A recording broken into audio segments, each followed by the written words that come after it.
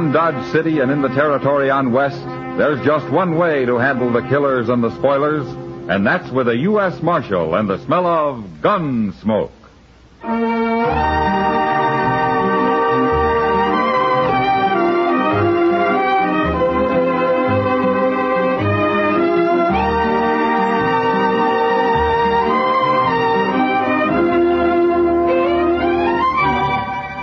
Gunsmoke, starring William Conrad. The story of the violence that moved west with young America. The story of a man who moved with it. Matt Dillon, United States Marshal.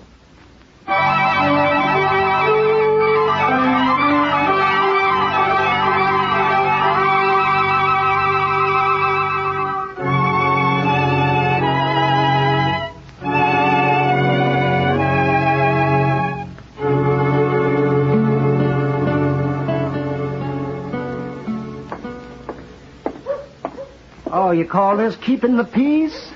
Sitting around in the sun like a farmer on Sunday? Hello, Doc. Oh, I wish I was a U.S. Marshal. Get paid whether you're working or not. What's the matter, Doc? Lose a couple of patients last night? I'm thinking of moving to San Francisco, Matt. What for? You got a monopoly here in Dodge. San Francisco's full of doctors. Yes, and they're probably all rich, too. Oh, no, I'm serious, Matt. Yeah, forget it, Doc. You're some 20 years too late for the gold rush. And anyway, we need you here. Dodge can find another doctor. I'm tired of working day and night and getting paid with promises. Well, you need some money. I'll call a town meeting and shake it out of these people, Doc.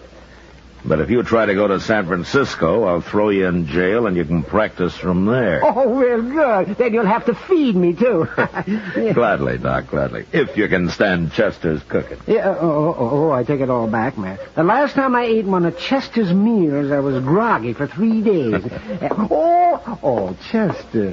Hello, Doc. Mr. Dillon. Doc wants to know where you learned to cook, Chester. Why, my Uncle Arthur taught me, Doc. I batched with him for a time when I was a boy. Poor old fella. He died soon after that. I bet he did. That stage is kind of late today, ain't it? Well, the way Hank's driving, it shouldn't be, but I haven't got time to loaf around greeting stagecoaches. I'll see you men later. Okay, so long, Doc. He's motioning at us, Mr. Dillon. Yeah, there's something wrong, Chester. Wait there, Marshal. I'll get right down. We run into a fight, Marshal. Anybody hurt, Hank? I killed a man ahead riding shotgun. Huh? He fell off, and I had to leave him there. Well, I'll send somebody out for him. Where'd it happen? Right where the trail crosses the South Fork of the Pawnee. There was 3 of them bandits, Marshal. But by heaven, we put slugs into 2 of them. You mean you killed 2 of them? No, they rode off, but I could see 2 of them was all hunkered up over their saddles like they was hurting pretty bad. Did you recognize any of them? Well, I'd hate to be wrong and get a man into trouble, Marshal, but I'd swear one of them was that young Howard Brandt.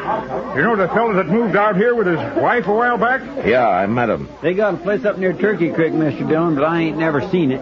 Now, let's ride up and see how they're making out, Chester. All right, sir. I'll go get our horses.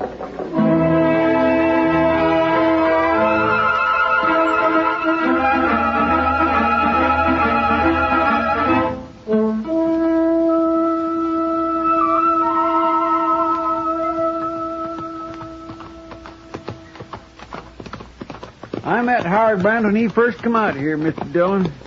He sure didn't seem like no bandit to me. Real gentle, easy-going fella. That's like a horse that won't buck when you first get on him, Chester. He's waiting to come loose when you least expect it. Yes, sir. Hey, there's Miss Brandt now. She must have seen us coming. Yeah. All right, oh.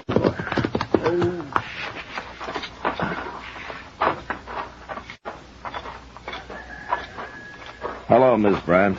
Howard ain't here. It's important, ma'am. We'll just wait on the porch here. We won't bother you. It's no use, Marshal. Howard won't be back till tomorrow. Look down there, Chester, on the steps. What? Hey, that's blood, Mr. Dillon. Miss Brandt. That's chicken blood. I just killed one. I'm sorry, Miss Brandt, but I'm going to have to talk to Howard. Is he bad hurt? He's dying, Marshal. Leave him alone. You want to show me where he is? Marshal, leave him die in peace. He ain't got long. You'll kill him asking him questions. I don't figure he'll live through the night as it is. Howard and his friends held up the stage, Miss Brandt, and they killed a man. Wait, Marshal. Huh? I'll tell you.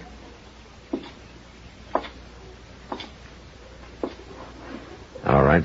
Jed Butler planned it all. I never heard of no Jed Butler, Mr. Dillon. Does this Butler live around here, Miss Brandt? Howard knew him in Oklahoma Territory, Marshal. He and a man named Blake come by here one night a few weeks back.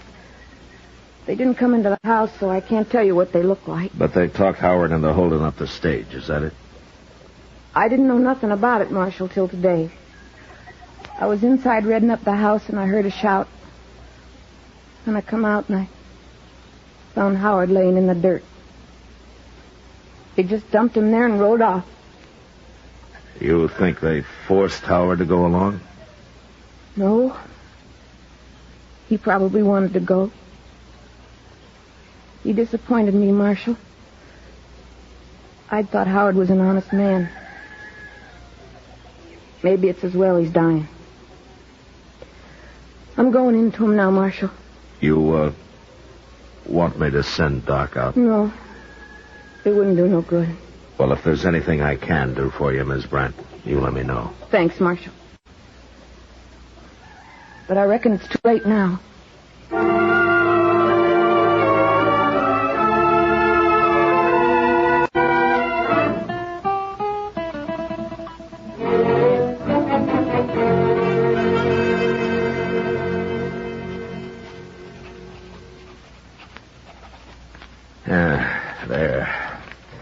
Chester, take this down to Mr. Hightower and have him print up some wanted notices from it, huh? Yes.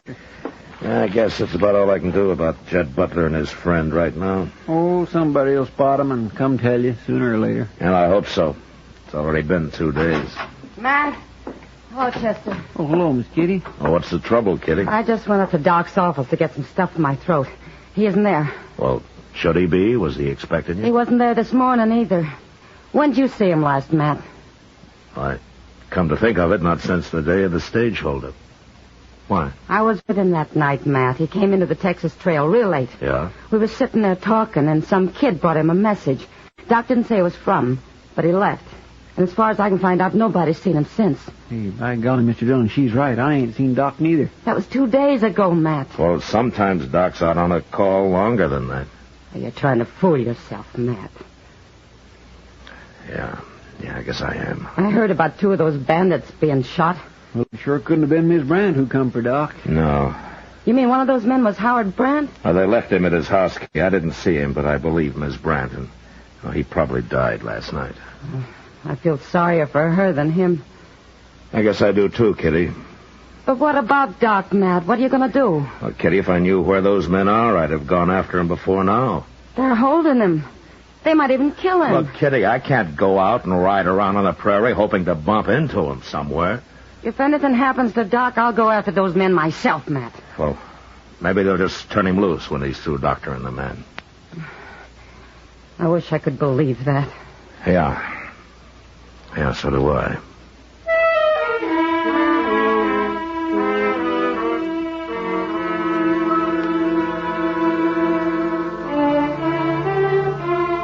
We waited the rest of that day and through the night, but nothing happened. The next morning, however, I was walking down to the office when I saw Ms. Brandt drive by in a wagon. I waved, but she went on past me without a sign. And as she did, I noticed a figure lying in the back of the wagon, wrapped in a blanket. As I watched her drive down the street and on out of town, I realized she must be headed for Boot Hill. I got Chester, and we followed her out to the burying ground. She had stopped and was taking a shovel out of the wagon when we walked up to her. I don't need no help, Marshal. The ground's hard, Miss Brandt. We'll dig a hole for you. Leave me be. He's my man, and I'll bury him myself. Right where he deserves. Among the rest of these murderers and outlaws. What are you looking at, Marshal? Your face? What happened to you? Shows, does it? Yeah. Jed Butler did that, Marshal. He came by yesterday. Knocked me around some. He did? What for? Where is he? I was going to come tell you. Once I got Howard buried. Well, tell me now. He's got Doc with him. At least I think he has. Doc was there all tied up sitting on a horse. He didn't say nothing. Butler said he'd shoot him if he did. Why'd he beat you? What'd he want? He wanted to know if you'd been around. And if we'd told you anything. Howard was still alive, Marshal. I don't know how he lived so long. But he died after Butler got to shaking him and slapping him. What did you tell him? Nothing. That's why he beat me. Well, at least we know for sure he's got Doc with him, Mr. Dillon. Yeah, but we're no closer to finding him. You sure you won't let us help bury Howard, ma'am? I kind of wish you would now, Marshal. I'm just about wore out.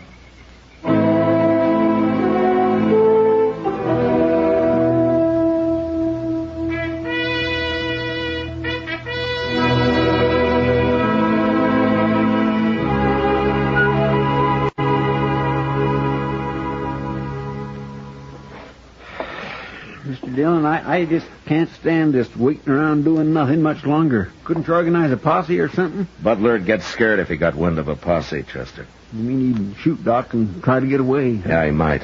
It's a safer bet just to wait it up. Well, Tobile, but come on in. How are you, Tobile? Tobile always good, Chester. Where you been the last month, anyway? Out scalping white men? Tobile no scalp white man long time. Maybe too long. Well, for a tame Indian, you sure got a wild look in your eye. What you doing here? Tobile hunt antelope on prairie. Huh? Way off see two white men. One ride very funny. Tobile go very close. They no see, but Tobile see. What did you see, Tobile? White medicine man. What, Doc? Good man. Take bullet out of Tobile long time ago. No like him all tied in rope. Come quick, tell Marshal. Do you know where they are? Can you track them? White man easy to track, like buffalo herd. Always big fool. When was this, Tobile? Yesterday. Long ride from here. All right. Chester, go get our horses and find a fresh one for Tobile. Maybe we won't be too late.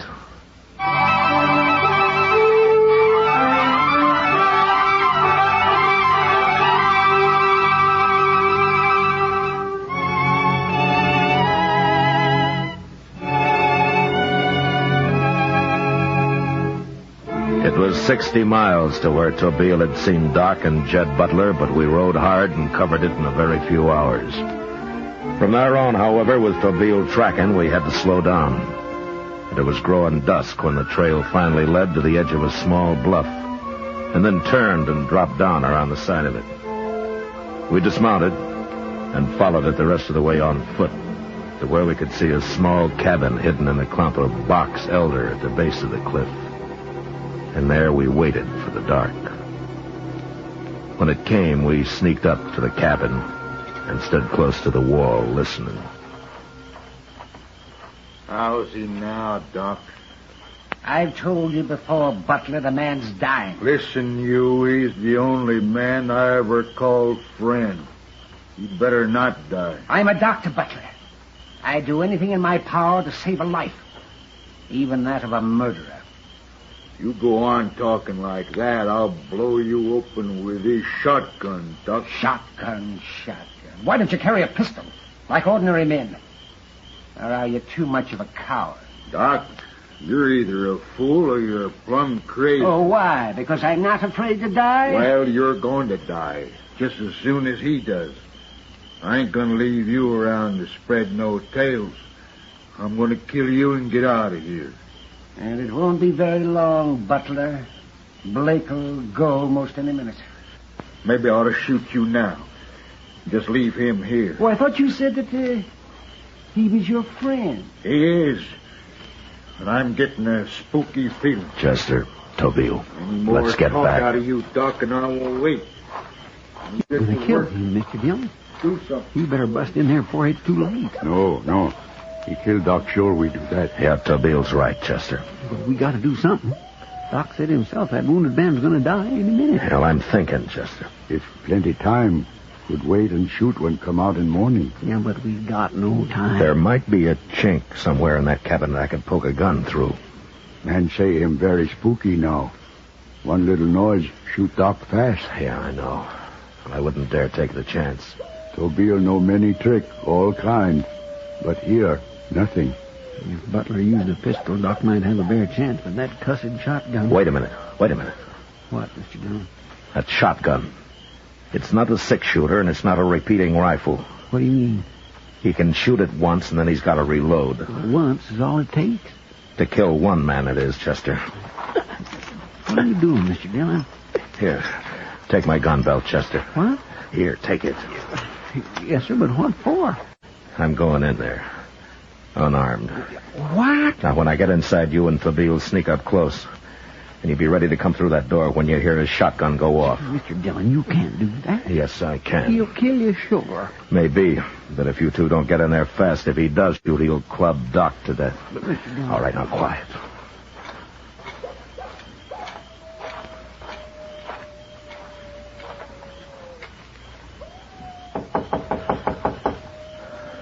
Who's that? Get over by the door, Doc. Oh, don't open it yet. Doc Adams is standing by that door. I got a shotgun aimed at his back. Now, who is it? I'm unarmed. Open the door. I'll come in with my hands in front of me. All right. Open it, Doc. Any tricks, I'll shoot Doc. Go ahead, Doc. Hello, Doc. Matt? He's unarmed, Butler. And get in here and close that door.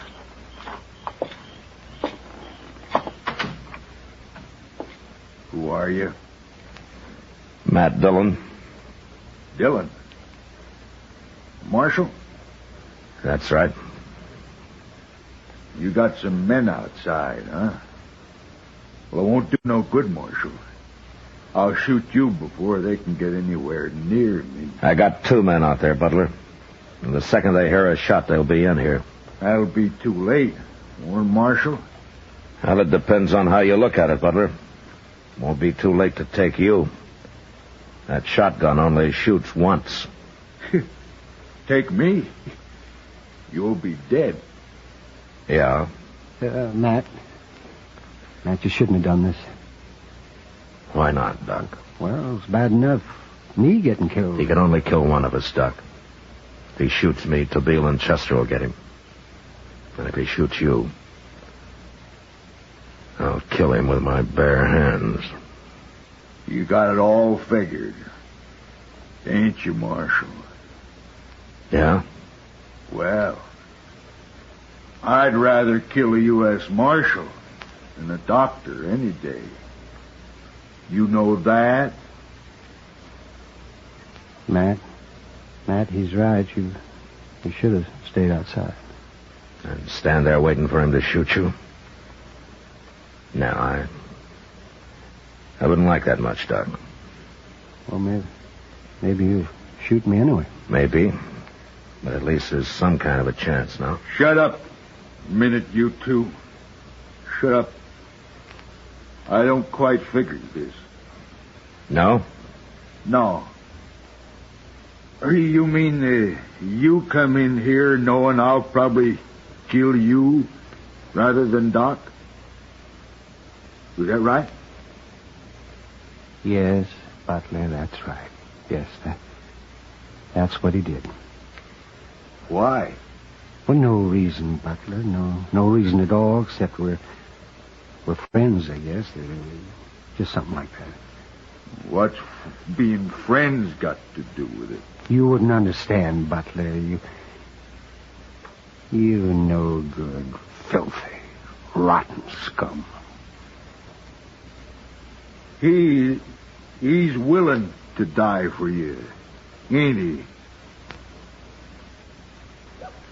I never heard of nothing like that. And him, Marshal, and everything, willing to die. That's your friend, Butler. I better take a look at him.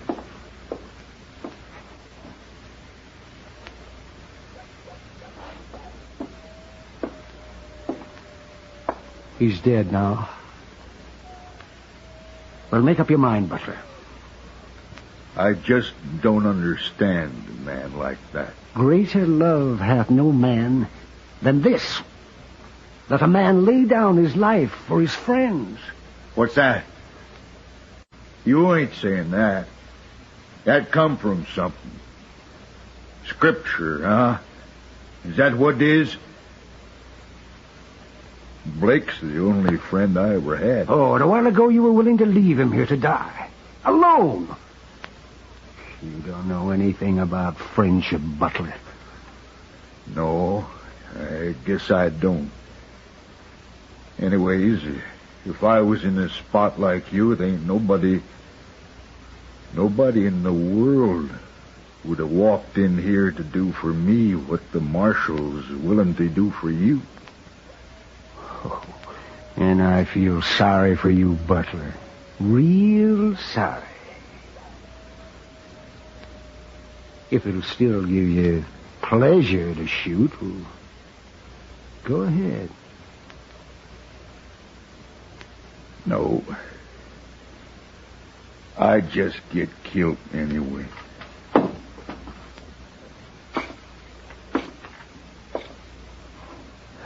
All right, give me the gun, Butler. Sure. I never knowed people like you in the dock before, Marshal. You sure you ain't crazy or something? Maybe. Maybe we are a little, Butler. Who knows?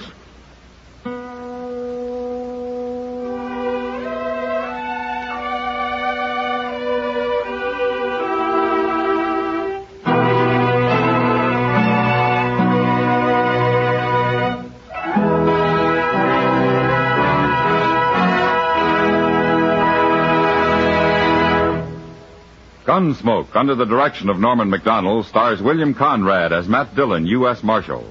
Tonight's story was specially written for Gunsmoke by John Meston, with music composed and conducted by Rex Corey. Featured in the cast were Joyce McCluskey, John Daner, Frank Gerstle, and Ralph Moody. Harley Bear as Chester, Howard McNear as Doc, and Georgia Ellis as Kitty.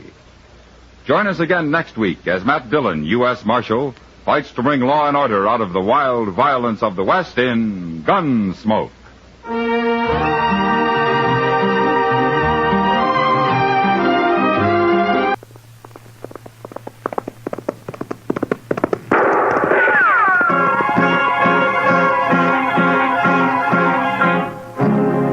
Around Dodge City and in the territory on West, there's just one way to handle the killers and the spoilers, and that's with a U.S. Marshal and the smell of Gunsmoke.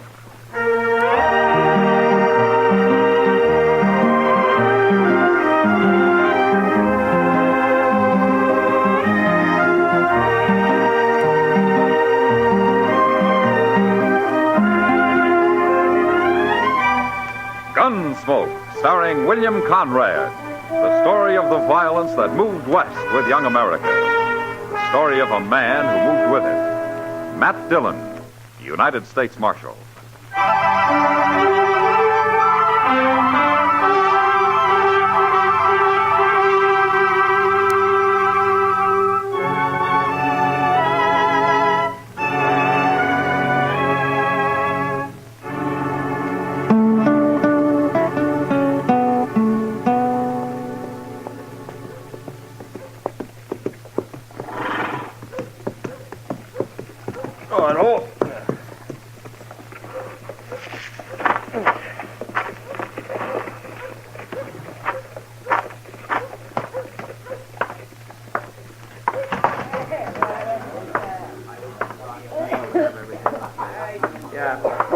What'll it be, mister? I got it. Me shot of rye bought him. I ain't too sure I got any left. Well, make sure. What kind of a saloon is this, anyway? There's other saloons in Dodge. What if I like this one? If I don't have any rye, you might not like it. You're talking to the wrong man. You go look for that bottle if you want to live. Now, go on. All right. Never said I wouldn't look, did I?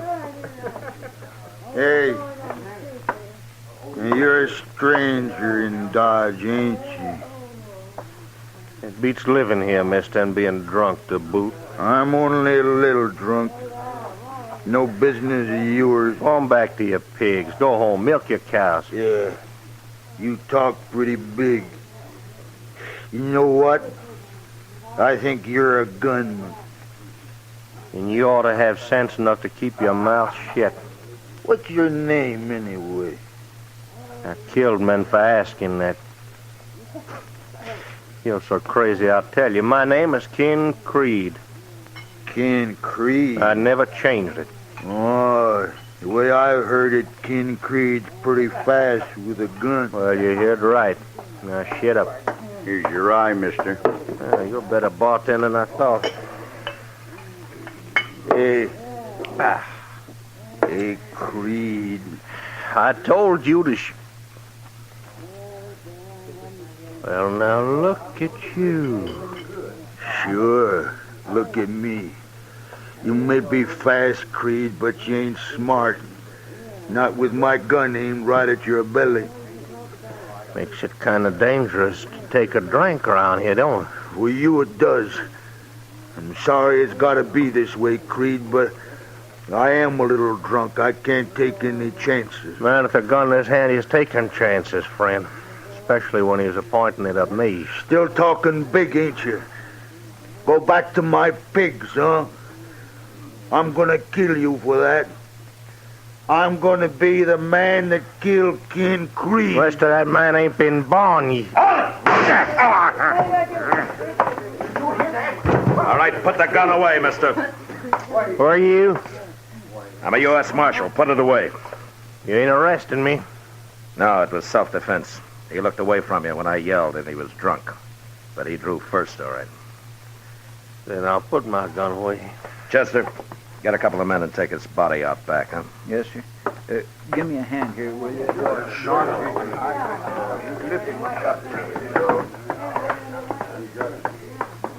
Your name must be Dillon. It is? I'm Ken Creed, Marshal. Arizona? You hear of me. Who ran you out? Nobody runs me out anywheres, Marshal, including Dodge. I don't like gunmen, Creed. Cause trouble here and I'll run you out. I hear to you too, Marshal. Your hand is a gun. I'm still alive.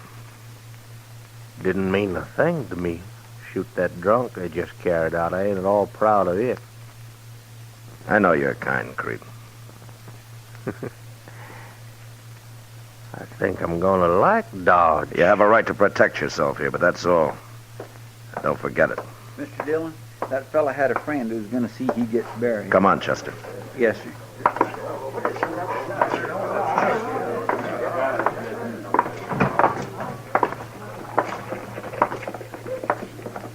Who is that man? His name's Ken Creed, Chester. I never heard of him. I have. Oh, he's a gunman, you mean, huh? Yeah. Well, I'll say one thing. He was mighty fast. I'm not sure I ever saw anyone faster. You seem worried, Mr. Dillon. Chester Creed's killed a lot of men just to build his reputation, but that's all he cares about. You didn't hear him, but he said he wasn't proud shooting that man in there. What he meant was he'd like to kill me.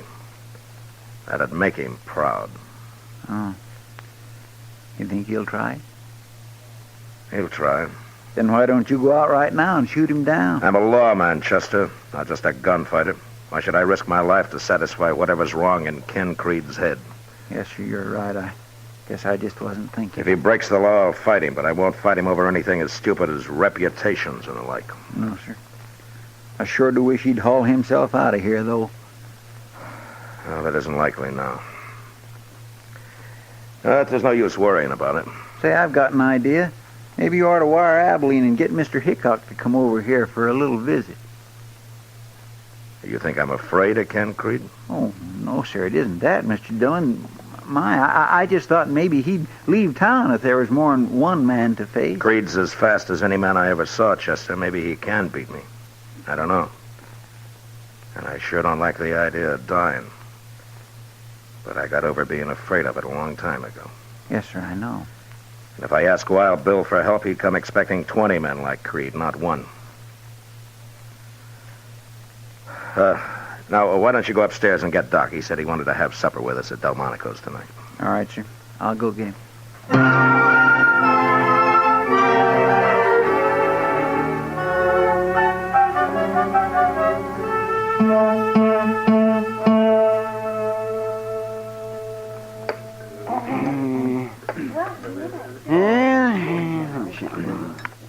Could you spare some more of that coffee, Matt?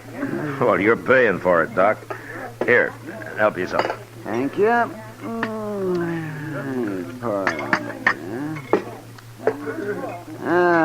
Well, I won't be able to pay for anything much longer if business doesn't pick up some around here. Doc, why don't you get a steady job back east in a hospital or something? I worked in a hospital once, Chester. Well, why'd you leave? Oh, I didn't like it much. That's not what you told me, Doc. An affair of the heart, Chester. A woman of great beauty and an evil spirit. Oh? She never told me she was married to the head of the board of directors. Oh. No, she never said a word about it. Her husband mentioned it, though, very first time I met him. The night he fired me. My goodness. You're better off here, Doc. Oh, yes, and safer, Matt. Oh, yes, much safer. Evening, Marshal. Hello, Creed. And Chester. Seed him this afternoon. Tell me, this is Doc. How are you, Doc? I'm fine. I'm fine. You work on horses or people, Doc? Sometimes I prefer horses. I don't know as I like that. Leave him alone, Creed. What do you want here, anyway? I don't like croakers. They kill people slow. I kill them fast. You'll come whining for help someday, mister. Why don't you carry a gun? That's enough, Creed. Is it, Marshal? You heard me. You got a gun, Dillon. Get out of here. If you're calling me, draw. Go on. Draw. No. No, Creed. Not this time. Sure, Marshal. Sure you're not.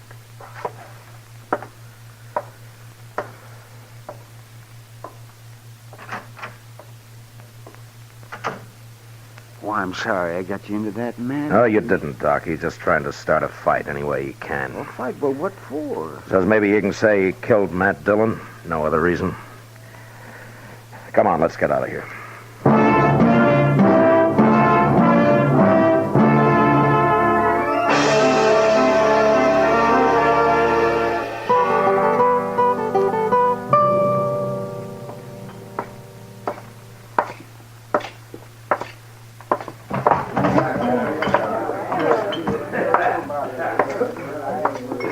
Sit down, Matt. Oh, thanks, Kitty. Drink? No, not tonight. They're talking, Matt. Oh? Who's talking about what? People, about you and Ken Creed. They say he backed you down at Delmonico's earlier tonight. I can't stop their talk. I just thought you ought to know, Matt. Yeah, sure. Thanks, Kitty. What really happened? He backed me down. It's true. Then you got a reason for letting him. No reason. Sometimes I don't understand you one bit, Matt. And try to understand Creed and his reasons. It's his play, this business. Matt, he just came in, over there. Yeah, I see him. He doesn't look worried about anything. No, he doesn't. Oh, here he comes. Yeah. Saw you sitting here, Marshal. So? And that's a right pretty gal. You gonna introduce me? Go back to the bar, Creed. Do your drinking there, huh? That's not friendly, Marshal. My name's Ken Creed, miss. Nobody asked you. And peppery, and I like them that way. Beat it. Why, sure.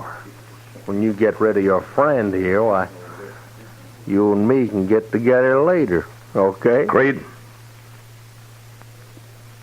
I've about had enough of you. That's so, Marshal?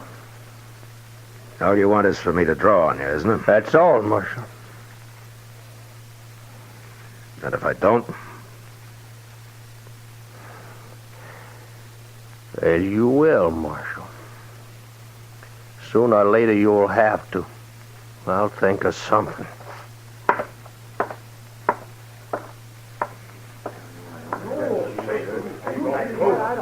I don't understand this, Matt. It's simple, Kitty. Real simple. You're not afraid of him. I don't think I ever saw anyone handle a gun faster than Creed. But if I were afraid of men like that, I'd have to get out of this business. He thinks he can kill you. Anyway, he's willing to gamble on it. Why? It'll make him a bigger man, that's all.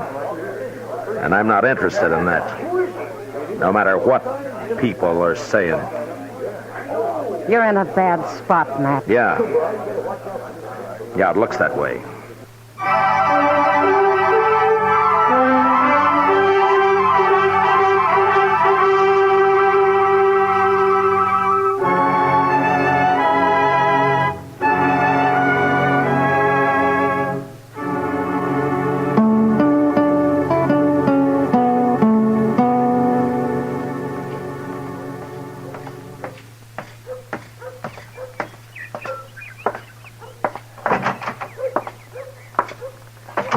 Good morning, Doc. Good morning, man.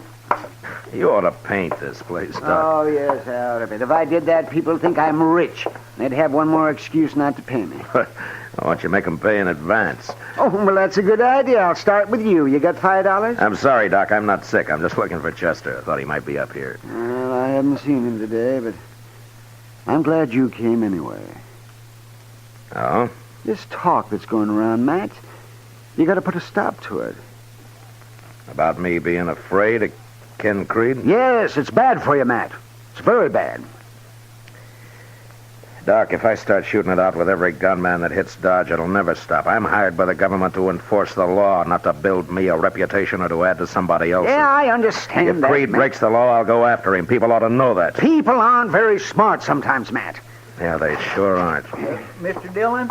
Oh, hello, Doc. Hello, Chester. Where have you been, Chester? No place. I was just coming down the street and somebody told me there's trouble at the Alfraganza. Oh, what kind of trouble? A fight. And they mentioned Ken Creed.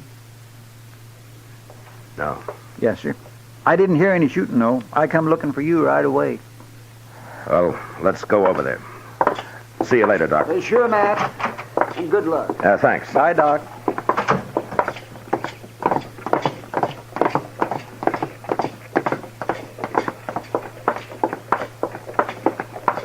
When did this happen, Chester? Well, it couldn't have been very long ago. Maybe Creed's killed another man in self-defense. I don't know. We'll soon find out.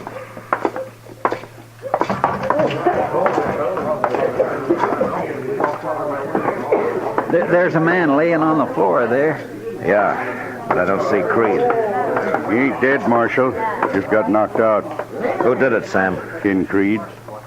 Where is Creed? He went outside a couple of minutes ago. What happened? Well, properly speaking, Marshal, it wasn't even a fight. This fellow was just standing there with his back to Creed and wasn't even talking to each other. All at once, Creed pulled out his gun and cracked him over the head with it. I see. Got no idea why he did it, Marshal. Just meanness, I guess. Maybe. You better get that man up to Doc, Sam. He may be hurt worse than you think. Sure. Chester, come on. Yes, sir.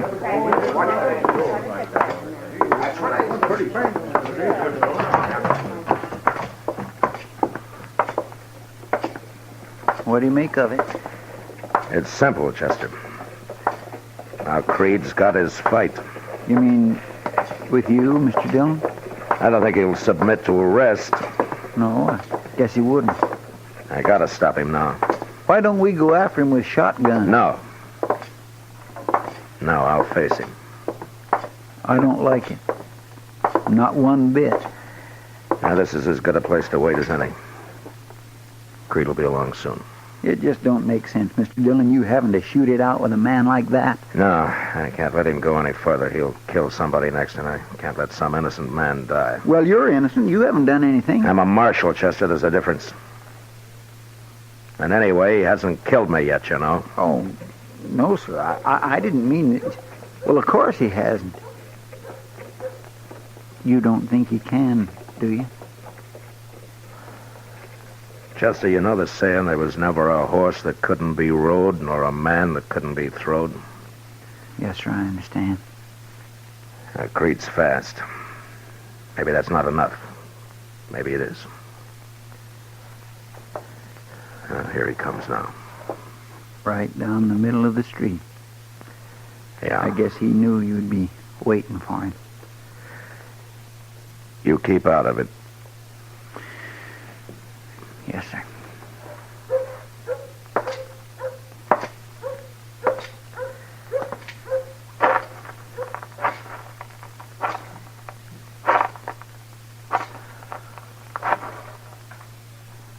Looking for somebody, Marshal? I'm looking for you. Here I am. It's against the law to slug people in Dodge. Figured it was. Sure. I don't suppose you'd come along to jail. You know I won't, Marshal. All right, go ahead and draw, Creed. It doesn't matter now. All right, Dillon. I will.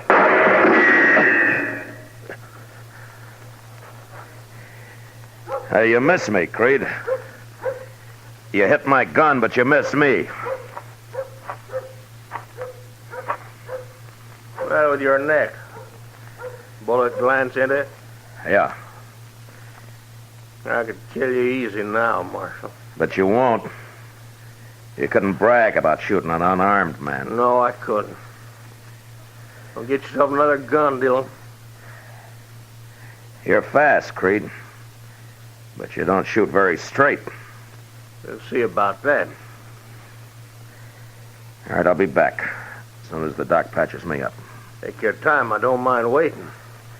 That was a chance shot, Creed. If you hadn't hit my gun, you'd be lying dead.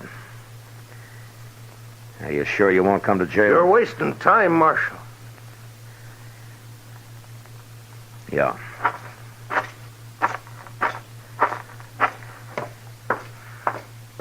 You hurt bad, Mr. Dillon? I don't think so, Chester. But it's sure more than a flesh wound. You know, if he'd have shot you when you was unarmed there, I'd have killed him sure. No, I couldn't have stopped that. I'm going up to Doc's here, Chester. There's a gun in my desk drawer. Bring it up to me, will you? Yes, sir, I'll go get it. Thanks.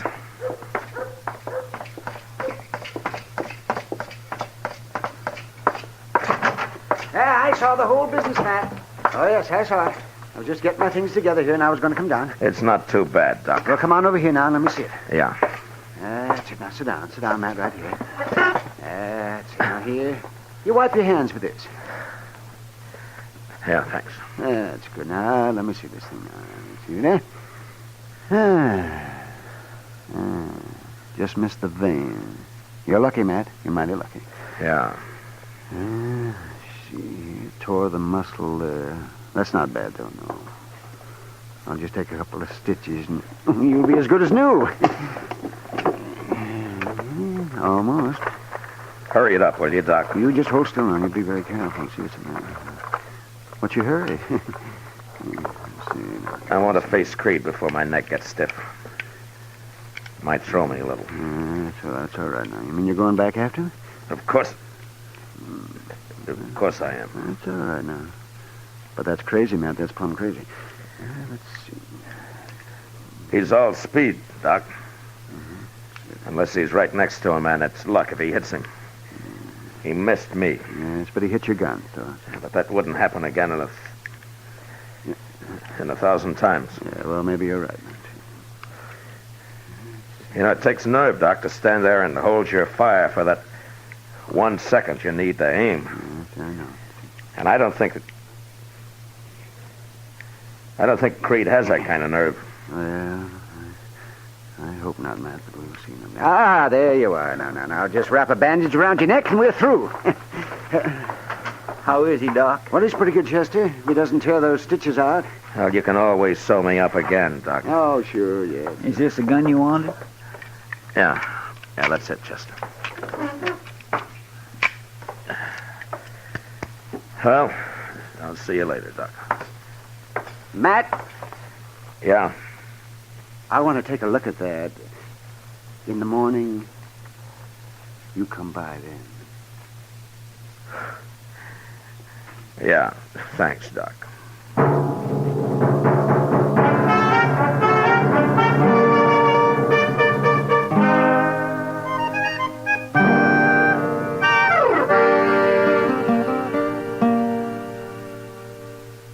Where do you suppose he is? He'll be along, Chester. Just like last time. Maybe he's having a drink. He's a fool if he is. Everybody sure is staying off the street, ain't they? Just as well. You better take cover, too. I will. When Creed shows. My neck's getting stiff already. Maybe you better go look for him. Well, I would, Chester, but there's too much chance of some bystander getting hit that way. I'd rather meet him in the street here. Yes, sir. What? What's that? I was in the Texas Trail over there. Come on, Chester.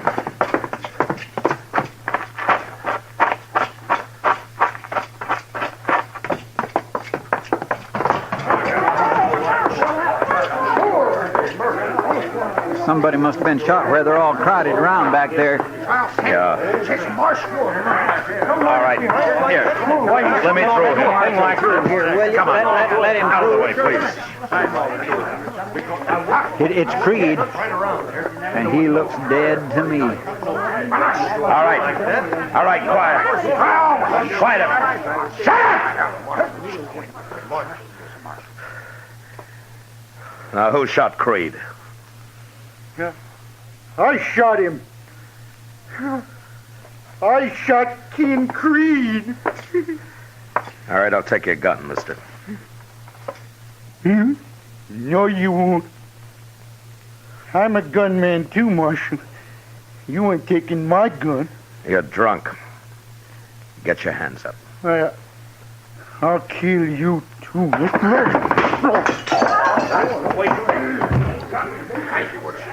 All right, throw him in jail, Chester. Yes, sir.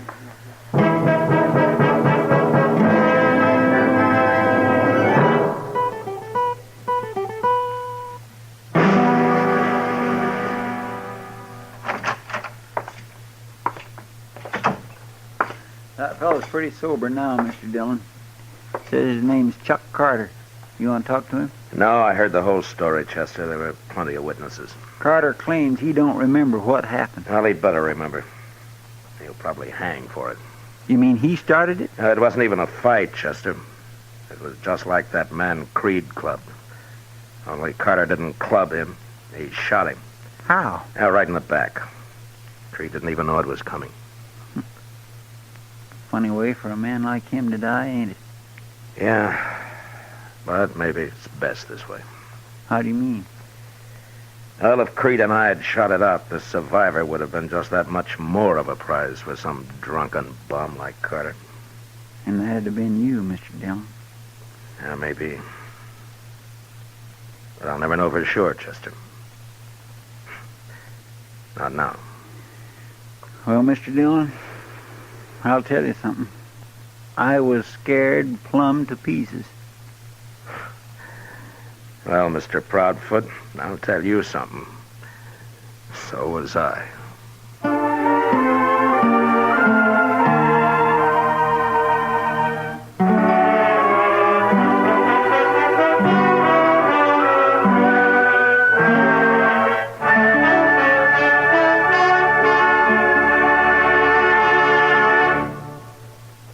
Gunsmoke, under the direction of Norman Macdonnell, stars William Conrad as Matt Dillon, U.S. Marshal. Tonight's story was specially written for Gunsmoke by John Meston, with music composed and conducted by Rex Corey. Featured in the cast were Lawrence Dobkin, John Daner, and Ralph Moody. Parley Bear is Chester, Howard McNear is Doc, and Georgia Ellis is Kitty. Gunsmoke has been selected by the Armed Forces Radio Service to be heard by our troops overseas. Join us again next week as Matt Dillon, U.S. Marshal, fights to bring law and order out of the wild violence of the West in Gunsmoke.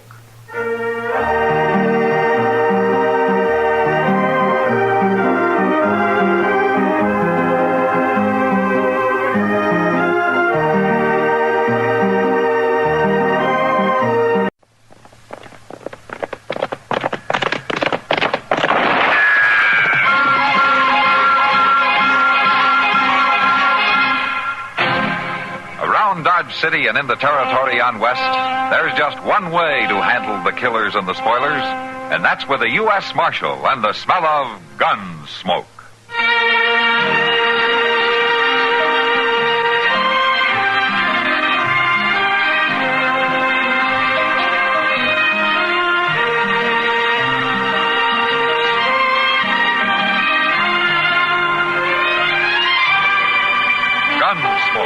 Starring William Conrad, the story of the violence that moved west with young America, and the story of a man who moved with it. I'm that man, Matt Dillon, United States Marshal. The first man they look for and the last they want to meet. It's a chancy job, and it makes a man watchful and a little lonely.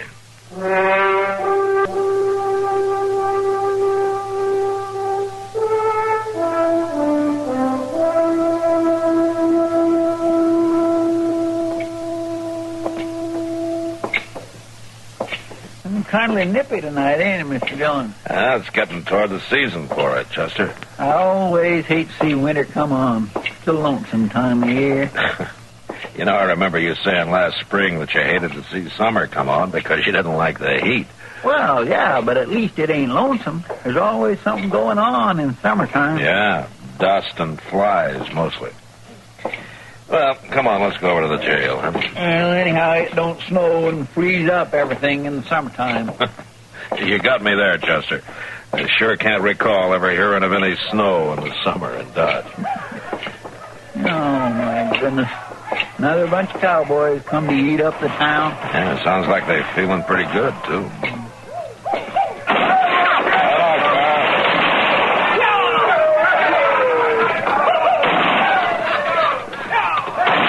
Like the Lazy T outfit, Mr. Dillon. Yeah, it is. That was Carl Willett, the trail boss. What they doing up in the Panhandle this late in the season?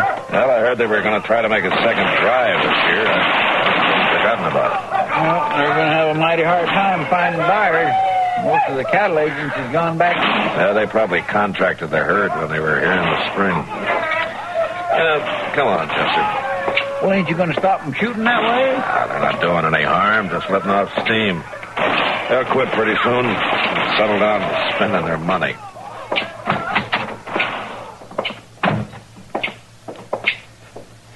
I swear I just can't understand the way a trail driver thinks, Mr. Dillon. No? Well, what do you mean?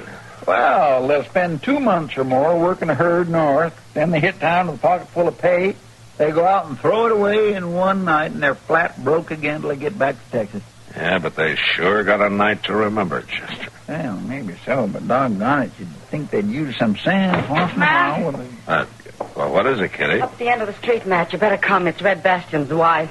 Well, what about her? One of those cowboys shot her.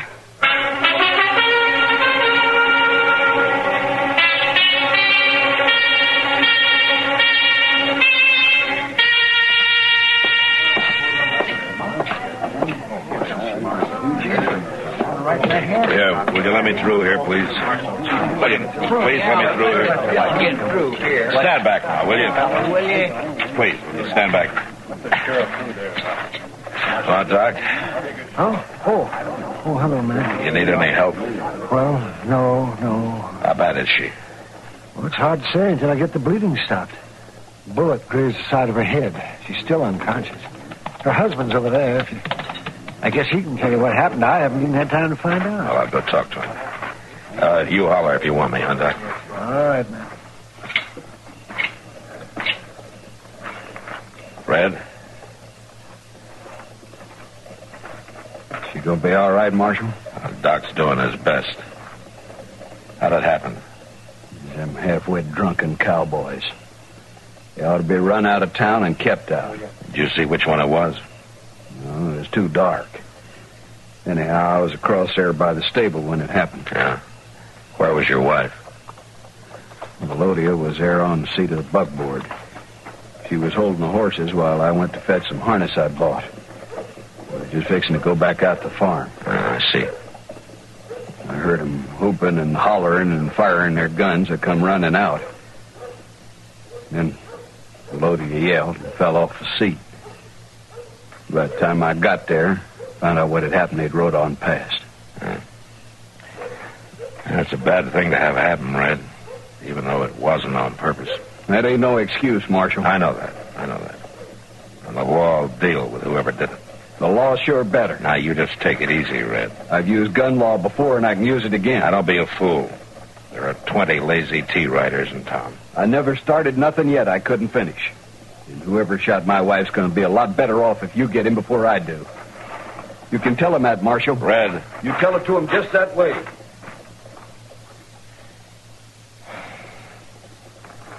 Marshal? Huh? Oh. Hello, Carl. I wish I could say welcome to Dodge. Yeah, I know. They're saying one of my boys done it. That's why I've been staying back here in the shadows. How is she? Doc doesn't know yet. Marshal, I ain't had a chance to talk to my men yet. But if one of them did it, I'll find out, and I'll turn him in. Now, you can count on it. I was hoping I could, Carl. You may be broke up a little when you get him, but you'll get him. Just one thing. What? You better make it fast. This thing could get out of hand.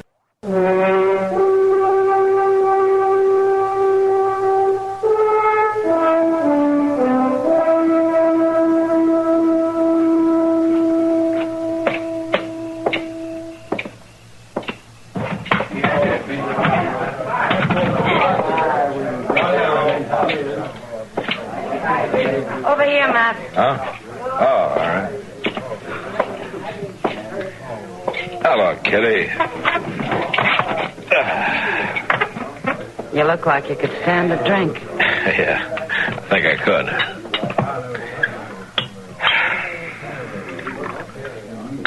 How is she, Matt? Doc's still working on her. He moved her up to his office. Any luck finding out who did it? No. Looks like it's up to Carl Willett. He's checking with his men. Oh, a lot of good that'll do. Those trail drivers stick together like leeches. No, Kitty, I think Carl will try to get to the bottom of it. I figured it was best to let him have first chance anyway. Well, didn't anybody see it happen? Not as far as I can find out. It was dark down there. They were all bunched together, riding fast, firing their guns. Well, it's a dirty shame, Matt. I always liked her, what little I've known of her. She seems real sweet and gentle. Yeah. Yeah, I've noticed her around town. Marshal. Oh, you want me to leave, Matt? No, you stay around. Carl, you know Kitty, don't you? Miss Kitty? Why don't you sit down?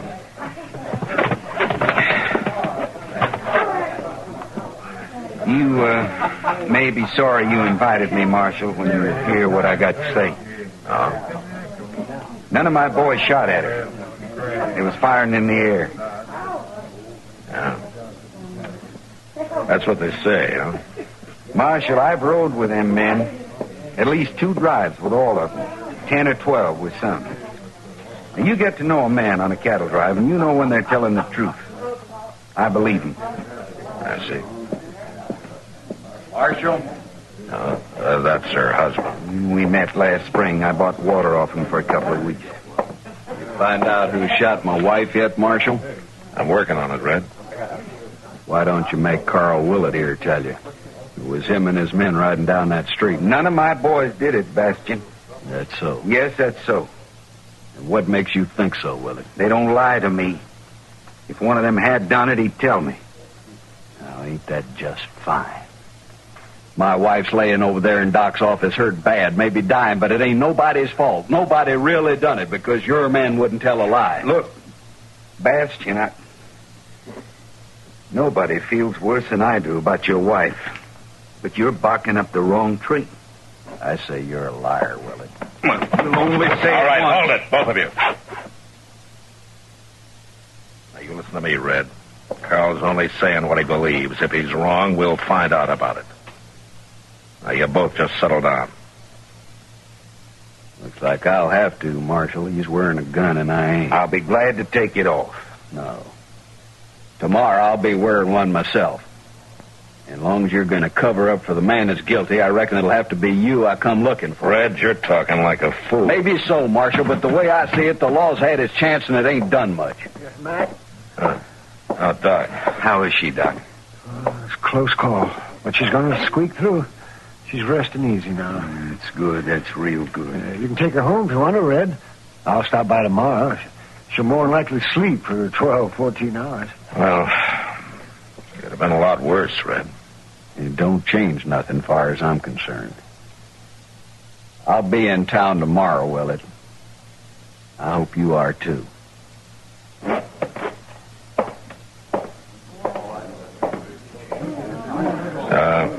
Carl,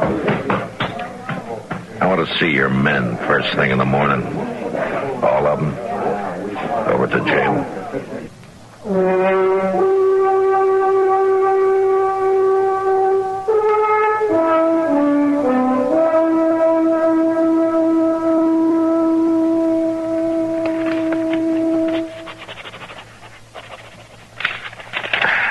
All right, that's all. You can go. Thank you kindly, Marshal. Now you can call on the next one, Chester.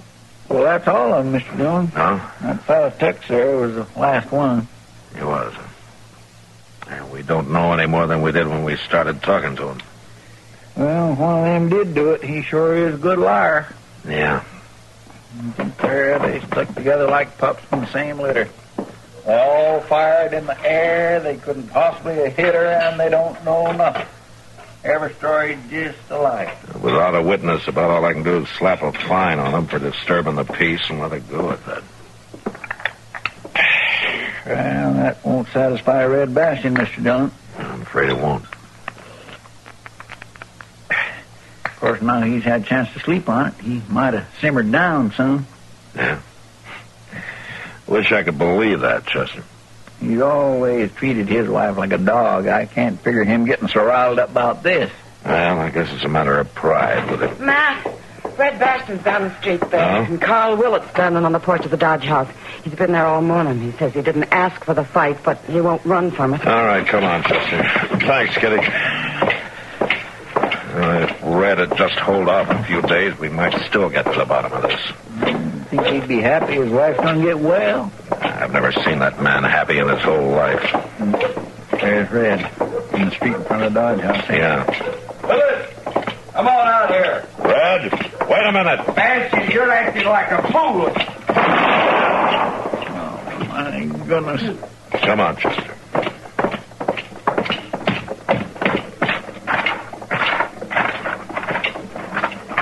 You drawed on me, Marshal. It was self-defense. They all seen it. Yeah, I saw it too, Red. He's dead, Mr. Dillon. That's too bad. I was just going to talk to him. Sure you were. That's why you pulled that old trick on him. What do you mean? Slapping your thigh with your left hand the way you did. He thought you were drawing, and he had his gun half out before he saw his mistake. That's when you drew and killed him. It was self-defense. The fact remains he drawed on And him. the fact remains it's a killer's trick. Matt? Matt? Yeah, Doc. I've got to get out to the Bastion place right away. What's the matter, Doc? Hey, it's your wife, Bastion. One of the neighbor's kids just rode in from the farm. What about her? What's wrong? Well, she's been bitten by a rattlesnake.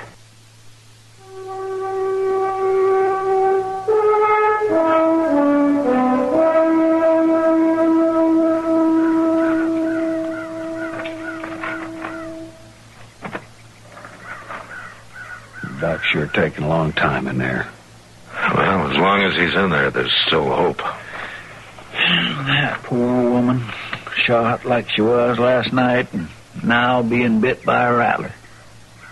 Can't figure out how that snake got in the house. Ain't nothing like that happened before. Well, cool weather's coming on. Snakes are starting to crawl into warm places to hibernate, Red. It's sure the granddaddy of all of them. Pretty near 6 foot long. Yeah, he was a big one, all right. Look at these rattles I cut off it. Poor Keno. 9 years I've been married to that woman. Won't go easy losing her. Well, now, there's still hope, Mr. Bastian. Last night that fellow Willett trying to kill her like he done, and now this. There's no reason to think Carl Willett fired that shot. There's plenty of reason. He wouldn't have stood up to no gunfight just to cover for somebody else. I say he fired that shot himself. I knew Carl a long time. And he wasn't the kind. Sure you knowed him, Marshal. Real good friends, the two of you. I seen that right off. That's why I figured I couldn't count on no help from the law. I think you've said about enough, Red. All I asked for was for you to do your job, Marshal. I sure don't see what... How is she, Doc? Well? I'm sorry, Red. It was just too long before I got to her. She was awful weak to start with. What kind of a doctor are you, anyhow? Well, the best I know how to be. I'm sorry. Sure, you're sorry. That makes it fine. Take it easy, Red. Looks like you got a visitor, Mr. Bastian. Huh? There's a wagon pulling into the yard. Why, that's the same... Same what? He's a peddler.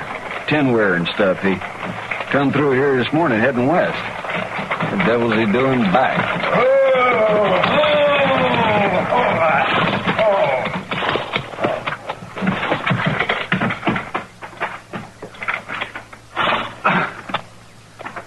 Well, now, I'll sure bet you didn't expect to see me again.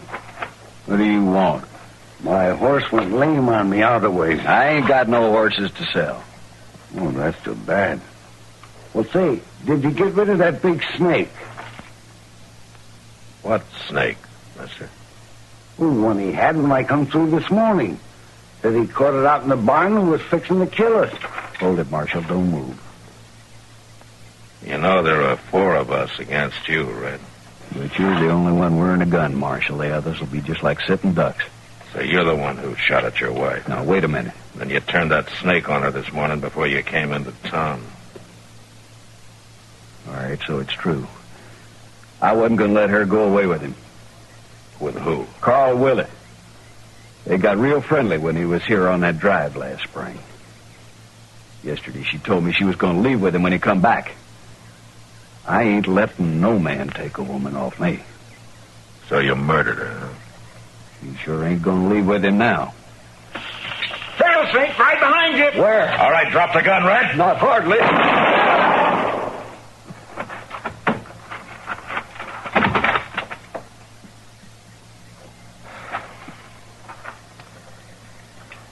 Thanks, Chester. That was just an old Indian trick, Mr. Dillon. Huh? Well, what do you mean, Chester? An old Indian trick. Well, Doc, you just stick a snake's rattle on the point of your knife and snap the handle with your thumbnail. See? Yeah. Well, may be an old trick, Chester, but it sure worked.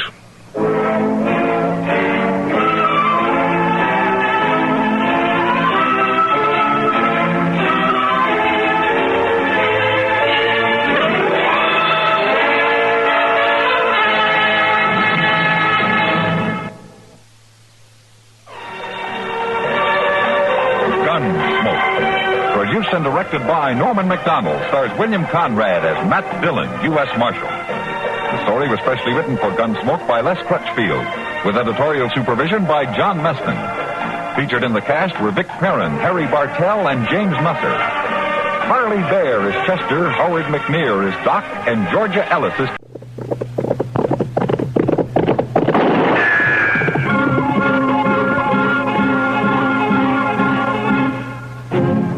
Around Dodge City and in the territory on West, there's just one way to handle the killers and the spoilers.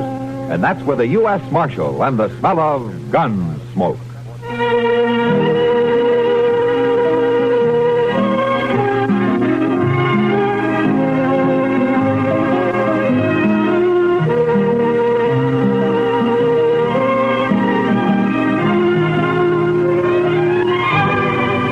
Gunsmoke, starring William Conrad. The story of the violence that moved west with young America.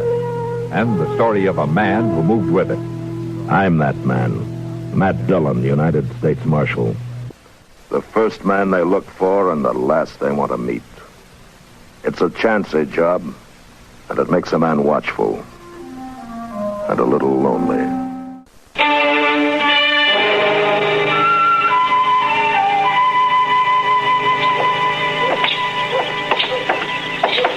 Oh, Mr. Dillon, ain't this a fine morning, though? A little nippy, maybe, but just fine. Yeah, Indian summer hanging on, winter holding off. You know, Chester, this time of year I wouldn't trade western Kansas for everything east of the Mississippi. Oh, good morning, Caleb. I've been waiting in this jail office for a full 2 hours. What time do you start work, Marshal? Chester, you know Caleb Andrews, don't you? Yes, sir. How are you, Mr. Andrews? Yes. Marshal, I have an order here from the U.S. District Court. No? I believe it's your job to serve such orders. It is. I don't get them often, though. Now, order of foreclosure and eviction on Ed Blake. Caleb, why are you doing this to Ed? The man borrowed money from me, gave me a mortgage on his farm and household effects. He can't pay it. It only came due 3 days ago. You sure didn't waste any time. Well, I'm not interested in your opinions, Marshal Dillon. Amount of the mortgage, $420. What do you need with $420? You own half of Ford County right now. Marshal, it's not your place. You know as well as I do why Ed Blake can't pay this off. His horse rolled on him last spring and broke his leg, and then his wife and kid nearly broke their backs trying to get a crop out. Oh, I didn't come here to listen now, to if you'd let this ride on through the winter, you'd get your money out of it. But if you go ahead and foreclose now, you're going to wipe him out. Marshal, I already have foreclosed. Yeah. You'd break a man for $420 that you don't even need, huh? As I said, your opinions don't interest me. All I expect from you is to serve those papers. All right, I'll serve them. You'll notice they're to be served today. I said I'd serve them. Now get out. What, sir? This office belongs to the United States government, and as far as I know, that's one thing you've got no mortgage on, so get out. You may find I have some influence in Washington, Marshal Dillon. Let's see if you can get me a decent salary for this rotten job I've got.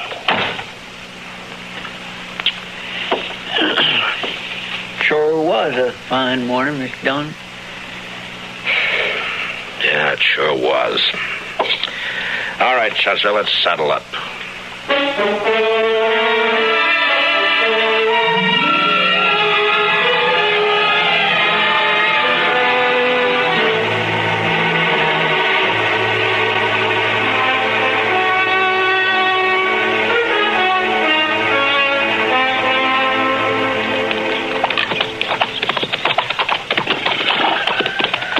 There's one job I sure wish we didn't have to do, Mr. Dillon. Yeah.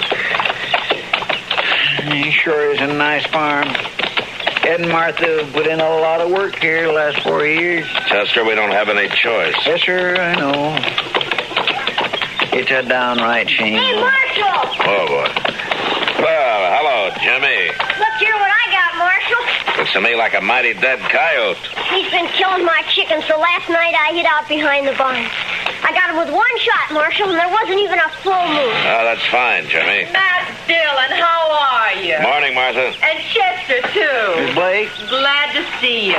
Get down and come on in. Oh, thank you. Jimmy, now that you've showed that thing to Marshal Dillon, take it away somewhere. All right, Mom. He's real proud of those chickens of his, and he's done fine with them. Oh, here I am, though, keeping you standing out here in the yard. Come on, let's go inside. Well, we really can't stay, Martha. Oh, nonsense. You don't get out here once in a coon's age. Yeah, I know, but... And you're just in time. Your favorite dish, Matt. I was just about to take it out of the oven when you rode up. Cornbread? Buttermilk cornbread? Right. Ed's not here, but you will stay, won't you? Oh, Ed's away, huh? Yes, he's in town. Matt, you're not yourself. What is it? Well, Martha, I suppose I ought to talk to Ed about this, but maybe it'd be better if he hears it from you. Here's what? I've got a court order here. It has to do with that mortgage of Caleb Andrews. It's an order of foreclosure and eviction and sale. No. Oh, no. Yeah, here it is. We were so sure he'd extend it. So sure. Matt, how long before we have to get out? 5 days. So soon? You were right, Matt. It is better that Ed hears it from me, coming on top of everything else. Martha, if there's anything I can do, you just let me know. Matt, I don't blame you for this. I understand. Come on in now and have some cornbread with us. Well, I couldn't. I'm sorry. Thanks anyway, Martha, but I'm just not very hungry.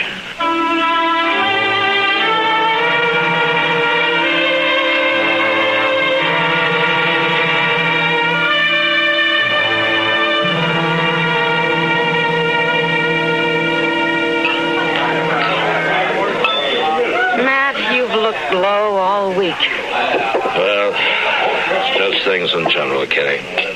You know, sometimes you get to wondering if it's all worth it. It's the Blakes that's bothering you, isn't it, Matt? Chester was telling me. Yeah, Chester talks too much. Well, it's not your fault, Matt. Somebody had to serve the orders. Yeah, and somebody has to be a hangman, too. Well, life's never all good, Matt. There's always a little bad in it. And on my job, it's more than a little, Doc. Try making your living sometime as a dance hall girl. Yeah, I guess so. But you know, when you have to go out and boot somebody like the Blakes off their land and out of their home, then you just start wondering what is right and what is wrong. Well, if you find out, Matt, let me know. Oh, there you are, Marshal. I stopped by the jail. All right, Caleb. What's on your mind? That Blake family, Marshal. They were supposed to vacate today, and they haven't done it. I rode by there a little while ago. But according to the court order, they got until sundown. Now, look, Marshal, I believe I'd prefer to discuss our business elsewhere than in the presence of this woman. Just a minute, Caleb. Matt, I'll go. No. Caleb. You're going to apologize to Miss Russell right now. Matt, no. Apologize? I'm not going to apologize to any cheap little strumpet.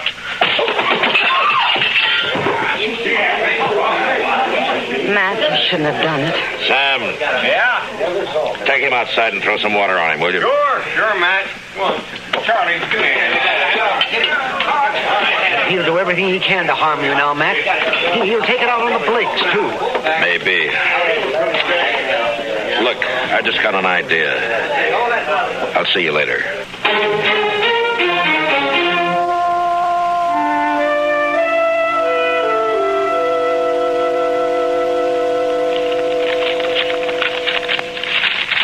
Now, Matt, the mere fact a man runs a bank doesn't always mean he has a free hand in everything he does.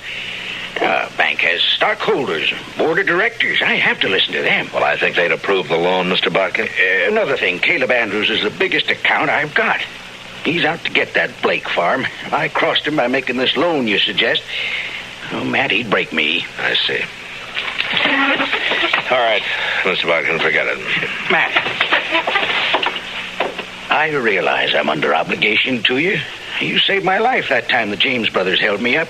Saved the bank, too, in fact. That was part of my job. That's no obligation. I was just asking you as a friend to help out another friend. Matt, I'd like to do it, but I just can't, don't you see? Yeah, sure. Forget it. I've got to think of my wife and the two girls. Of course you have. It's not that I don't want to help. I understand, Mr. Bodkin. Forget it.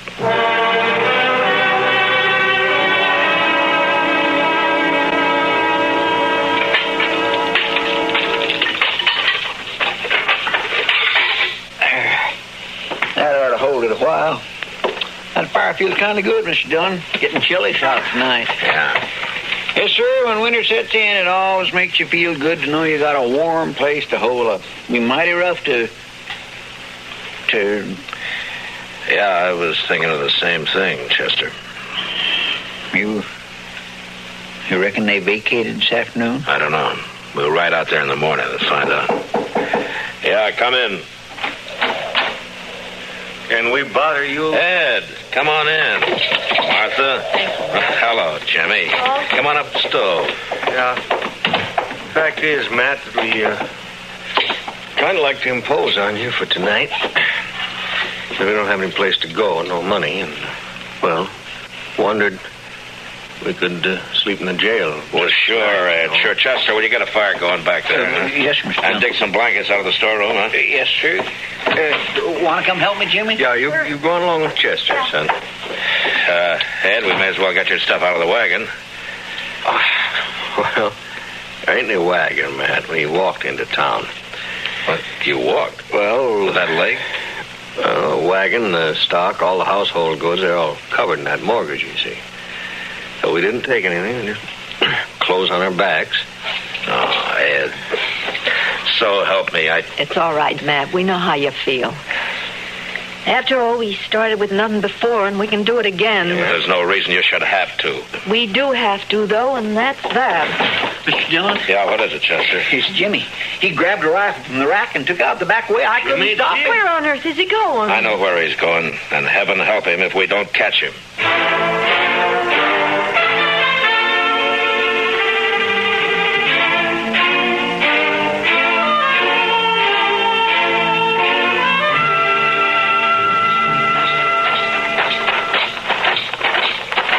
Little Caleb's house here on the corner. Looks dark. Yeah, he may not be at home. Ain't no sign of the boy around. But it's 10 to 1. This is where he headed for.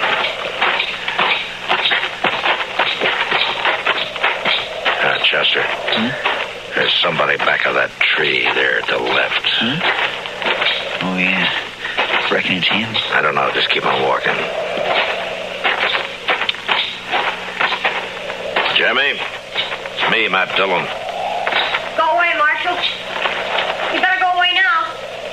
Well, I can't do that, Jimmy. But you're a friend of mine.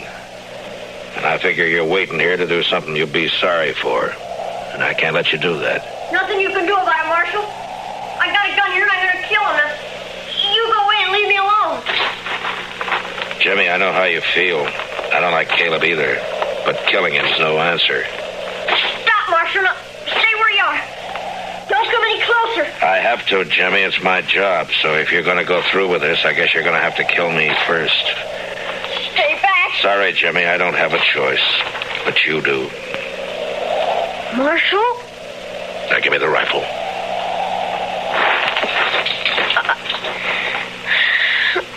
I couldn't shoot you, Marshal. You know that.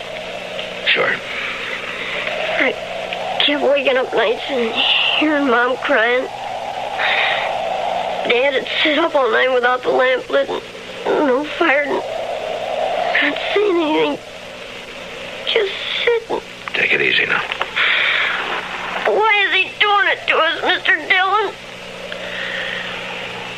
Jimmy, will you do something for a friend?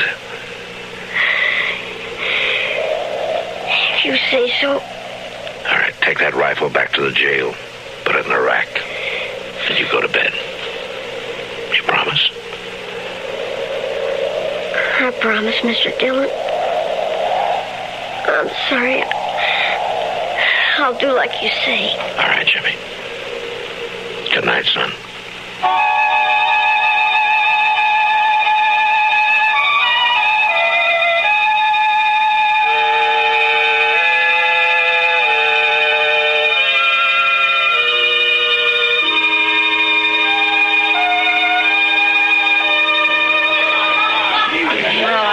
Told you Mr. Botkin wouldn't do anything, Matt. He wouldn't dare. To be scared Caleb would take his money out of the bank. Yeah, that's about what he said. I don't know, Kitty. I've done everything I can think of. Now, the worst of it is, everybody in town is just as scared of Caleb as Mr. Botkin is. I doubt if they'll even have the nerve to bid against him at the sale. I know. He'll probably get the place at not much more than the amount of the mortgage. $420. Matt, I've seen more than that change hands across a poker table in one deal. And to think that's all it takes to get... Oh, yeah, Jack. Jack? I'm not usually one to eavesdrop on people, but I have been listening to you two. The reason I butted in, Miss Kitty, I heard you talking about these people losing their home. I don't know this fellow Blake. He's never done any business over my blackjack table and probably never will. No, I don't think he's ever been in here. And I don't know if this will make sense. But the thing is, I left home when I was 10 years old, and I've been drifting ever since. But when I see somebody like this Blake that sticks it out and works and fights and then gets a raw deal, well, what I'm getting at, here's $50, if that'll help me any. Well, this is pretty decent of you, Jack. Thanks. Sure. Matt, I said a while ago that nearly everyone in town was afraid of Caleb. Well, it looks like there's some who aren't, like Jack and the other dealers and the girls and the bartenders. Matt, I can raise $420 right here in the Long Branch. I think maybe you could, Kitty. I can do as well as Jack, too. Here's 50 from me. Boys, everybody, listen to me for a minute. Now, quiet down. Quiet down. I got something to say.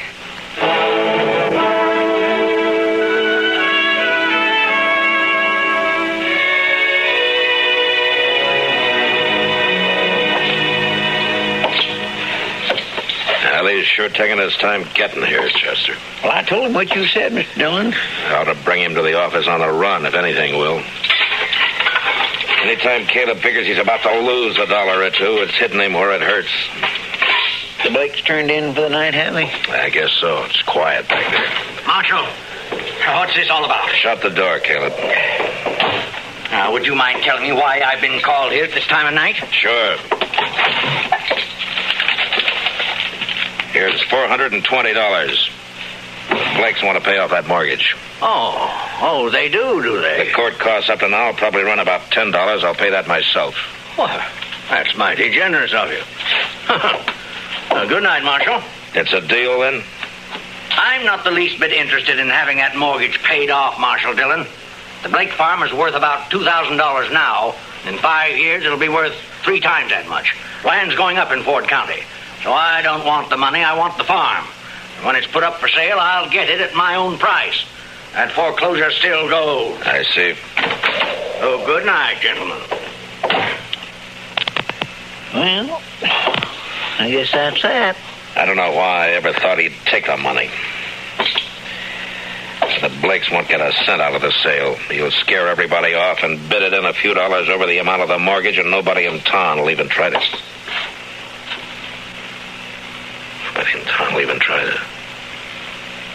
Try to what, Mr. Dillon? Chester, I'm going over and wake up Mr. Buck, and I got an idea. And if it works, we'll hold that sale at noon tomorrow. Well, that's pretty short notice to find an auctioneer. I don't need an auctioneer, Chester. This one I'm going to run myself.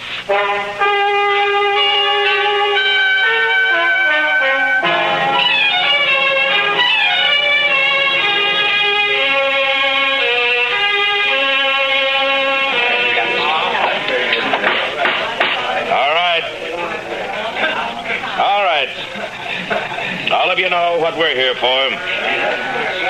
This is a foreclosure sale of the property and the household effects of Edward and Martha Blake, ordered by the court at the request of that fine-spirited, good-hearted public benefactor, Caleb Andrews. All right. Get on with it. Get on with the sale. All right. Now, the first item I'm offering is a breadboard. Marshal Dillon, may I suggest you lump the household effects together and offer them as one bulk item? I'm sorry, Caleb. I'd rather offer them one at a time. Unless, of course, you'd care to waive all claim to the household effects and withdraw them from the order of foreclosure. I waive the claim. The household goods are withdrawn. Now, get on to the house and land. So ordered. Now, the item offered is 160 acres of tillable land, a 4-room house, and a barn. Now, I won't read through this description. You all know the property. It's a good farm. The amount of the mortgage is $420, held by Caleb Andrews. All right, the bidding's open. What am I offered? $450. I have $450 from Caleb Andrews. Do I hear another bid? Now, the farm's worth $2,000. You gonna let him have it for $450? How about another bidder? Mr. Dillon, Yes? What is it, Chester? I have been thinking some lately of getting me a little place like this and settling down. I'll bid $1,000. I have $1,000 from Chester Proudfoot. Do I hear another bid? Why, it's a trick. He doesn't want this place. $1,000 going once. $1,200. Caleb Andrews bids $1,200. What do you say, Chester? Well, I think I kindly like this farm. $1,500. The bid is $1,500. Going once. Going twice. $1,600. $1,600 from Mr. Andrews. Mr. Proudfoot? $8,420. He never had that much money in his whole life. Do I hear another bid? What do you say, Caleb? Do you think I'm a fool? Going once, going twice, sold to Chester Proudfoot for $8,420. The buyer will come forward and complete the sale. Well, now, don't you worry then, Mr. Andrews. I got it right here. Now, see, there's 8,000 in $500 bills, and here's the 420. Where did you ever get that much in cash? Well, I save my pay, Mr. Andrews. And then, of course, I only drink mostly beer. And it adds up after a while. Well, Caleb, I guess $420 of this is yours. That takes care of the mortgage. Well, Ed, looks like you made a pretty fair profit on the place. A whole lot better than I expected, Matt. But I'd still rather have the farm than the money. Ed, I've been sort of thinking it over. Maybe I kind of lost my head. When you come right down to it, I don't know what I would do with a farm. So if you'd like to buy it, I'll take a $420 loss and sell it back to you for $8,000 cash. That's done, and here's the money? It's unheard of. They can't do it, Marshal. Well, as far as I know, there's no law against a man selling his own property. And now the way I see it, Mr. Andrews, is right this minute, you're a trespasser on my property. So, come on now, let's go. You hear about this, believe you me. And stop pushing me. Chester, off my land. You better get that $8,000 back to the bank. Mr. Bodkin's probably worrying himself into a breakdown for fear somebody will find out he let us have it. Yeah. All right, Mr. Dillon. I'll see you in town later. All right. Matt, I don't know how we can ever thank you for what you've done. Not me, Martha. Thank the bunch that work at the Long Branch. Now, they're bums and drifters, most of them, but when Kitty told them the story, they really came through. We'll pay it back, Matt, every cent of it. And that girl, Kitty, I guess I've said some hard things about her in the past, but Matt, will you ask her to come out to dinner some afternoon? I'd like to thank her myself. Sure, I'll ask her, Martha. I think she'll appreciate that even more than you know.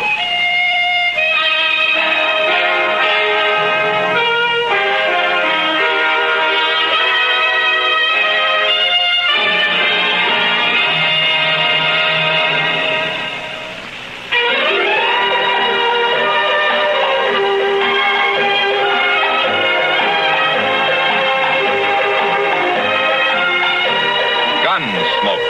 Produced and directed in Hollywood by Norman McDonald, stars William Conrad as Matt Dillon, U.S. Marshal. The story was specially written for Gunsmoke by Les Crutchfield, with editorial supervision by John Meston. Featured in the cast were Gene Bates, Joseph Kearns, Dick Beals, Jack Moyles, Lawrence Dobkin, and James Musser. Harley Bear is Chester, Howard McNear is Doc, and Georgia Ellis is Kitty.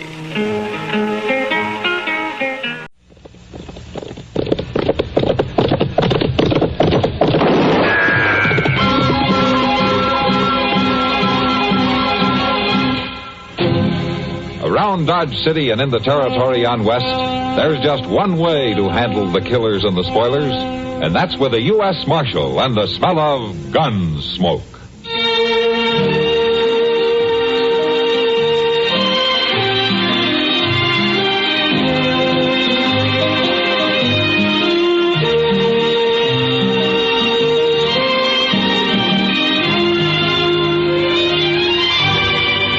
Gunsmoke, starring William Conrad, the story of the violence that moved west with young America, and the story of a man who moved with it.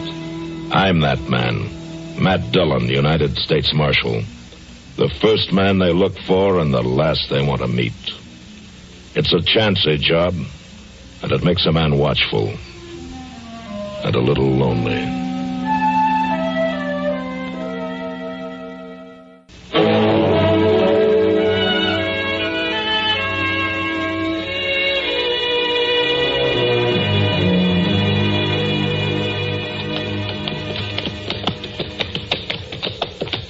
Mr. Dillon? Yeah, Chester. You don't suppose that stream has gone and dried itself right out of the prairie, do you? No, it just seems like it. We'll be coming across at any time now. No, I sure do hope so. I'm dried inside out. I got some water left in my canteen. Oh, no, sir. It ain't drinking water I need, Mr. Dillon. It's my feet that's burning up. Oh, you'll live. Well, sure, I'll live. There ain't no question about that. But I sure would like to get these boots off and get to soaking. Guess we're coming to it all right. I remember them trees. Yeah. Hey, look at there, Mr. Dillon. There's other folks there. Yeah. Yeah, there sure are. What in the world? Why, they're fixing... They were going to lynch that man. Well, you sure did scare them off, firing over their heads that way. Look at them ride off. Yeah, but one of them isn't. Come on, let's get on there.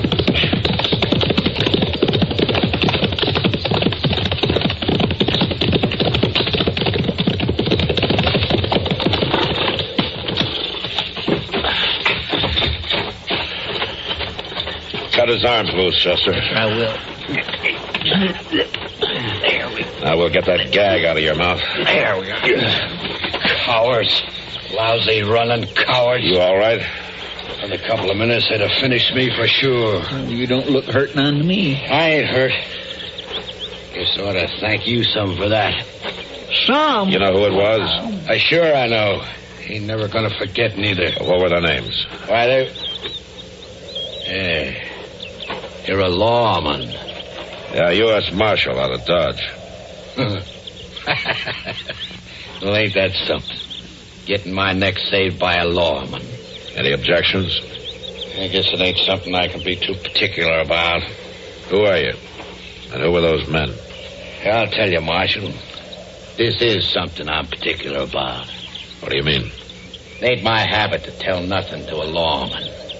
Don't approve of it, you might say. Mr. Dillon? Yeah? Look at here. Hanging out of his saddlebag. Huh? Let's see. Just an empty sack, Marshal. A money sack.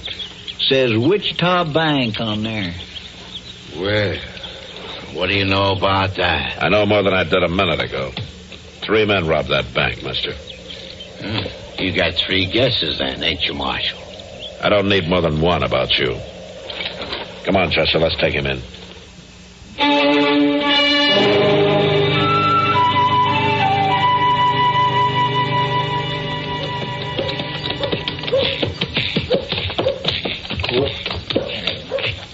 You take care of the horses, Chester. All right, sir. All right, climb down, you.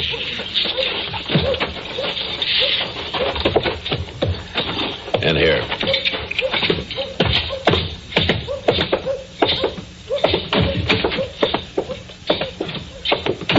You gonna lock me up? Come on. You've made a big mistake, Marshal. I wouldn't worry about it if I were you. I ain't gonna do no worry. All right, get in there. Oh, I'll go in easy, Marshal. Nice and easy. I'll be coming out easy, too. Don't count on it. It's a fact, Marshal. My boys ain't gonna leave me sitting here very long. They'll have me out of here right soon. You the head man of your outfit? Ain't many folks living who'd argue about that. Your name's Brass. Pete Brass. You heard about me? Yeah, I've heard about you. Besides that Wichita Bank, I've heard you're wanted in 3 states. Well, now, Marshal, there are some states I just ain't had time to get around to yet. Well, you just might not make it either. I'll have Chester bring you some supper. Hey, wait a minute, Marshal. What is it? You don't want me to get away. You'd have done better to let them highbinders lynch me. Oh, you figure you'd be better off? Not me, Marshal. You. You're going to feel mighty foolish after my boys get me out. I didn't notice your boys getting you out of that rope this morning. Oh, my boys didn't have time to hear of it. You see, a lynching is a sudden thing. You borrow a horse and a couple of hotheads want to string you up. Ain't time for word to get around. My boys didn't know. Now, there's plenty of time now. That's what I mean, Marshal. My boys are real good at figuring. They'll study out a real nice plan. I ain't going to be here long. When my boys come, it's going to be real hard on you. Yeah? I'll tell you something, mister. It might be kind of hard on your boys, too.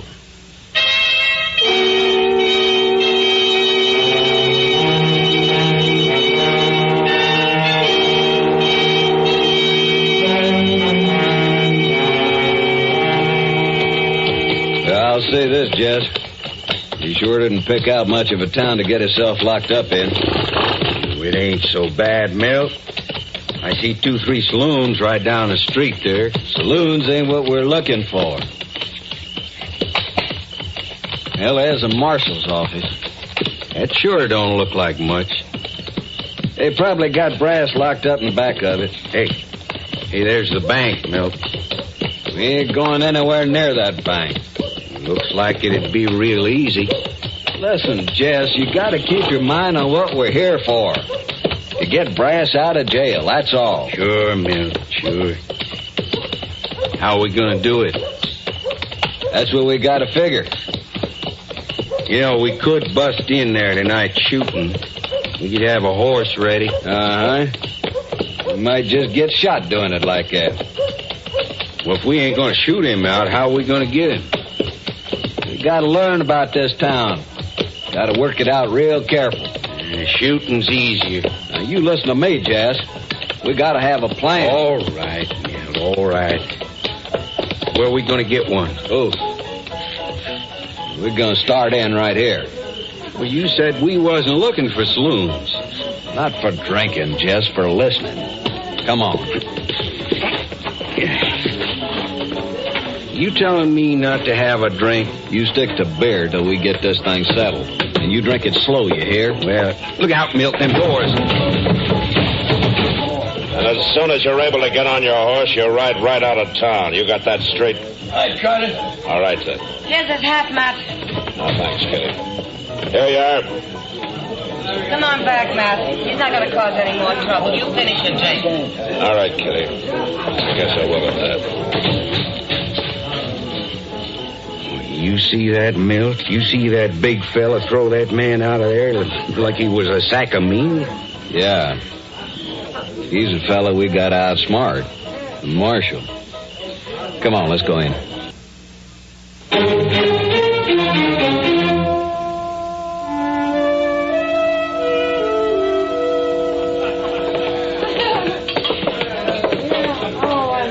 What'll it be, Jen? I'll have a shot. Beer. 2 beers. Coming up?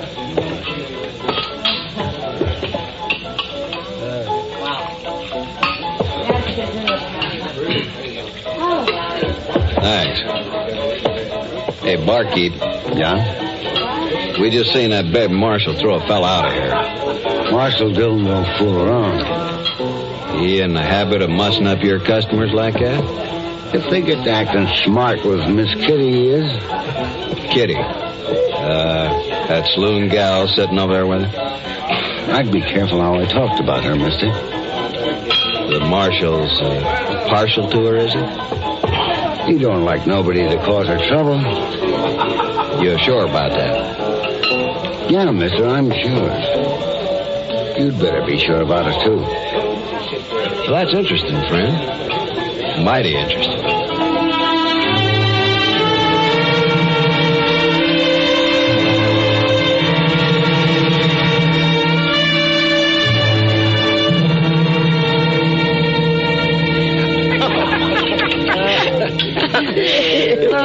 Now, by jing, I mean that, Miss Kitty. Well, thank you, Chester. But you really don't have to say nice things about me just because I'm going away for a while. Well, now, it ain't that at all. Why, you'd be just pretty if you were staying. Ain't that so, Mr. Dillon? Yeah, that's right, Chester. Now, see here, boys. I can stand a little chivalry, but this is too much. Especially from you three outlaws. Outlaws? Now, Kitty, it seems to me we're acting in a fine, upright manner.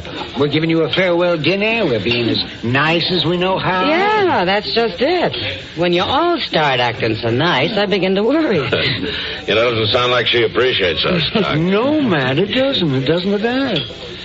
Oh, well, if my company isn't wanted, maybe I'd better not ride along with her on the stage tomorrow. Why, you old faker. Nothing could keep you from coming along with me. You gonna be gone long, Doc? No, Chester, just a couple of days. I've had some things to tend to up there in Larned for some time. Figured I might as well make the trip with Kitty for company. But now... We better stop teasing her, Doc. She's got that look in her eye. Well, I ain't been a teasing Miss Kitty. Not a particle. Well, I know you haven't, Chester. So here, you can finish up the pie. Well, say now, I thank you. Well, looky there. Matt. Yeah, Kitty. Those two men at that table right over there. What? Behind you. You know them? No, I don't. Why? Well, maybe it's nothing, but they've been sitting there staring at us all through dinner. It's as though they were listening to everything we said. Maybe I better go find out what's on their minds. Excuse me a minute. Yeah.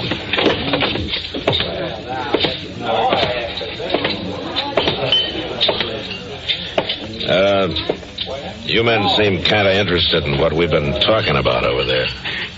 Little lady told you, huh? Yeah, that's right. She told me. You know, she's mighty pretty. Shut up, Jess. We ain't breaking no law, Marshal. No, but if you got any business with me, it's better to come straight out with it. Well, that's just what we'll do, Marshal. When the time comes, we'll come straight out with it.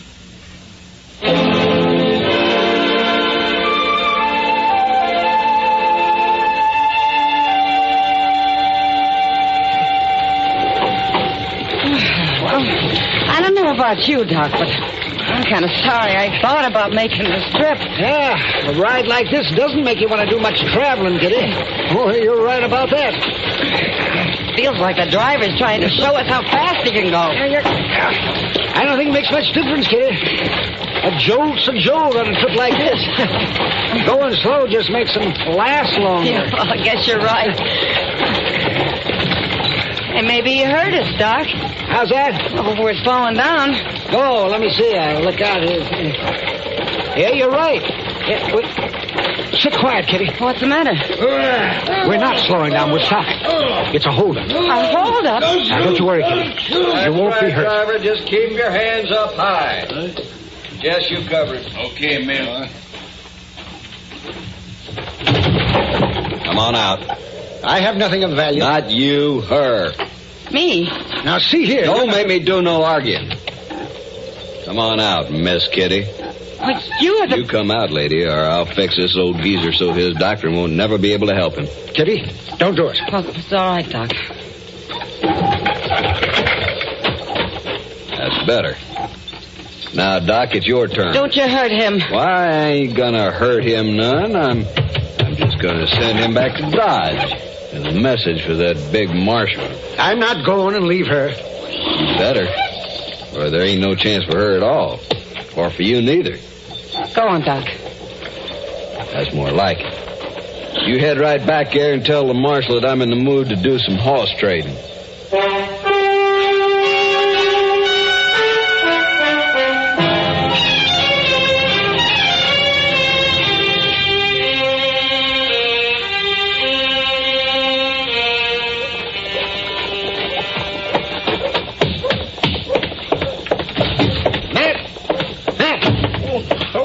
For land sakes, I thought you was Where's on the Matt? stage. Well, he just went down to Jones' store for a minute. Chester? A pair of his pants was just about wore through. Chester? He's getting himself some new ones. Chester, I've got to see him right away. Doc, I saw you walking into the office. What are you doing back here? They've got Kitty. What? Who's got Kitty? They held up the stage about an hour out of town. Matt, they're holding her for Pete Brass. And you've got to do something. All right, Doc, all right. Just slow down. Now tell me just how it happened. They held up the stage and took Kitty off. They say they won't let her go until you turn Brass loose. Now, that's all there is to it. Well, you know who they were? No, I don't know their names. They weren't hiding anything. I can recognize their faces. They were the two men who were so interested in us at Delmonico's last night. Oh. You know where they're holding her?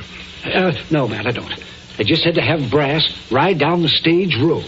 Until he does, they're holding Kitty. Now, you got to do something, Matt, because this... Mr. Dillon will have let Brass out. No, Chester. But, Mr. Dillon, they've got Miss Kitty. I know they've got her, Chester. Well, aren't you going to help her, Matt? And I'm going to try. Well, then, let's... Listen to me, both of you. Now, we don't know where they've got her, do we? Well, no, we don't. And it's no sure thing that they'll let her go even if Brass goes loose. Well, I guess you're right. Well, what do you plan to do? Wait. Wait, why, Mr. Dillon, we They're can't... not likely to hurt her as long as she can be some good to them. If they don't hear from me, they'll have to try again. So I've got to wait. Mr. Dillon, I sure do hope you know what you're doing. Yeah, so do I, Chester. So do I.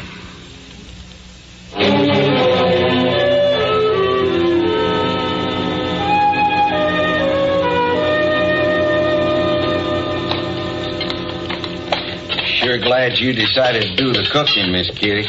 Maybe you'll choke on it, and it'll be worth it. Don't seem to me like you're acting too friendly. Any reason why I should? Sure, Miss Kitty. You and me. You and me. That's the way it's going to be. It's never going to be like that. You kind of cotton to that big Marshal, hmm? That's none of your business. You think he's going to get you out of this? He'll be here. Sure, he's going to be here. Milt went down to talk to him, make sure he'd be here. I know that. Then we both know it. I know something else. Don't you want to hear about it? Not much. Well, you better want to. I done me some figuring. Milt ain't the only one to do the figuring. He thinks he is. Sure he does. This time I done some figuring all by myself. I got it all worked out about that big Marshal. What do you mean? Even if he comes, even if he lets Brass go, he ain't gonna get you. How do you plan to stop him? Why, ain't nothing to it after the figuring's done. How's that? I just ain't gonna let him ride out of here, that's all.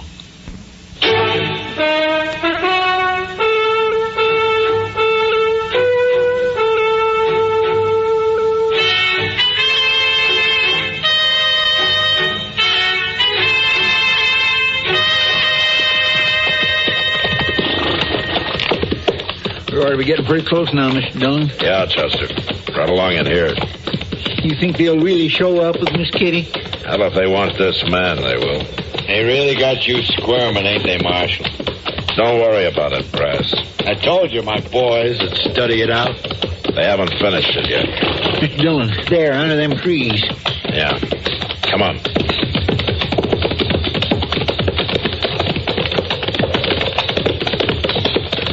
Look there.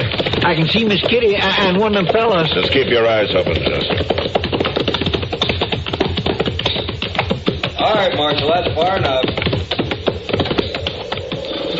Let her go, mister. Well, now, let's do this nice and regular like.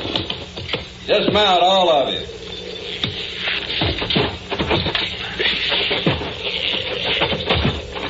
Brass? Yeah, Milt. You all right? Ain't nothing wrong with me, except my hands are tied. Walk over here, we'll fix that. Let her go. All right, Marshal. Can't say I blame you. Mighty pretty little lady. She ain't going no place. You all right, Mr. Dillon? Yeah. Not yet, you ain't.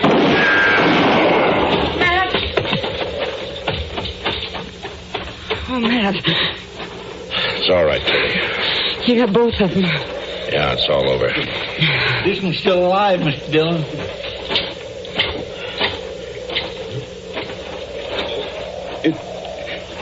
It don't seem right.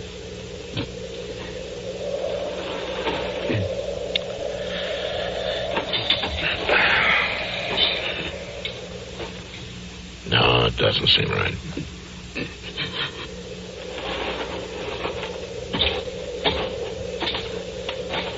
All right, Brass, we'll untie your hands now.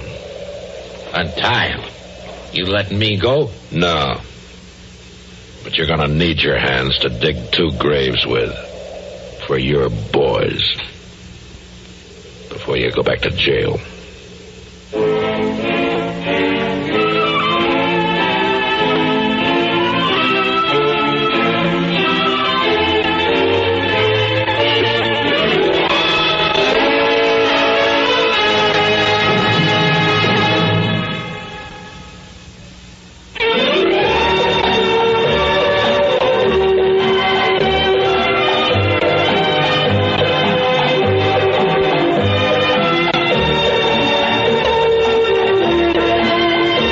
Gunsmoke. Produced and directed by Norman Macdonald, stars William Conrad as Matt Dillon, U.S. Marshal. The story was specially written for Gunsmoke by Marion Clark, with editorial supervision by John Meston. Featured in the cast were Harry Bartell, Vic Caron, James Nusser, and Ken Lynch. Parley Bear is Chester, Howard McNear is Doc, and Georgia Ellis is Kitty.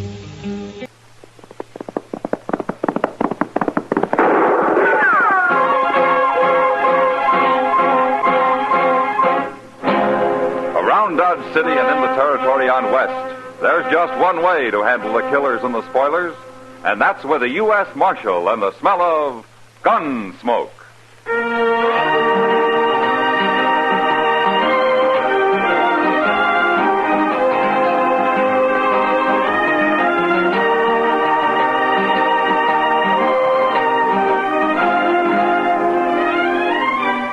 Gunsmoke, starring William Conrad. The story of the violence that moved west with young America. The story of a man who moved with it. Matt Dillon, United States Marshal.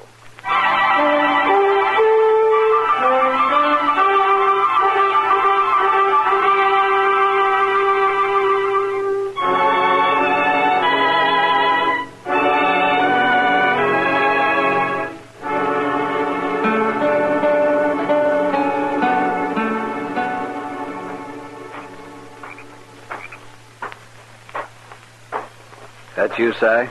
Over here, Jim. Not so loud. Major's got guards walking all the way around the fort these nights. What do you care? You ain't a soldier. You ain't done nothing. Look, Si, I don't want nobody at all to get suspicious of me. Not for a week anyway. What do you mean, not for a week? That's what I want to tell you.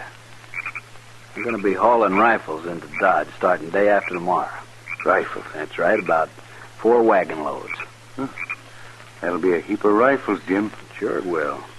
And what about Jonas? Will he give you time off to do it? Jonas? Jonas can't stop me. He's just a fool storekeeper. Yeah, I suppose so. I figure it'll take me but 4 or 5 days, Si.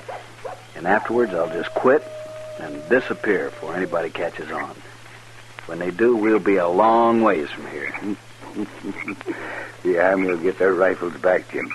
Next time they go Indian hunting. Shh. Guard's about due. Come on, over here.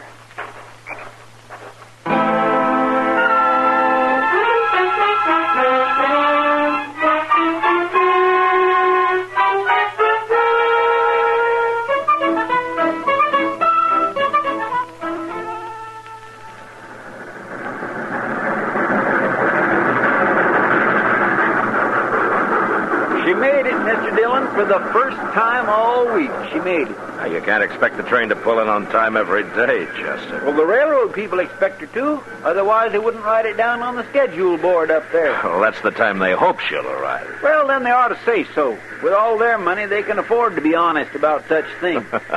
What have you got against the railroad, Chester? Well, they're so rich, that's all, and I'm so poor. How was Saturday night, Chester? You never told me. Why, they must have been using a marked deck on me. I never had such a run of bad luck in my whole life. Aren't you old enough to know you can't play poker with a woman sitting on your lap? A woman? We was in the OK stable, Mr. Dillon. We didn't even have a glass of beer. Then you didn't have much fun for your money, did you? No, sir. I didn't enjoy 1 minute of it. Not 1 minute.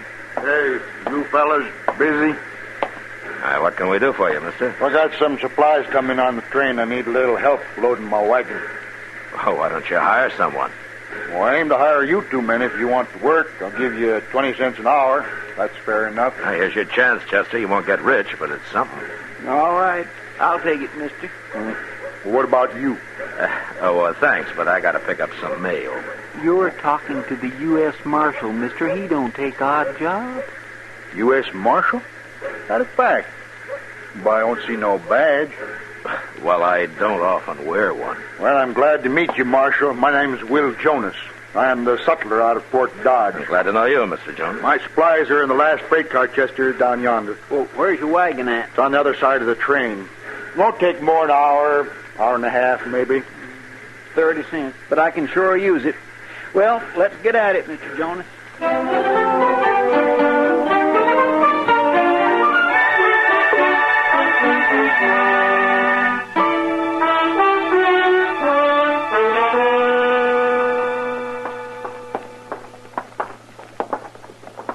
Funny thing, Mr. Jonas, I never knew what a sutler did before. If you was in the army, you'd know, Chester. Sutler is to the army what a general storekeeper is to civilians. We sell the soldiers everything from extra food, clothes, to whiskey and playing cards. Is that what was in all them boxes? They sure were heavy. Of course they were heavy. That's why I needed help. And that's why I'm buying you a beer. And here we are. Yeah. Well, hey, look. There's Mr. Dillon. Who? Mr. Dillon, the marshal. Oh, sure. Well, let's go sit with him. He seemed like a nice fellow. Well, you go ahead. I'll get the beer. All right. Well, here. Here's some money. Thank you, Mr. Jonas.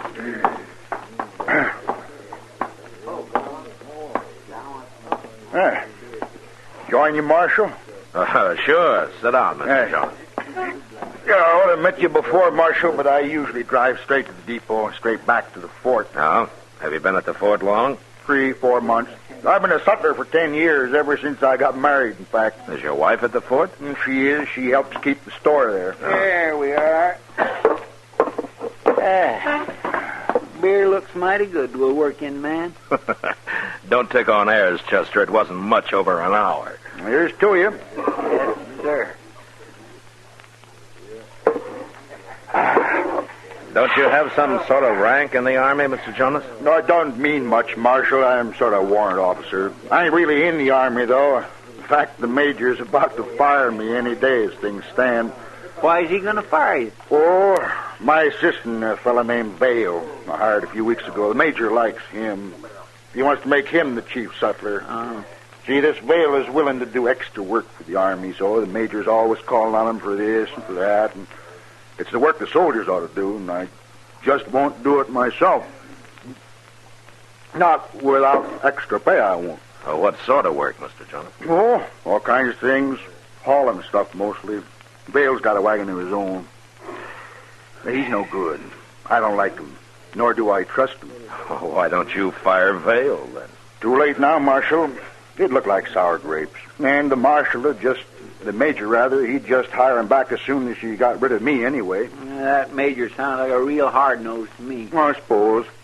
But he don't even know Vale's not the man's real name. A lot of men don't use their real names, Mr. Jonas. Well, what is his real name? Linza. Jim Linza. Saw it once on a letter he got here in Dodge. Jim Linza? Yes, sir, that's it. But I can't sit here telling you my troubles all day. Been a pleasure, gentlemen. And so long. Goodbye, Mr. Goodbye. Dillon. Oh, he's a good man, Mr. Dillon. I like him. Yeah, he is. But it's this Jim Linza I'm curious about. You know him? No, but I know enough about him to ride out and have a talk with the major. We'll go in the morning, Chester.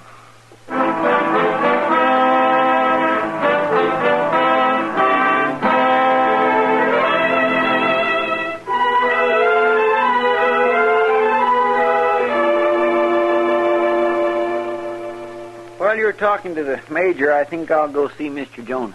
Okay, Chester. I'll meet you there afterwards. Marshal Dillon? Yeah, I'll see you after, Mr. Dillon. Yeah.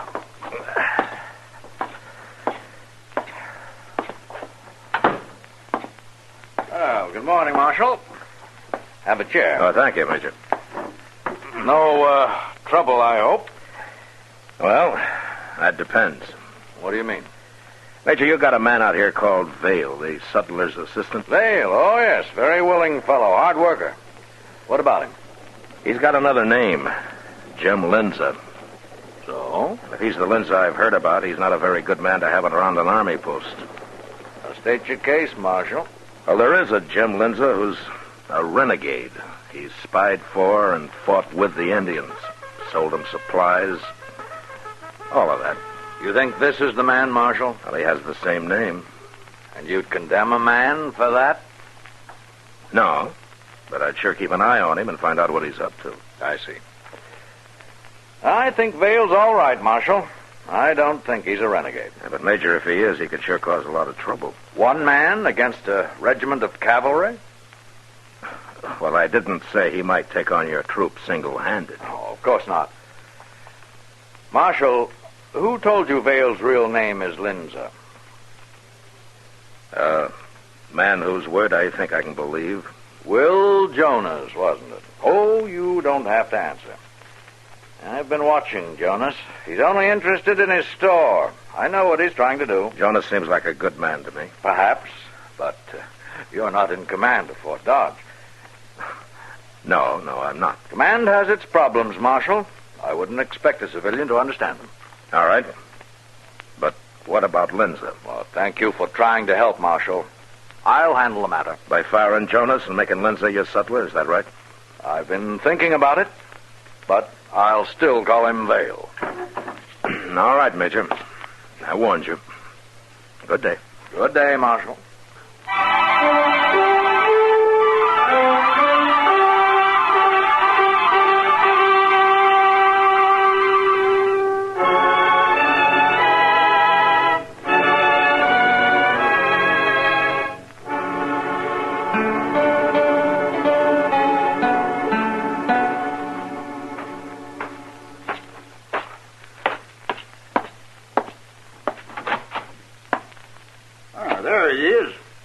Marshal, you're just in time.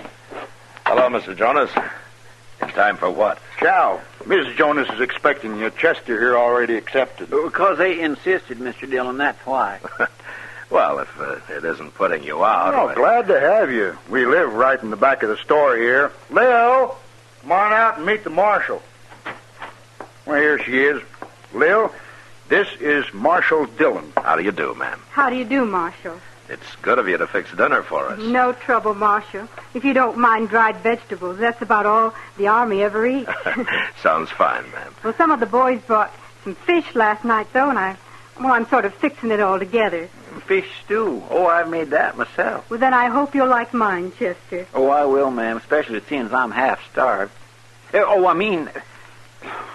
sure it's going to be just fine. Well, I like cooking for hungry men.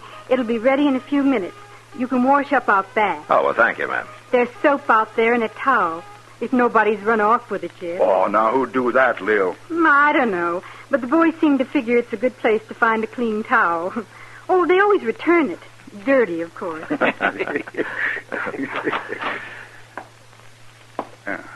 Hello, Vale. I'll be taking my wagon into Dodge this afternoon, Jonas. Again? Well, this'll be the fourth day. Major wants me to. Sure. Who are these men? This is Marshal Dillon. That's Chester, Proudfoot. Lawman, huh? Ain't you supposed to be in Dodge? I'm not a town marshal, Vale. I'm a U.S. marshal. Yeah, I heard of you. Your trouble out here? We came out to have dinner with the Jonases.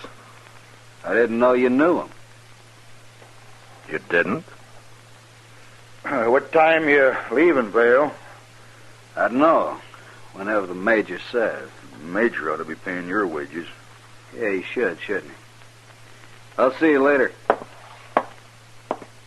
So long, Marshal. Goodbye. See what I mean, Marshal? Yeah. Well, you all go wash up and we'll sit right down. Hurry up, though.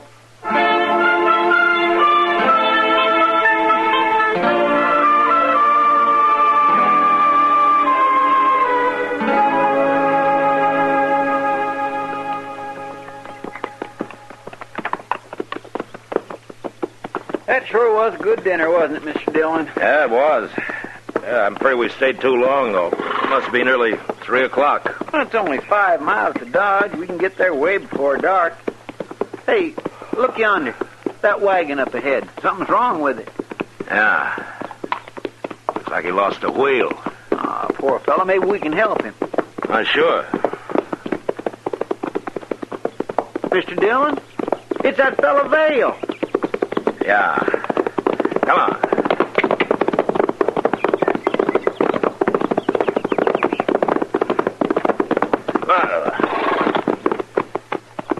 Hello, Vale. Well, it's the Marshal again. You want some help with the wheel? Can't put it back on by myself.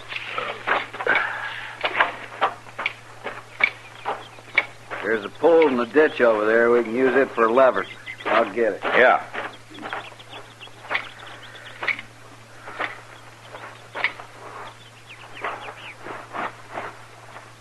Chester.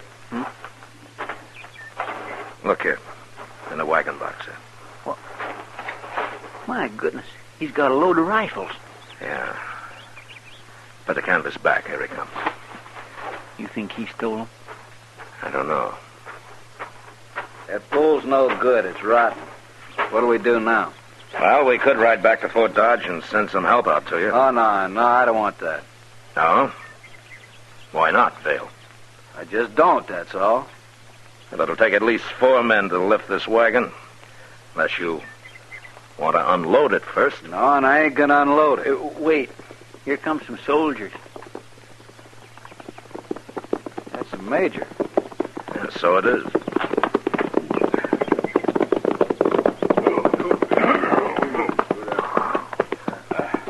What's the trouble here, Vale? Wheel rolled off, Major. Have to lift the wagon up to get it on again. Corporal Harris.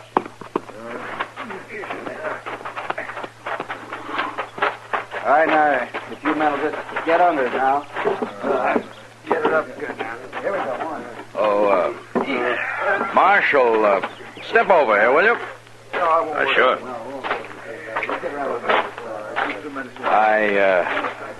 I hear you had dinner with Will Jonas and his wife. Yeah, that's right. But before you say anything, Major, do you know what Vale's carrying in that wagon? Do you? Rifles. He must have 20 or so. 25. Oh. All right. This load makes an even 100 bales carted into Dodge the last few days. We're overstocked, so we're shipping them back to Fort Scott. Does that explain everything, Marshal? Yeah, sure. If they all get there. You're over-suspicious, Marshal. Perhaps it's the nature of your job. Perhaps. Vale's all right.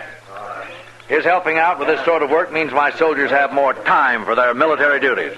His name's Linzer, Major, and I've told you what he is. And you had dinner with Jonas. No, I'm not convinced, Marshal. Oh, there, the men seem to have the wheel on.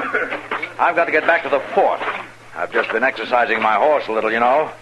Don't have much time.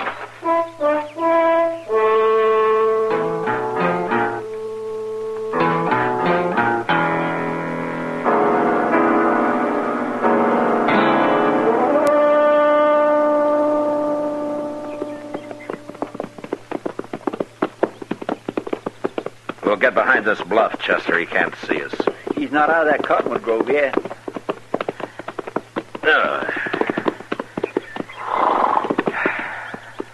We'll trail him like this all the way into Dodge. And if nothing happens on the road, then they're stealing those rifles off the train somehow. They? Well, I doubt if Linzer's working alone. It'd be too difficult. You're pretty sure he's stealing them, aren't you, Mr. Dillon? Well, from what I've heard of Linzer, he can make a lot of money off of some good rifles. He'll probably trade them to the Indians for horses and then sell the horses. He and whoever's in on it with him. plumb makes me boil to think of that major about to fire Mr. Jonas and then letting this Lindsay get by with everything. He's doing what he thinks right, Chester. He'll learn. I sure hope so, sir. And before it's too late. Where is that wagon? He should have come out of those cottonwoods a long time ago. Maybe his wheel fell off again. I hope not. Oh, there he is. No, that's a different wagon. Well, it sure is.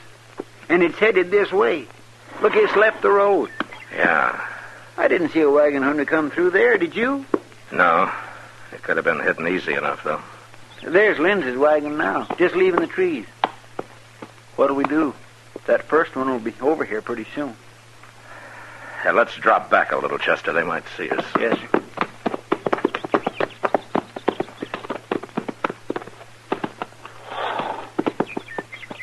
All right, Chester. Now, you make a big swing around this bluff and stay out of sight as long as you can. Come onto the road behind Lindsay and follow him into Dodge. Right to the depot if he goes there. Well, what are you going to do? I'm going to wait right here for that other wagon. I'm curious about it. All right, get going. I'll see you in Dodge. Yes, sir.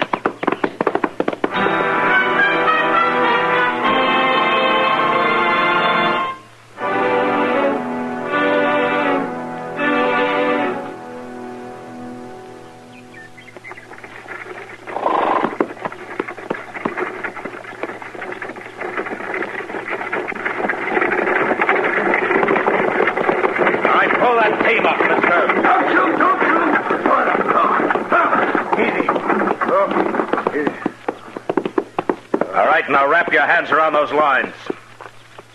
Now 2 or 3 times. Fill them up. All right, now jump down. Arms high. You got that drop on me. I won't try nothing.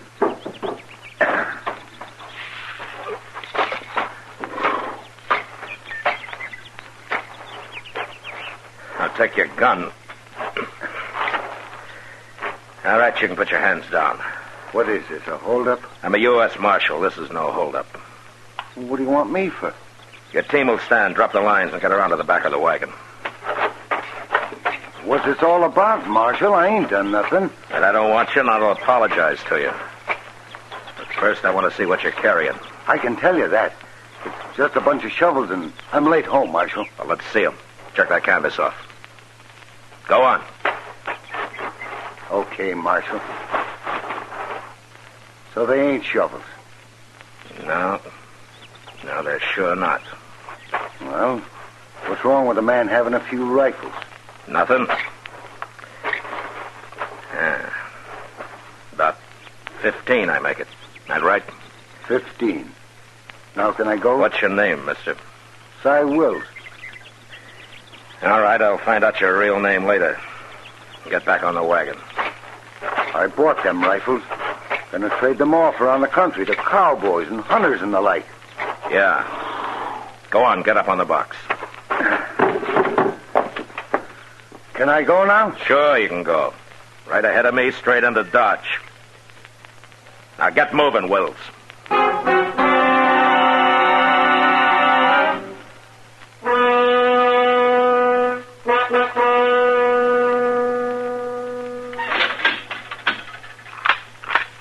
You'll have company pretty quick, Wills. Who? Now, you wouldn't want me to spoil the surprise for you, would you? If there's anything I hate, it's a renegade. Mr. Dillon? Where is he, Chester? He put the rifles on the train, sir, but there wasn't any 25 of them. I guess you found the rest, huh? Yeah, his partner had him. I got him locked up. Where's Lindsay now? I followed him to the Longhorn. He's in there. Yeah. The wagon's out back, Chester. You better stack those rifles in the office here. Yes, sir. I'm going after Lindsay. Well, you shouldn't have any trouble. He's not wearing a gun. I know. I'll be back shortly.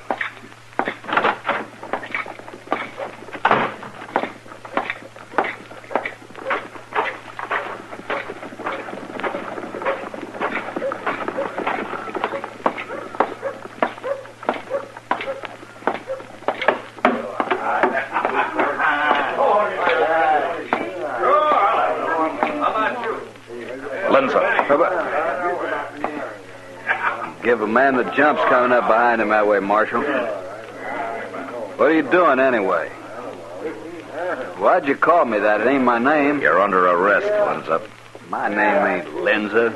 You got nothing to arrest me for. Your partner's waiting for you, Linza. I just locked him up. I got no partner. What are you talking about? Where are the rest of the rifles? What did you do with them? I don't know nothing about it. All right. I just thought it might go easier with you if you and Wills recovered all the rifles. It's up to you. Okay, Marshal. We stole a few rifles. That ain't so bad. If I tell you where they are, will you let us go? Or at least let me go? You'd cut anybody's throat, wouldn't you, Linza? We'll find the rifles. Come on. All right, Marshal. I won't give you no trouble. You broke his arm. Pick up the knife, Sam. Are you coming quietly now, Linza, or do you want me to break your neck? I'm through, Marshal. I got a dock for my arm. You're bleeding, Marshal. Do you stick you? I didn't get in. It went across my ribs. You're quite a man, Linza. You don't even know how to use a knife. Now get going.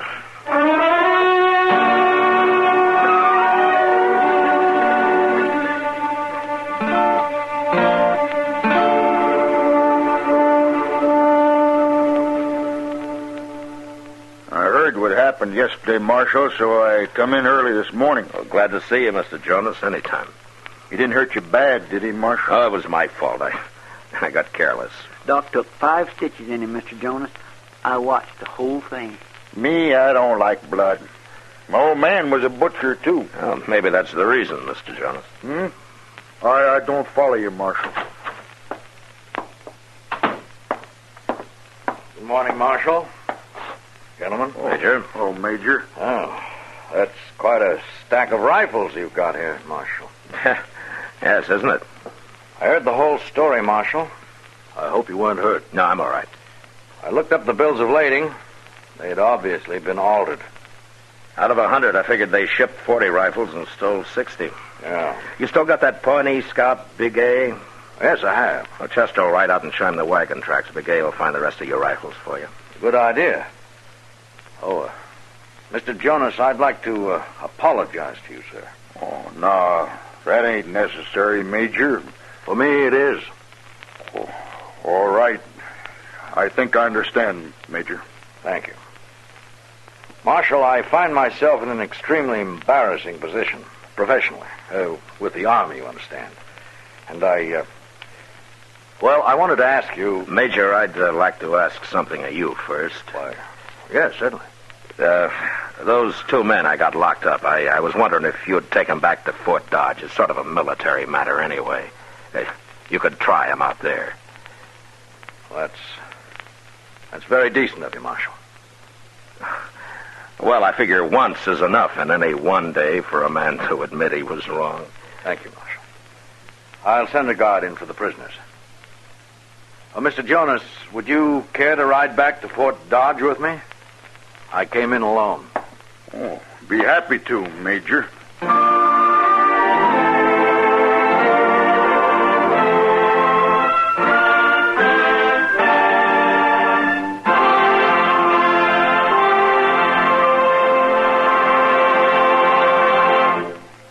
Gunsmoke, under the direction of Norman Macdonald, stars William Conrad as Matt Dillon, U.S. Marshal. Tonight's story was specially written for Gunsmoke by John Meston, with music composed and conducted by Rex Corey. Featured in the cast were John Daner, Harry Bartell, Joseph Kearns, Julie Conger, and James Nusser. Parley Bear is Chester. Gunsmoke has been selected by the Armed Forces Radio Service to be heard by our troops overseas. Join us again next week as Matt Dillon, U.S. Marshal, fights to bring law and order out of the wild violence of the West in Gunsmoke.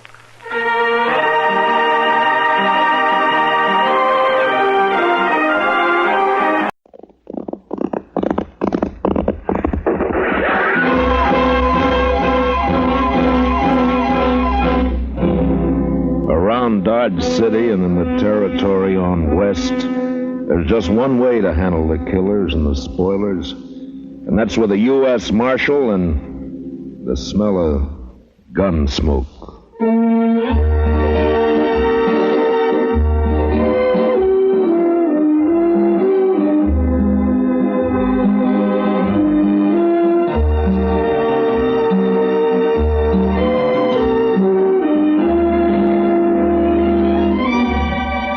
Gunsmoke, starring William Conrad. The story of the violence that moved west with young America. The story of a man who moved with it. Matt Dillon, United States Marshal.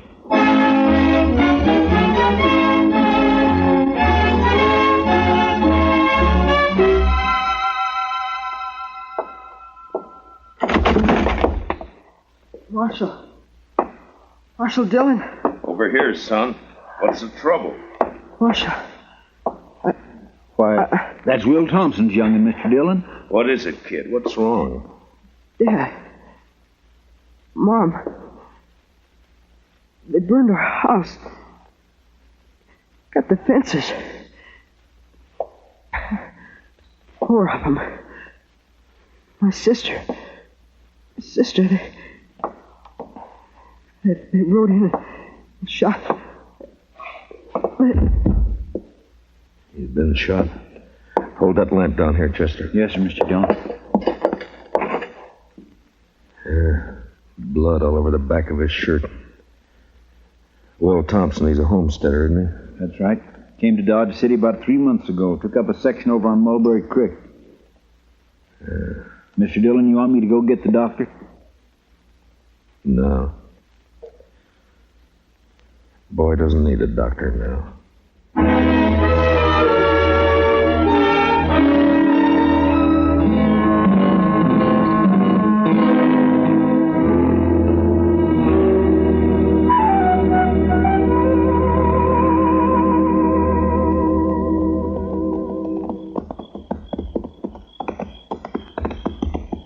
Burned the house is right, Mr. Dillon. It's still burning. Yeah, what's left of it is. Watch yourself now, Chester. Yes, sir. No sign of life, though. Whoever did it's probably long gone by now. No reason to hang around. Now, let's tie up here and look around on foot. Bring up your carbine, Chester. I got it, Mr. Dillon. Yeah, they even fired the corn crib. Now, why would anybody want it? What's there? What is it? It's a dog. Shot. A dog? When they even shoot the dogs, it's a... You see something? Yes, sir. It's Will Thompson. I think it's Will. What do you mean you think it's what? Scalped. You was Indians, Mr. Dillon. They couldn't have been Indians. Only tribe reported in 20 miles is the Kiowas, and they wouldn't do anything like this. They've been peaceful for years. Yeah, I don't know, but... Come on. Let's find out what happened to the rest of the family. Yeah. Besides Will and the boy who rode into town, there's Ms. Thompson and a daughter. Girl about 17, pretty as a picture. There's something lying over there by that cottonwood. Yeah, I see.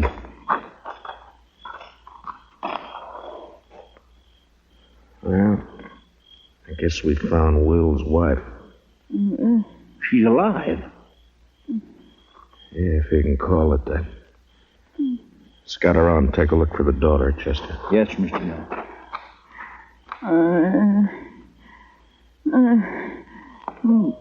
It's all right, Miss Thompson. It's all right. It's all right. Mary. My daughter. They took her and dragged her away. Dragged her away. Easy, man. Easy now.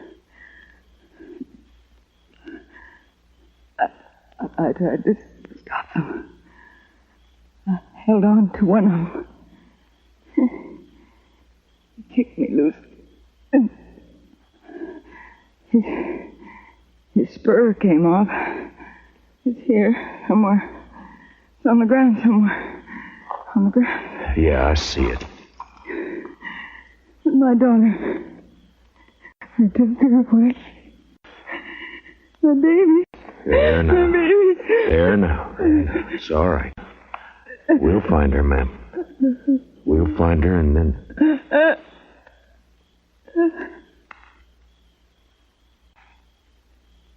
Miss Thompson?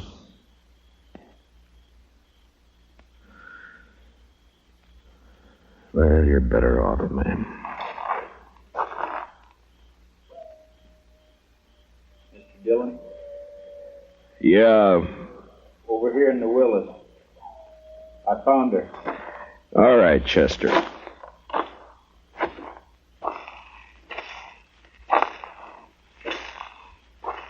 Pretty as a picture.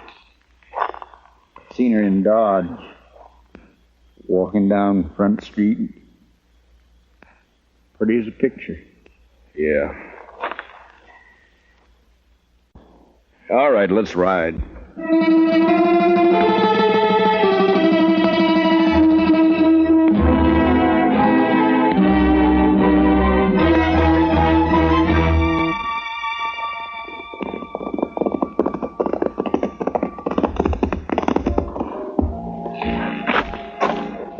We'll look in the Long Branch first, then if Jaliscoe Pete's not there, we'll try the other saloons. I bet his boss is here. He's here every night. Yeah, I know. Follow me in, Chester. Just keep him off my back. I'll take care of the rest of it. Yes, sir. Good luck, Mr. Dillon. Yeah, thanks.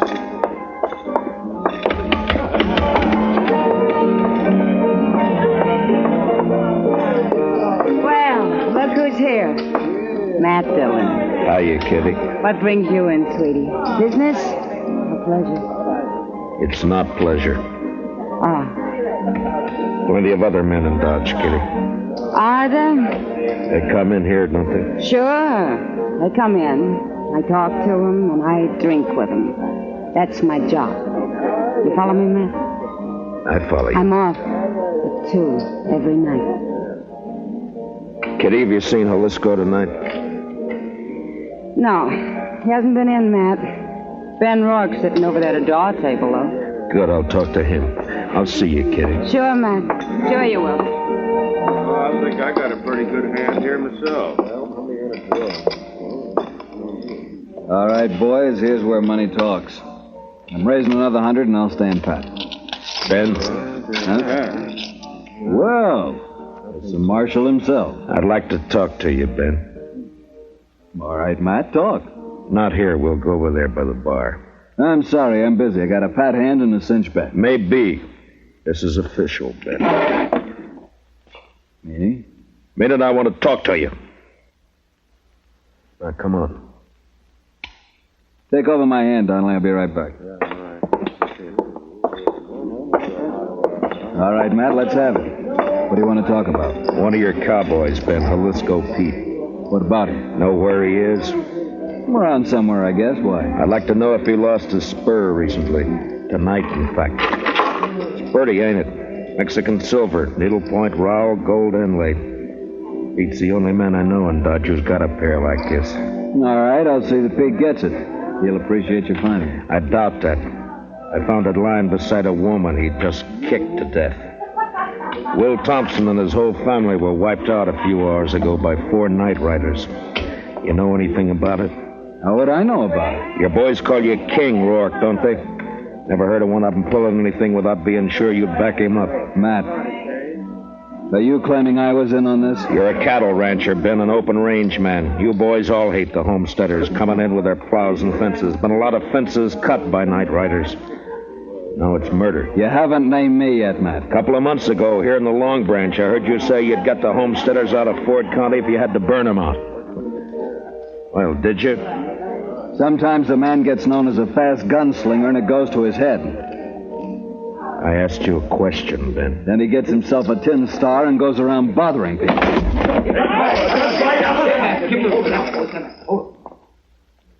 Ben, if you're figuring to draw on me, don't. Why not, Matt? I've seen you in action. You're not fast enough. Now, I asked you a question. And maybe I don't feel like... What's going on in here? Nothing. Oh, there you are, Marshal. How are you, Colonel? Marshal, what's this I hear about an Indian uprising? There's been none that I've heard about. Whole family massacre, the way I hear it, sir. Murdered and scalped. Scalped? 2 of them were. So it was Indians. What game are you playing, Matt? Indians don't cut fences, Ben. That's a cattleman's trick. Scalping, too? Could have been an afterthought. It wasn't an Indian who lost that spur. Well, we'll soon find out about it. I'm riding into the Kiowa country with Troop C tonight. I hope you won't do that, Colonel Blake. You know the Kiowas are peaceable enough when you let them alone, but if you push them, they'll fight. True enough, Marshal.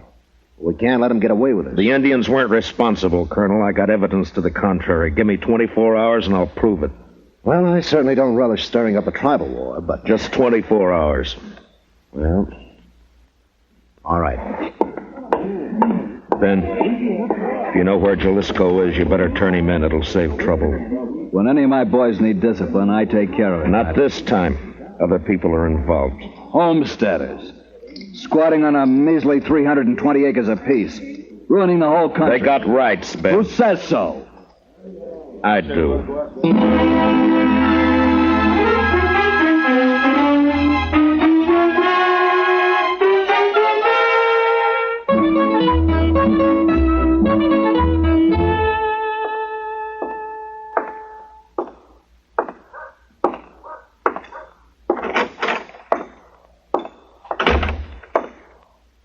Morning, Marshal. Good morning.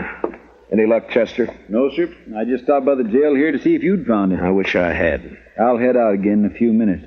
Oh, this fellow's been waiting for you all morning, Mr. Dillon. Is that so? My name's Ezra Hawkins, Marshal. We ain't met before. I got a homestead up the river. Don't leave me much time to get to town. I see. Well, what can I do for you, Mr. Hawkins? Well, it's about what happened to the Thompson family last night. The other homesteaders sort of appointed me to speak for the whole bunch. All right, speak. Well, we want to know what you aim to do about it, Mr. Dillon. I aim to get the killers. When? Mr. Hawkins, I've been up all night trying to get an answer to that question. If you got any information to offer, fine. If you haven't, What's up, Chester? A trail herd's hit town, I guess. Hey, pull up, boys. Look at that pretty sign, Dodge City Jail. Come on, let's decorate it. Let's go, Chester. Yes, sir. All right. Hold it there. Hold it. My, the jail is occupied, boys. You men just blow into town? We ain't talking to men, Sheriff. These are curly wolves from the Circle Bar B, the roughest, toughest outfit in the Panhandle. And you're not talking to the sheriff. I'm the U.S. Marshal. You the range boss? That's right. Red Dudley. And what about it? Dudley, we got a new law here against shooting off firearms inside the city limits. Yeah? You mean like this? No, Dudley, I mean more like this. Now come on down off that horse. Sure, I'll come down off it. Watch it, Mr. Dillon, he's got a knife. Yeah, so I see. Well, nice work, Mr. Dillon. Drag him in and lock him up, Chester. Throw some water on him. Yes, sir. All right, curly wolves. Your boss is jailed and fined $50. You can get him out tomorrow morning. We got the money, man. We'll take him now. I said tomorrow! Now on the move. All of you, get! I'll see you down at the bar. You handle things right fine, Marshal, once you get started. Thanks, Hawkins. Only trouble is some of us homesteaders are getting kind of impatient. The cattle ranch has been treating us pretty bad for too long. The boys are all meeting at my place today. I reckon I can hold them back till tonight. You know what I mean, Marshal. Yeah. I saw it happen in Abilene, dirty and bloody. I'd hate to see it happen here. Sure, I know what you mean. Range war.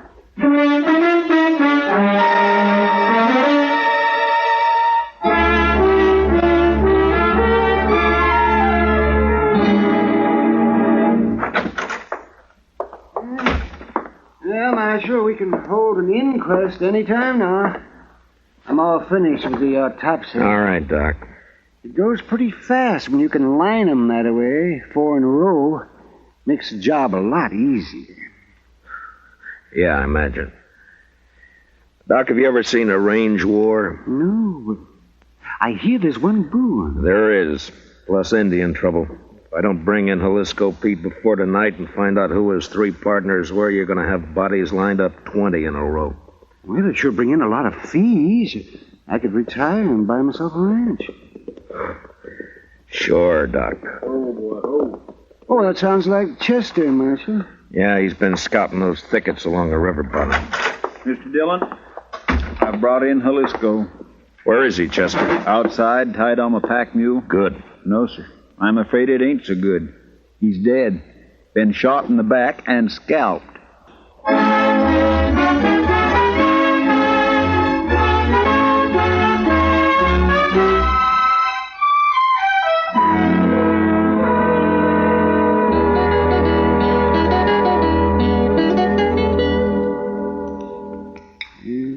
Just a second now, Marshal. Let's see. Here it comes now. There's the bullet. If it'll do you any good. It won't, Doc. The slugs I dig out of the bodies all look alike. Someday, though, they may figure a way to tell them apart. Maybe even tell which gun fired which bullet. Oh, no, not a chance of it, Marshal. Well, I guess that's all I can do for the late lamented. Oh, I see he's only wearing one spur. Yeah, I know. I got the mate to it here.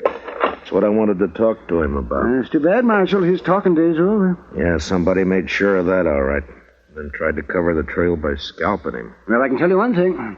It wasn't done by Indians. That's my guess, too. I've seen how Indians do it. Down in the territory, up in the Dakotas, slick and clean. Nothing like this. Why, I could do a better job with my eyes closed. Yeah, I bet you could. Well, I guess I'd better get ready for the rush. Looks like a showdown, Marshal. And I don't see any way that you can stop it. Neither do I.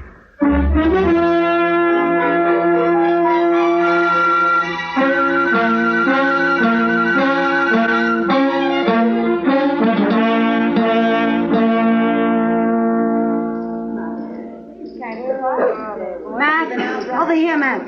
Oh, hiya, Kitty. Business again, Matt? Well, I was looking for Ben Rourke. He isn't here. He left about an hour ago. Some of his boys came after him. Matt, I waited for you last night. I worked, Kitty. All night? Yeah. There's a bad feeling in the air, Matt.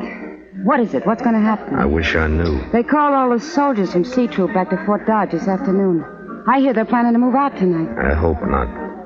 Been a lot of homesteaders in here drinking today. That's unusual for them.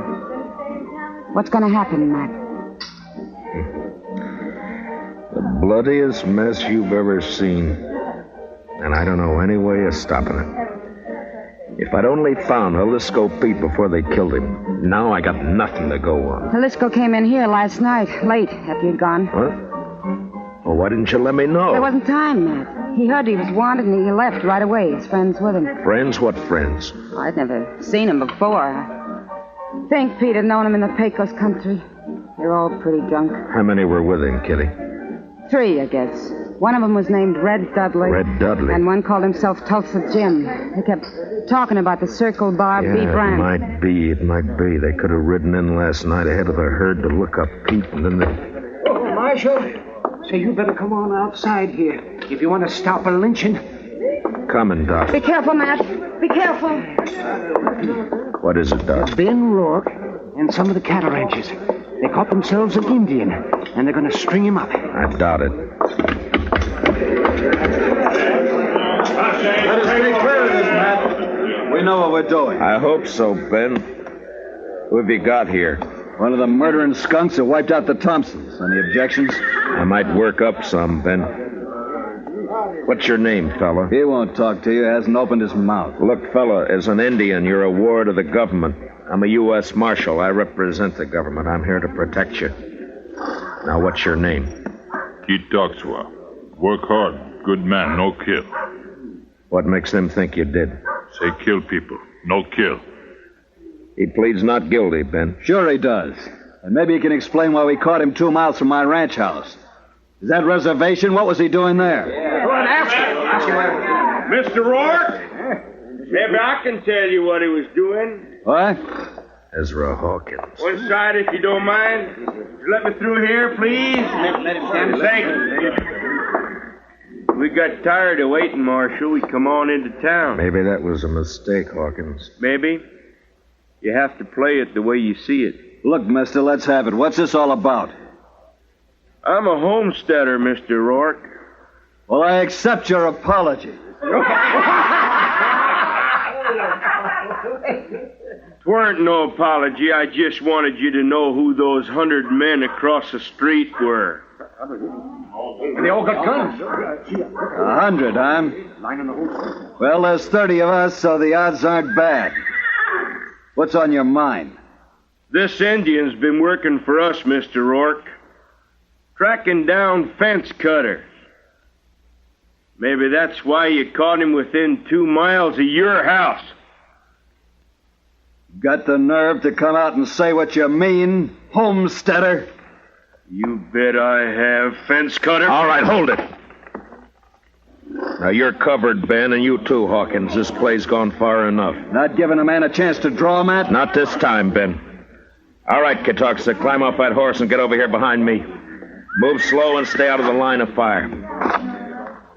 You men, if either side makes a move, Ben and Hawkins will be the first to get it. You understand?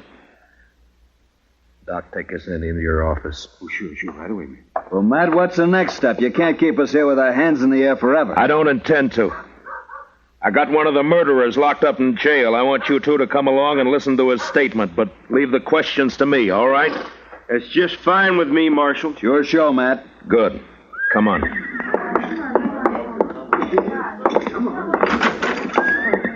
Chester? Chester? Looks kind of deserted, Matt. He may have gone back to the cells to see. Chester? Move on, Big Joe. Ben, Hawkins. What's the matter, Matt? Here, I'll get that gag off of him. You cut the ropes, Ben. Right. All right, Chester, here we go. Easy now. There. What happened, Chester? Oh, they slipped in and got the drop on me, Mr. Dillon.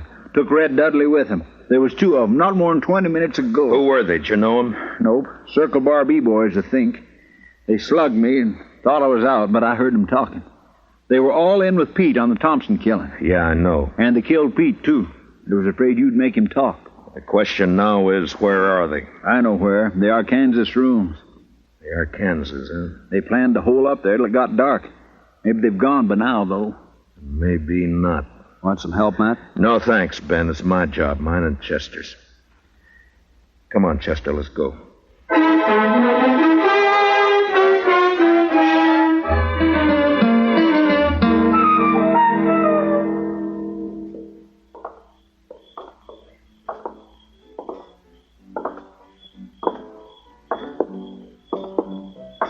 The rooming house is all dark, Mr. Dillon. That doesn't mean a thing. Watch the windows. That's you, Dillon? Drop behind that water trough here. Use your carbine. It's more accurate. Yes, sir. All right, Dudley. Come on out. You're under arrest. Come and get it! Fire at the flashes, Chester. That came from the side window, Mr. Dillon. And 10 to 1, there's somebody behind the other corner. So... Yeah, there was. Rake the front of the building, Chester. Yes. I got one. He's hanging out the window. Yeah, that's 2 down. Dillon! Hold your fire! I give up! All right, come on out. Be careful, Mr. Dillon. It may be a trick. It's up to him. Come on out, Dudley. Well, hurry it up! I'm coming. I got a bullet in my leg. I can't hurry very fast. You got me all wrong. Watch it, he's drawing. Wrong. wrong, Chester. He started to. See if you can find the doc and get him to help you pack these things over to the jail. Yes, sir. Right away, Mr. Dillon. Matt? Are you all right, Matt? Yeah. Yeah, I'm all right, Ben. Had a clean sweep, huh? Looks that way. Well, bullets are cheaper than rope. I guess so. Ben, you and your boys aren't murderers like Red Dudley, but this business of fence cutting can lead to a range war, too. Like it or not, homesteading's here to stay. There's more of them coming in on every train. I know all that. Those cattlemen built this country, Matt. A few more years, now they'll have us fenced out of it. Times change, Ben. There's range still left out west, New Mexico, Arizona. Yes, I know. Some of us have been thinking about it. Matt, they'll fence you out, too, you know. Yeah, I guess they will. Well, when that time comes, I'll move on. If I'm still around. Farms and families. Next thing they'll do is set up courts and bring the law in here. Law's here now, Ben. In Dodge City, I'm the law.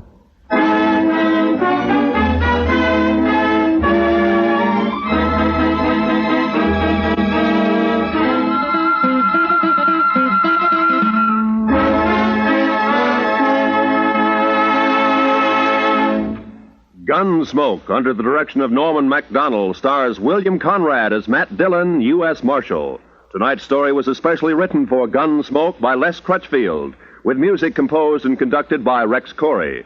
Featured in tonight's cast were Harry Bartell, Lou Krugman, and Georgia Ellis, with Jack Crucian, Barney Phillips, Vivi Janis, and Johnny McGovern. Parley Bear is Chester, and Howard McNear is Doc. Join us again next week as Matt Dillon, U.S. Marshal, fights to bring law and order out of the wild violence of the West in Gunsmoke.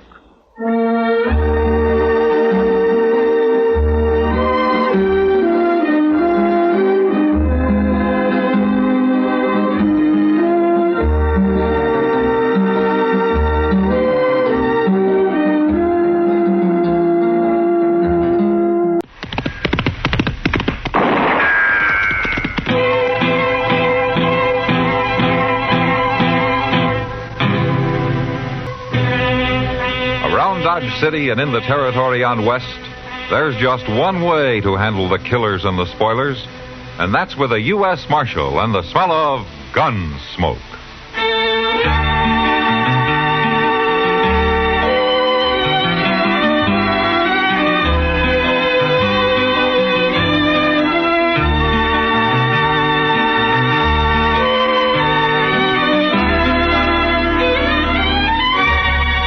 Gunsmoke, starring William Conrad. The story of the violence that moved west with young America. And the story of a man who moved with it. I'm that man, Matt Dillon, United States Marshal. The first man they look for and the last they want to meet.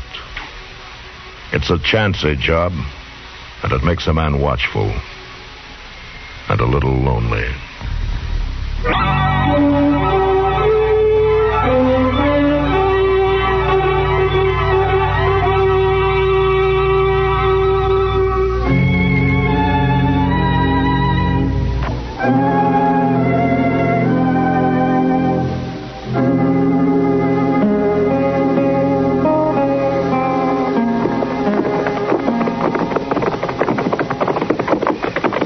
Doggone jail looks like home tonight, Mr. Dillon. It's been a long ride. Get a fire going and some coffee started, will you, Chester? I'll unsaddle the horses. Yes, sir. What? It's Tover, Matt, Van Tover. Oh, hello, Van. I didn't recognize you there in the dark. I've been waiting for you, Matt. I wanted to talk to you. Well? Alone, if it's all the same. No offense, Chester. None took, Mr. Tover. I was just going on in and make some coffee anyhow. I'll make us all some while I'm at it. Why didn't you wait inside, Van? The office is open. Did for a while, but just couldn't stay set. And I guess you have got something on your mind. Matt, you know a lot about me. You know I tore around when I was younger before I met Edna and we got married and the kid come. Yep, like most men, Van. No, that ain't what I mean exactly.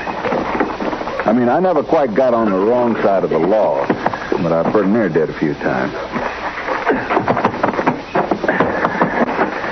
Well, I was mighty handy with a gun, Matt, and I was too quick to use one a lot of times.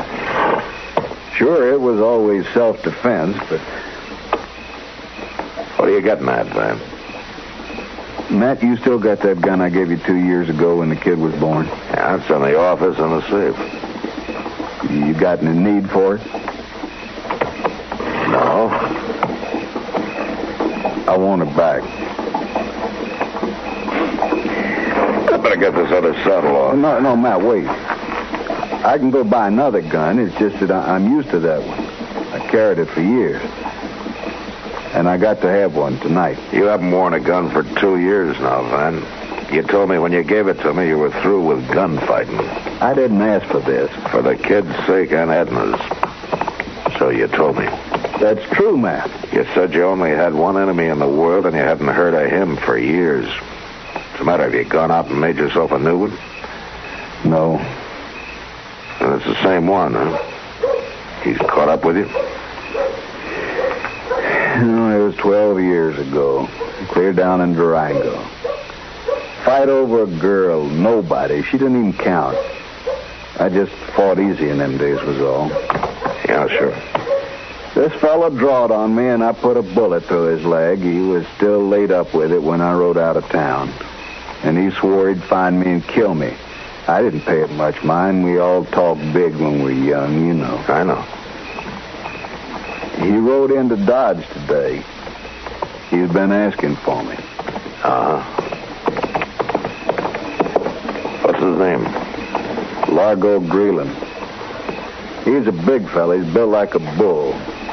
Always wears 2 guns, and he can shoot with either hand. Van, does your shoulder still bother you, son? What's that got to do with it? Look, you might as well have given me that gun 4 years ago when that horse fell and rolled on you. Now, you get mixed up in something like this with that bad shoulder, and you'll be dead before you even get your gun clear of the leather. You must be out of your head. You think I want to meet Largo? You sure act like it. He's come after me. 12 years he's been looking. That's a lot of hate, Matt. And if I don't call him here in town, he'll come on out to the ranch. I got Edna and the kid to think of. All right, then think of him. Stay out of this and leave it to me. You think I wouldn't like to? Matt, I'm scared. I know what I'm up against, and I'm scared to death. Then get out of town. Stay clear of him and let me handle it. It's not your fight, Matt. It might be. Well, ain't no use arguing about it. If it's all right with you, I'll take my gun and not bother you no more. Why don't you use your head, Van? You haven't got a chance. I want the gun, Matt. I want it now. All right. Come on.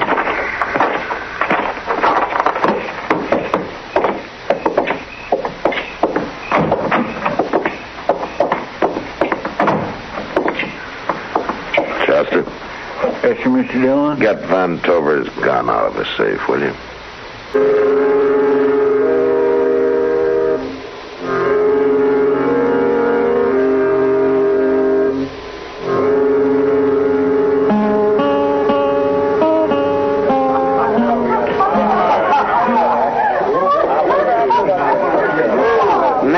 I give up. I can't figure it out. I'll figure what out, Kitty? You, the way you're acting. How am I acting? Well, you've been leaning on the bar for the last hour with the same drink beside you. You haven't even touched it. Well, I guess I'm not thirsty. It's not that, Matt. You're drawn tighter than a $2 cinch. You're waiting for something, aren't you? Don't worry about it. No use borrowing trouble. If anybody's about to borrow some, it's you. Kitty, will you excuse me for a minute? Look, you stay here and finish your drink. I got something that needs attended to. I'll be back in a little while. Okay, man.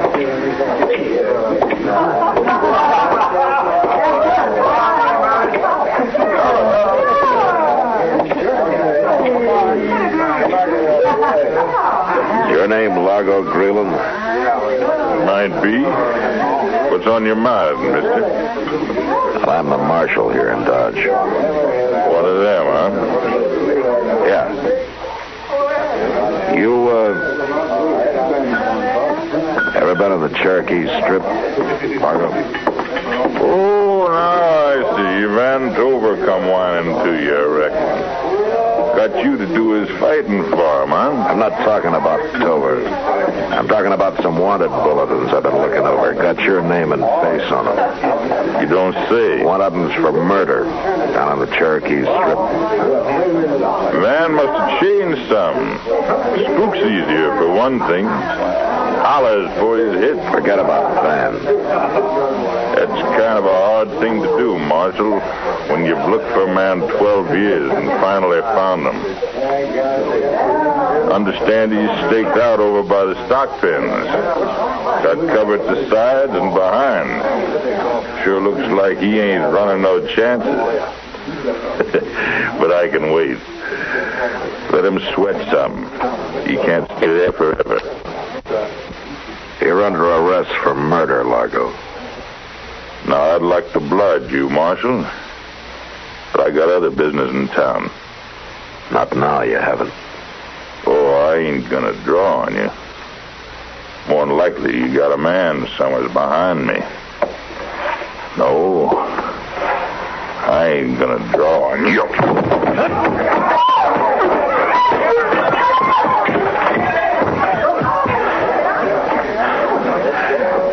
Sorry, Largo, but I've had that kicking trick tried on me before. Now get up on your feet. Now, come on, mister. We're going to jail.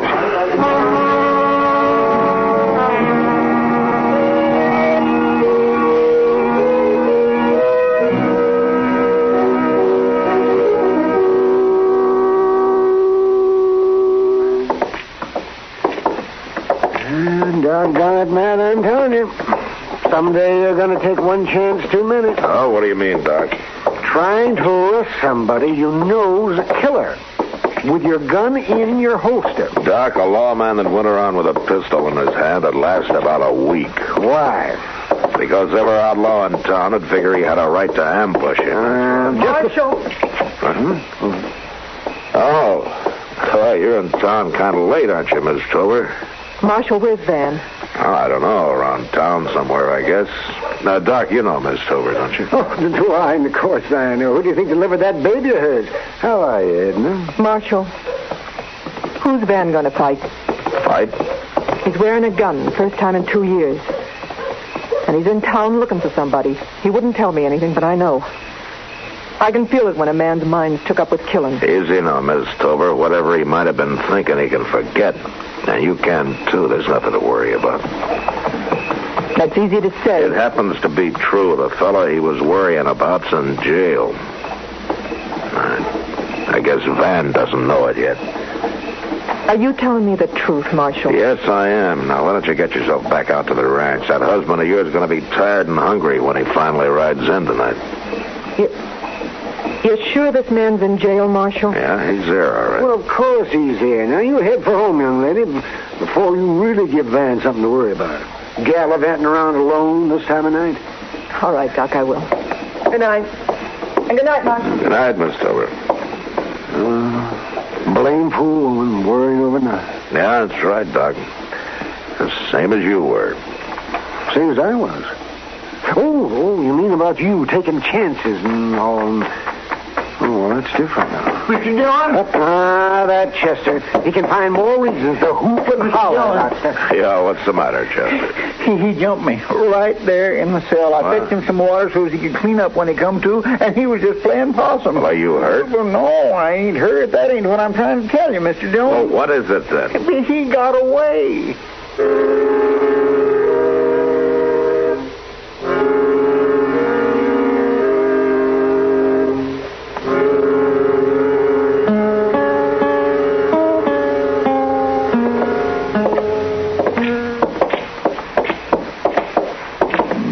Golly, he sure didn't waste no time making himself scarce, Mr. Dillon. No, he sure didn't. Doc, any sign of him around the railroad depot? No, a whisper, man. Quiet as a tomb over there.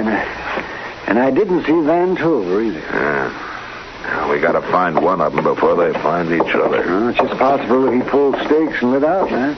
Not after 12 years looking for Tover. He's still around somewhere. Well, you had him locked up in jail. Oh, Mr. Dillon, I just don't know how it happened. He just fooled me, though.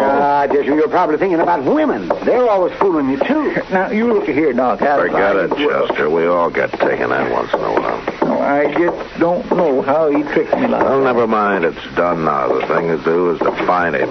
He hasn't had time to get very far. Mr. Dillon? What? Yeah, over here, Miles. Wonder what old Miles is doing out this time of night. He's probably trying to peddle something, make another 5 cents profit so he can sleep better. I heard that, Doc. I heard what you were saying behind my back. There isn't anything I wouldn't say to your front, you old skinflint. What's on your mind, Miles? Matthew, there's something mighty funny going on. How's that so? I just came past the livery stable. Mrs. Tover started to drive out, and some fella jumped into the buggy with her. What? Mm-hmm. Here was a big fella, built like a bull. He made her turn around and go back into the stable. And it looks like we've found Largo. Come on, let's go.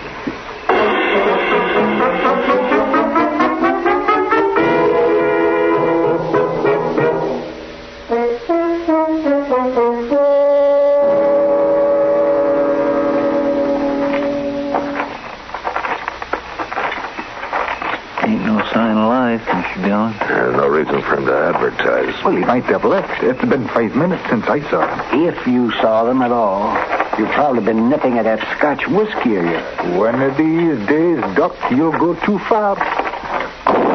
Look up. Well, I guess he ain't left yet after all. Largo! Come on out of there with your hands up. Me and the lady's too comfortable, Marshal. Why don't you come and join us? Let her come out alone and you won't get hurt. I don't figure to get hurt. Not while she's with me. Matt, what's going on? You got Largo cornered in there. I heard a shot. Go find her husband, Marshal. Tell him if he hurries, she might still be breathing. Marshal, no. That's Edna. Don't let that Largo's go. got Edna in there. Gertie. Wait a minute, man. It won't help her any to walk out there and get yourself killed. There's no use arguing, Matt. No, I guess you're right. There isn't any use arguing. Doc, take care of him, will you? Chester, get his gun. And see if you can hold Largo's attention. Fire a couple of shots. I'm going to try to slip in the back. Okay, Mr. Dillon. Hey, let me have his gun, Doc. Largo, you ain't got a chance. Throw your gun out and walk out of there with your hands up for me, and Mr. Dillon comes in after you. Come on if you feel lucky. You think we don't mean business, Largo? That convince you any? You better be careful, boys. You're scaring the lady. Me and Mr. Dillon will give you just 2 minutes before we rush you. You know where to find me. Come on, I'll pick you off one at a time. Right after I shoot the lady, of course. Please, let me go. I don't know who you are, but... Shut up before you get me mad. Don't move, Largo. Marshal. Well, sneaked in the back way, like any ordinary polecat. Don't turn around, Largo. Just drop that gun. Sorry, Marshal. A man waits 12 years for something. It ain't easy for him to just give up and quit. You had all the chance you're going to get, Largo. You move that gun 1 inch toward Miss Tover, and it's the last move you'll ever make. Has to be a last move sometime, Marshal. So I reckon it might as well be now.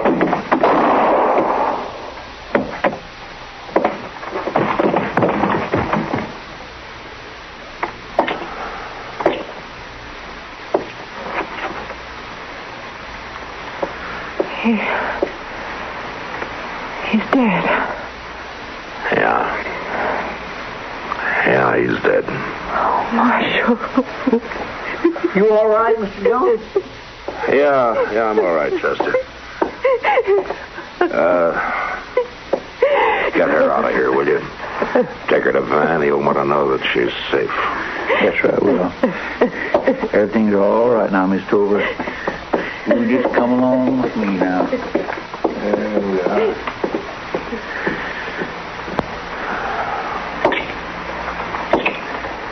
Hey, Doc. Yes, Matt? Well, looks like I've done my job. Now it's time for you to take over. Another coroner's case? Yeah, that's right, Doc. Another coroner's case.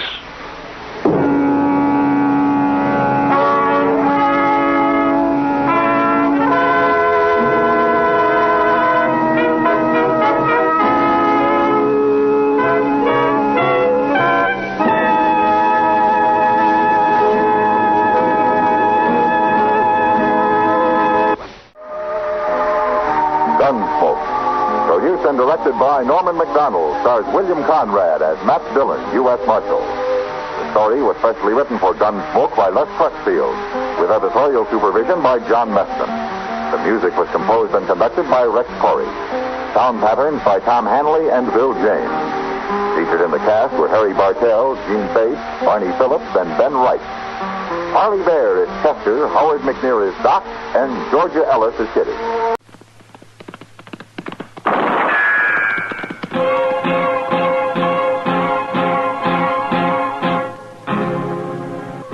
Around Dodge City and in the territory on West, there's just one way to handle the killers and the spoilers, and that's with a U.S. Marshal and the smell of gun smoke.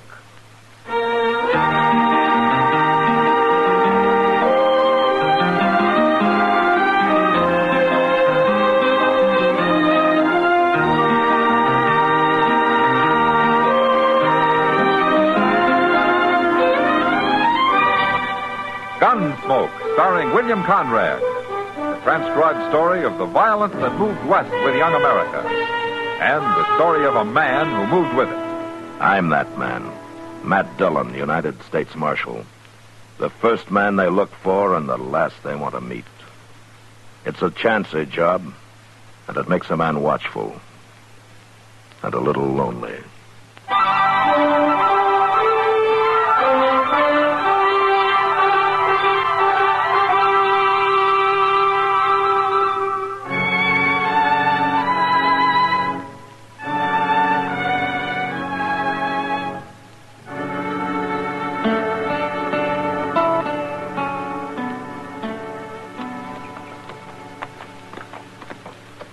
Rod, you sure that's Jesse Wheat's buggy coming yonder?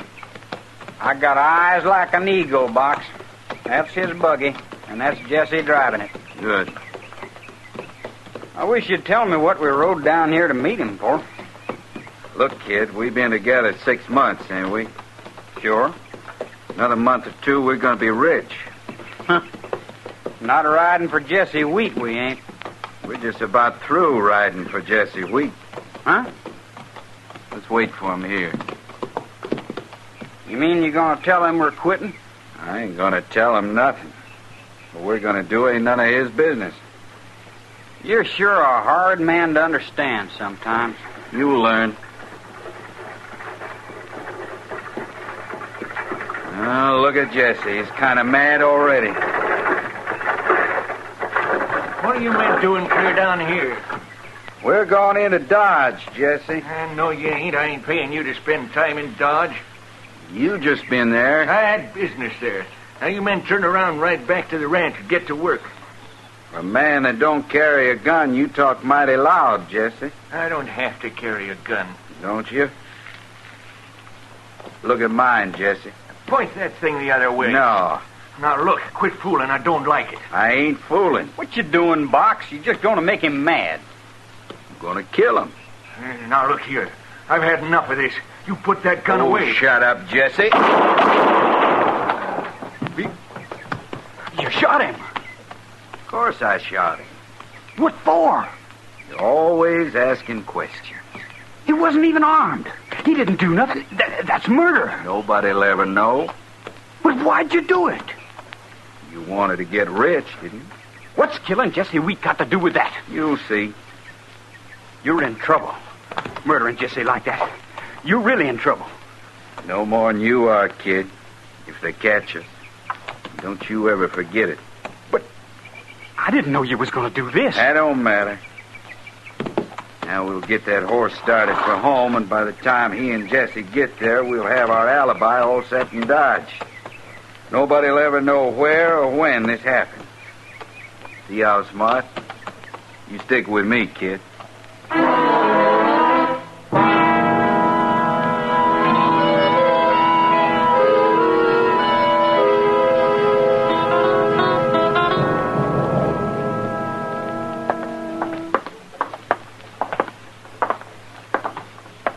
Going now, Box?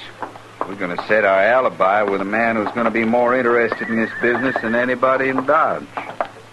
Who's that? Standing right up there. Oh, now wait Shut a up, kid. I'll do the talking.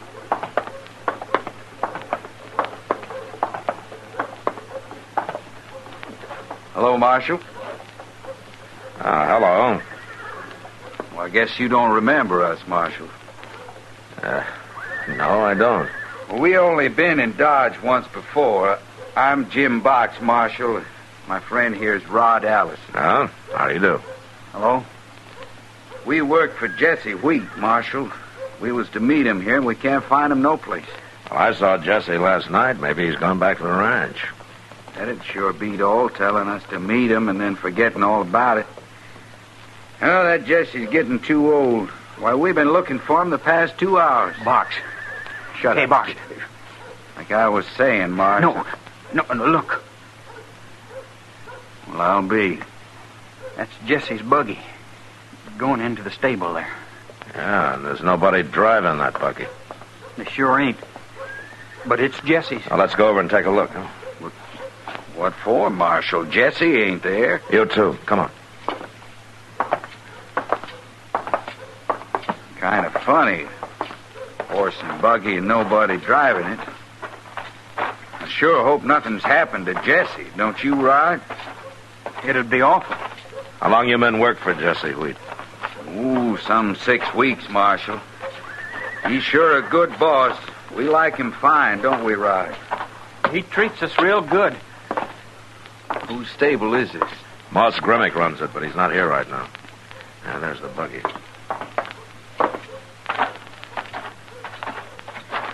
Look there, Marshal. Why, it's Jesse. Why, he must be sick or something. Yeah.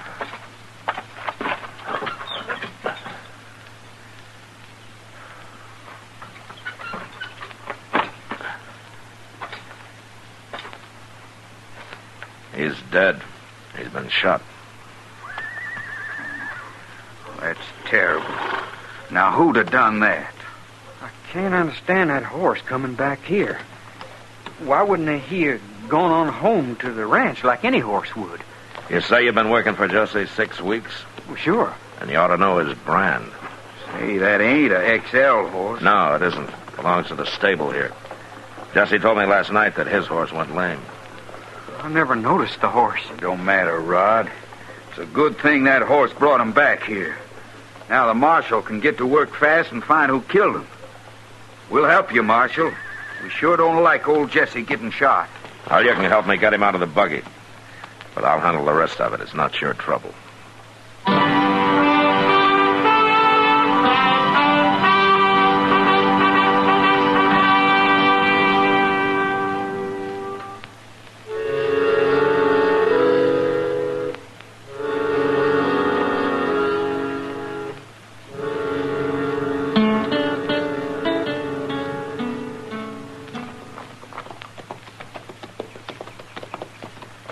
Dillon? Yeah, what, Chester? Jesse Wheat was a whole lot older than his wife, wasn't he? Didn't you ever meet her? No, sir, I never did. Yeah, Anna Wheat's about 22. Jesse was in his late 40s. Yeah. Maybe she done it. What? Killed him. Maybe it was her because he was so old and all. Chester, you remember the tracks back there just before Jesse's buggy turned around and headed back to Dodge? Oh, yeah, I forgot. They was 2 horses stopped it, wasn't they? That's right. Well, then it must have been them fellas Jim Box and Rod Allison. Maybe. Oh, look, there's Anna on the porch. You must have seen us coming. Hey, she is young. I hope she's already heard about this. Well, let's get on here, Chester. Yes, sir.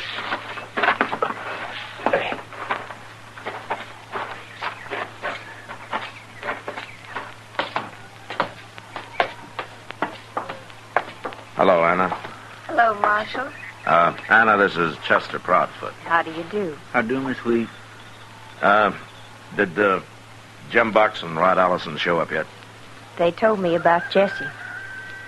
He was a good man, Marshal. He treated me like a daughter. Well, did you know anybody who might have had a reason to kill him? Well, of course not. Jesse didn't have any enemies that I know of. How'd he get along with Jim Box and Rod Allison? You don't think Rod had anything to do with it? Well, all right. What about Box? Any trouble with him? He's different from Rod. I don't like him. But there hasn't been any trouble that I know of. Where are they now, Anna? Oh, they rode off somewhere out with the cattle, I guess. Does anybody else work for you? No, just them, Marshal. But they said they'd stay on here on the XL as long as I want them. And right now, with all the stock, I really need them. Yeah, sure.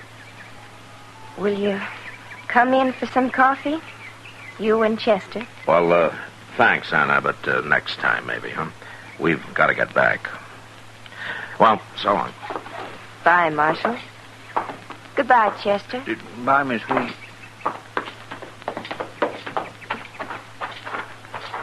Well, we sure didn't learn much from her, Mr. Dillon. Not much. Ain't we going to wait and talk to them two fellas again? No, it might make them jumpy, Chester. I want them to feel safe. They made one mistake. They'll make another.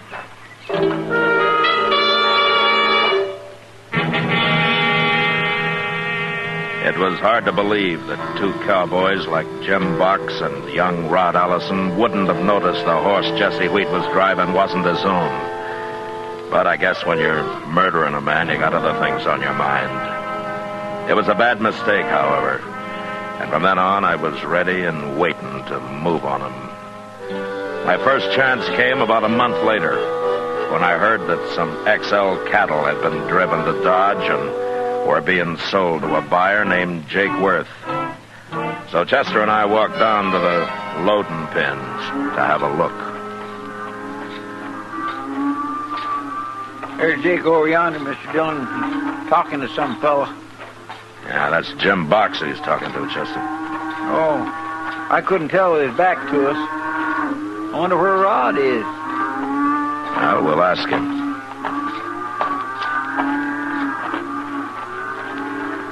Hello, Jake. Well, hello, Marshal. Chester. Hello, Jake. Those XL cattle you buying? Only 30 head, Marshal. Uh-huh. Did Rod help you drive them in, Box? Last night, Marshal. Now, where is he now?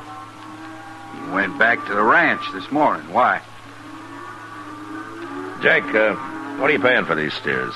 You just settled on $20, Marshal. $20. Now, it's 30 head. That'd come to $600, wouldn't it? What are you trying to say, Marshal? Think there's something wrong with my selling them steers? No. Not as long as Anna Wheat gets the $600. Now, wait a minute here. I took it for granted she knew about this sale. You got such a smart marshal. Take a look at this, Jake. Looks okay, Marshal, but you better read it, too. Here. She's given him full authority to sell the stock and collect the money. Of course she has. Well, you through reading, Marshal? Yeah, I'm through reading. You want to apologize? Jake. What? Anytime this man sells XL cattle to you, I want to know about it. And I'm going to tell every other buyer in Dodge the same thing. That ain't much of an apology, Marshal. Come on, Chester. See you later, Jake. Sure. My gracious. That box is awful mad, Mr. Dillon. Well, he ought to be. I just ruined his game. Yeah, but couldn't he run off with the money one of these times before you've checked with Anna? Nah, he's too smart to become a cow thief for a few $100, Chester. Now, he wants more than that. Well, he can't get it now, can he? Well, he couldn't. How? By killing me.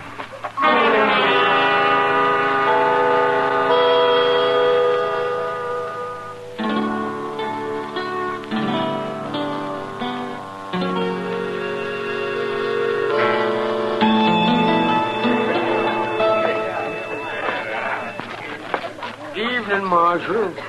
What'll it be, sir? Nothing for me, Sam, but I'll take a glass of beer over there to Miss Kitty. Got it right here, sir. Okay.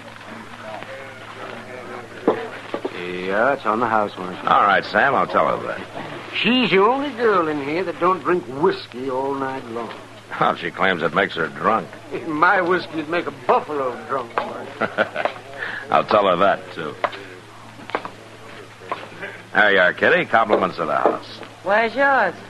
No, not tonight for me. Well, place looks kind of quiet tonight. That suits me. Yeah, well, you won't get rich in an empty saloon, Kitty. I won't get old either. Kitty, Hmm? why don't you quit and marry some nice young fella and settle down on a ranch or something? Ha! Oh, what's wrong with that? I've lived on a ranch. The women work harder than the men do. Well, don't they everywhere? Not in New York. At least so I've heard. Well, why don't you go to New York, then? What are you trying to do, Matt? Get rid of me? No, of course not. I just like to see you happy, that's all. I'm happy. You're the one that's doing all the complaining. Yeah, I guess I am. You're like a man trying to ride two horses at once, Matt. They do that only in circuses. Not practical anywhere else. No, Kitty, you know I'm a simple man. Tell that to somebody who doesn't know you. Like Jake Worth.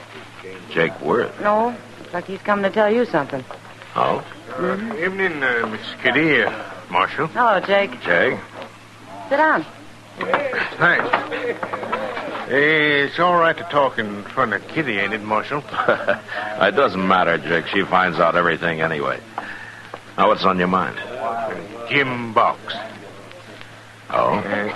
Remember a couple of weeks ago how you told me to report any sales of XL cattle? Yeah, sure. Well, he ain't sold none since then, but you're right. He's a crook. Well, how do you know? He come in this afternoon and offered to sell me some 500 head. That's about all the cattle Anna Wheat owns. Well, maybe she's selling out. No. Box says I can have 'em real cheap, providing I don't tell you about it. Oh. Now, what did you say, Jake? Well, I said I'd take 'em. He's hired a couple of men from somewheres, and they're driving the herd in day after tomorrow. I told him the Santa Fe would have cattle cars ready by then. Uh-huh. All right, thanks, Jake. Them two men he's hired, they can probably ride good enough, but they ain't real cowboys. Well, I'll go out tomorrow and have a look at them. Well, I'm glad I ain't got your job. Not going against them gunmen.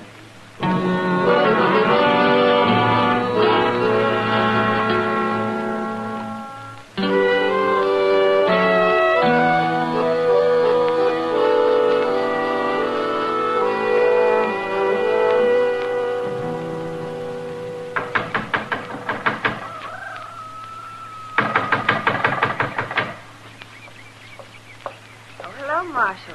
Chester, come on in. How are you, Miss Wheat? What brings you out here, Marshal? Where are the men, Anna?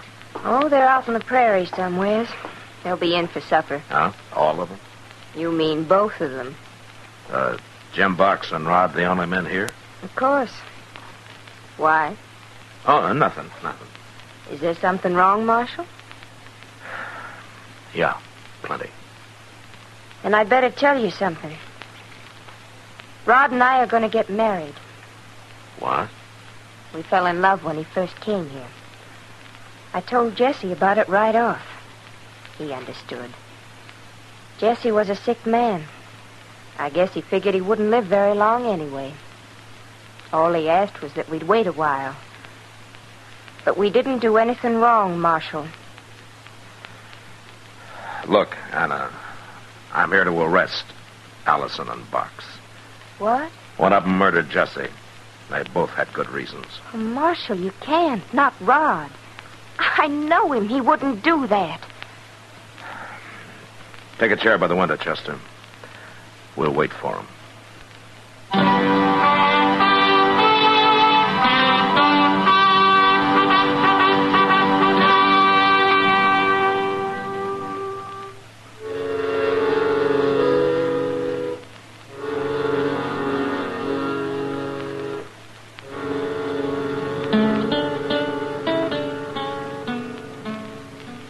Mr. Dillon, Yeah, what, Chester?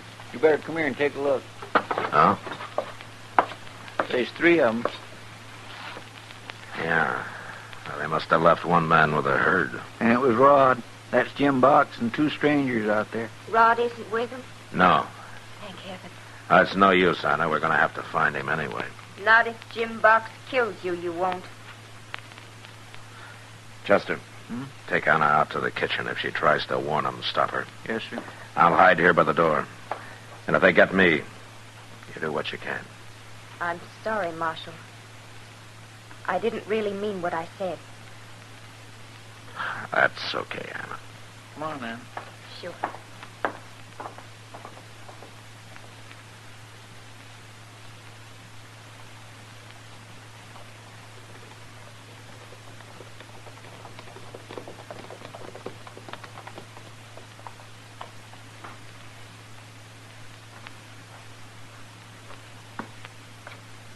You men wait there.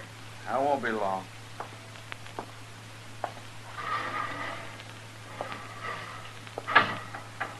Anna? Anna, where are you? I'm in the kitchen. Come in here. I'm busy. You come out here. The gun, I will. Drop it, Box. You gonna shoot me in the back, Marshal? Drop the gun. I don't trust you.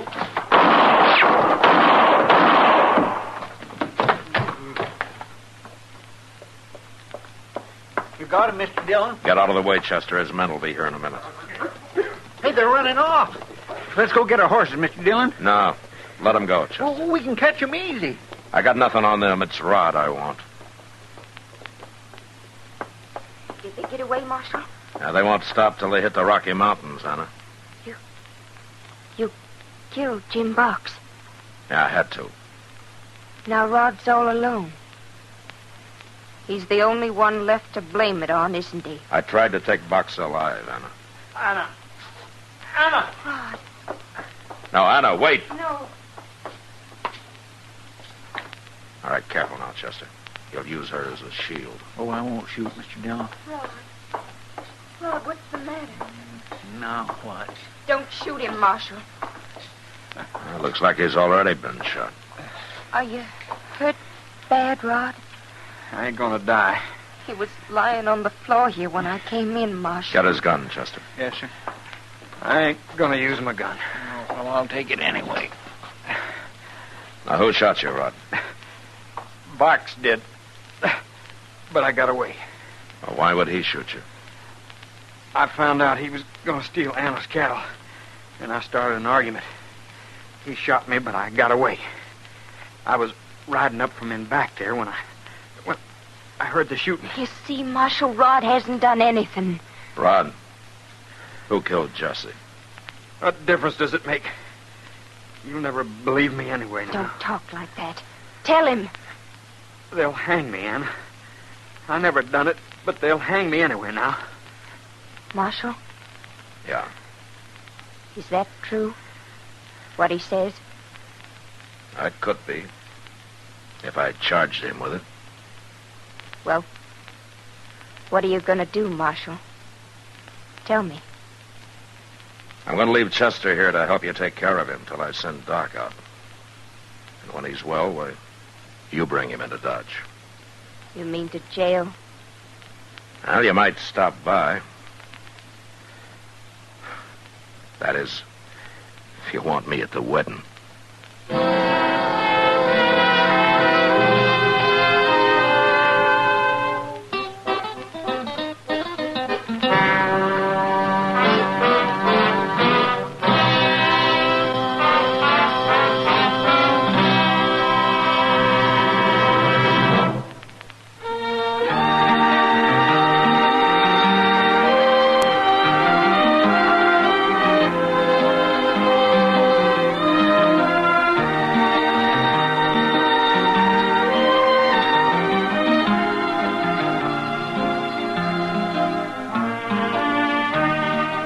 Gunsmoke, produced and directed by Norman Macdonald, stars William Conrad as Matt Dillon, U.S. Marshal. Our story was specially written for Gunsmoke by John Meston, with music composed and conducted by Rex Corey. Sound patterns by Tom Handley and Ray Kemper. Featured in the cast were Sam Edwards, Eleanor Tannen, Vic Perrin, Don Diamond, and Frank Cady. Harley Bear is Chester, Howard McNear is Doc, and Georgia Ellis is Kitty.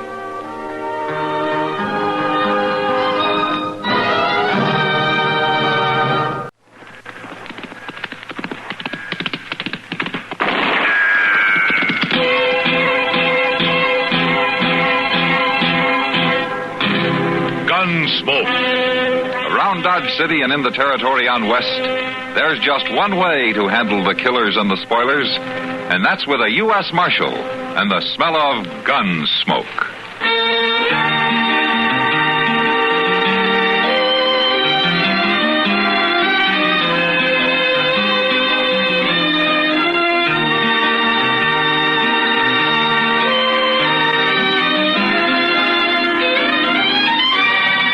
Gunsmoke, starring William Conrad.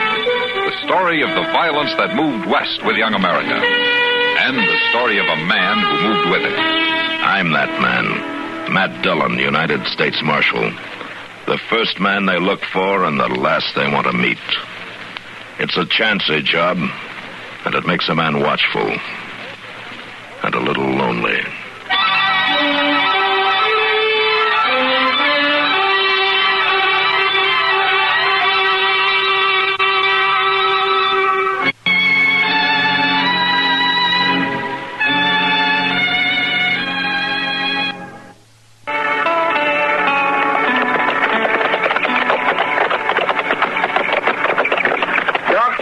Mr. Dillon. That's his buggy. Yeah, he's here. It's a good thing, too.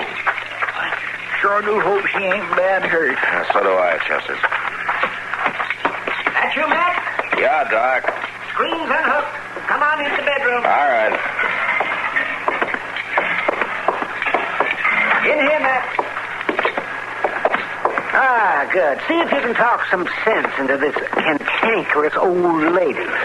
Well, I've known her for some years, and I've never been able to yet. How do you feel, Miss Larkin? Good enough to get up and get on with my chores, but this broken-winded old veterinary claims I got to stay in bed for a week.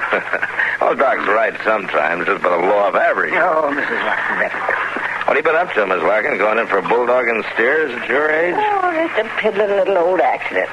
And the way you and Doc and Chester come running out here, you'd think you was all in my will. Well, you mean we ain't in it, man? Chester, it wouldn't do you no good if you was.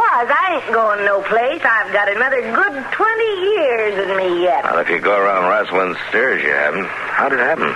Oh, that confounded breeding bull I bought last fall. He's meaner than an acre of snakes. Charges anything that moves. Can't even turn him onto the range. I have to keep him in a special built corral. Well, that was a darn fool thing to do, getting in there at all. I got about halfway across corral when that dad-blamed critter tossed his head and jerked his nose ring out of the hook. He saw me moving, so he come for me. Lonnie'd been wearing his gun, he'd have shot him. And thanks the Lord he wasn't. I got a lot of money tied up in that bull. Your life ought to be worth a little something, you know. Well, I still got it. I made the fence before he hit me, and then he missed me with the horns. Just butted me some before I could reach the top rail and haul up out of the way. Well, I'll be as good as new this time tomorrow. Good as new. Good as new. Good as new. She said, anytime an old wagon wheel hits a rock, Mrs. Larkin, it always leaves at least some of the spokes loose. You speak for yourself, you old billy goat. You're just itching to make a profit off my infirmity. Well, then at least you admit that you're hurt, Miss Larkin. I'll live to bury this old weasel. Old, you're talking to a man in his prime, Mrs. Larkin. Prime. Well, I'm going to fetch some liniment out of the buggy. Now, don't you wallow around and loosen those bandages. You got a busted rib, young lady. It's cracked some, maybe, but it ain't busted. Oh, he's a good doctor, confound him. But I sure enjoy plaguing him. Oh, Doc does some of that himself, Miss Larkin. Tell me how things been going around the place. Oh, they couldn't be better, Marshal. Except for this morning, of course, and that other little accident a couple of weeks ago. No, what other accident? Oh, his saddle girth broke on me, and I got sewed up in the North Meadow. Oh? Wasn't nothing, really. The way it turned out, I let on my feet, as usual. I'm pretty spry for an old woman. You're pretty lucky, too. I am lucky, Marshal. Things seem to work out for me, like Lonnie Wells riding in here and asking for a job. Oh, the day he come, I was just about at the end of my rope. How long's Lonnie been with you now? 5.5 months. And he's made it seem like a different world. After Ed died, I could go on because I still had my son. But 3 years ago, you remember, he was took from me, too. Yeah, I remember. Without little Dan, I just didn't have no heart to go on living. Then Lonnie come. He straighter took his place. Miss Larkin, where'd Lonnie come from? Oh, Texas, somewhere. Oh, he's a fine boy, Marshal. Just age little Dan has been. Well, he's like another son to me. Not just a hard hand. He's... Miss Larkin, you sure you're feeling all right? Yeah. I reckon I'm shook up more than I knew. Marshal, there's hot water on the stove, a box of tea on the shelf. Oh, I'll fix you some. No, you just lie back there and take it easy. I'll give you a hand. I'm much obliged to you both. You still of the same mind, Mr. Dillon? Yeah. Well, that young Lonnie Welch is a shifty-eyed cuss if there ever was one. It's worse than just being shifty-eyed, Chester.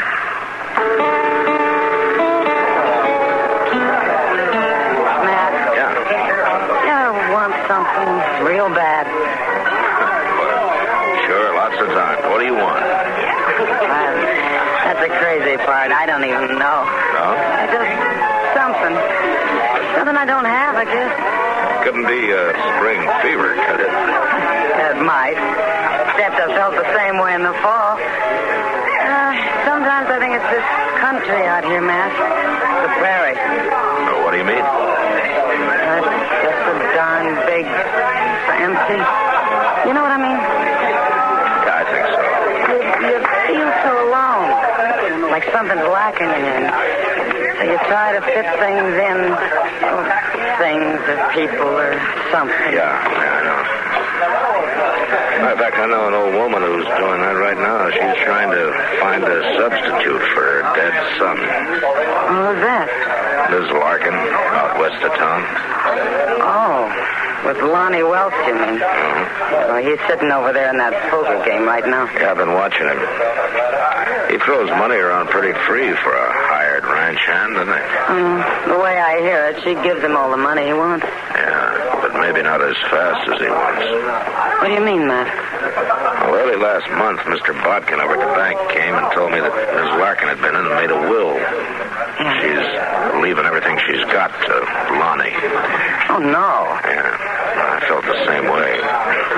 Even more so after she'd had a couple of close calls. Accidents, supposedly. Oh, Matt, something ought to be done. Well, you can't hang a man on a hunch, especially when he hasn't done it yet. Well, yeah, but there's got to be something. Well, I've been figuring on talking to him. In fact, I think I'll do it right now. Yeah. I'll see you a little later, Kitty. Yeah, sure, Matt. A man's luck can't run bad forever. I reckon I'll stay in and raise another 5. You mind holding up this hand for a couple of minutes, boys? Oh, what's up, Marshal? What's the trouble, Marshal? Poker against the law now in Dodge? No. I just want to talk to you for a minute, Dolly. You asking or ordering? Come on, let's take a walk, huh? Sure, why not? A man's a mind for talk, I'll oblige him. Just leave everything laid, gents, right there on the table. Getting this kind of personal attention is liable to flatter a man some, Marshal. Yeah, sure.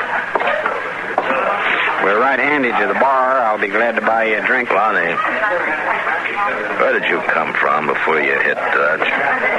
Oh, here and there. Why? Ever been in Virginia City? Not as far as I recollect. I think you better think again. I put out some bulletins a while back, and the only answer I got's from Virginia City. That's so? Seems you were working a silver claim with a partner named Pete Ryder until he turned up murdered one day. They must have mentioned something about the jury acquitting me on that, didn't they? Yeah. Lack of evidence.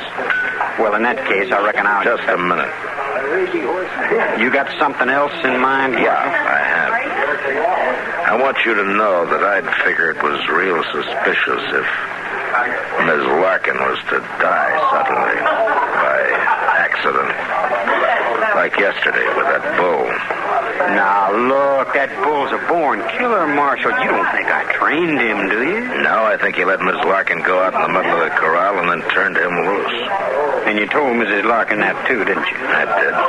Yeah, she told me. And she also told me she ordered you off the place. She wouldn't listen to such things. Lonnie, if anything happens to her, I'll get you for it, so help me, if it takes me the rest of my life. I'll see you around, Marshal. I got a pat hand in this game. You better have, mister. Because you're betting your life on it.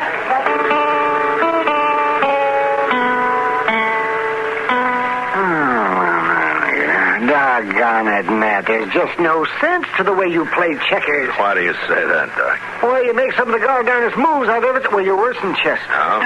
Only time you beat me is when I let you do it, Doc. Well, then you're mighty generous-natured. Oh, look what you done, Matt. Look what you done there. You left one of your men just sitting there. You see that? Waiting for me to take it. So, you see? Yeah, I see. Well, there. All right, take another one, Doc. Well, if you want to give me the game... well, your move, man. Okay, Doc.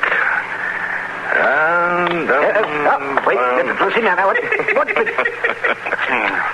That's 3 of you men, Doc. That puts you down one. And the way I'm figuring, you're beat. You're a generous nature, too, ain't you, Doc? Oh, sure, that's how you do it. Yeah, you keep Chester talking like that so as to get my mind off the game. That's right, Doc. Yeah, you've a mighty sneaky way of playing, if you ask me, too. Good evening, gentlemen. Oh, how are you, Miles? Hello, Miles. Am I breaking in on anything important? No. Come on in. Come on. I can't stay. I just wanted some information, Matthew. No? I thought you might be able to help me. Information about what? Well, at Mrs. Larkin's place out west of town, what do you figure it's worth? Oh, it's kind of hard to say. It's a good ranch, all right. Aye, that's what I was thinking. And, well, if a man could buy it cheap... What do you mean, if a man could buy it cheap? Well, I heard it might be on the market before the end of the week. Who told you that? Well, a young fellow that worked for Mrs. Larkin. He let it slip this afternoon. Oh, he'd been drinking kind of heavy, I suppose. Otherwise, he wouldn't. Do you know where he is now? Well, somebody was saying he couldn't even make it back out to the ranch. He took a room at the Dodge House for the night. Chester, come on. Yes, sir. You think that I ought to make an offer for the place, Matthew? No, I wouldn't bother, Miles. Not just yet, anyway.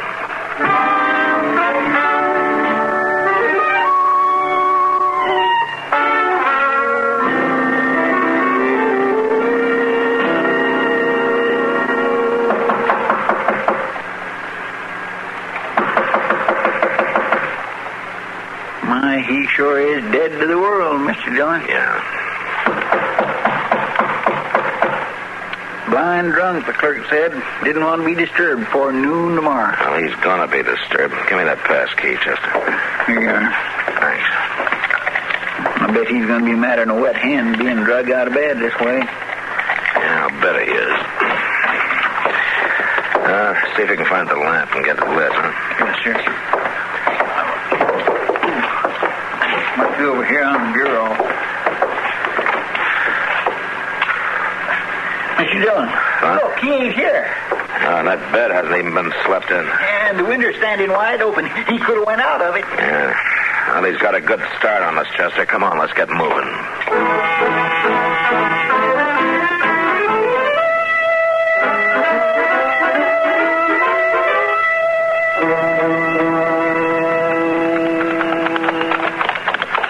Look yonder, Mr. Dillon. There's a fire at the corner of the house. Yeah, that's against the wall of the bedroom, Chester. Come on. Somebody's there. Either helping it or trying to put it out. Trying to put it out, Chester. That's Miss Larkin. Oh, well, then Lonnie ain't been here yet, huh? I wouldn't bet on that. There are a couple of buckets at the water trough there, Chester. Let's give her a hand, huh? Yes, sir. That's you, Marshal? Be right with you, Miss Larkin.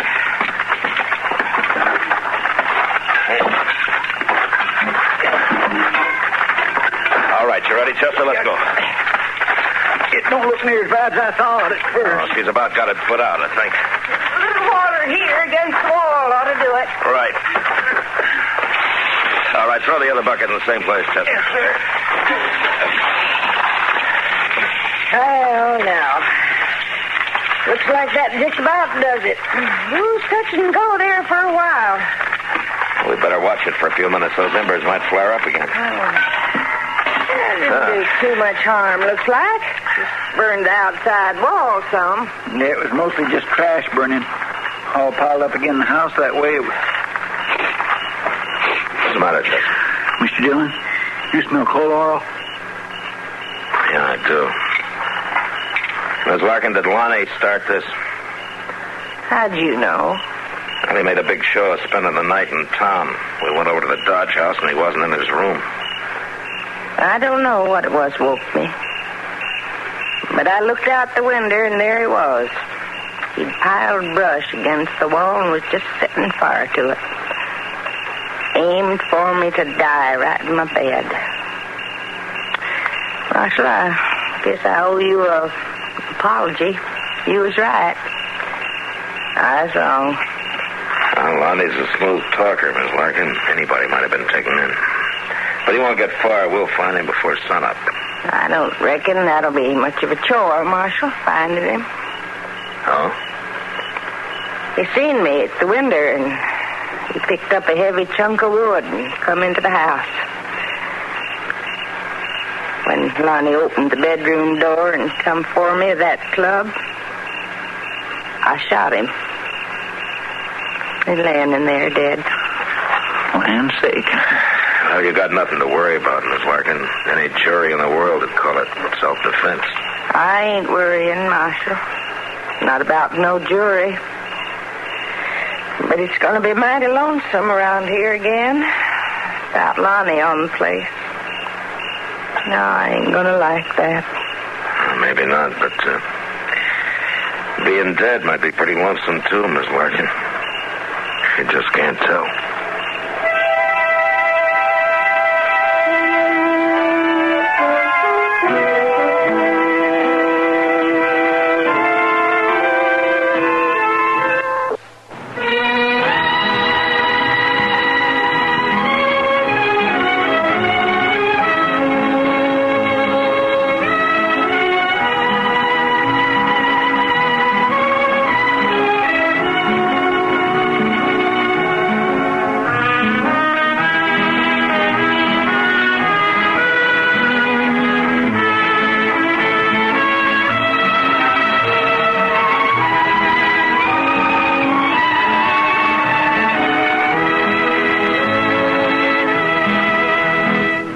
Gunsmoke, produced and directed by Norman Macdonald, stars William Conrad as Matt Dillon, U.S. Marshal.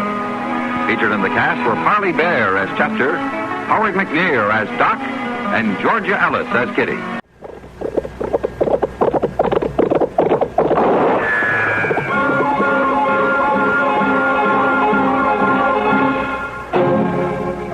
Dodge City and in the territory on west, there's just one way to handle the killers and the spoilers, and that's with a U.S. Marshal and the smell of Gunsmoke.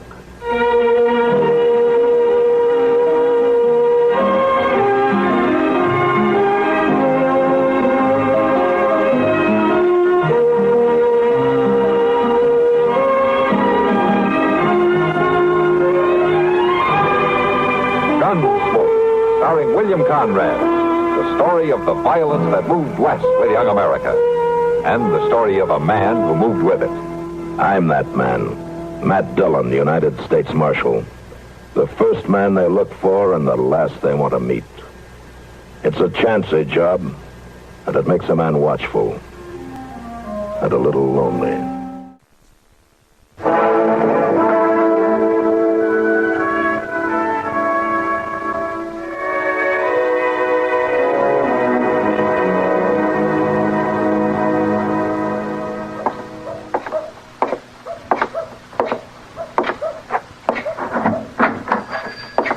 Well, Marshal Dillon.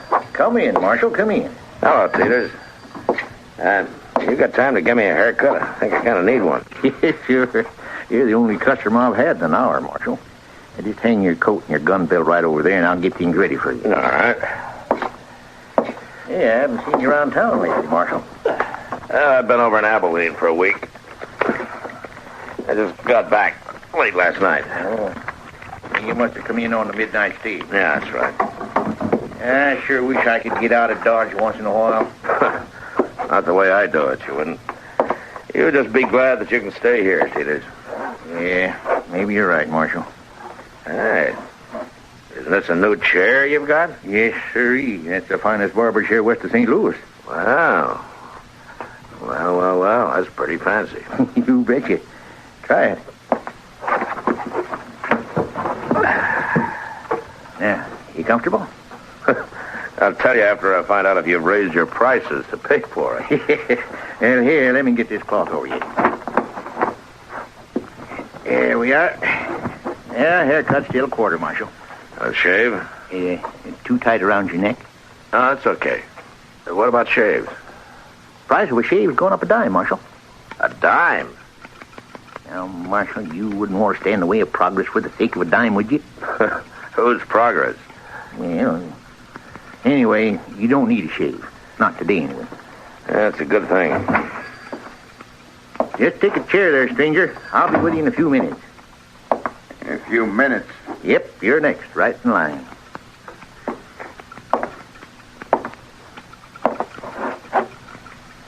Barber. What?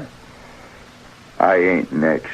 Why, of course you are. There's nobody ahead of you. I said I ain't next. You mean you won't wait? That's right. I won't wait. Oh, sure you will. I work fast. It won't be longer than 10 minutes at the most. Now, You don't understand. I want to shave. I want it right now. You can cut his hair later. What? You heard me. Now, look, mister, you don't know who you're... Shut up, Peters. Get out of that chair, mister. All right, Peters, take the sheet off of me. All right. Here.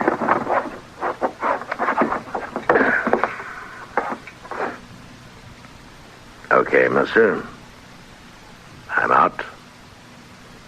Then move. I want to sit down. You don't quite understand. I don't understand what. I didn't get out of that chair so you could have it. You're going to be troublesome, ain't you? Mm-hmm. And there's not much you can do about it. Isn't there? You don't see very well, mister. What? I'm not wearing a gun. It's hanging on the wall over there. Oh. You going to shoot an unarmed man in front of a witness? Go get your gun. Put it on. No. Do it. You licked, mister. How you going to make me do it? By shooting me? Put your gun on. I don't like killings. But if you don't turn around and walk out that door, I'm going to half-kill you with my fist. Now you get moving. All right. You got me this time. The next time, you'll be wearing a gun. It'll be something different then.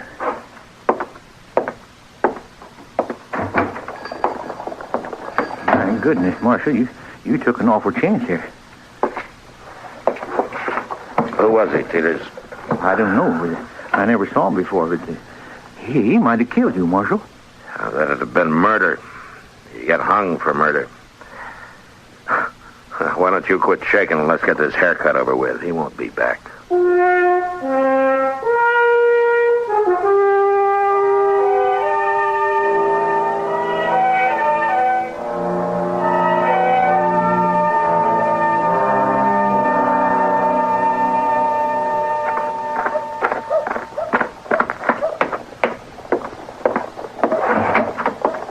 Hello, Mr. Dillon. Hello, Chester.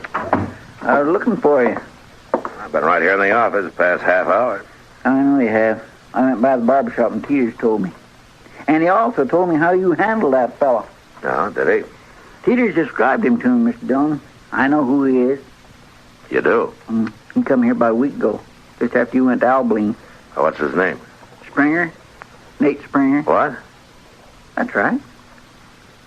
Are you sure that was Nate Springer? Well, couldn't have been nobody else. Well, why? You said you don't know him. No, I don't, but I've heard about him. You have? Where? All over. Nate Springer's got quite a reputation. As a gunman, you mean? Yeah, he's a gunman, all right. They say he's the most nerveless gunman that ever lived. He's all ice. Pat Masterson told me once that out in Arizona, a man got the drop on him and Springer started to laugh. Laugh? He asked him what he was laughing about. Springer said he never had before and he didn't want to die without seeing what it was like. Oh, my, what happened? It's kind of hard to shoot a man who's enjoying his first laugh, Chester. I'll be darned. What do you reckon he was doing in Dodge? Springer's a killer, a paid killer. That's all he's ever done anywhere. Well, then why don't you go arrest him? Well, he's not wanted that I know of. There are no circulars out on him. Well, but you can't just wait till he kills somebody. No. And I can't put him in jail till he does.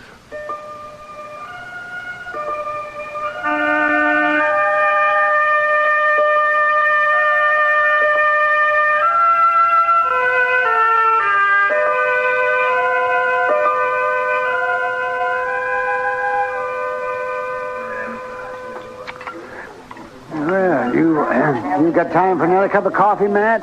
Take time, Doc. Good. And here you are. Thanks. Well, things are pretty wild up in Abilene. It's still a camp with a hair on, Doc. Worse than Dodge? No, I wouldn't say that. Then I'll stay here. Why? You're usually complaining about Dodge. I'm thinking of business, Matt. Business. What's there to do in a peaceful town, aside from delivering a baby now and then, or setting a broken leg? You sound pretty bloodthirsty, Doc. I don't do the shooting, Matt. It's men like that Nate Springer that you were telling me about. Doc, Nate Springer's sitting over there in the corner. He is? Where? Right over there. Alone with his back to the wall. Oh, yes. Yes. Well, he looks like a killer, all right. He is. Did you see how he keeps looking around there? It's like he thinks everybody in this room's his enemy. Man like that doesn't have friends. He doesn't even take his hat off, you see there? He's all ready to shoot and jump out of the door, I suppose. How can he eat if he doesn't even look at his plate? He's getting up, man. He's coming this way. Yeah. He hasn't finished his dinner. You better turn around, Doc. Okay, but you keep your eye on him. I don't like that man.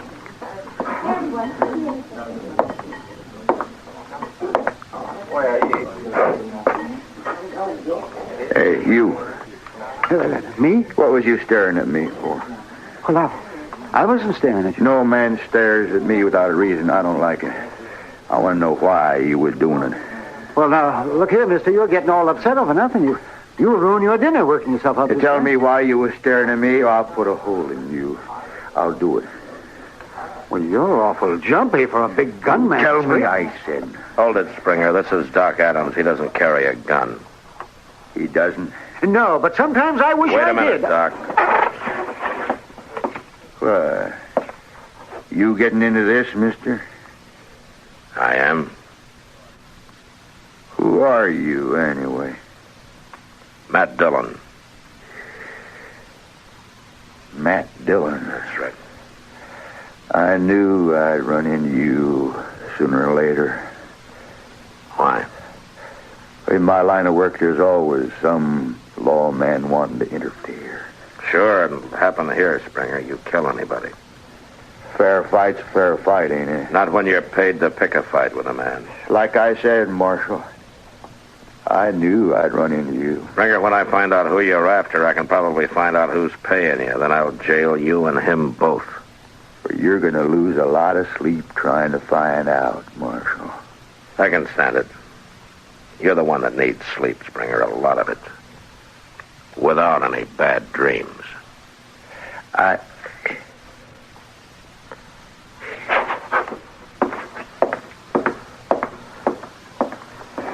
Well, looks like the man of ice is starting to melt, Matt. Something's happening to him, Doc. Whatever it isn't good.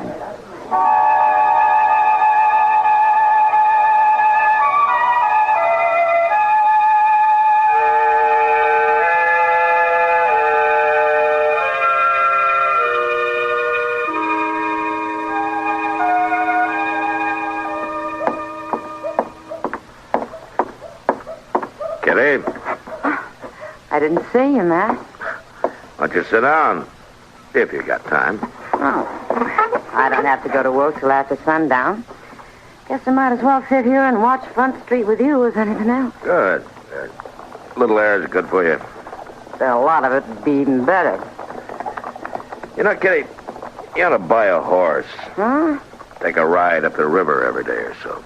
I'm too broke. Well, I'll lend you one. I got a little bay that's pretty gentle. Imagine having more than one horse. Well, that's about all the government does give me, Kitty. A couple of cheap horses. I've seen you riding your own. And I got to keep him in shape in case I decide to quit, you know. The day you quit, that horse will be as old as a man. You may be right. Hey, look, Matt. What? There, walking down the middle of the street. Springer. Now, who'd expect a man like Springer to have a little yellow dog? I don't know that the dog's his, Kitty. Maybe he's just following him. Well, he's right at his heel. I don't think Springer knows it. Oh, he's trying to sniff at him. Matt! He shot him! Poor little dog, he didn't do anything. I'll be back, Kitty.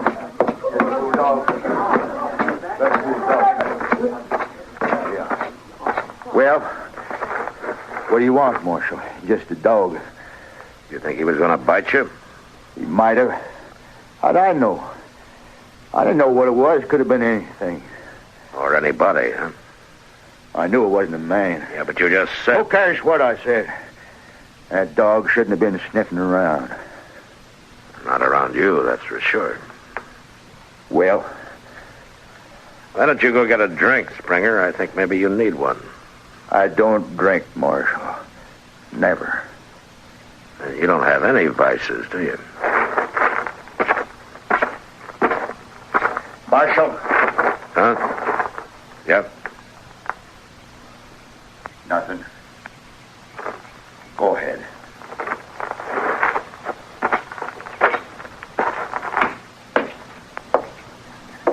Matt, is he crazy or something? I don't know, Kitty. Well, he's the meanest man I ever saw. He didn't shoot that dog out of meanness, Kitty. No? Well, why then? He's jumpy. Well, if he's that jumpy, nobody need worry about him. I worry about him, Kitty. You? He's dangerous. He's more dangerous now than the way everybody tells me he used to be. What do you mean? Well, suppose that instead of a dog smelling at his heel, it's been a man who had happened to bump into him. Well, I'd hate to be the man. He'd probably get killed. That's right. Then Springer shouldn't be carrying a gun, Matt. Yes, I know. Well, why didn't you take it off him or run him out of town? If I did that, whoever's paying him would just hire another gunman, Kitty. The only way to stop this killing is to find out who that is. Well, I hope you do, before it's too late.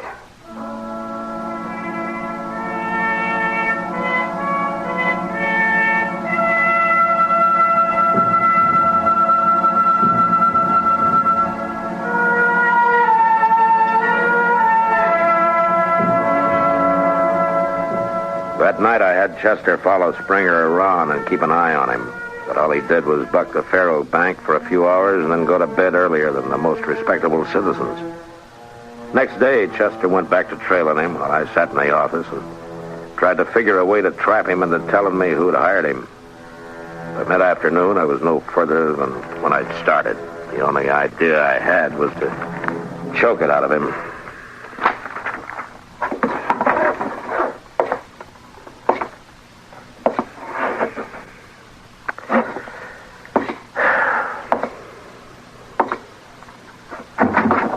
Dillon? Yeah, what is it, Chester? That Nate Springer, he doggone near shot a girl over there. What? One of the girls over at the Long Branch. What do you mean he almost shot her? Well, sir, he stayed in his room at the Dodge House all morning. So just Never mind that. What about the girl? That's what I'm getting to. Well, just afternoon, he went over to the Long Branch and started gambling. He was sitting at a table in the corner with his back against one of them wooden windows, you know. And one of the girls that works there, well, I guess she needed a breath of air, so she slipped in behind Springer's chair and started opening that shutter. I wonder if she got that far. Well, he just won. He was raking in the pot. But when he heard her, I never see a man move so fast, Mr. Dillon. That poor girl near about fainted the way he jumped around at her. She's lucky she didn't get shot. He had a 6-gun stuck right in her face. He was within a hair of letting go of that hammer. And when he seen who it was, he started cussing her something fierce. He's getting worse. Yeah, and he's going to kill somebody, sure, acting a fool that way. Yeah. And it probably won't even be the one come here to kill, neither. Imagine him about to shoot a woman. I guess I can't wait any longer, Chester. What are you going to do? Well, I'm going to shame him first. If that doesn't make him talk, I'm going to have to run him out of town.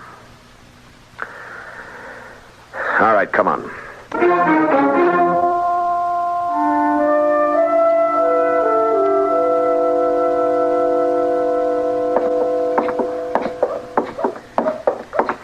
Dillon, I can't help thinking all your friends who told you about Nate Springer were mighty poor judges. He's about the uncoolest gunman I ever saw. I agree about that, Chester. Who was it told you about him last? I don't remember. It's been 2 or 3 years. Maybe just a lot of rumor. You know how the talk gets started sometimes. Wyatt Earp was the first man who told me about it. When we get inside here, you go to the bar and you stay there, huh?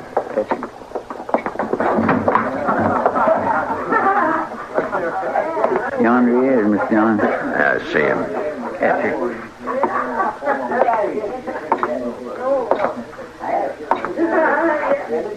Springer? Springer. Come over here.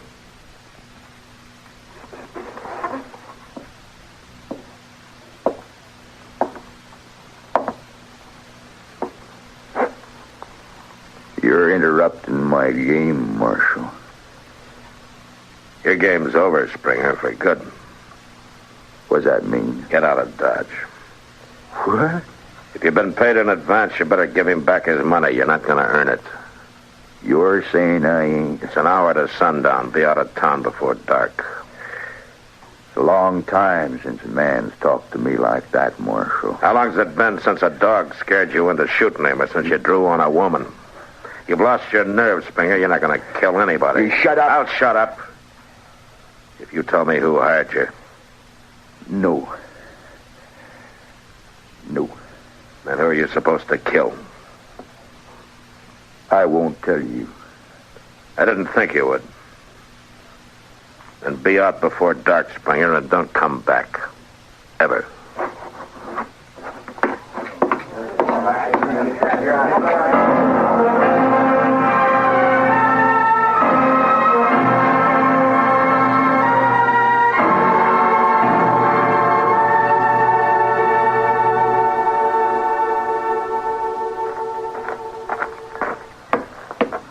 Hello, Matt. Doc? What are you standing out here for? Why aren't you inside with the feet on your desk the way you usually are? I'm waiting for somebody, Doc. You sound serious. Nate Springer, Doc. He's got about 20 minutes to leave town. Was that so? Well, you finally had to come around to it, huh? Yeah, he's still on the Long Branch over there. If he doesn't come out before dark, I'm going in after him. Well, there comes somebody. Huh? Chester. Oh, yes. Is there going to be a shooting, Matt? I doubt it, Doc. Springer's already back down. Well, you never know, huh? I'm going to get my things ready just in case. Yeah, sure, Doc.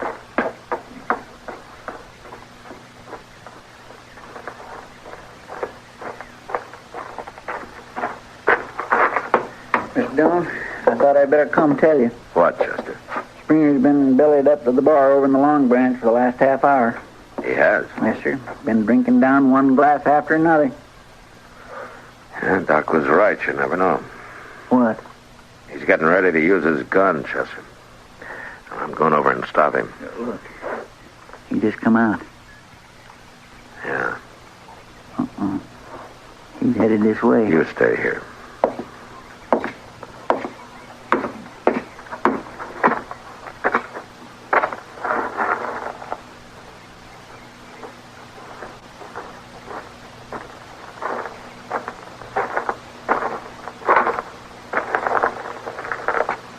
Marshal? I thought you didn't drink, Springer.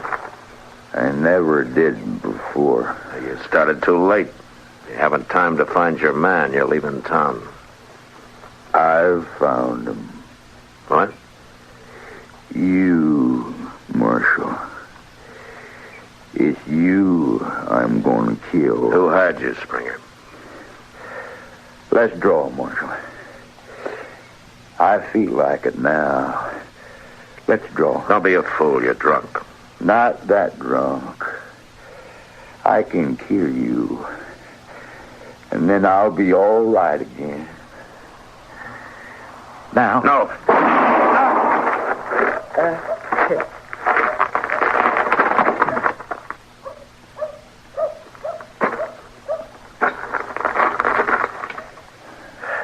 You shouldn't have tried it, Springer. I had to. Why? Yuma prison. 2 years. I come out scared. Lost my nerve in that prison. And why did you take this job?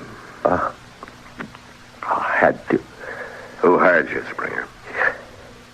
I did, Marshal. I hired me.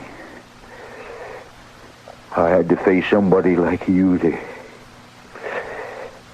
get my nerve back. Don't you understand? Yeah. Yeah. I understand. It didn't work. No. And I paid everything I had for it.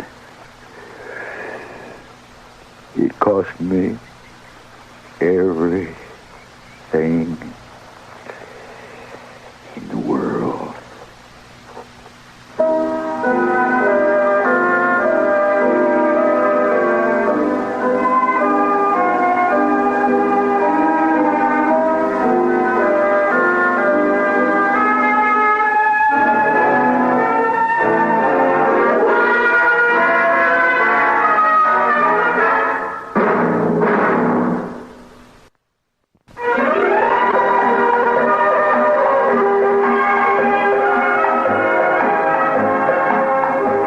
Gunsmoke. Produced and directed in Hollywood by Norman Macdonald, stars William Conrad as Matt Dillon, U.S. Marshal. The story was specially written for Gunsmoke by John Meston.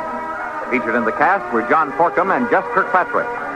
Harley Bear is Chester, Howard McNear is Doc, and Georgia Ellis is Kitty.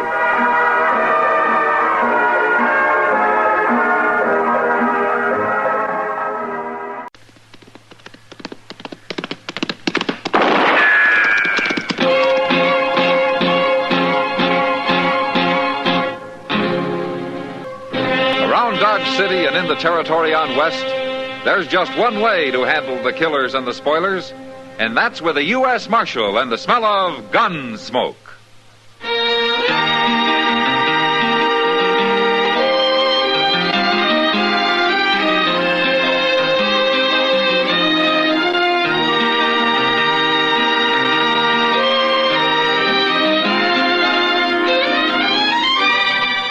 Gunsmoke, starring William Conrad. transcribed story of the violence that moved west with young America, and the story of a man who moved with it. I'm that man, Matt Dillon, United States Marshal. The first man they look for and the last they want to meet. It's a chancy job, and it makes a man watchful and a little lonely.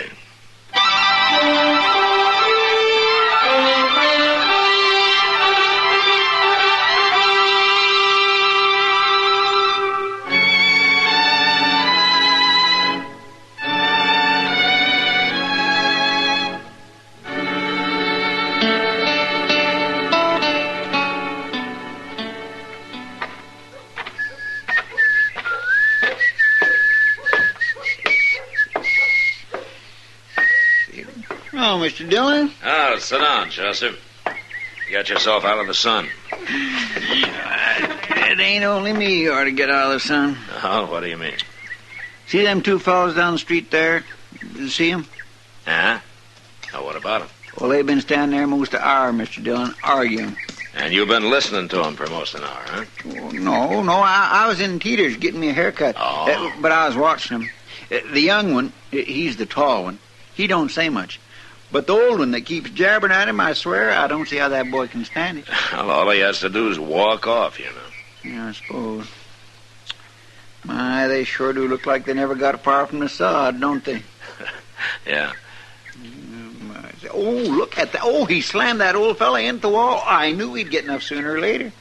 He's hitting that old man again, Mr. Dillon. Yeah, they'll be using knives next. Come on.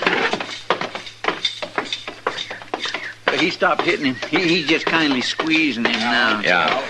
At least he made that old man quit talking at him. Well, that's one way of doing it. Hear no more about it, and I don't. Let me go, Viney. You grab my rib. I ought to crack your neck. He'll do it, too, Mr. Dillon. All right, turn him loose, fella. What? I said turn him loose. Now.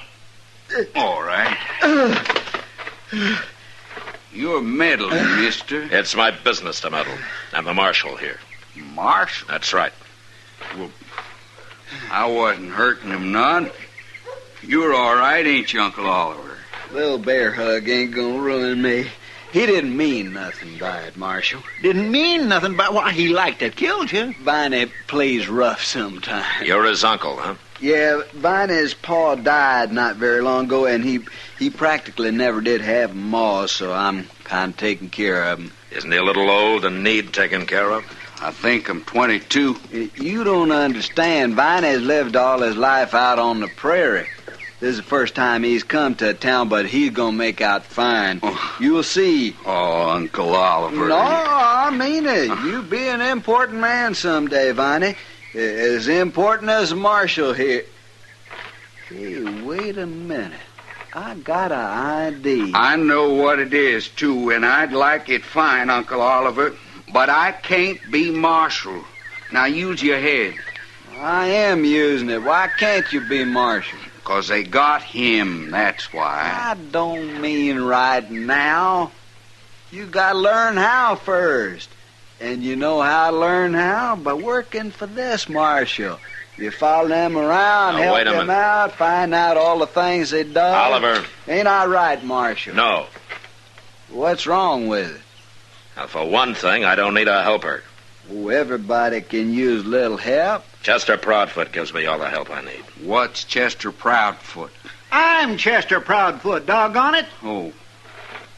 Well, there you are, Uncle Oliver. There I am, nothing. What do you want me to do? Get rid of Chester Proudfoot, shoot him or something? Now, here, now, look here. What kind of talk is that? Are you darn people crazy? He's right, Viney. That's no way to talk. I'm surprised at you. You'd be more surprised if I did it, wouldn't you? Yeah, now.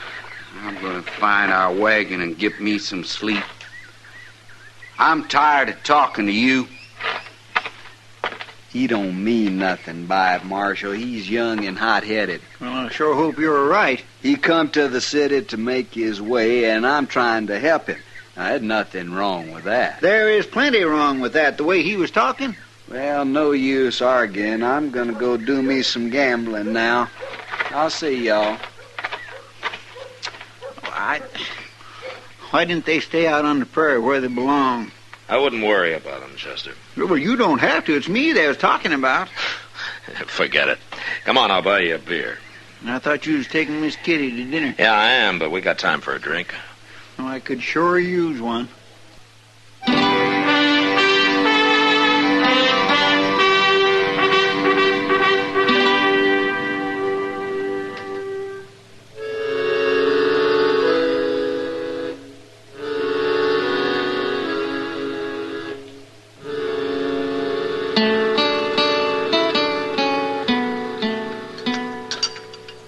You want some more coffee, Kitty? No, thanks, Matt. Tell me, did you find out their last name? Well, they didn't bother to tell me, but I ran into Moss Grimmick. They're keeping their wagon at his stable. And, he said their name's Stang. Stang? They sure sound like a great pair. Yeah. You know, maybe in a few weeks in Dodge, around people, they'll start acting more civilized. It sounds like they're just plain simple-minded to me. Yeah, you'll meet them. Oliver, anyway, he's a gambling man. He is, huh? Yeah. What's his game, mumbly peg? He might surprise you, Kitty. Well, maybe. From what I've heard about him, he won't surprise any dealers I know. Huh? What? You're about to meet Viney now. Oh.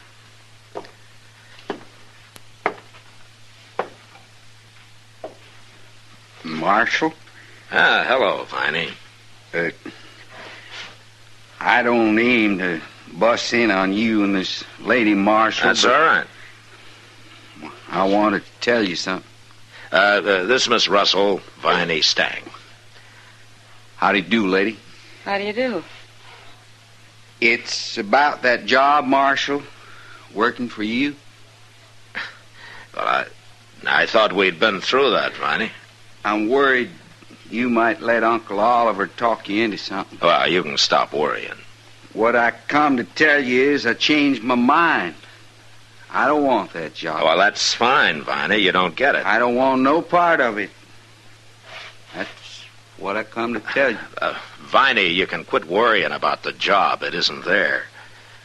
Now, why don't you go to work for some freighter or a stable or something, huh? I just might do that, Marshal. I've been thinking on it. Well, good, fine. Like I say, I'm plumb sorry busting in on you this way. I'll be going. You didn't do him justice, Matt. It'd take two of him to be simple-minded. I'm not so sure, Kitty. What do you mean, Matt? Nobody could be as simple as Viney. Not even Viney.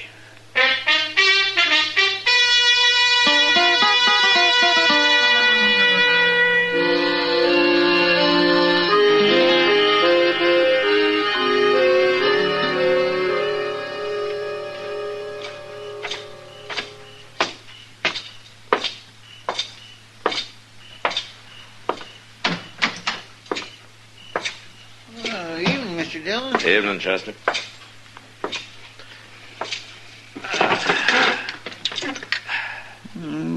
Things seems to be pretty quiet tonight. That's why I came back to the office. There's nothing doing on the street. They say there's a big Texas herd arriving in a couple of days. Oh? About 5,000 head. Well, that ought to wake Dodge up. And keep it up. Yeah. I bet them cussed cowboys out there on the prairie right now figuring out some new way to tear this town apart. Yeah, they'd have to be pretty smart to do that. Yes, sir.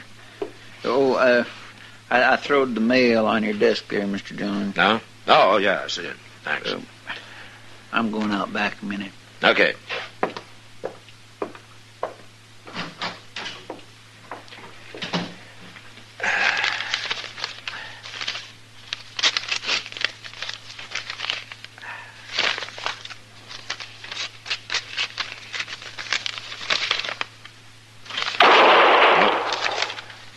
Chester!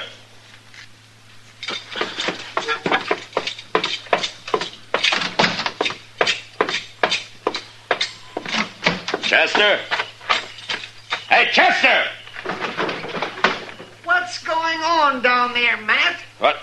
Well, I don't know, Doc. You see Chester from up there? Oh, there's somebody lying in the high grass out there. Huh? Where? I'm pointing, Matt. Oh.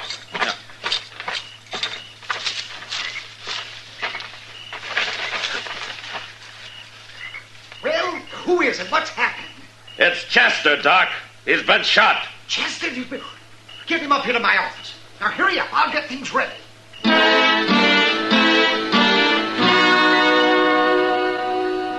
There was nothing to do but forget about the gunman and carry Chester up to Doc's.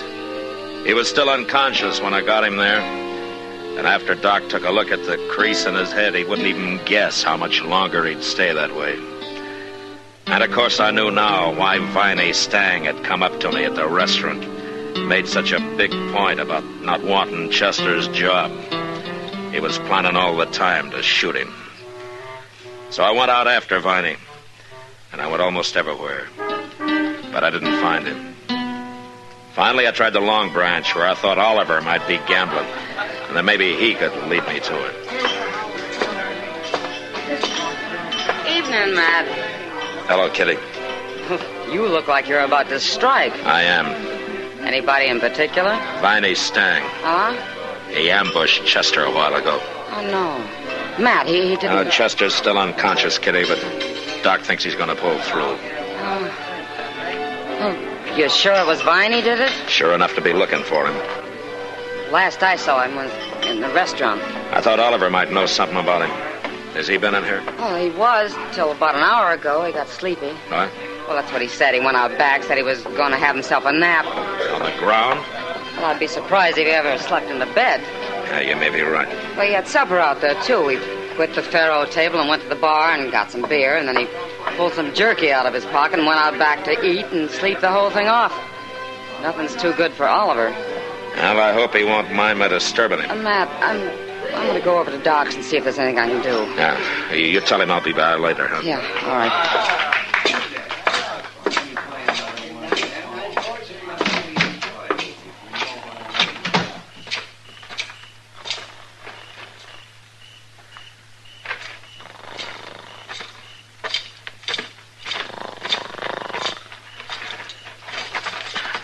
Oliver? Oliver, come on. Wake up. Hello, Marshal. Wake up. I want to talk to you. Yeah, Come on. Sure. I'm awake. Come on. Man, gotta get a little sleep now and then. Where's Viney, Oliver? Viney? I don't know. When did you see him last? Why, this afternoon. You haven't seen him since? No. What do you want him for, Marshal? Something wrong? Chester's been shot. No. Ambushed. Ambushed? That's right. Well, you think Viney did it, huh? Well, he didn't, Marshal. Viney never killed nobody in his life. I didn't say he killed him. What? I said he shot him. Hit him in the head. Chester's still unconscious. He ain't dead? You seem disappointed. Now, look here, Marshal. We Stangs don't go around shooting people. I won't stand for nobody saying we do. I want Viney, Oliver, and you're going to help me find him. You know his ways. You know where he might be. Viney didn't do it. He threatened to. And tonight he tried to fool me. Said he didn't want Chester's job.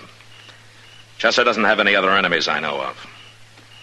But you're going to help me find Viney, or I'll let you wait in jail till I find him. Now, you take your choice. Jail? That's right. You said Chester ain't come to? What's that got to do with it? Well, if he dies, that'll be real bad, won't it? Yeah, real bad. Marshal, if Viney done it, I'm as strong against him as you are, blood kin or not. I'll help you find him. I sure will.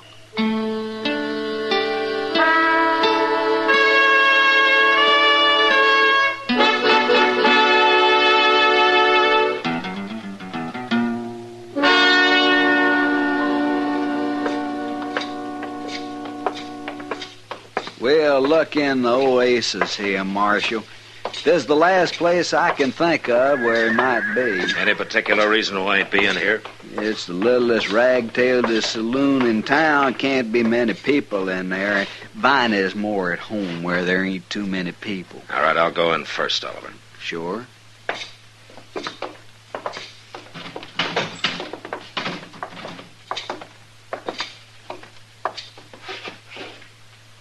Well, there's nobody here but the bartender. And he's asleep. Well, let's wake him up and ask him. No, it wouldn't do any good. They don't talk to the law in this place. Come on.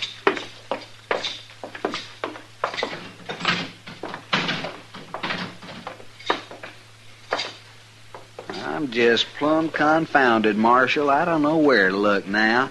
We've been everywhere that boy might be. Maybe.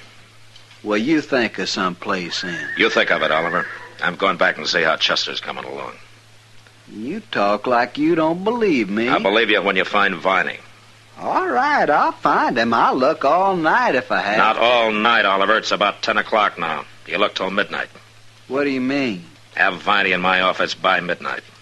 Now, see, you don't believe me. I believe you. I just think you might have better luck without me hanging around. If he did it, I want him caught bad as you do. I told you that. And if he didn't do it, he's probably got a good alibi. But you find him. And don't you run. I'll track you down if it takes all year. Marshal, you're terrible wrong about me. I'll be waiting in my office, Oliver.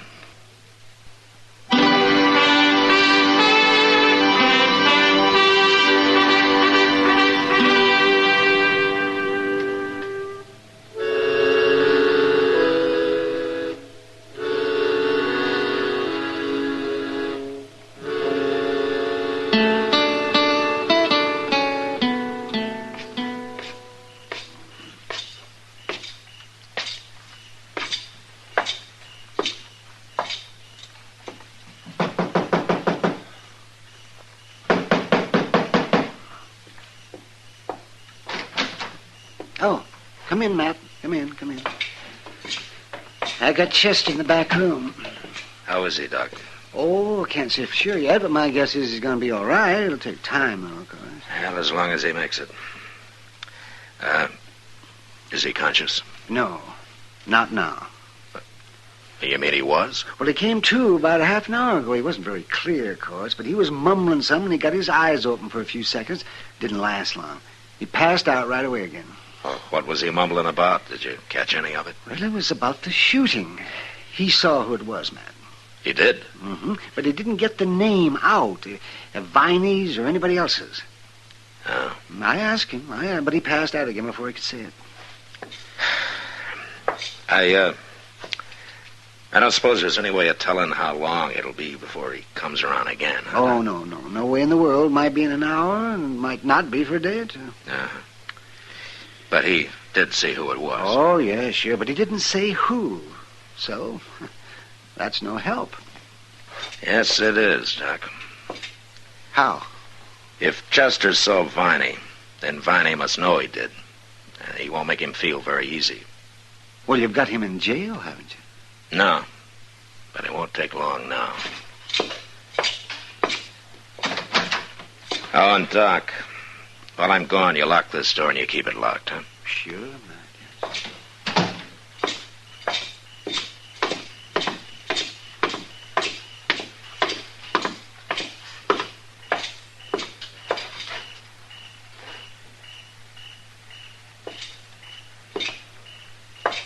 Hello, Oliver. I ain't found him yet, Marshal, but I'm going to. How's Chester? Well, Doc thinks he's going to be all right. He came to a minute or so. He dead? Yeah, long enough to tell Doc he saw who shot him. But he didn't get the name out. Oh. When he does, it's all the evidence I'll need to put Viney in prison for a long time.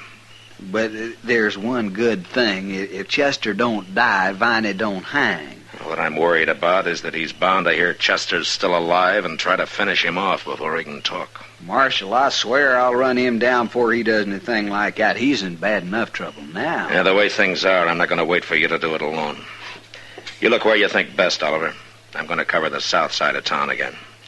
If you find him, you take him to my office and wait. Okay, Marshal. All right, let's get started.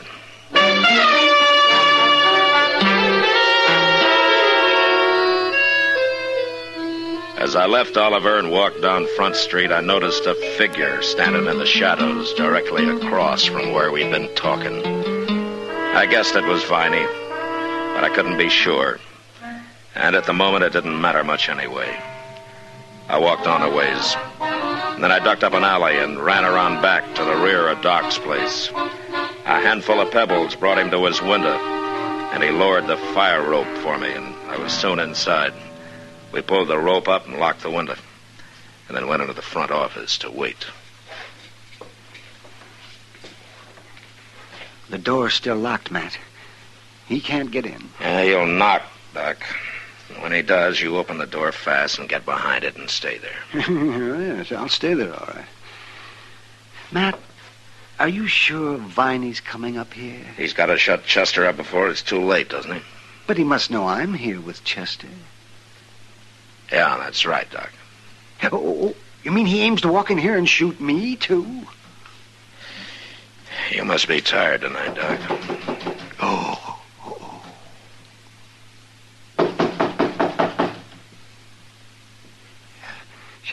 Shall I open it now? I'm ready if you are. Now, you watch yourself, man. All right, go ahead, open it.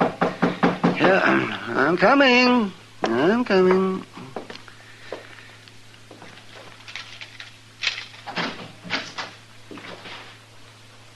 Doc, where are you? All right, drop it. No!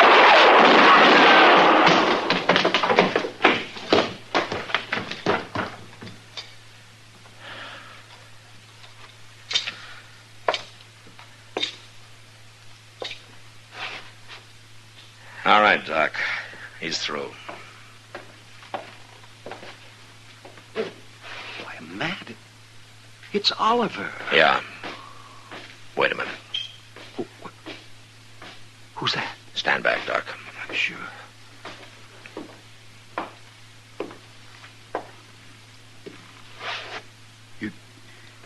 You went and killed Uncle Oliver. I had to, Viney. Well, why didn't you wait? I'd have stopped him. Then why didn't you stop him downstairs? I couldn't get over there fast enough. Where have you been, Viney?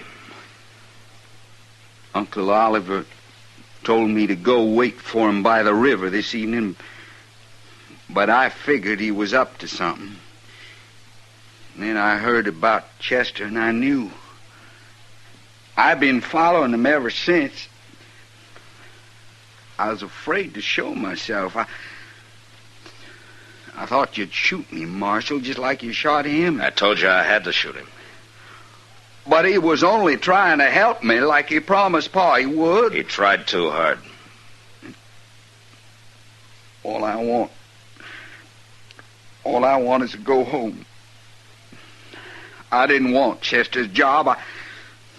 I told you that. Don't you even remember? Yeah, I remember. But you forgot something, Viney. What? You forgot to tell your Uncle Oliver.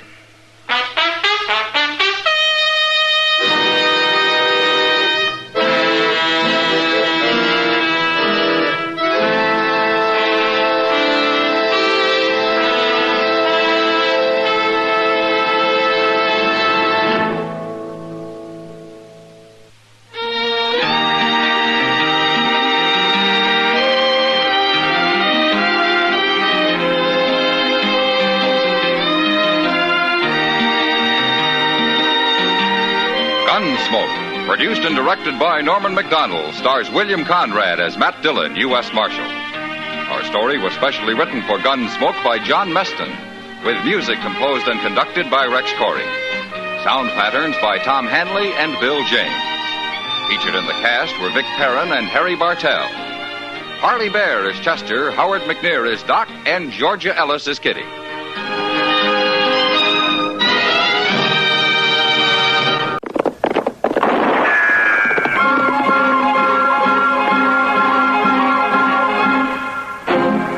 Around Dodge City and in the territory on West, there's just one way to handle the killers and the spoilers, and that's with a U.S. Marshal and the smell of Gunsmoke.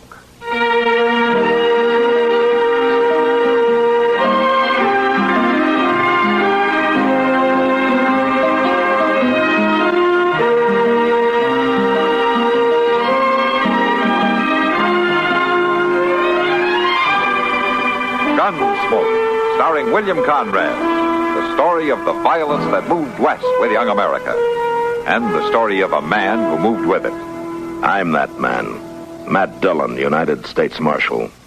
The first man they look for and the last they want to meet. It's a chancy job, and it makes a man watchful and a little lonely.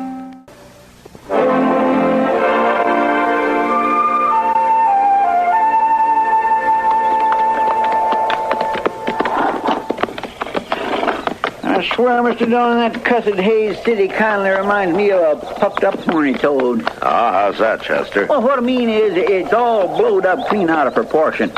People running around every which way and nobody knowing where they're running to. Well, I guess that's what happens when a town grows fast. Well, I'd just soon spend a week in a buffalo war. Mr. Dillon, look yonder. Yeah, I see him. Seems like them folks' wagon broke down, don't it? Uh-huh. Well, come on, maybe we can give him a hand.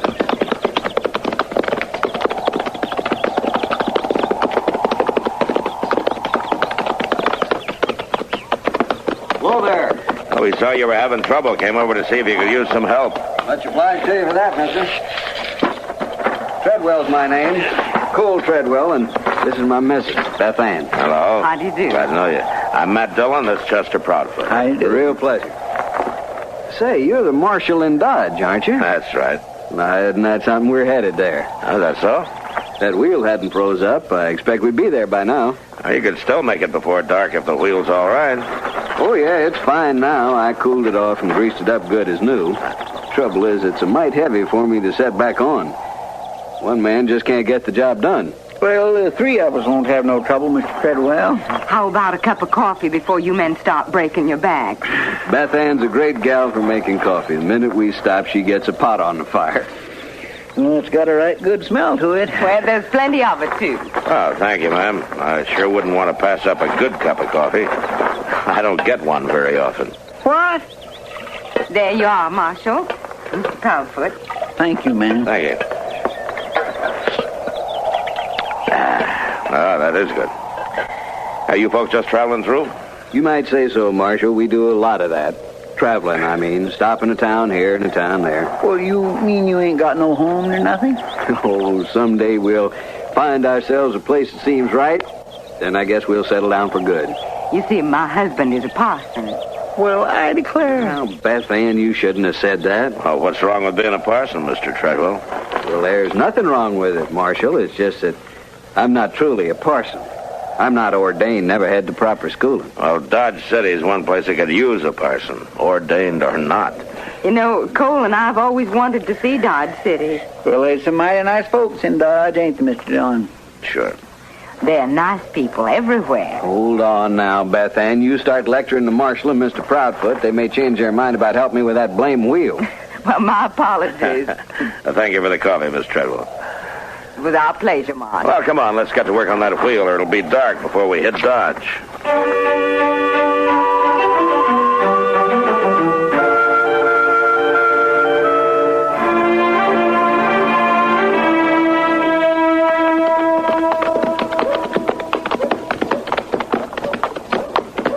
You go on and let Nate Bush out of jail, Chester. He should be sober by now. Well, you want me to take care of the horses first, Mr. Dillon? No, I'll do it. I want to talk to Moss about a saddle he has down there at the stable. All right, sir.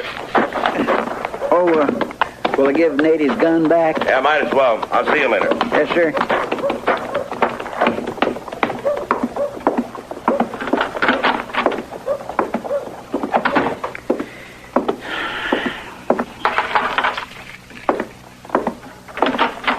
It's about time you come back and let me out of this flea pen. You got any fleas, Nate Bush? You had them long before you got throwed in that cell. How come you've gone so long anyways? I could starve to death. Oh, if you wasn't so ornery, you wouldn't be in jail in the first place. And besides, Delmonico's brung your meals while we was gone. Delmonico's. Call that slop food that wasn't fit for a hog. I notice you had it. It's your concerned pleasure to get rid of you.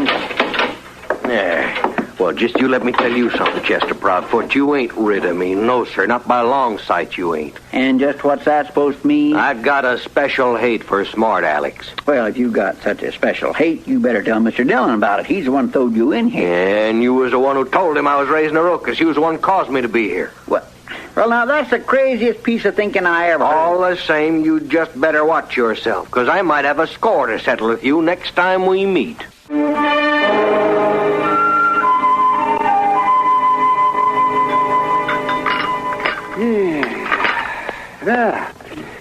Chester, now that I've finished my coffee, I think I should tell you something. What's that, Doc? The bear grease you put on your hair is running down the back of your neck. I'm afraid he's right, Chester. That ain't bear grease, Miss Kitty. Huh? That's rose pomade from the tonsorial parlor. I paid Mr. Teeters 15 cents for that bottle. 15? Well, you were cheated. Besides, why put on so much of the stuff? Well, it's my dang cowlick up there. I've been having trouble keeping it down. Well, I think you got it beat now, Chester. Chester, where in the world are you headed for, all dressed up that way? Black coat, boiled shirt. Must be something pretty special, huh? Well, as a matter of fact, it is. You know, Mr. Treadwell's been mighty busy, and he asked could I escort Ms. Treadwell to prayer meeting. Oh, well, no wonder you're so slicked up. Yeah, she's a mighty attractive woman. And a good cook, too. And he's the best checker player in town. He beat me last night. Well, I do declare. I didn't know anybody could do that. Beat you, I mean. Not as sly as you are. Sly? Just what do you mean by that? Nothing. Well, I better be going. Don't want to keep Miss Treadwell waiting. Thank you for the breakfast, Doc. You're welcome, Chester. But next time, no rose pomade.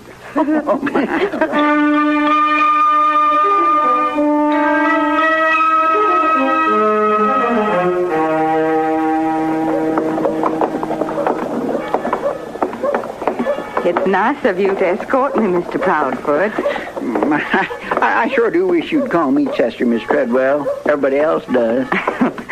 Well, all right, Chester. I swear I think the whole town turns out now when they hear that school bell of a Sunday. I never seen nothing like it. Oh, it's wonderful the way everyone's treating us. Letting us use the schoolhouse for a church and all. Well, my land, it was just going empty on Sundays. You know, if we could build a home and settle somewhere, Cole could finish his schooling and then truly become a minister. Well, you ought to settle in Dodge. You've been here more than 6 weeks already, and folks would be mighty disappointed if you was to up and leave. Well, we have been thinking about it. Hey, you. Chester. Who in the world is that? Chester. Just keep on walking, Miss Treadwell. Don't pay no attention to him. I'm talking to you, Hey, now, Chester. look here. I told you I was going to fix you, and now I'm ready. Think I'll start by pinching your nose off. Nate, you better just go on along. Hey, who this you got with you? Well, what a little thing, ain't she? Miss Treadwell, you best go on without me. Oh, ain't you brave now? You're going to send the lady away so she won't see no blood, is that it? You're a bully, Nate. And you're drunk, too. And you don't scare me one bit. But this is a lady I'm with, and you keep talking like you are, and I'm going to kick your belly right out through your backbone. Please, Chester, don't fight on my account. Let's walk on. Well, I'm not going to stand by here. All right, ma'am. You're sure a mighty big talker, Chester. But that's all you are, just a talker. That feller sure does need a lesson. Don't you pay any attention to him, Chester. A fight doesn't prove a thing. Maybe not, but it sure would make me feel better.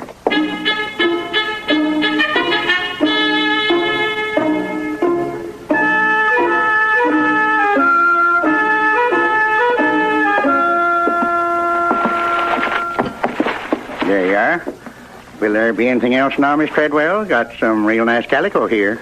Oh, my, that is pretty, but... no, I don't think so. I'll give you a real good price on it. 5 cents a yard. Well, maybe just 2 yards. You won't be sorry. Oh, be with you in just a minute, sir. I want some 44 shells. Yeah, as soon as I finish here. I want them now. You'll have to wait till I finish waiting on Mrs. Treadwell. Mrs. Treadwell? Ain't I seen you somewhere before?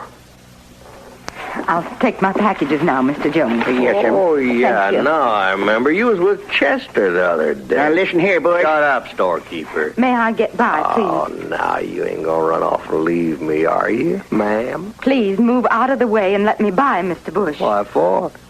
You ain't got no Chester with you now. Ain't nobody else around fool enough to tell me what I can do. Well, there's me. There's you? Just what do you think you could do, storekeeper? Nobody talks to Miss Treadwell that way, Bush. Not in my store or anywhere else. That a fact. And you know, Miss Treadwell, you are beginning to interest me. You really are. Seems like most everybody want to protect you all the time. Now, maybe there's a good reason for that. Hello, Mr. Jonas. Hello. Oh, Cole. Is something wrong? Take me home, Cole. What is it? Nothing. Please, Cole. Hey, hold up there. Cole is the first half of your name. What's the last half? Who are you? Bush. Nate Bush. I asked you what's your last name. Treadwell? Treadwell. You her husband? That's right. Huh. You dressed like maybe you're a preacher. Is that what you are? That's right. Ain't that something?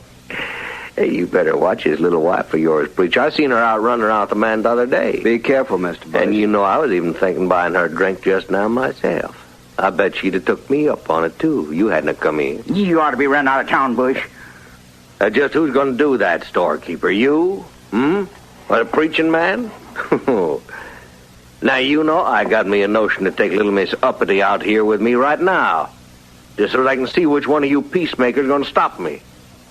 Come on, Beth Ann, we're leaving. Hold up. Take your hand off I ain't me. finished talking to you. Yes, you are, Mr. Bush. You're through.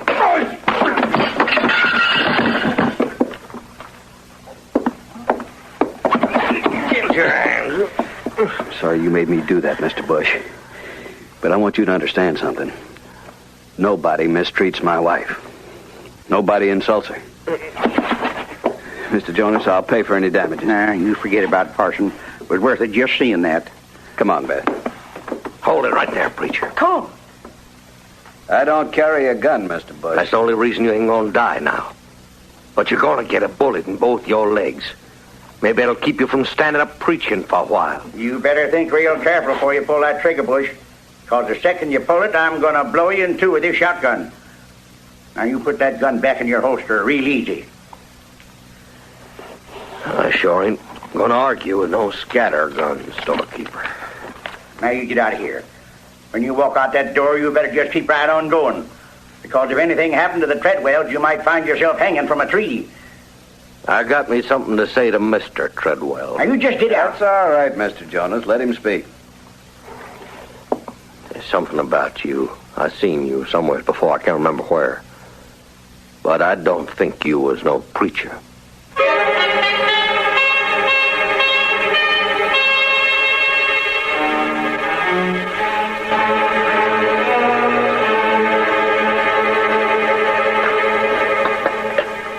You want some of this miserable coffee I make, Mr. Dillon? At least it's hot. Oh, thanks, Chester. Say, did you hear about the fracas Parson Treadwell and Nate Bush had in Mr. Jonas' store yesterday? Mm-hmm. I heard. I sure would like to have saw that. Well, I guess Bush got what was coming to him. He ought to be run out of town. Hey, Marshal. Speak of the devil. What's on your mind, Bush? Tell you what's on my mind. That preacher, Treadwell. Oh, what about it? Well, he ain't no preacher, is what, and his name ain't Treadwell. His name is Trankin, Cole Trankin. He's a wanted man, Marshal. He's a gunfighter. Well, now, if that ain't the craziest thing I ever Bush, heard. you've been nothing but trouble ever since you came to Dodge. Why don't you get out of here? Well, now, it's true, I tell you. I've been thinking on it all night till it finally come to me. Look, Marshal, I served time once, a long time ago. Arizona Territorial Prison. Well, I ain't surprised to hear that. And Cole Trankin was there, and he busted out of that prison. And this is him, Marshal. It's your Cole Treadwell. He's the one. Get out of here, Bush. Huh? All right, Marshal. But you ought to check on what I told you, because it's sure enough true. Well, I declare, I never heard such a tale in all my life. Now, he's mad, Chester, because of that beating Cole gave him. Yes, sir, but there sure ain't no truth in what he says. Are they? Mr. Dillon? Well, you sure don't believe him, do you? I don't know. Well, I sure wouldn't believe nothing Nate Bush told me. No. But would you believe what the Arizona Territorial Prison told you? I guess you do have to check, don't you, Mr. Dillon? Yeah. Yeah, I have to check.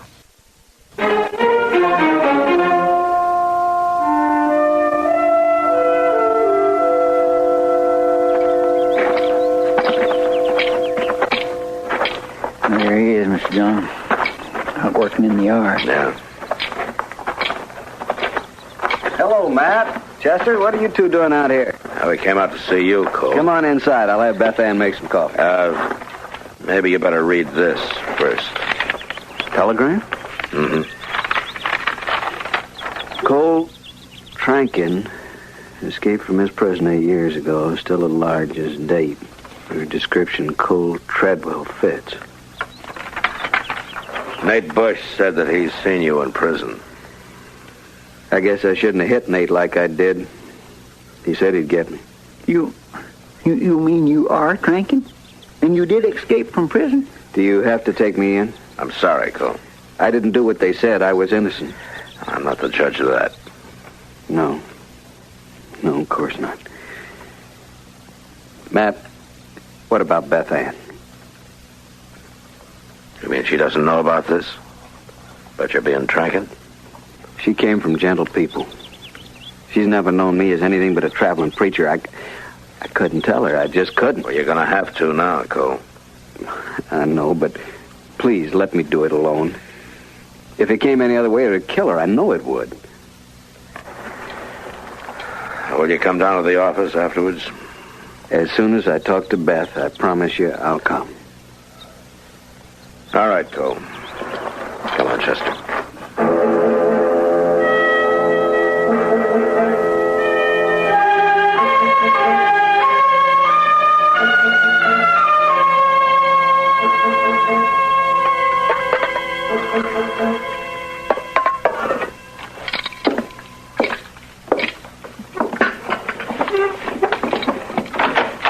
Matt?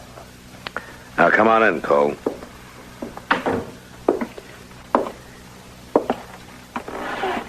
I couldn't tell her. I just couldn't do it. She has to find out, you know that. No, it'll kill her if she knows. Don't make it worse than it already is, Cole. All my life, I wanted to be a minister. Ever since I can remember. But my pa and brother, they didn't hold with preaching, so they taught me to use a gun. As soon as I was old enough to hold one, they taught me. Did they teach you good? Too good, maybe. I got in some scrapes later on, and then I was put in prison for killing a man, only I didn't do it. And after you broke out, you turned to preaching, huh? That's right.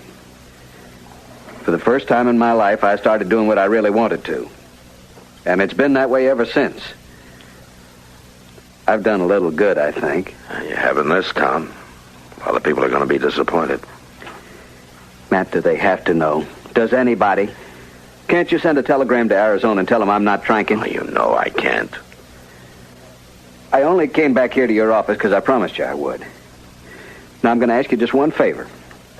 Let me get Beth Ann and leave Dodge. Give us a head start. That's all I ask. Just that one favor, please. I'm sorry, Cole. Beth Ann's not going to know. I won't let her know. There's no way to keep it from her, not now. There's one way. Now, don't be a fool. I'm good with a gun, Matt. Don't try to stop me. Even if you kill me, do you think Beth Ann won't find out? I'll keep it from her somehow. Don't do it, I'm Cole. sorry, Matt.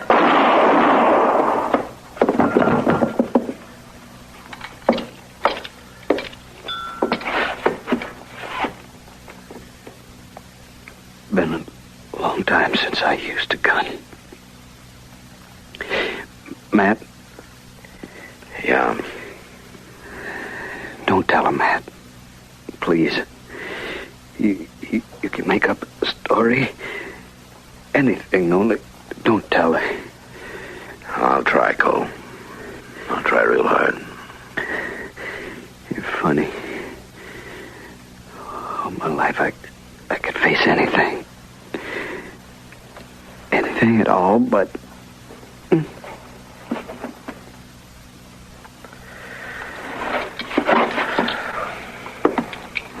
What am I going to say to her, Cole?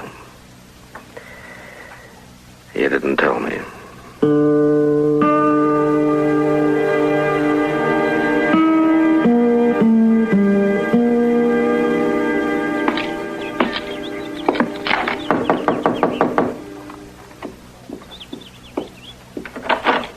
Why, hello, Marshal. Cole's gone into town for a while, but he should be back soon. You just come right on in, and I'll make you some coffee. Miss Treadwell, What is it? Something wrong? There was an accident. Accident? Cole's dead, Miss Treadwell. Oh, no. Cole was with me. I was cleaning my gun. I went off. Cole. How can I tell you how sorry I am? Marshal, how long have you been using a gun? What? 10 years? 20? And you left a bullet in the chamber while you was cleaning it? Well, Yes, that's what happened. You're lying to me, Marshal. Miss Treadwell, You found out, didn't you? About Cole breaking out of prison. You mean you knew all about it? That's what happened, isn't it? You had to shoot it out with him. Why did he do it, Marshal? Why? He didn't want you to know. He took a chance of dying rather than let you know. That's kind of funny. I knew about it before we were married. The only thing Cole ever kept from me. And it was the only one thing I wanted him to tell me. I hoped, I prayed he'd tell me. Then everything would have been all right. Yes, ma'am, I guess so. But now he'll never be able to tell me. Really, Marshal.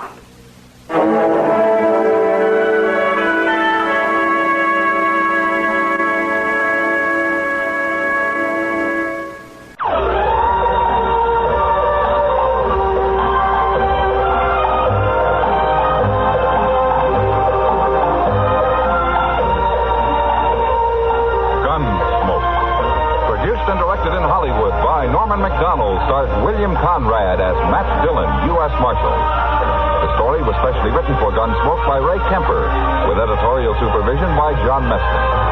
Featured in the cast were Harry Bartell, Virginia Christine, Lawrence Dobkin, and Ralph Moody. Harley Bear is Chester, Howard McNear is Doc, and Georgia Ellis.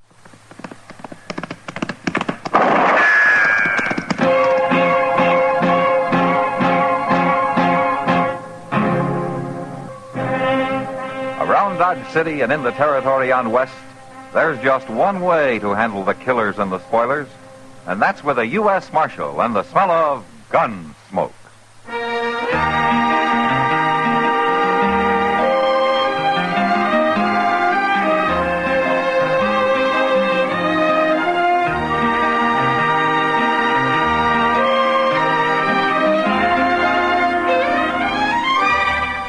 Gunsmoke, starring William Conrad.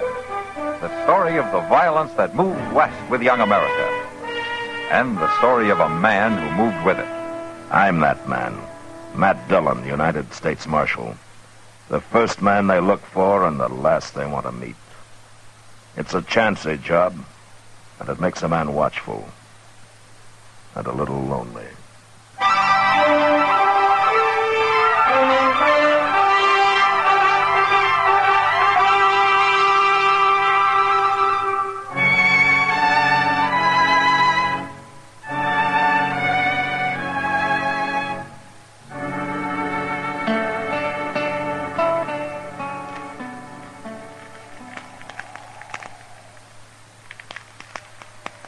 Good thing we packed in all that stove wood, Mr. Dillon. Gonna need plenty of it for morning. Yeah, it'll be a real cold night, looks like. That snow keeps on there, so it's gonna be 2 foot deep on the level and 4 in the draws. And if you don't take your boots off that stove, you're going to have 2 feet on the bare ground, Chester. What are you talking about? Well, your soles are starting to smoke. Now, take them off. By golly, I thought I smelled something burning in here. The stove's red hot. Yeah, well, at least my feet's warm for the first time in 2 days. Yeah, maybe I'll rub my boots with tallow. The leather ought to soak it up real good, being so hot that way. Evening, Matt. Oh, hello, Kitty. Come on in. Kitty. Oh, cold out tonight. Yeah, well, come over here and stand by the stove and burn with a Chester. Oh, now. I can't stay, Matt. I gotta back to the Long Branch. Ah, big crowd tonight? Yeah, but quiet one. Men get sentimental around Christmas time. Oh, I'm that way myself, Miss Kitty. Yeah. So am I, Chester. I was thinking earlier this evening what it was like when I was a little girl. We used to always say... Well, that was a long time ago. Well, why don't you stay a while, Kitty, and let Sam run the place tonight, huh? Well, The boys sort of need me, Matt. Talk with them and laugh with them.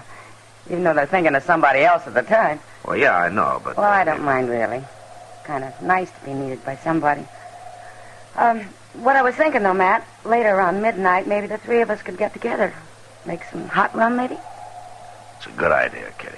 Yeah, doggone, maybe I can get old Mr. Jonas to rustle up some chestnuts. And I'll be counting on it. All right. I'll come here if that's all right. I'd kind of like to get away from the Long Branch. Okay. Oh, well, how are you, Mr. Beekers? Good evening. Well, I'd better get on back. I'll see you later. All right, Kitty. Come on in, Jethro. You look like you could stand some warming up. Marshal Dillon, got some trouble out in my place. Oh, what kind of trouble? I've been invaded, attacked on my own property, shot at. Look here, at that there hat. Ah, that bullet come much closer. You'd have been shot, not shot at. Who was it, Jethro? A couple coming through in a wagon. They took over my barn and won't let me put a foot inside. Now, what do you mean a couple? A man and wife? How do I know whether they're man or wife or not? Well, maybe they just wanted shelter from the storm. Marshal, I don't care what they want.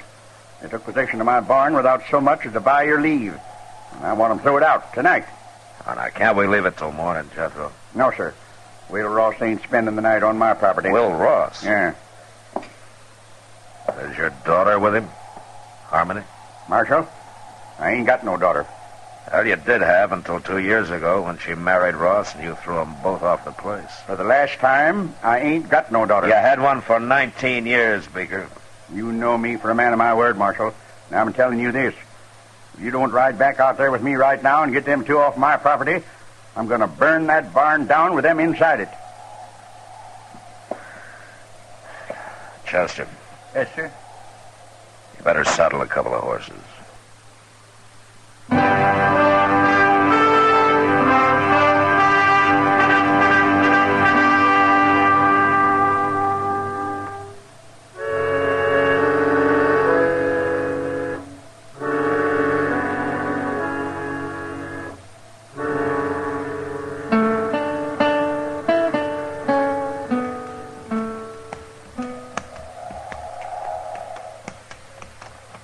I don't see any wagons, Jethro. Yeah, they're halted inside the barn. Blast them. They're burning the coal oil stove in the tack room, and they got a fire going in the blacksmith forge. Well, it's a cold night. Yes, and charcoal and oil cost money. Come on out there, Ross. Got the law with me now. Jethro, if I'm going to handle this, I'll handle it my own way. Now, you stay right here. Come on, Chester. Yes, sir. Now, don't you go easy on them. I want them two treated like any other criminals. You make mighty good targets again this snow, Mr. Dillon. Yeah, I guess we do it that. The wind dies down, may not turn into a blizzard after all. But I just don't like the idea of walking right into a gun. Who is it? Who's out there? It's Matt Dillon. Hold your fire, Will. You stay back. I'm warning you, Marshal. Just want to talk to you, Will. Now, come on, open the door. It's cold out here. Is old Jethro with you? No, just me and Chester. You can come in alone, Matt. You leave your gun out there with Chester. All right, open it up. Here, Chester, hang on to this. Mr. Dillon, I just don't like this. Well, we got no choice. All right, hurry up, Matt. Well, welcome home, Will. You took a big chance walking up here like that. Oh, I doubt that. You wouldn't have shot anybody in cold blood before. I don't think a man changes that much in 2 years. Not unless he's pushed hard enough. Maybe. Now, take that gun, Will. You said you just wanted to talk. I do, but not over a gun sight. Now, hand it over. No, now stay back, Matt. No! Like I said, Will, a man doesn't change that much. No, I guess not. I wouldn't even have shot old Jethro. I figured that. We didn't aim to stop here, Marshal. We was trying to make Dodge, and the storm come down on us. A man takes shelter where he can. I wouldn't even ask him for a drink of water. Not after the way he treated us when we got married. But we didn't have no choice. Where's Harmony, Will? She's in the tack room. It's warmer there. I made up a bed for her with some straw and some blankets. A bed? You better go talk to her, Marshal. She'll be right glad to see you after all this time. All right. Chester. Yes, sir? Come on in. I'll be right back. All right, sir. How you been making out, Will? Not too bad. Harmony? Who is it? Matt Dillon. Oh, Matt. What's going on here, young lady? Oh, everything, Matt. We're in trouble. In real trouble. What's wrong? You sick? I reckon you might call it that. It'll be any time now, I think. Oh. Well, now, look, don't you worry, Harmony. I'm going to get some help out here right away. Everything's going to be all right now. I'll be right back. Get out of my barn, off my property, Ross. And take that woman of yours with you. Jethro, I told you to stay outside. I'll remind you, these is my own premises, Marshal. We'll worry about that later. Chester, go get Doc out here fast. Well, what'll I tell him? Is Miss Harmony took down sick? Not exactly, no. What? Just get riding, Chester. My. Yes, sir.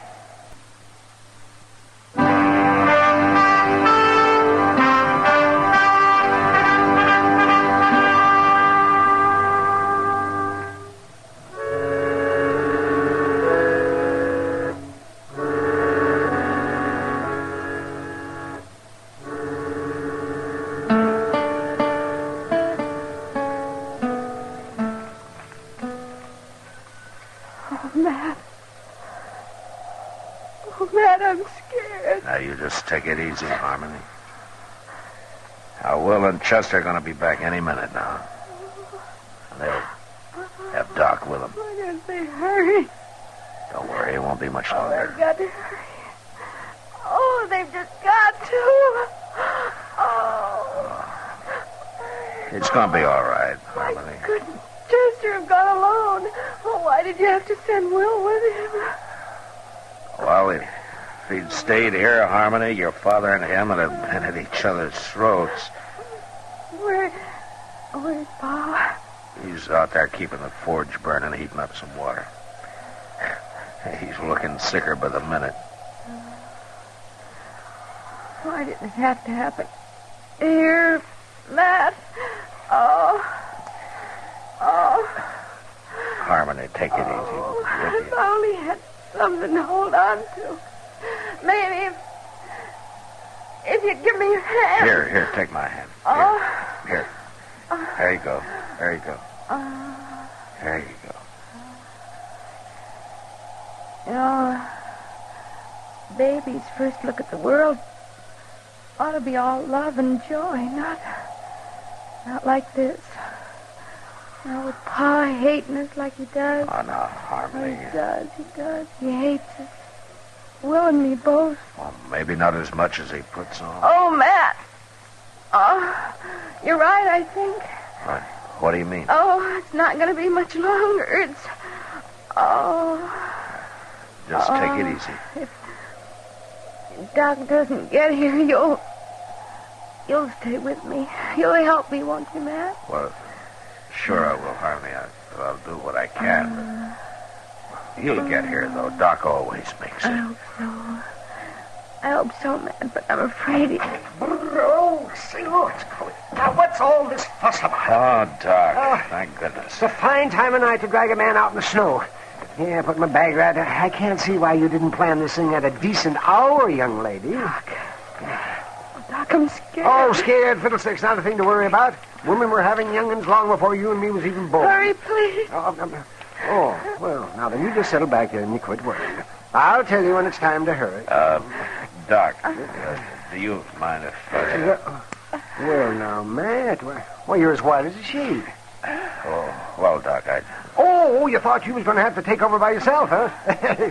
Now, you go on out there and you tell that old buzzard out there to heat up some more water. He hasn't got half enough. All right, Doc. And then stay out from underfoot. Me and Harmony's got some work to do. Go on now, get.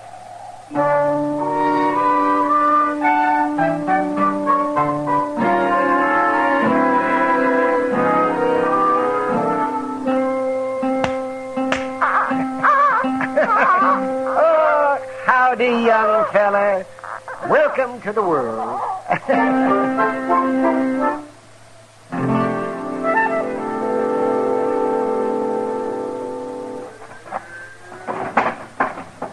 My gracious, it is cold, Mr. Dillon. Stopped snowing, though. Clear as a bell. There you are, Mr. Beeker. Better put some more wood on that forge, I guess. It's burning down pretty low. And so's my wood pile. It's a fool waste trying to heat a barn in midwinter. I'll cut enough to make it up before we leave. Yeah. One thing sure, Jethro, we ain't going out beholden to you. You always was a fine one to talk. Mostly, I can back it up. You didn't with Harmony. We don't need your old man's farm, you said. We'll have us one twice as big, you said. We run into bad luck. Yeah, sure you did. And you come crawling back with your tail between your legs. Not to you, we didn't. We got caught here tonight by accident. Bad luck accident. That's all you was born for. Just what I told Harmony when she defied me and up and married you. That's so. Now, you listen to me, Jethro. All right, that's enough. Settle down, both of you. Well, I didn't give you back your gun just to have you start another argument. I'm sorry, Marshal. I'm just kind of on edge, I reckon. Well, it ain't no wonder when a man's got a new little boy less than an hour old. Yeah, the rich get richer and the poor have young'uns. Jethro, shut up. Marshal, I'll remind you that all of you are trespassers on my property. I thought we settled that. I'm here because you called the law in, remember? Well, you sure ain't done nothing. Force of circumstances, Jethro. Now, they'll leave as soon as your daughter's able to. You can count on that. I ain't got no daughter, Marshal. Well, anyway, while they're here, you're going to keep the peace. And ain't no law against talking. There is if the talk leads to violence. And just remember that Harmony and Will don't like putting up with you any better than you like putting up with them. Real high and mighty, ain't they? And without a ruff over their heads. A lot of folks might figure that makes you look worse than them. Now, what kind of talk is that, Marshal? Well, with a ranch this size, a big house on it, and a man your age trying to work it all by himself while his own kin roam the countryside, some folks might figure a man like that's got a lot of meanness in him. I told her what to expect if she married this feller. A man might tell somebody most anything when he's mad, Jethro. But it's plain stubbornness that makes him stick to it afterward. Yeah, they come sneaking into my barn like bandits, Marshal. Didn't even knock on my door. Now you're saying I ought to go crawling to them. I didn't tell you what you ought to do. Well, it comes to that, though, and I ain't doing it. Don't worry, Jethro. We don't want no part of your ranch. And it ain't being offered to you. I worked mighty hard to make this place look like what it is. A little peace and quiet out here wouldn't do the patient any harm, you know. How is she, Doc? Is she going to be all right? She's fine. And so's the young'un. She'll live to have a dozen more, and he'll grow up and probably come to a bad end. Like being a marshal or a country doctor. Oh, now, young lady, I'll be back in the morning. You get yourself some sleep. All right, Doc. But would you tell my pa that... If you got any telling to do, you do it yourself. Pa? Pa? Well, answer, you old coot. She's talking to you. Yes? What is it? Pa? Would you come in here and say howdy to your grandson? Grandson? Did she say my grandson? Of course he's your grandson. Well, I hadn't thought of that. My grandson. Now, wait a minute. I don't know, Jethro. You just got through claiming you didn't even have a daughter. Confounded, Marshal, you're trying to put words in my mouth. Of course I got a daughter. And a grandson. And as fine a boy as you could ask for. Will. What? Will, I'd be much obliged to you if we could shake hands and kind of forget about things. Well, I can't see no reason not to, Jethro. Yeah, good. Good. Now, come on, Will. Let's look him over. By golly, a grandson. Oh, look at him, the crazy old fool. Young'un's born every day. It's nothing to get all worked up about. Who you fooling, Doc? Huh? Nobody. Well, what are we going to do? Head back to town? Might as well, Doc. You know, they'll probably have some ups and downs yet, but I guess the four of them will be able to work it out now. They'll spoil that kid rotten.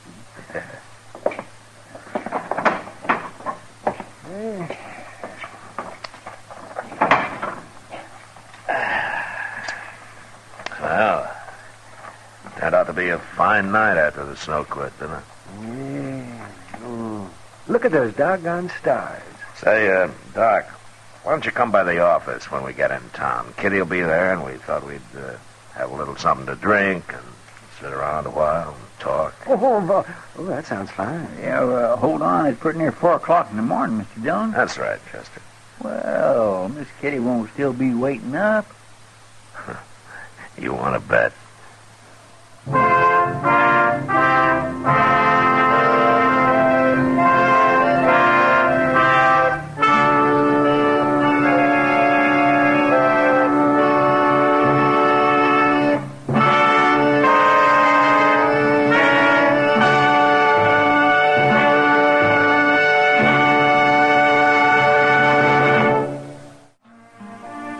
Gunsmoke. Produced and directed by Norman McDonald, stars William Conrad as Matt Dillon, U.S. Marshal.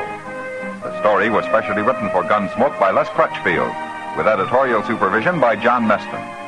The music was composed and conducted by Rex Corey. Sound patterns by Tom Hanley and Bill James. Featured in the cast were Ralph Moody, Vic Perrin, and Virginia Gregg. Parley Bear is Chester, Howard McNear is Doc, and Georgia Ellis is Kitty.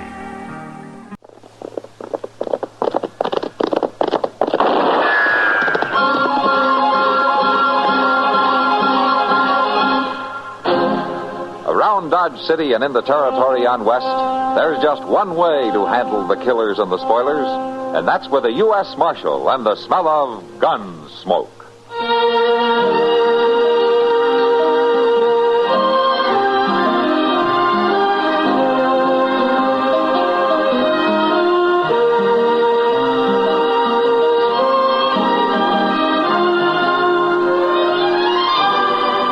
Gunsmoke, starring William Conrad, the story of the violence that moved west with young America, and the story of a man who moved with it. I'm that man, Matt Dillon, United States Marshal. The first man they look for and the last they want to meet. It's a chancy job, and it makes a man watchful and a little lonely.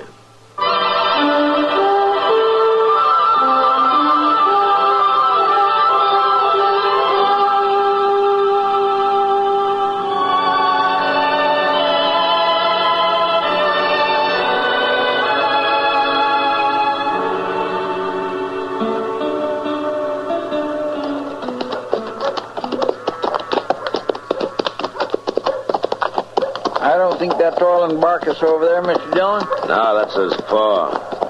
Now, he probably knows where the boy is, though. Hey, let's wait here till he gets those sheep clear of the brush and out onto the grass. Look at that blamed dog go, Mr. Dillon. Why, he's doing more handling of them sheep than old Jeb is. Now, he's taking good care of them, all right. Now, let's go talk to Jeb. Sure do wish we didn't have to, Mr. Dillon. So do I, but we don't have much choice. No, sir. We sure don't. But ain't it too bad, though? He's such a nice old fella. Yeah, Jeb's all right. Miss Barkus is a fine lady, too. Chester, I like the family, too, and I'm just as sorry about this as you are. Yes, sir, Mr. Dillon. Howdy there, Marshal. Kind of far piece off the beaten path now, ain't you? Yeah, I guess so, Jeb. How are you? Fit, hale, and ready for any plague that heaven wants to send. Morning, Chester. Morning, Mr. Barkus. How you like that flock of sheep, Marshal? That looks like they wintered all right, doesn't it? Yeah, wintered fine. Mighty hungry right now, though. I reckon they'll be eating their heads off the next few days. If you ask me, they've already started to. Well, I've been holding them back there in the brush for a week and a half till this grass dried off. Put them on when it's muddy, and they just tromp it down without eating more than half of it. Sheep's got no sense at all. No, I guess not. Well, that dog of yours has sure got plenty of sense. He's about as close to human as I ever seen. Maybe better than some, Chester. That dog would fight a cougar or a wolf pack till they killed him before he'd let him cut a single sheep out of the flock. He always takes care of his own. It's born in him. Sheepdogs like that. Well...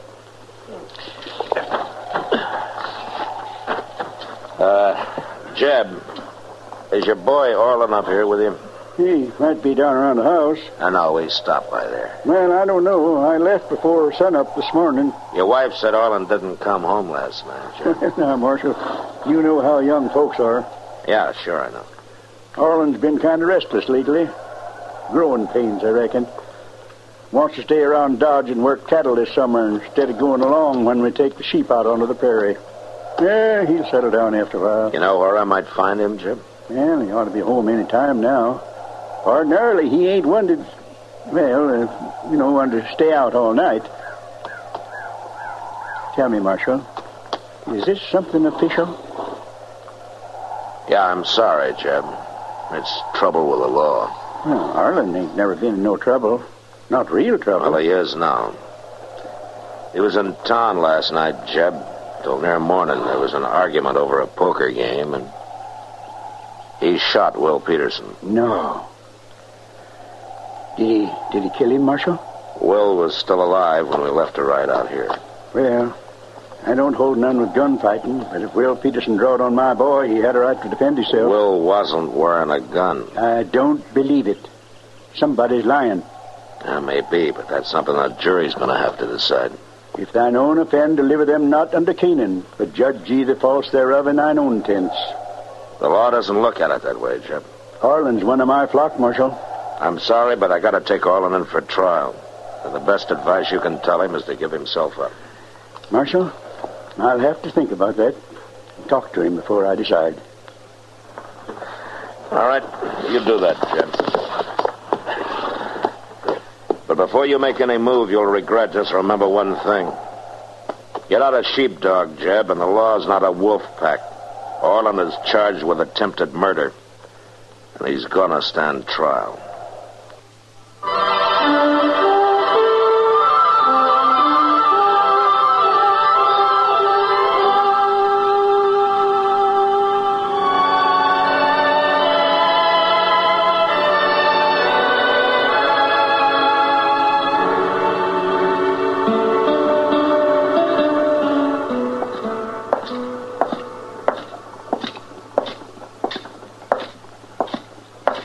Matthew.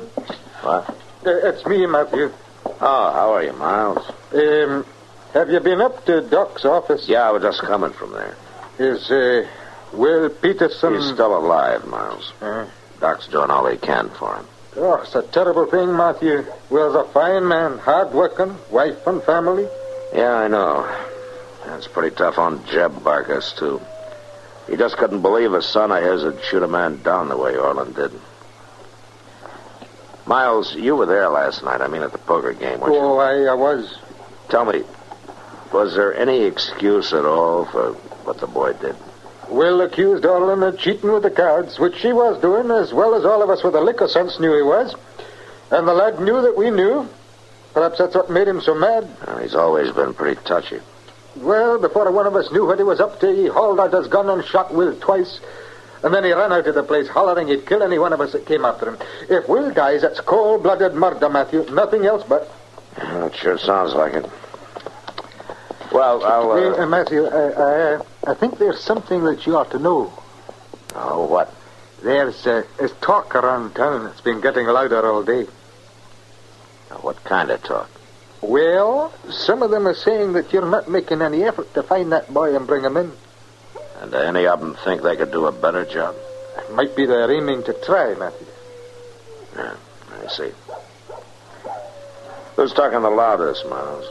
Well, Riff Kelso mostly, I reckon. Yeah, sure. Riff always gets real law-abiding when he thinks there's a chance of making it mob law. Aye.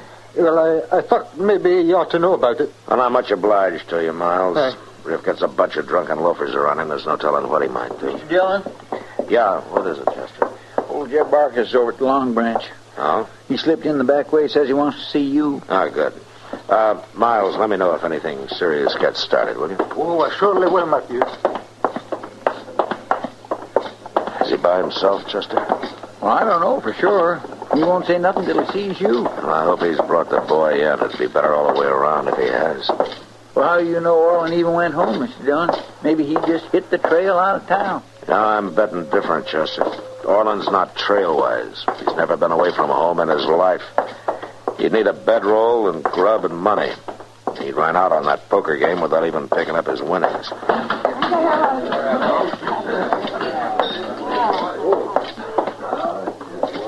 Hello, Matt. Chester. Kitty? Oh, Miss Kitty. Kitty, is Jeb Barker still here? Yeah, back there in the corner below the stairway. Oh, good. Matt, have you caught the boy yet? No, not yet. What's it all about? I'm not sure, Kitty. Until I talk to Jeb. Is Will Peterson still alive? Yeah, so far he is. You know, there's a lot of talk around here. Yeah, I know. Miles McTaggart's just telling me. But talk never moved any mountains, Kitty. Yeah, it's moved mobs, though. Suppose Will dies, Matt. Kitty, a man would go crazy on this job if he went around supposing things. Just the same, it could mean trouble. Forget it. Well, I'm going over there and talk to Jeb. All right, Matt.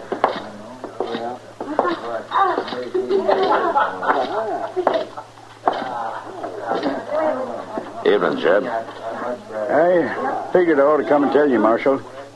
It was the only just thing to do. Have you seen Orland? Yeah, I've seen him. Where is he? Marshal, we've been friends for a long time, you and me. I got all the respect in the world for you, but I reckon this time we're on opposite sides of the fence. Oh? Orland ain't guilty. He told me all about it. There was 3 of them jumped him just because he was winning, and all 3 of them was armed. He had to kill in self-defense. The others tell it in a different way, Jeb. It's lies they made up among themselves. Execute justice and righteousness in the land, the book says, but they won't. They're out to hang him. I heard the talk around town tonight. Judge Bent's an honest man, Jeb, and you know that. Orland will get a fair trial. I'm sorry, Marshal. He ain't going to trial. All right, Jeb. I've been laying back, giving you a chance because I figured it'd be better that way, but I can't do it any longer. You're making the biggest mistake of your life, Jeb. Now, you just think about it.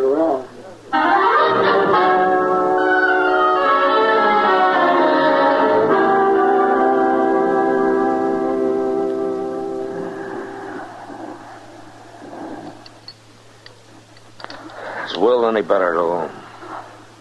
No. Yeah, it's a thankless job, Matt, doctoring. No matter what you do, people are going to die anyway, sooner or later. But a lot of times you can try to make it later. Yeah. Hey, want some coffee, Matt? Yeah, I guess so. You know, it'd be a lucky thing for old Jeb and the boy if Will does manage to pull through. Found it, Matt, part of it's old Jeb's fault. He's rode too close herd on that young'un. Oh, thanks. You never give him a chance to grow up. Yeah, maybe you're right. Matt, people are going to go right on committing crimes and dying no matter what you and I try to do about it. So why don't we just give up? I don't know, Doc. Why don't we? Maybe I should just stick to my coroner's job and forget the rest. Yeah, then all I have to do is tell if somebody's dead or not. Mr. Dillon? Yeah, Chester. Riff Kelso's coming down the street. Got a mob of drunks with him. He has, huh? Doc, I'll see you later. I'm going to arrest Orland and jail him on an assault charge before they really start something. Oh, Matt? Huh? Wait. Yeah. Will is dead. And I'll bring Orland in for murder.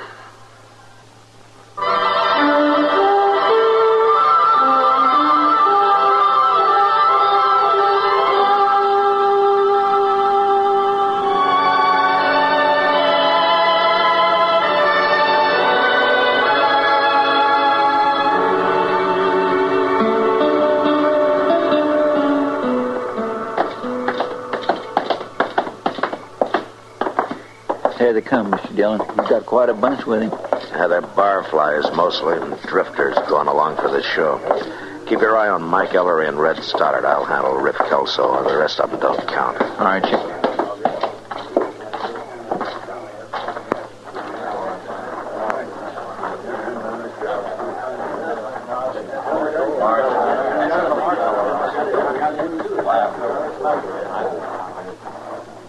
You boys got something in mind?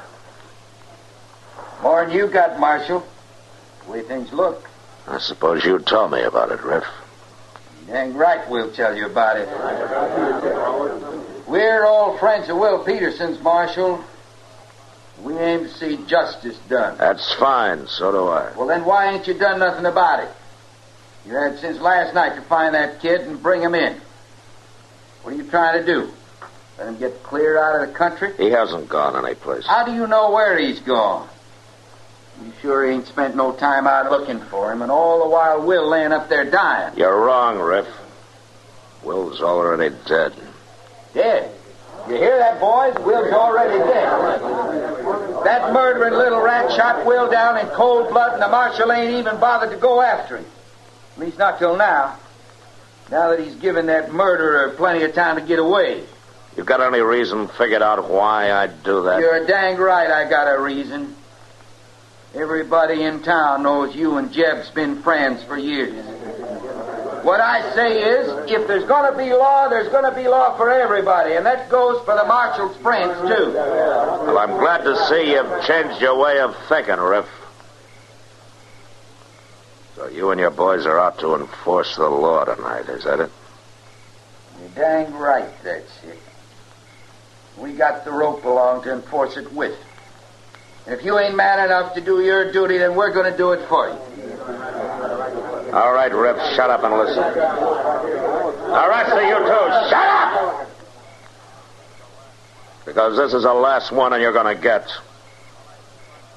While I've been marshal here, nobody's ever been strung up by a mob, and as long as I go on being marshal, nobody's ever going to be. Now, is that clear? You're bucking a pretty good-sized crowd here, ain't you? Not as big as the law, Riff. Might be we're aiming to change the law some, Marshal. And the lawmen right along with it. Anybody who wants to apply for the job is welcome to put in his bid any time. How about right now?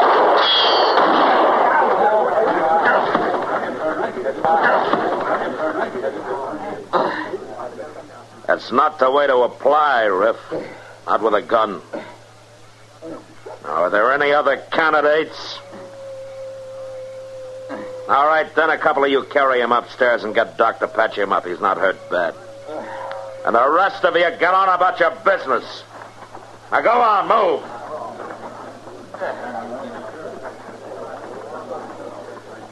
All right, Chester. Let's go bring in Orland.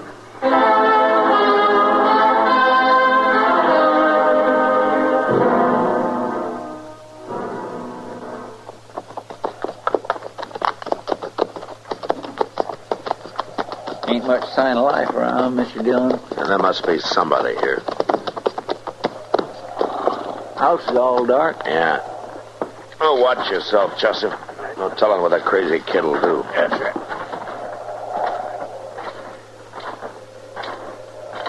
Maybe old Jeb took the whole family and run for it. No, there's a horse and wagon tied by the barn there.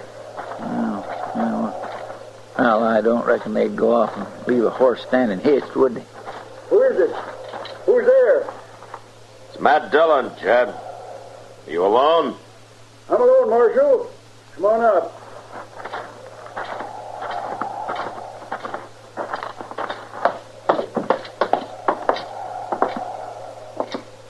Jeb, I can't make it easy on you any longer.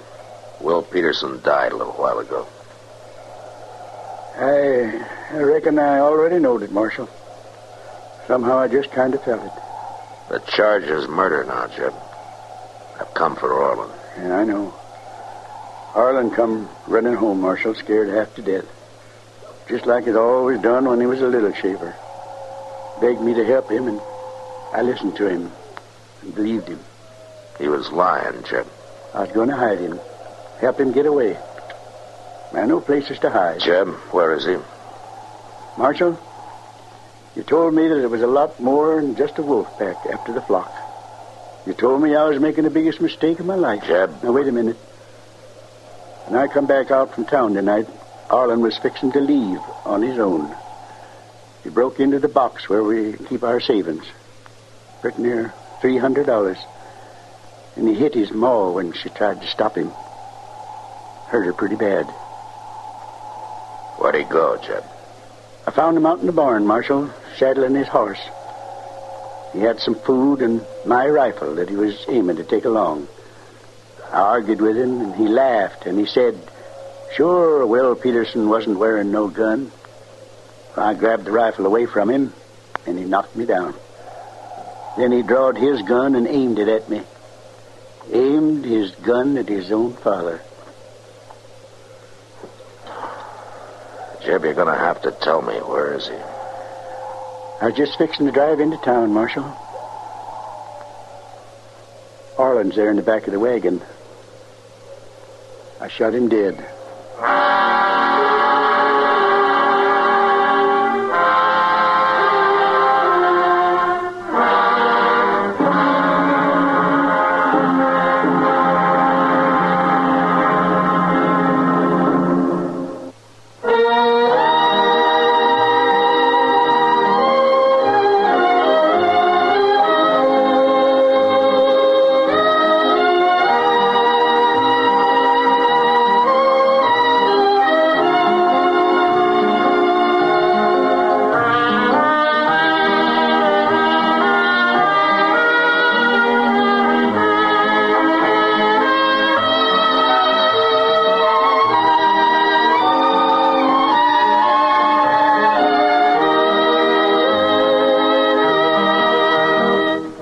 Gunsmoke, produced and directed by Norman Macdonald, stars William Conrad as Matt Dillon, U.S. Marshal.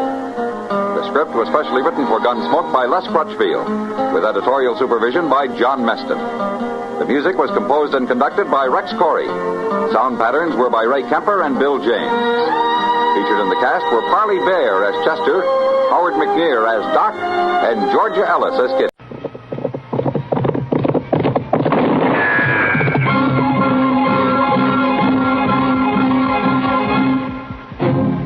Around Dodge City and in the territory on West, there's just one way to handle the killers and the spoilers, and that's with a U.S. Marshal and the smell of Gunsmoke.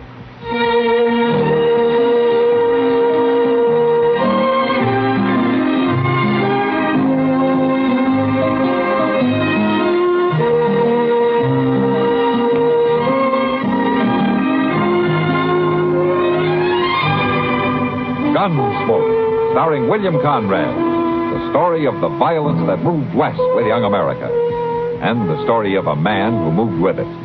I'm that man, Matt Dillon, United States Marshal. The first man they look for and the last they want to meet. It's a chancy job, and it makes a man watchful and a little lonely.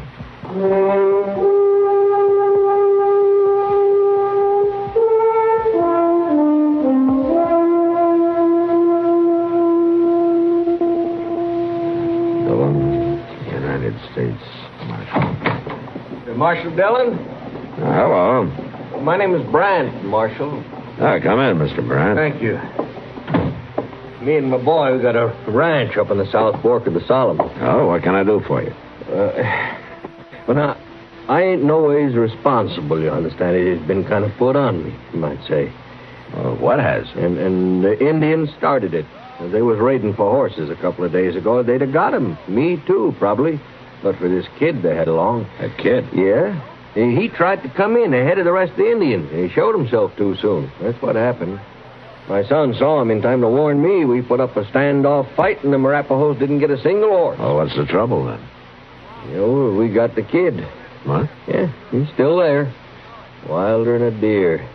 He got shot in the leg a little. We brought him into the house after.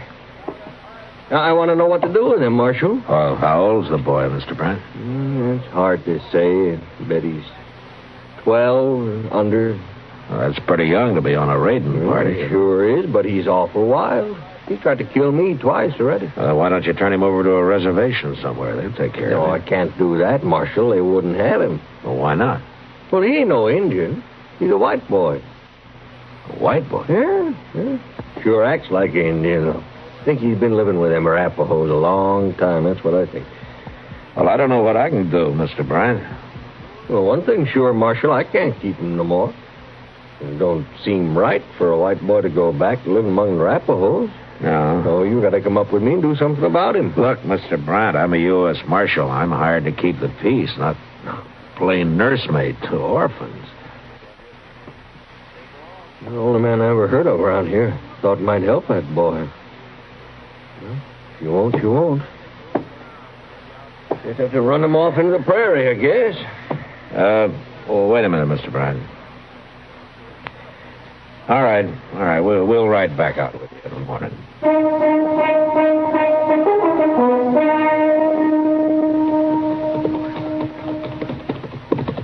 I don't see nobody around, Mr. Bryan. No, my son be out with the cattle this time of day. I told him to lock that kid in the potato cellar when he had to leave the house.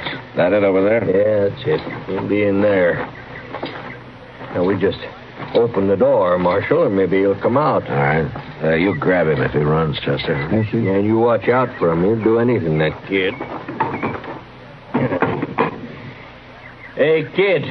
You come on out here. Stand back now.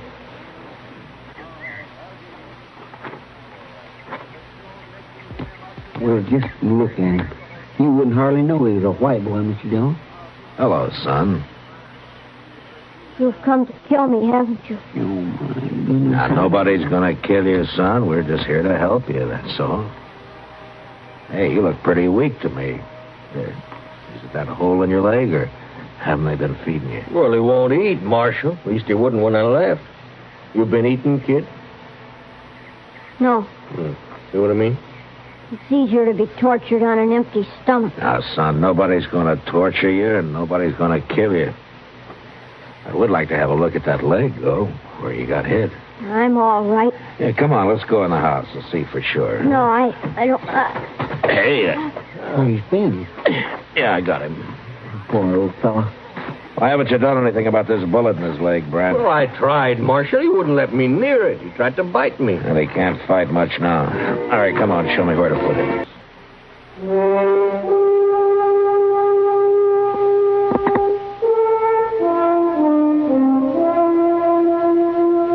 I carried the wounded boy into the ranch house, and I laid him onto a bed and went to work.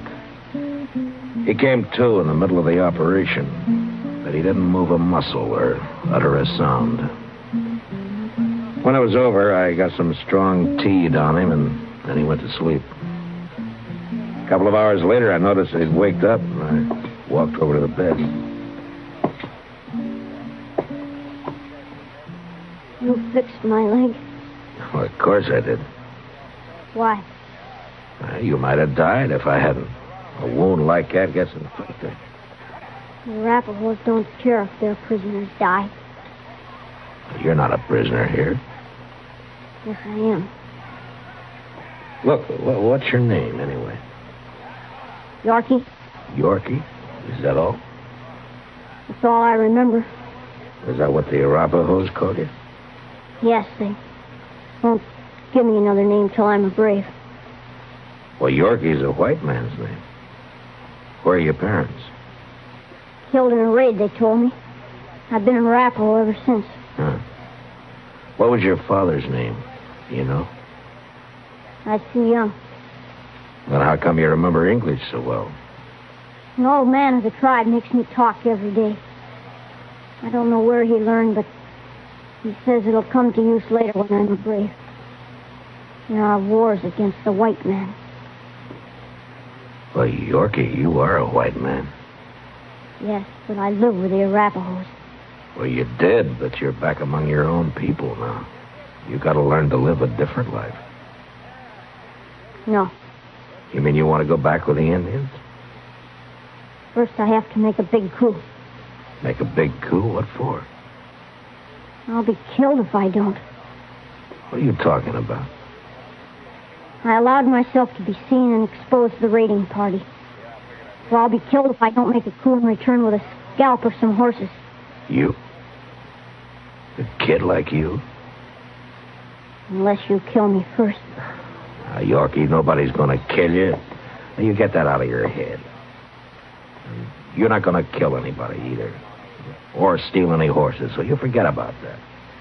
If I make a big coup, my mistake on the raid will be forgiven. And I'll be the youngest brave in the whole tribe. Well, we'll argue about that later, but what were you doing on this raid in the first place? A white boy must prove himself many times. It's harder than for an Indian. That's why they let me come. I see. Yeah, you got yourself quite a problem, haven't you, Yorkie? But right now, why don't you go back to sleep for a while, huh? And I'll have some soup for you when you wake up.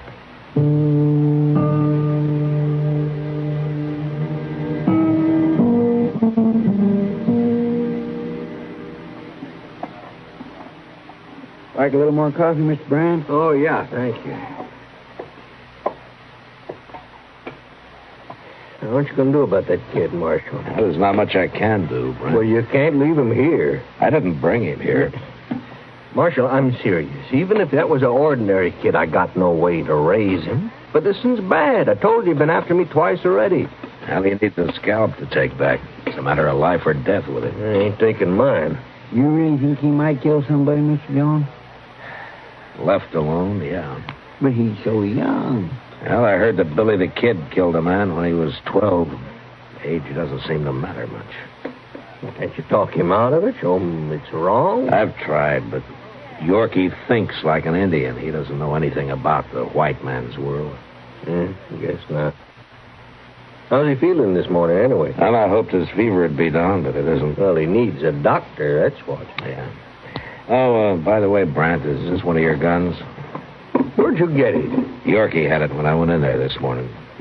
But he was too weak to use it. I told you he's a bad one, Marshal. He'll kill someone yet. All Yorkie understands right now is kill or be killed. Why don't you get your wagon, Brant? We'll take him into Dodge.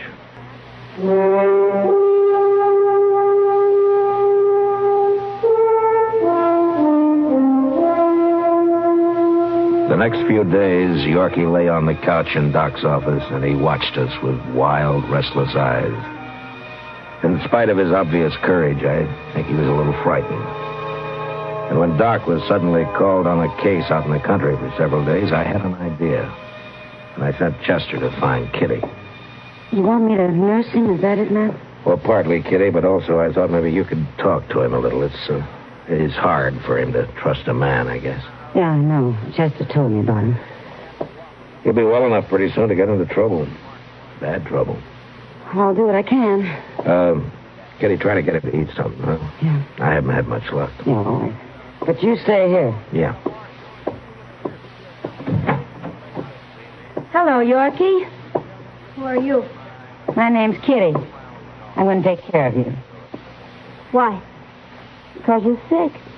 Wouldn't you take care of somebody who's sick? Not an enemy. We're not enemies, Yorkie. But even if we were, I'd take care of them. Prisoners get well by themselves or they die. Not around me, they don't. Anyway, you're not a prisoner. You can leave anytime you want to. That's the truth? Yeah, of course it is. Unless you do something wrong, like killing or stealing. But we don't have to talk about that. I want to know about you. All sorts of things. What it was like with the Arapahoes, or what you remember about when you were younger. I won't tell any secrets. Well, I don't want to know any secrets, Yorkie. But, well, maybe you can tell me, well, did you have a mother in the tribe? Tell me about that. I'm a white boy. They've never let me have a mother. Anyway, I was big enough I didn't need one. You ever want one, Yorkie? I don't know. I guess so sometimes. Yeah. Better to have a mother. Mine was killed in a raid when they found me. I know. Do you remember her at all? No. Well, sometimes I think I do. Sometimes when I'm asleep. What do you remember about her then? I don't know. It's just a feeling, I guess. Sort of like being warm. Is that what it's like? Yeah. I think that's what it's like, Yorkie. Very much like that. I'm hungry, Kitty. Would you let me have something to eat? Of course I will, Yorkie. course I will. Kitty spent as much time with Yorkie as she could manage, and whenever she'd been with him, he always seemed calmer and less frightened. We began to have hopes that maybe the boy would take to his new life after all. Chester and I were busy, and except for taking some food up now and then, we turned Yorkie's care over to Kitty completely. When'll Doc be back, Mr. Dillon? Well, he sent word he'd have to be out there another day. I guess Miss Taylor's been real sick. You reckon maybe Yorkie could just live with Doc? Oh, I don't know what to do with him, Chester. Maybe he ought to be on a ranch somewhere. I don't know. That's where we got to do something with him. Where's Yorkie? He's upstairs, Kitty. Have you been up there today to see him? Well, no. Well, Yorkie's gone, Matt. What? I'll go take a look. I've already searched the place. He isn't there. Well, let's go look in the street, Chester. Maybe somebody's seen him. You better find him. That's all I can say. We'll find him, Kitty. Don't worry. Maybe he's got a hold of a gun somewhere. I hope not. Anyway, if he's as smart as I think he is, he'll locate a horse to get away on first. Maybe a couple of them. Just when I was beginning to think he was going to settle down a little. You never know. I still got faith in that kid somehow. Well, let's cross over to Moss Grimmick's stable there, huh? There's Moss yonder. Yeah. Hey, Moss. Oh, Marshal. Chester. Oh, Moss. I was going to come see you, Marshal. Oh? That kid you brought into Dodge the other day. What about him? I caught him trying to steal one of my horses. You got Yorkie? Where is he, Moss? Back here. He put up quite a fight for a sick boy, Marshal, a little wildcat. Had to tie him up, finally. Throwed him in the saddle room there. Sure a mean one. There he is.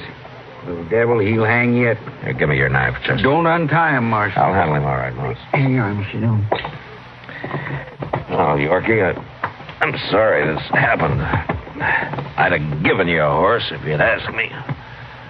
There. I wasn't going to steal him. Then what was you doing riding him out of that stall, young fella? Wait a minute, Moss. You say you weren't going to steal him, Yorkie? No. Well, what were you doing then? Kitty didn't come, and I got lonely. I don't know. Well, I think I do. You just wanted to be around something familiar, something you know. Isn't that right?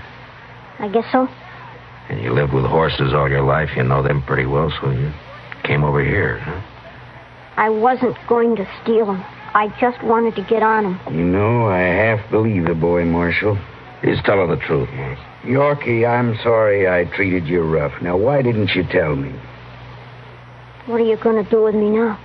Well, Doc will be back tomorrow, Yorkie. If he says it's okay for you to stay up, you can. And in the meantime, Kitty will be there. All right. I tell you what, Yorkie, you get well, you come over here, I'll give you a horse to ride. You will? Sure, I got lots of horses. You can take your pick. I don't understand you. Well, he trusts you, Yorkie. We all do. You shouldn't trust anybody. Well, maybe not, but we do anyway. Hey, Moss, I got an idea. Yeah, Marshal? I don't suppose you could use a stable boy around here, huh? Some kid who really knows horses and who's used to hard work? Well, I don't have much money, Marshal, but I could feed him a little. Maybe fix him a bed in the saddle room here. Of course, a good boy is like a good horse, you know. There's bound to be some hot blood in him. Try to lift my hair, I'll whop him good. That clear, young fella? You're talking about me? Well, of course they're talking about you, Yorkie. One thing, I can't hire nobody unless he has a whole name. Well, Yorkie don't know his last name. Well, call him anything. Kelly, huh? That's a good name. Yorkie Kelly? Grimmick and Kelly. Sounds all right to me. But you people get out of here now. I got work to do. And Yorkie, when Doc says you're fitting, you come back. I'll be back, Moss.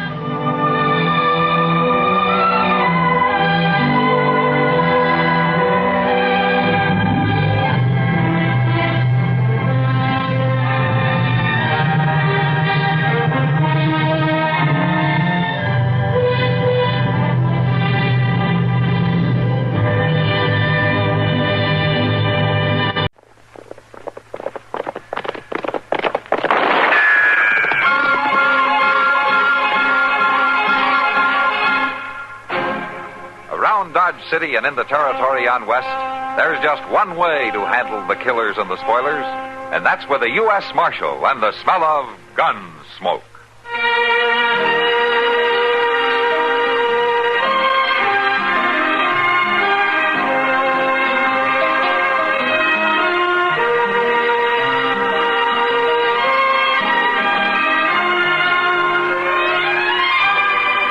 Gunsmoke, starring William Conrad. The story of the violence that moved west with young America. And the story of a man who moved with it. I'm that man. Matt Dillon, United States Marshal. The first man they look for and the last they want to meet. It's a chancy job, and it makes a man watchful. And a little lonely.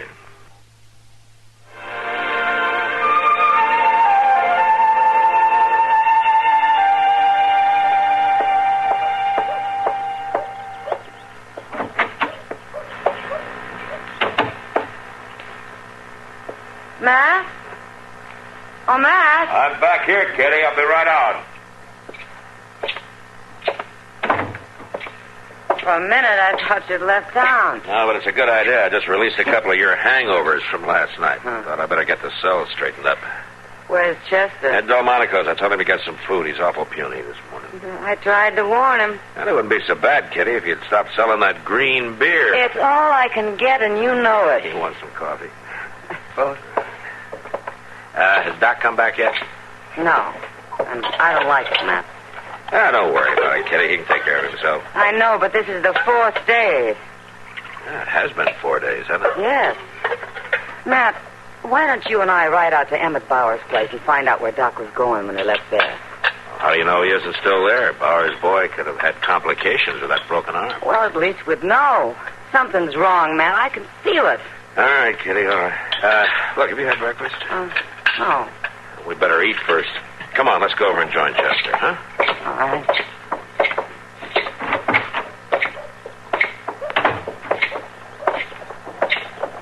Matt, look. What? Isn't that Emmett Bowers coming out of the Dodge shop? That sure is. Hey, Emmett! Hold up!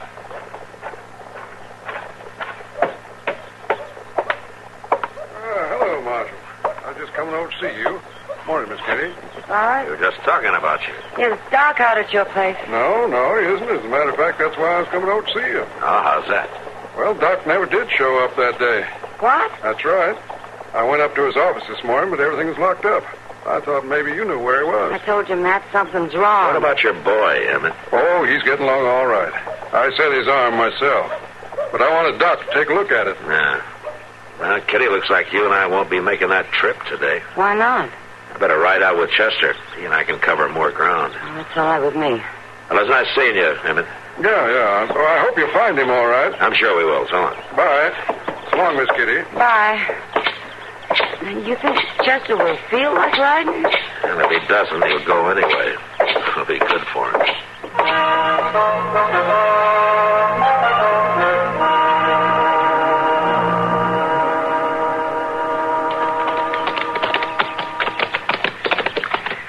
Miss Ketchum sure is a stingy old lady. How do you figure that, Chester? My land, Mr. Dillon, you'd think she would have at least offered us a drink of water or something just to be hospitable. Well, if you wanted water, you should have asked her. She'd have given you some. That ain't the idea. It's just polite to offer folks something when they drop in on you. You know, Chester, not many prairie people have the time to be polite. Yes, sir. Now, hold up. What's the matter? I think we'll split up here. Well, I thought we was going on to Clooney Place. Yeah, we are, but there's a couple of other ranches on the way that Doc could have visited. Now, we can cover more ground if we split up. The trail to the right leads by the Pope Ranch. I want you to go by there.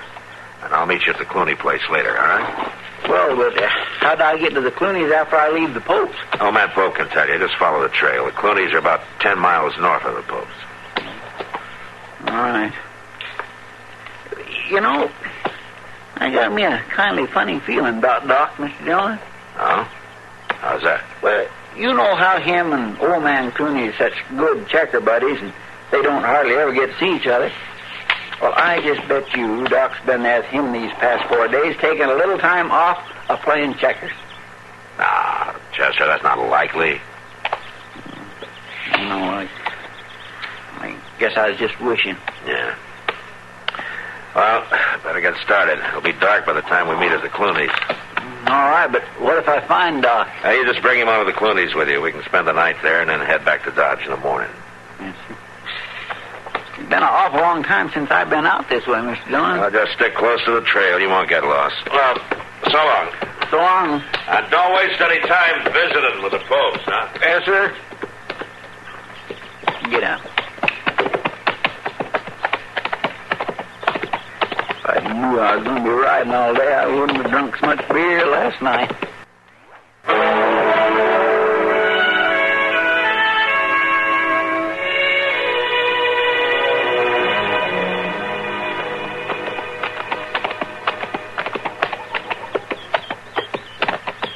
How do?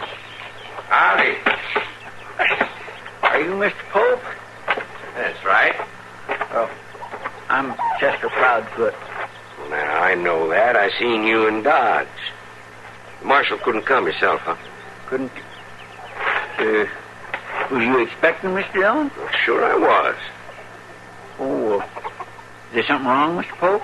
Well, now, didn't my boy tell the Marshal? Tell him what? About the horse thieving. Horse thieving? Yeah.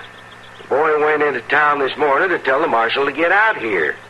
I've lost 3 of my best brood mares within the last week, stole right from under my nose. Well, Mr. Dillon didn't know nothing about that. We left Dodge earlier this morning. I guess that was before your boy got there. Well, what are you doing out here, then?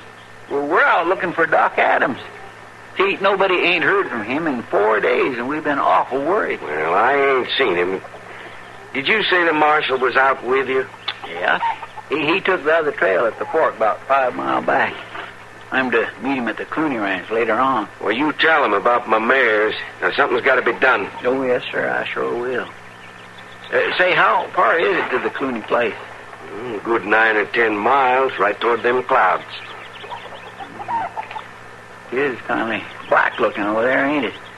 But I don't suppose a little rain will hurt me. You can catch a good dose of fever soaking up rain. I got my slicker. You're going to need it.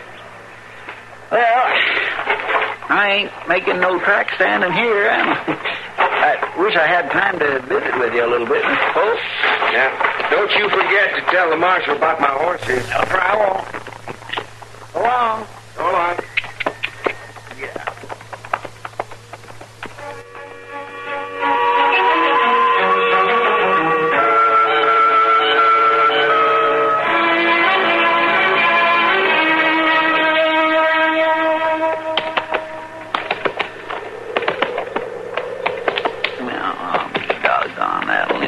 No better, that's for sure.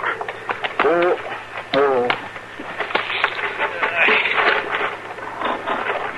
Now, let me see that foot. Easy, boy. Easy.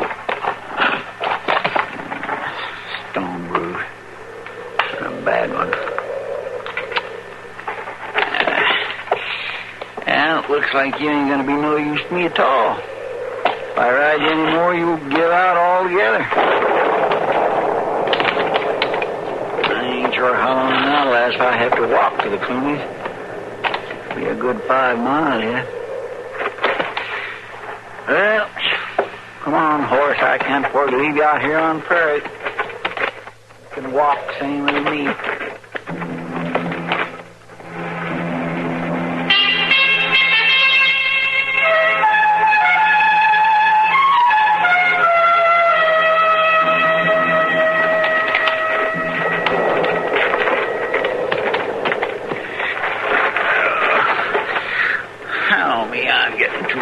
Such carrying on as this.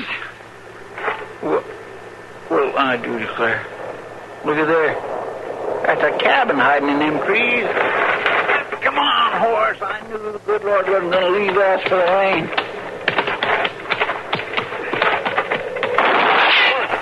What? You ain't hit. Get up and walk in here. Easy like. Come on, I said. Yeah, all right. I'm coming.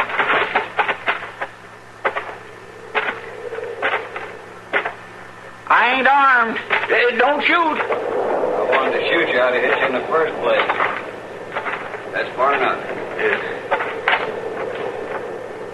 What are you doing traipsing on my land? Oh, I didn't know he wasn't allowed. Dak? Yeah? What you shooting at? The stranger. Look, nobody just wanders up here. Well, I did, mister. Why? I was on the trail, and my horse got a stone bruise about a mile or so back. And when I seen your cabin, I figured I could ask you for cover before the rain started. I got no shell at all for a stranger. Now, Dak, that's no way to be. He looks tired. Won't hurt us to be friendly. Sometimes it don't pay to be friendly, Lily May. I don't cotton to a man wandering onto my place aimless like. I ain't aimless, mister. I'm out here for a good reason. See, I'm supposed to meet Marshal Dillon at the Clooney place. Now, that's about 3 miles from here, ain't it? You say Marshal Dillon? Yes, sir, that's right. I work with him in Dodge City. I'm Chester Proudfoot. Well, a friend of the Marshal's ought to be welcome at our place. We ain't used to having visitors, Mr. Proudfoot, but we'd be pleased to have you join us for supper. Well, thank you, man. You go on in the house, Lily May. I'll put your horse in the shed. He'll stay dry. Well, all right, and thank you. Come on, Mr. Proudfoot. Just call me Chester, ma'am. Most folks does. All right. My, you folks sure do have an awful big crowd for such a little ranch. Oh, well, Dak's in the horse business. He gets them wild off the prairie and gentles them, and then he sells them. Things ain't been going too well lately, though. You've been living out here long? Not long. Come on in. Now, you sit down there at that table, and I'll pour you a cup of coffee. Well, thank you. I sure do appreciate you being so kind and all, ma'am. When I first walked up here, I thought I got into a hornet's nest. Well, Dak don't trust people as easy as he should. Yeah, well, sometimes it's better that way, I suppose. Well, not for me, it ain't. I like to visit with people, have them around to talk to. Don't think I'll ever get used to living out here. Do you by any chance know Doc Adams from Dodge? Doc Adams? Nope, never heard of him. Why?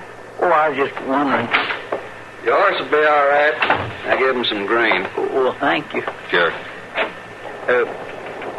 Say, I've been thinking, it's going to take a few days for him to get over that bruise. Would you be willing to loan me one of your horses so that I could go on and meet Mr. Dillon tonight? I'll bring it back to you first thing in the morning. Well, sure. We can talk about it after supper. I better stoke up that fire, Lily May. Thank you, Dak. Looks like it's starting to rain.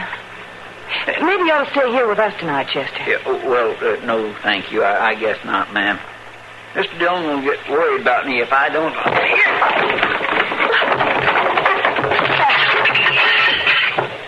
Dak, you killed him. He ain't dead. What got into you? Why'd you hit him? It's a trap, Lily May. What do you mean, a trap? Just that. I suspected when he told us who he was. Marshal sent him in here to borrow one of the horses so they'd have proof to hang me. They're on to us. What are we going to do? Move out. First thing in the morning.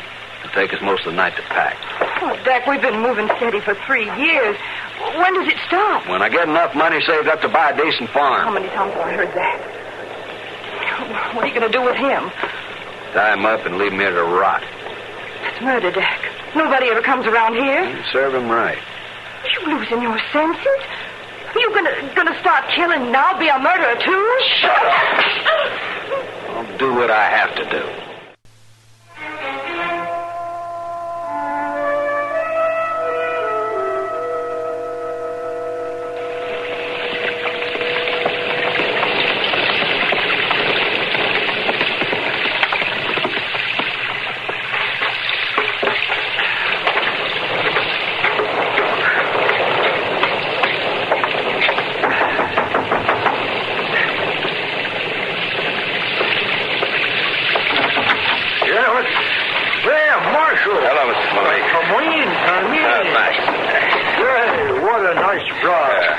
Chester here yet?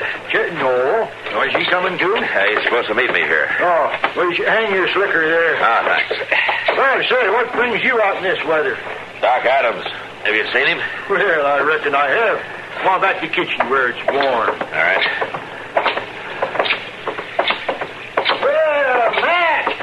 What? Doc, there he is, Marshal. Doc, have you been here all this time? Ever since Monday. Well, what happened to you? Sit down, Marshal. Yeah, get the load off your feet, man. Well, Chester was right. Chester, huh? How's that? He said you probably decided to take a few days off and come out here to play checkers with Clooney. Oh, he did he? Yeah, that ain't it exactly, Marshal. Well, looks pretty clear to me. Now, don't be too hasty. I didn't get these circles under my eyes just sitting here staring at this checkerboard for 4 days. Don't tell me you've been sick, Doc. You never been sick a day in your life. He sure was this time, Marshal. I seen it. He had the fever. If it hadn't been for the good care Clooney gave me, I'd still be laid up. There was those powders, Doctor. It was powders that snapped it. Well, how did you end up out here anyway? You left to go to the Bower's place, didn't I you? know, but I got caught in a thunderstorm. I got on the wrong trail. The next thing I knew, I was here. Yeah, he was awful pitiable. Oh, well, all right. Did you hear from Bowers, man? Yeah, the boy will be all right. Bowers set the arm himself. Must not have been too bad. Well, thank goodness for that. I was going back to Dodge this afternoon, but when those clouds came up, I figured I'd best wait till morning, and well, I guess it's a good thing you did. Yeah. Oh, say, Marshal, you said Chester was going to meet you here? Or Chester come out with you? Uh-huh. We've been scanning the whole countryside for you, Doc. Yeah, he took the east trail. He ought to be along any time now. Unless he decided to stay at the moors because of the rain.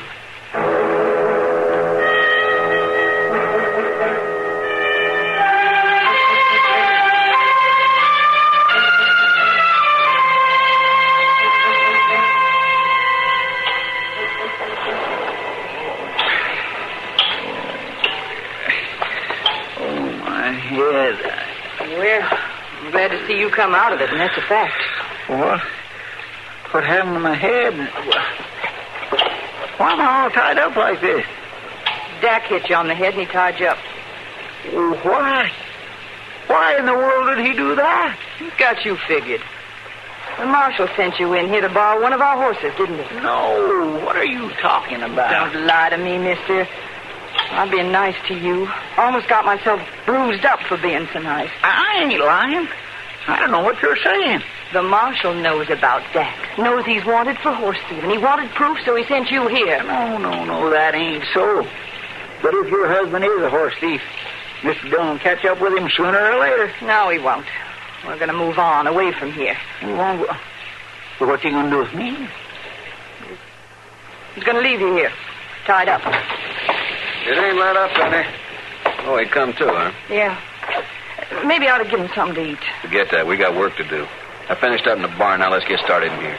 Think we're going to get any sleep tonight? When we finish packing, we can take turns sleeping. I ain't going to take a chance on that marshal sneaking in here. If he so much as puts a foot on this ranch, I'll shoot him. Now, Dak. It's him or me, Lily Mae. And it ain't going to be me.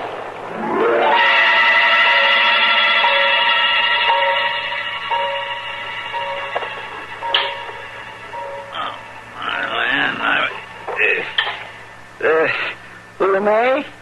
Yeah? What you want? Could I have a drink of water? I guess so. Where's your husband? He's outside loading the wagon. Here you are. Good. I'll hold it for you.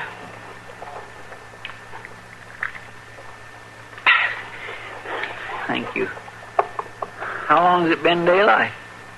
About a half an hour. My head hurts something fierce. You want any more? No, thank you. You gonna let him leave me tied here? I can't persuade him one way or another. Once he makes up his mind, he never changes it. Well, what about you? There's nothing I can do about it. Yes, there are. You could cut me loose before he comes back in here. He won't know the difference. I'll make like I'm still tied up. He'd kill me and you, too. But he won't know the difference. I'll make sure he don't. No, I can't do it. You gotta do it. You gotta. I'll die sure. You won't try to leave before we get out of here? No, I won't. I give you my word. He'd kill you if you did. I know that. All right. I'll get a knife.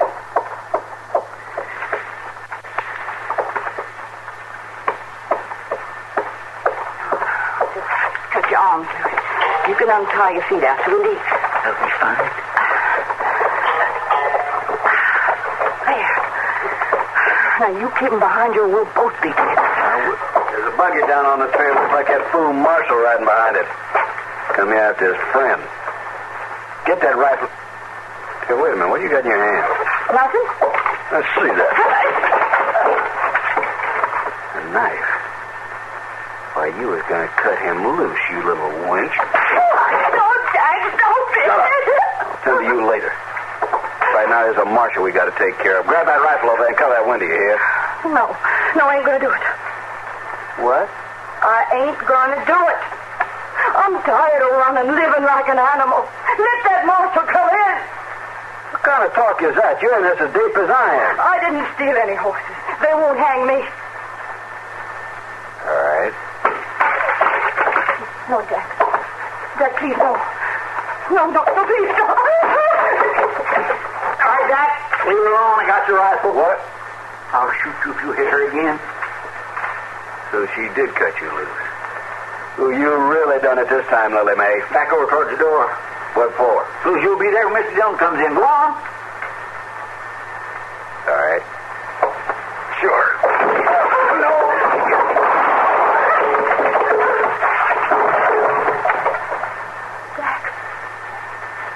Jack.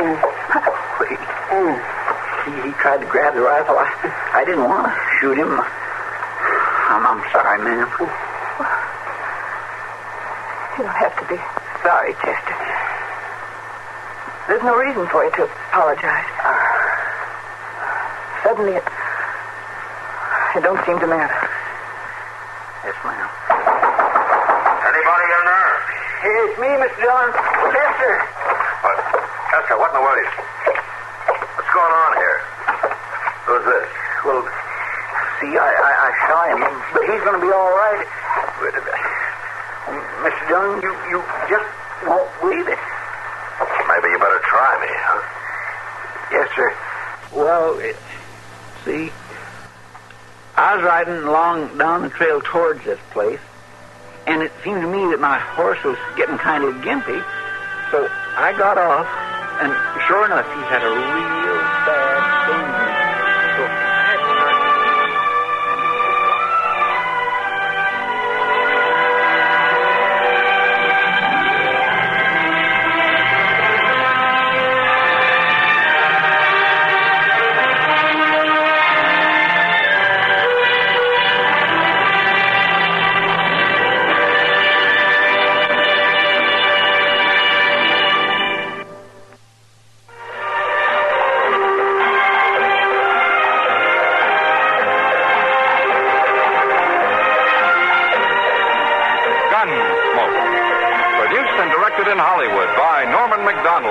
William Conrad as Matt Dillon, U.S. Marshal. The story was specially written for Gunsmoke by Frank Harris, with editorial supervision by John Meston.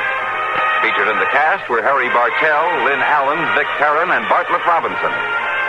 Harley Bear is Chester, Howard McNear is Doc, and Georgia Ellis is Kitty.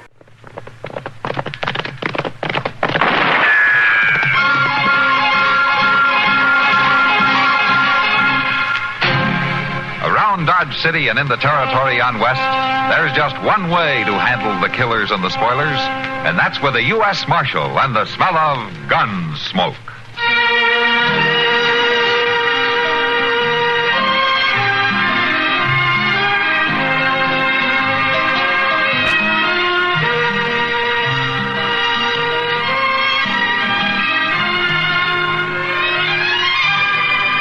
Gunsmoke, starring William Conrad, the story of the violence that moved west with young America, and the story of a man who moved with it. I'm that man, Matt Dillon, United States Marshal. The first man they look for and the last they want to meet. It's a chancy job, and it makes a man watchful and a little lonely.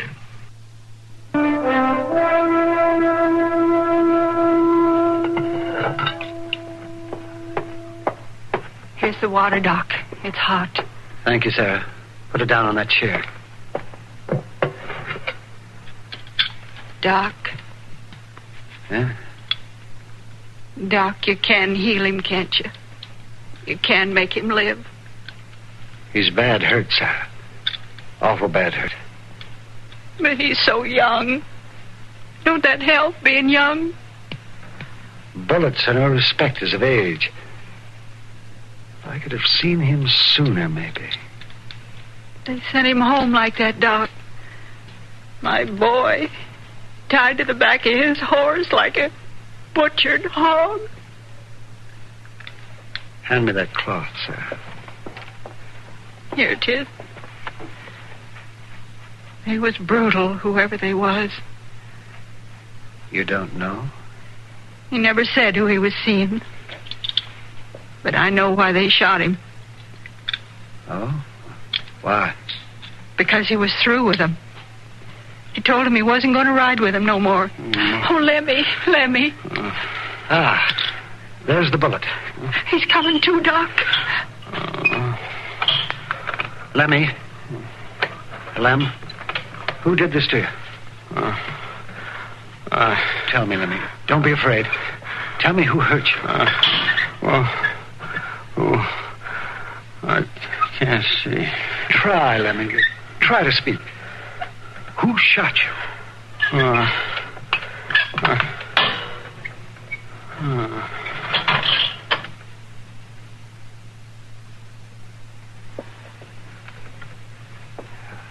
He's gone, Sarah. I'm sorry. Oh, Doc.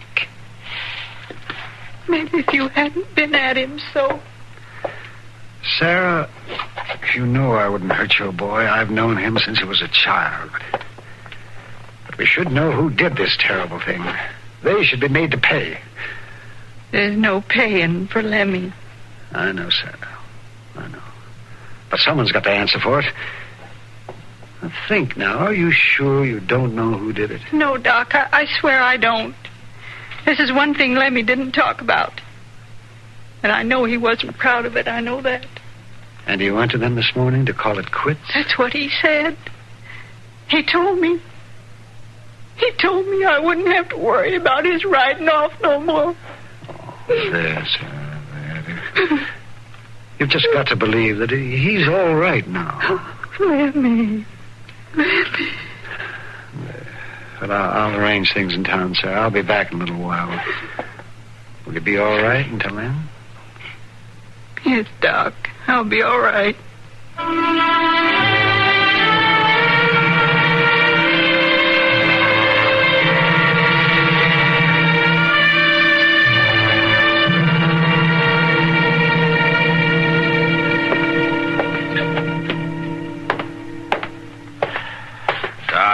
Will you sit down? It isn't going to help you any to tramp back and forth across the floor all day long. I guess you're right, but I tell you, Matt, it was terrible. Doesn't sound very pretty. Shot in the back and sent home tied to his horse. A young boy like that. You think his mother was telling the truth about not knowing anything about it? Yes, man, I do. The boy was evidently trying to get out of some kind of trouble. You think he'd been mixed up in something? Yes, that's the way it looks to me. But he wasn't really a bad boy, and I figure when he found out what he was in for, he wanted no part of it. Whoever it was, he killed him to keep him quiet. I think that was it, man. Seems funny, though, that they'd send him home then.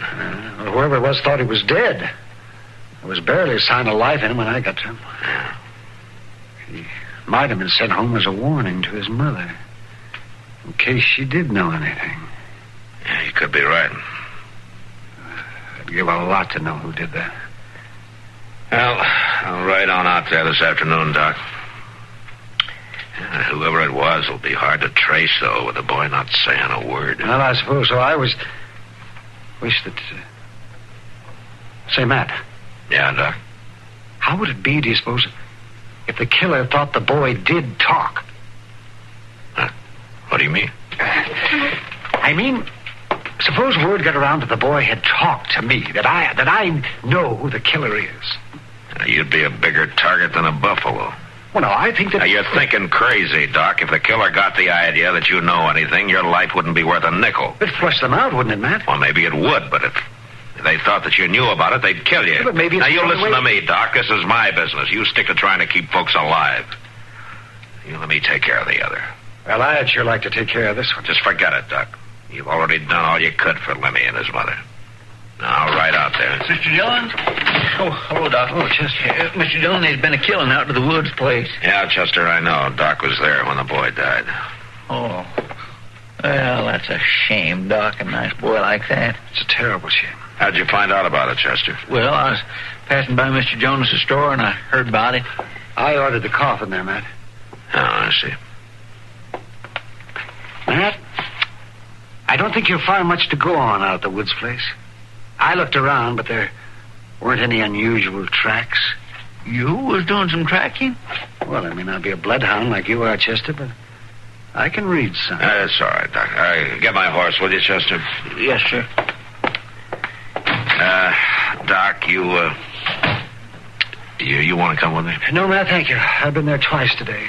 You tell Sarah I'll drop by to see her tomorrow. Yeah, I'll do that. Doc. Yes, Matt. Now, don't you get any fancy ideas about making up a story. We'll get this man. He'll make a mistake. They all do. I just hope I'm around when he does.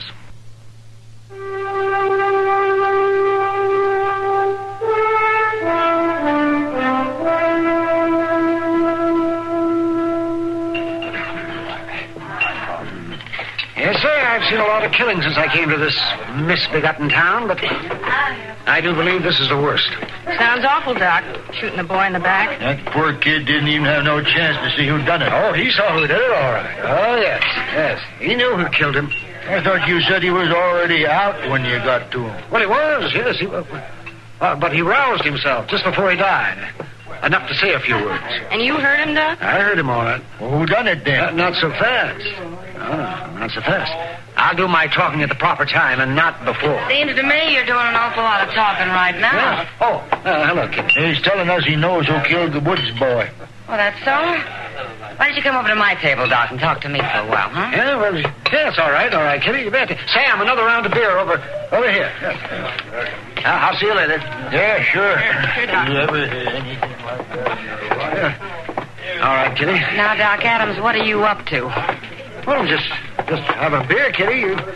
You've seen me drink beer before. I never seen you buy it for the whole crowd before. Well, Here we are. Now, sit down, Doc. Thank you, Kitty. And you were gossiping like an old woman, bending the ear of anybody in the place that listened. Well, there's always a lot of talk about a killing. A killing isn't usually your favorite kind of talk. Is it true you know who killed the boy? Well, yes, Kitty. I was there when Lemmy died. Does Matt know this? Well, not exactly. Does Matt know that you're spreading the word around that you know who the killer is? No, Kitty, he doesn't know. No, I'll bet he doesn't. Are you trying to get yourself killed, Doc? Oh, now stop worrying about it. This is a man's work. You mean you're doing this on purpose? Now, Kitty, you listen to me. I'm not anxious to get myself hurt. But whoever did this must be brought in. So you've been telling this story all over town? What's the best way I know of flushing him out? He'll kill you, Doc. Sure as you're sitting here. But then we'd know who did it, wouldn't we? Doc, you're a stubborn old fool. I just hope you get a chance to grow older.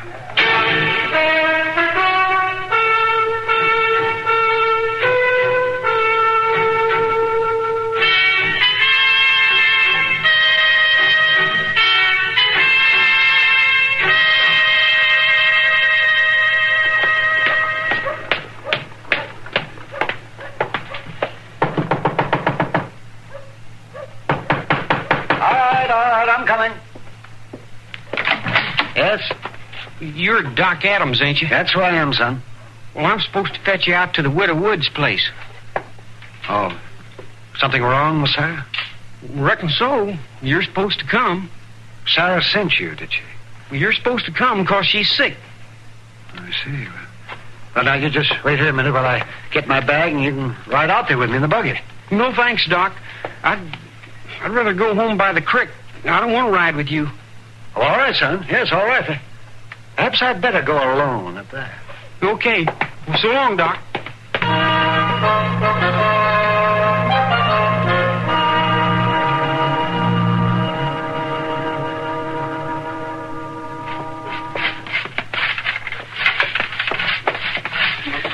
I Virginia.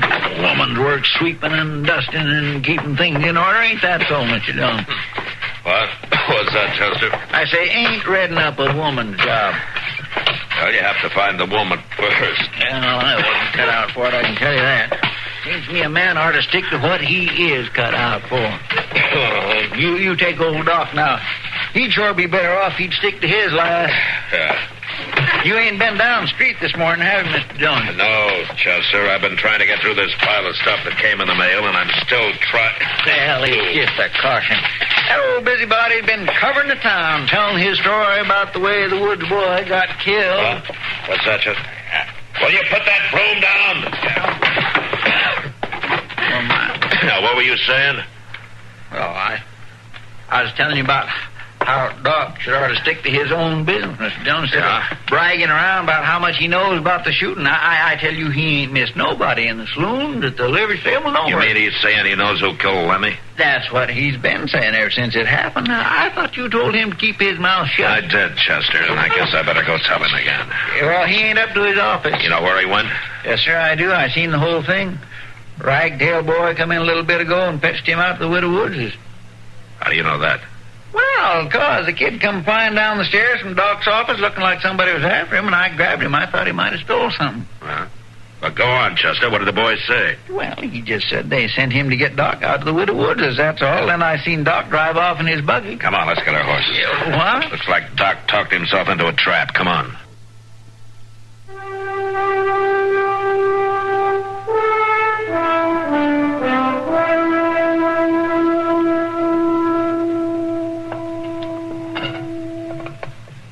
Ain't that coffee hot yet? Bring it over here. I'm fixing to. Splash some milk into mine. You just keep looking out that window, Rube. Doc Adams will be just be getting here. It'll do you no good when he does come. Not alive, maybe. Do us plenty good dead. We'll make him forget what he knows about us mighty quick. He don't know anything, I tell you, not anything at all. Well, that ain't what he says. Bragging all over Dodger he knows about us. Oh, I was here, wasn't I? I was here the whole time, every minute after you sent my Lemmy home, and he didn't say anything, I tell you. Oh, he tried, Lemmy did. He tried, but he couldn't. He couldn't speak. You butchered him up too bad. Shut her up, Mort. He makes me feel crawly. Just as soon as Doc Adams walks in here. Hey, here he comes. Mort, there's his buggy.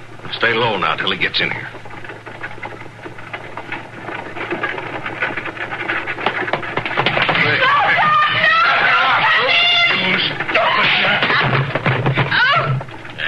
Hey, you heard her shout. He's heading for the barn. Come on, we gotta get him ashore. Hey, that woman, she won't cause no trouble, Mort. I hit her a good knock. There's the buggy. Come on. Let's go in after him.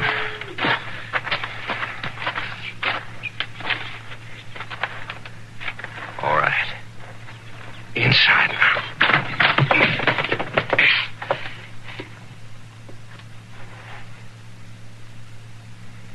He's mighty quiet. We get him. I'll go down the stalls this side. You stay here. Keep your eyes open. Maybe he ain't got a gun. I don't think he's that crazy. You cover me now. Okay.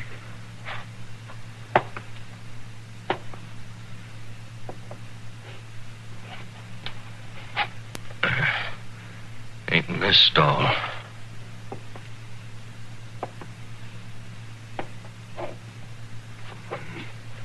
No. This one neither. Mort. Mort. He's in the law. I seen something moving up there. You get him, Rope.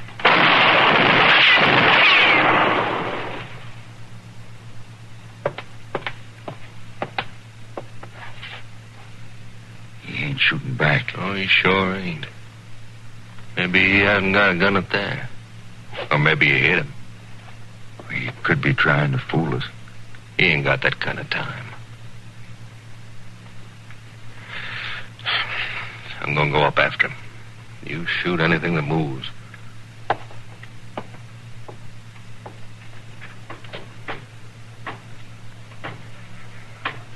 drop your gun? It's a marshal. Get it!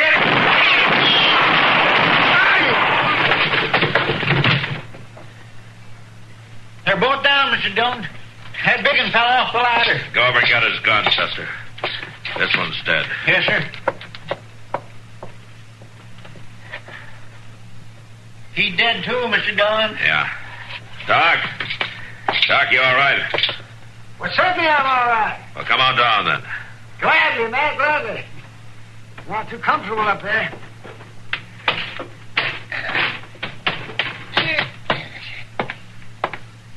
Now, where's your gun? Tell you the truth, man, I guess I must have left it in the buggy.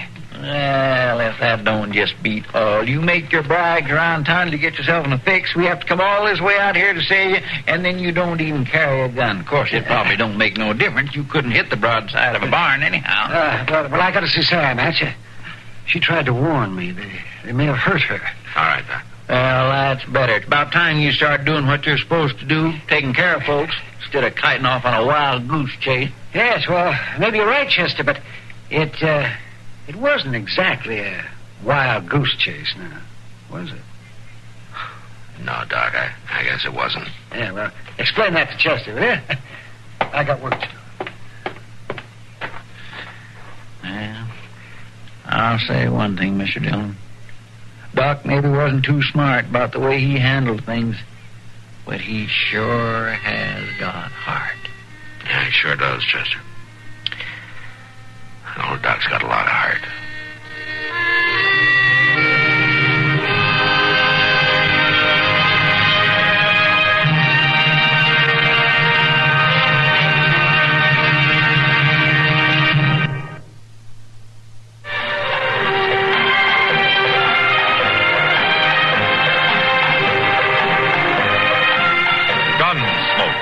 Produced and directed by Norman Macdonald, stars William Conrad as Matt Dillon, U.S. Marshal. The story was specially written for Gunsmoke by Marion Clark, with editorial supervision by John Meston. Featured in the cast were Helen Klee, Irene Anders, and Sam Edwards. Harley Bear is Chester, Howard McNear is Doc, and Georgia Ellis is Kitty.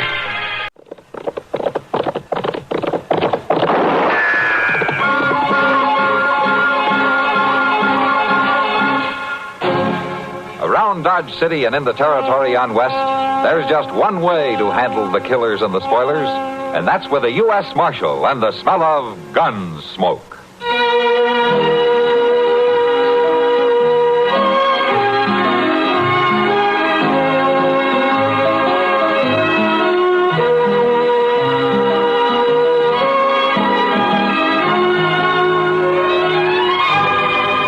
Gunsmoke, starring William Conrad. The story of the violence that moved west with young America. And the story of a man who moved with it. I'm that man. Matt Dillon, United States Marshal. The first man they look for and the last they want to meet. It's a chancy job, and it makes a man watchful. And a little lonely.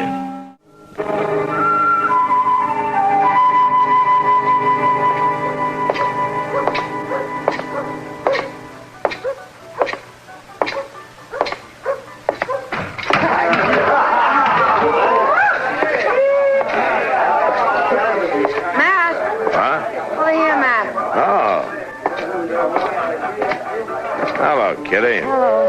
Where'd you get the crowd? Oh, some trail herd just came in. Circle B, I think. Come on upstairs and have a drink with me. I gotta get clear of here for a few minutes. All right, let's go.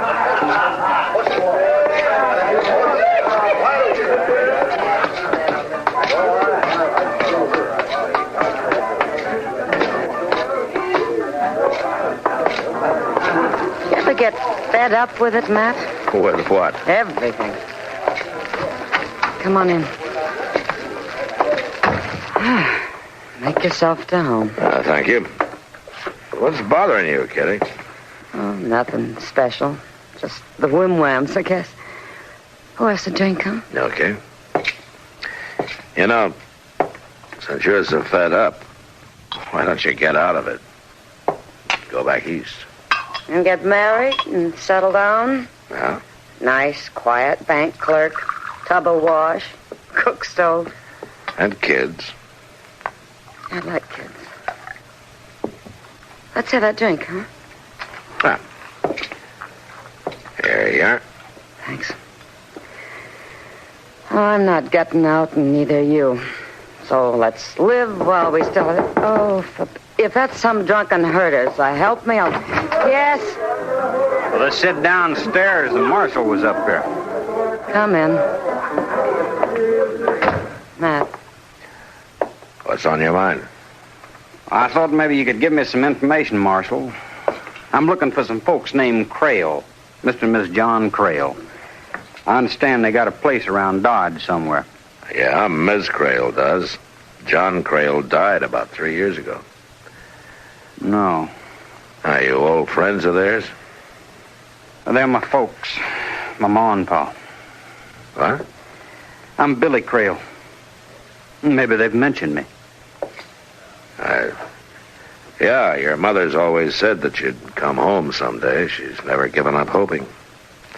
How is she, Marshal? Well, she's not too good. She's got a big ranch on her hands. Been trying to run it alone since your dad died. You think she'll recognize you? Well, she might not at first. It's been 17 years since I run away from home. But I'll convince her, all right. Yeah, you probably will. Where you been all these years, Billy? Just drifting. Here, there. You know how it goes. Yeah. How do I get out to the place? I'm anxious to see her. That's about 5 miles east of town. Follow down river. You can't miss it. Oh, thanks a lot, Marshal. I guess we'll see each other again since I'm going to settle down here. Oh, sure. So long.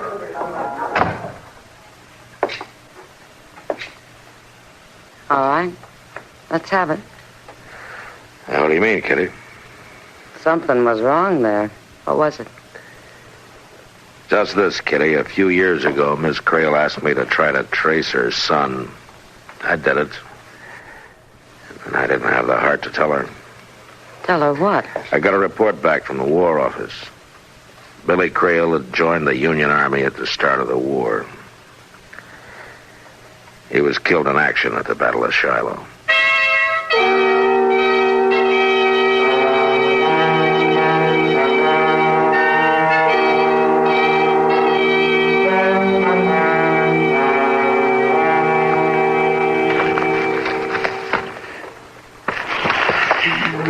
Dog it all, Mr. Dillon and I went through these cussed circlers like I'm blue in the face.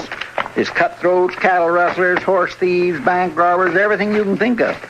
There ain't nary a one of them fits the description of that Crail fella. Keep looking, Chester. It might be 2 or 3 years back, but I've seen that face of his somewhere, and it has to be in one of these circulars. I just don't understand how he figures to get away with it. You can't fool a man's own ma. You might in this case. She hasn't seen him since he was a boy. She's pretty old now. Her eyesight's failing her. Her memory's none too good. Well, what with that ranch, all the money she's got put by, he sure stands to come out of. Wait a minute, Chester. Find something, Mr. Dillon? Uh-huh. Yeah, I thought so. Well, it sure does look like him, all right. It is him, Chester, 3 years ago. Height 6'1", weight 185, sandy complexion. Sure fits him. Wanted in Lubbock for questioning in connection with holdup of the Lone Star Bank. Previous arrests, Pecos Crossing for cattle theft. Acquitted for lack of evidence.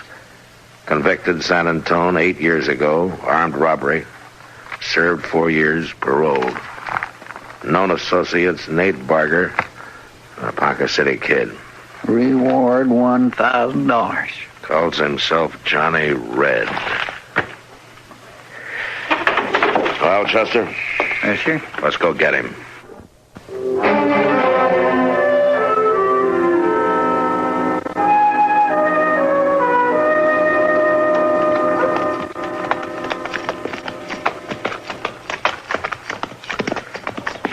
I don't see him nowheres around. Good. I was hoping I could talk to Ms. Crail first.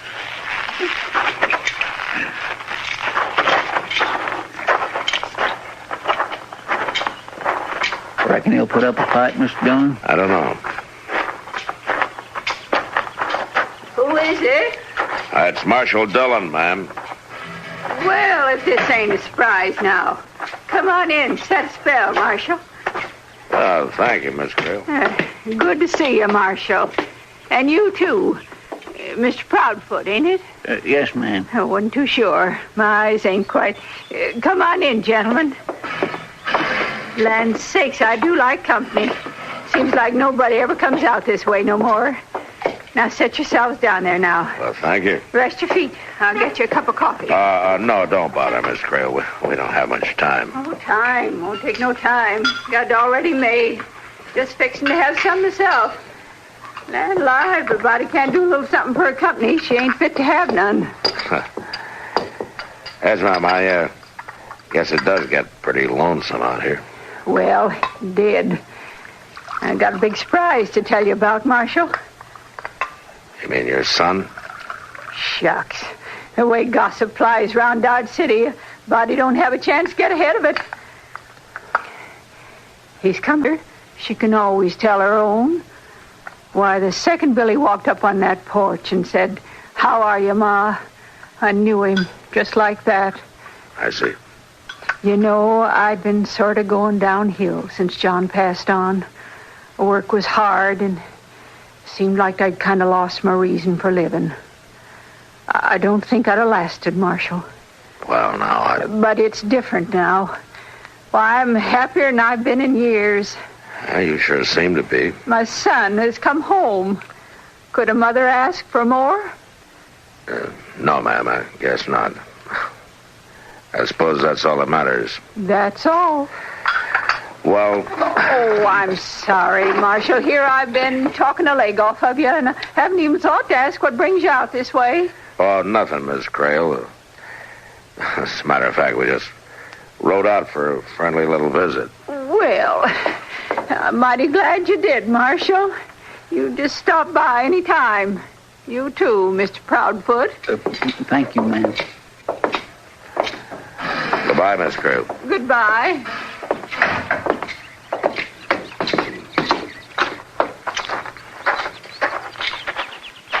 Well, you couldn't have done nothing else, Mr. John. Well, it'd have broke her heart if you'd have told her. Yeah, I guess so. But she's going to find out anyway, sooner or later, when he steals her blind and then runs out on her.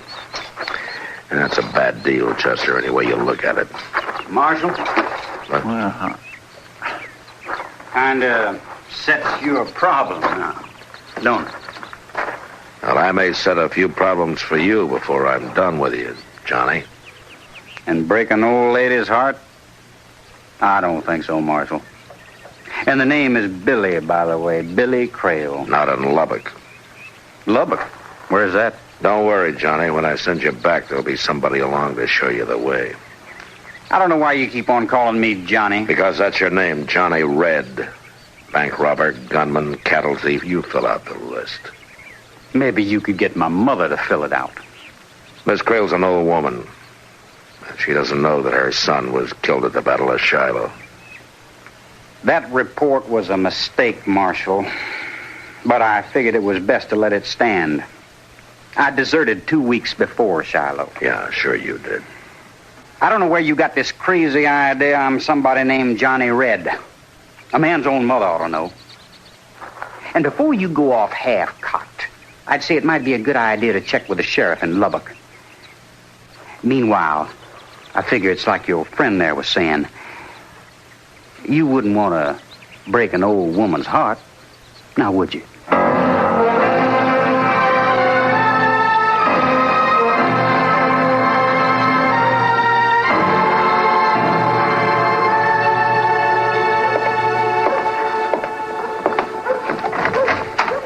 Afternoon, Mac. Come on in, Doc. How are you?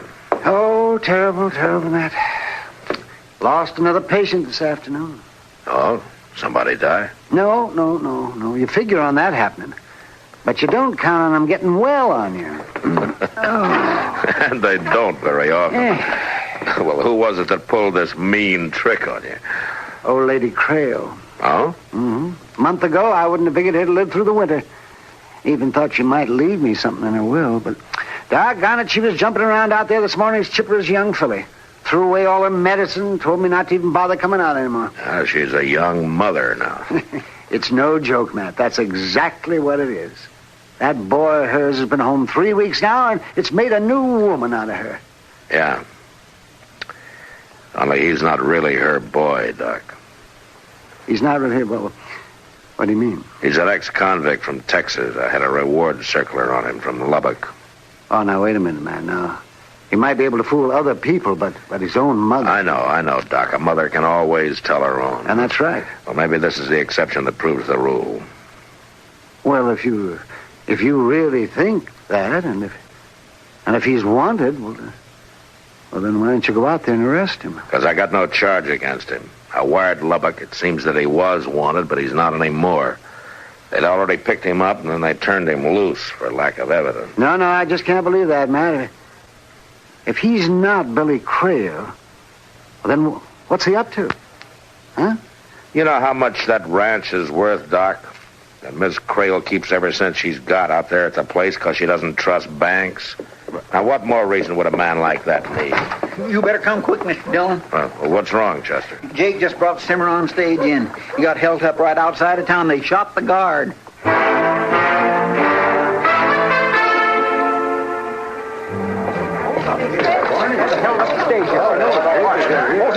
Let me get through here, please. Will you? Please, will you stand aside? Please, let Doc get in here, please. Well, Marshal, they finally got to me. How'd it happen, Jake?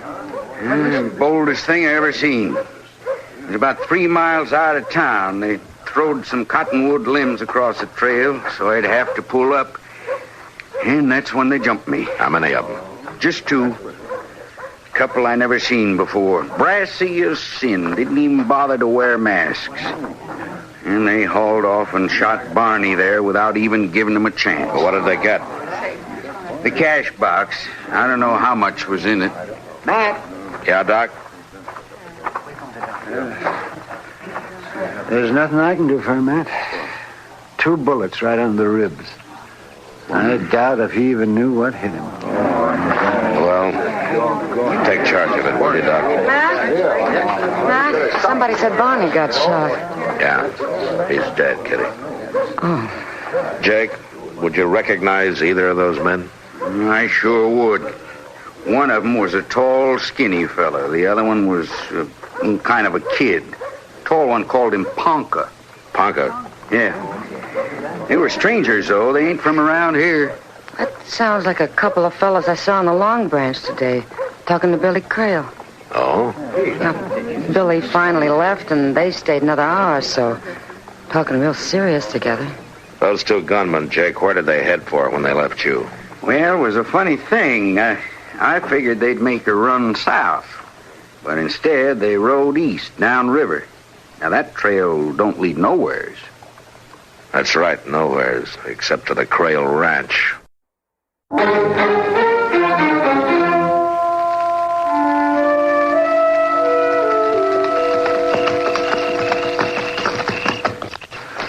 Not a sign of life, Mr. Dillon. Looks real quiet. Yeah. Too quiet, maybe.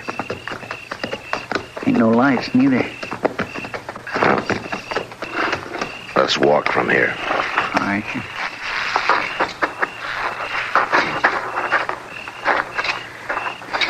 All right, now watch yourself, Chester. Yes, sir, I will.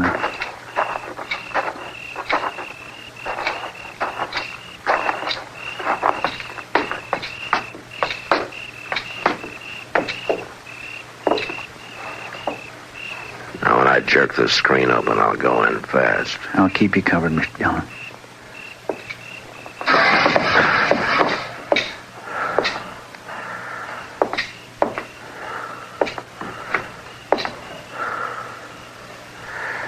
All right, Chester, come on in.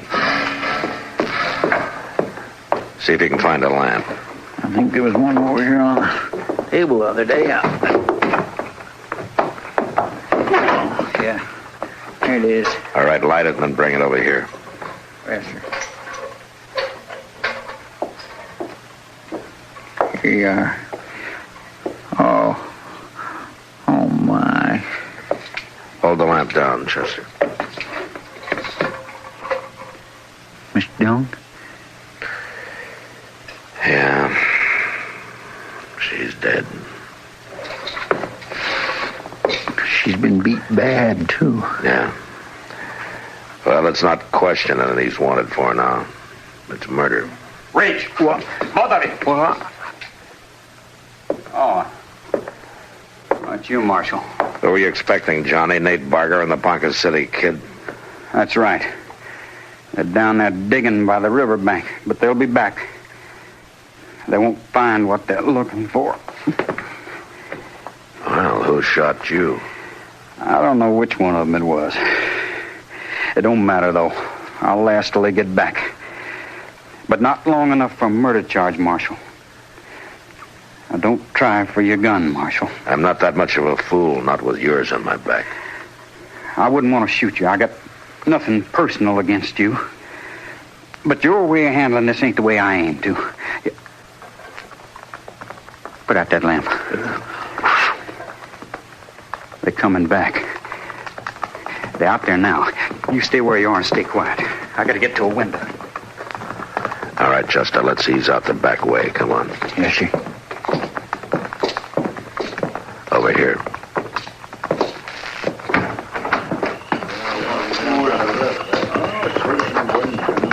Stay close to the house. They'll walk toward the porch. We'll have a chance to take them from the side. Yes, sir. I'll bet you one thing. If she's still alive, she sure won't lie about it this time. A hot branding iron might help. All right, hold it. You're covered. Over there at the corner pocket. Yeah, I'll get him. Now drop that gun, Barker. Drop it. All right, I did. I give up. Don't shoot. Keep your hands up. That's right, Nate. Keep them up high. Johnny, no. Say hello to Ponca for me. Johnny, I had my hands up. Now you drop your gun, Johnny. Sure, Marshal. I'm through with it now. He had his hands in the air. You had no call to shoot him. You'd have took him alive. He might have got out of it. This way it works out better. More sure.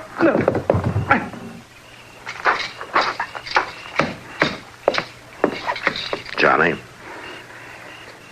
Yeah, Marshal. And I guess you know how you stand. You don't have a chance. It don't matter.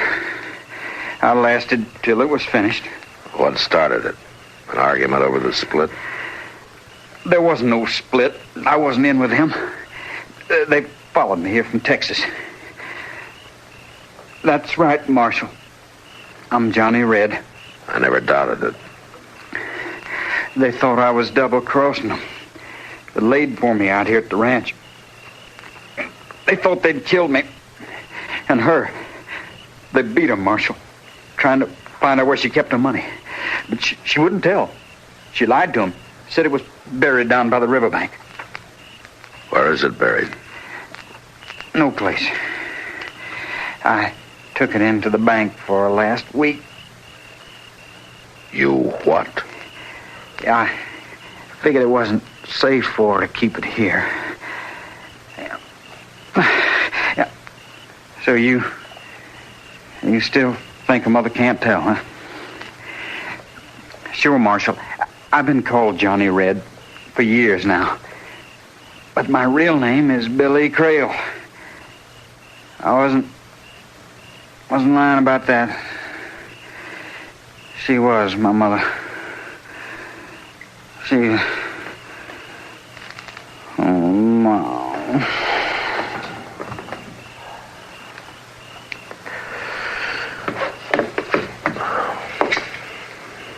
Well, that's that. He was Billy Crail after all. Yeah. Oh, if he'd only just stayed away, hadn't come back home, she'd still be alive. It was her own son, you might say, that caused her death. And Doc says she wouldn't have lived through the winter anyway. And Billy made her happy for 1 month at least. I don't know, Chester.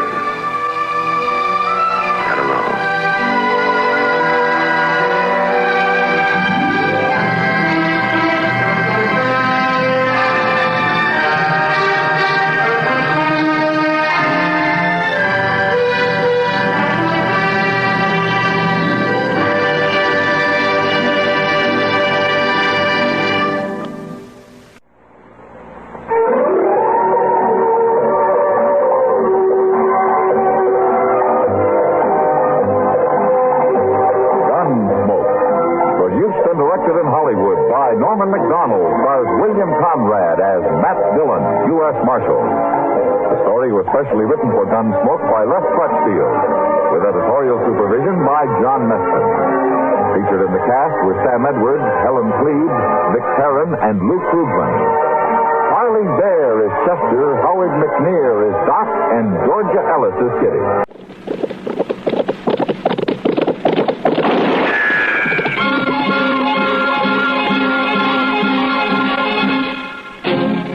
Around Dodge City and in the territory on West, there's just one way to handle the killers and the spoilers, and that's with a U.S. Marshal and the smell of Gunsmoke.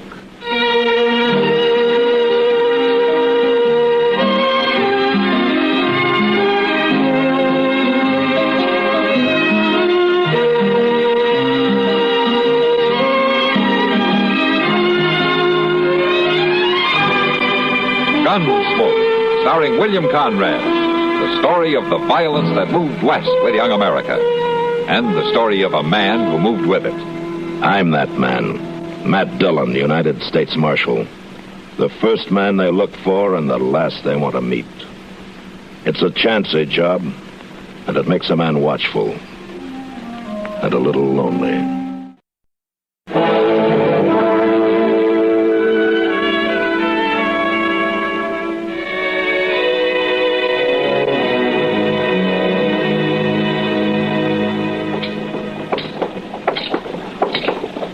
Mr. Dillon, I ain't gonna do no complaining today, even if the beer's as warm as can be. That won't seem natural, Chester.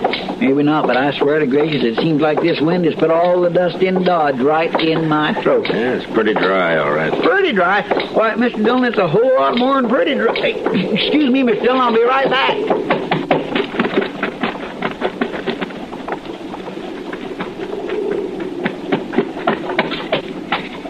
Look here, Mr. Dillon. A lady's bonnet. The wind was carrying it right on down the street. I just did catch it. Oh, it's very pretty. Just what you need, Chester. Oh, I don't want it for myself. I don't see nobody on the street, though, who might have lost it. Yeah, down there in the wagon in front of Jonas's store, see? Oh, yeah, well, I'll just carry it on over to her. I'll catch up with you, Mr. Dillon. All right, Chester.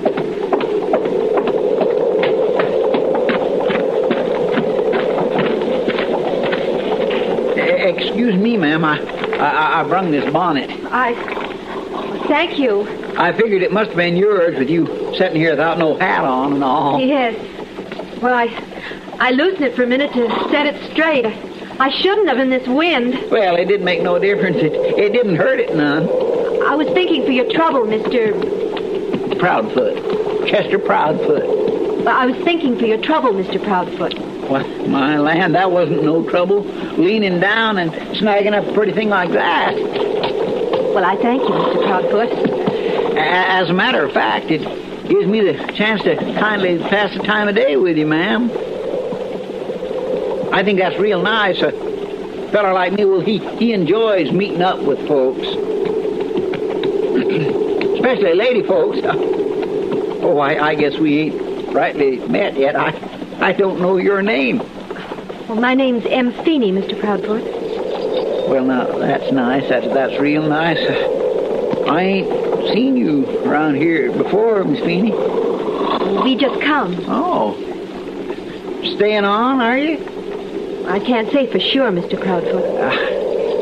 I'd be pleased if you'd call me Chester. Well, Chester, I can't say for sure. We move around a lot, upon me. Oh. Well, you stay north of the Dodge house? Land's sake, no. There's a little place north of town a ways. It must have been vacant a spell the way it looks. Well, now, it'd be nice if you could stay on here. Maybe I can kind more you can sell me. Look out of the way. Oh, I'm sorry, sir. Here, let me help you load into that wagon. Just get out of the way now. Wait.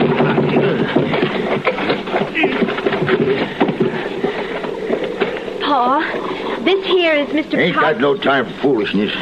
Come on now, get up. Oh, Pa. Goodbye, Chester. Goodbye, Miss M. It was nice talking. It was nice. It sure was nice.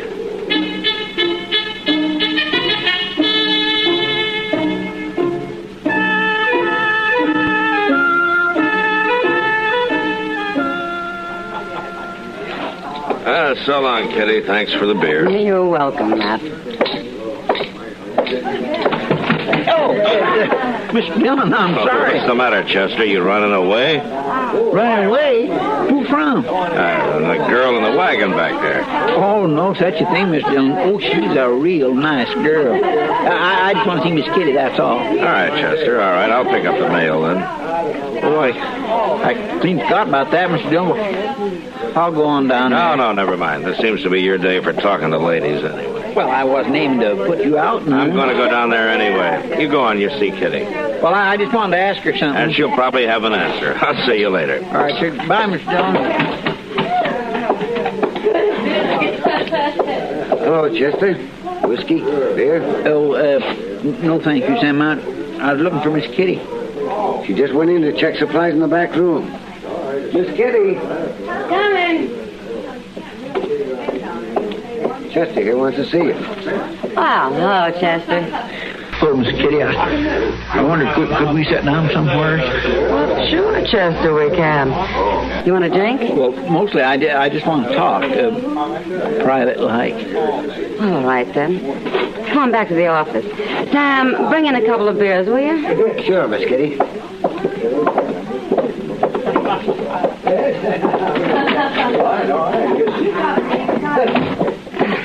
Sit down, Chester. Thank you. All right, now, Chester. What's on your mind? Well, Miss Kitty, I figure you kindly know about ladies.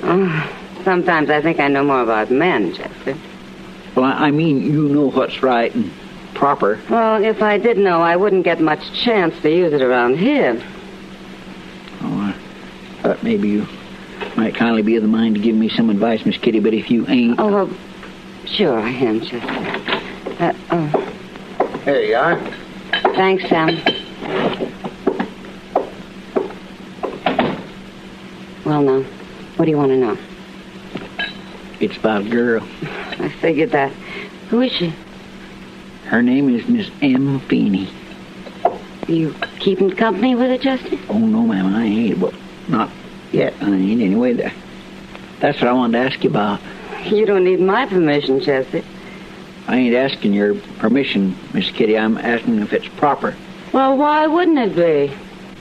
Well, see, I just seen her there, sitting in a wagon outside of Mr. Jones's store. Did you talk to her? Well, yes, ma'am, I did. Some. She talked to you? Oh, yes, Miss Kitty, she did, and just as nice. Well, then what's your problem? Well, I can't make up my mind if it'd be proper to call on her. See, just talking to her like that one time. Did she tell you not to? Oh, no, she didn't, but she didn't hardly have time to. Her pa come out and they drove off in an awful big hurry. Oh, I don't think I'd worry about it being proper, Chester. I'd worry about her pa. Oh, I ain't worried none about him. Well, then go see her, Chester, for heaven's sakes. You think that'd work out all right, Miss Kitty? Well, I don't know how it'll work out, Chester, but you won't find out by staying away. That's a fact, ain't it, Miss Kitty? That's a fact, Chester. Well, then, by jing, I'm going to do it. I'm going to do it as soon as I can get me a haircut. Her name must be Delilah. How's that? Oh, never mind, Chester. But if she's able to get your haircut, I'm all for her. Maybe she'll be real good for you. You know, Miss Kitty, I was thinking the same thing.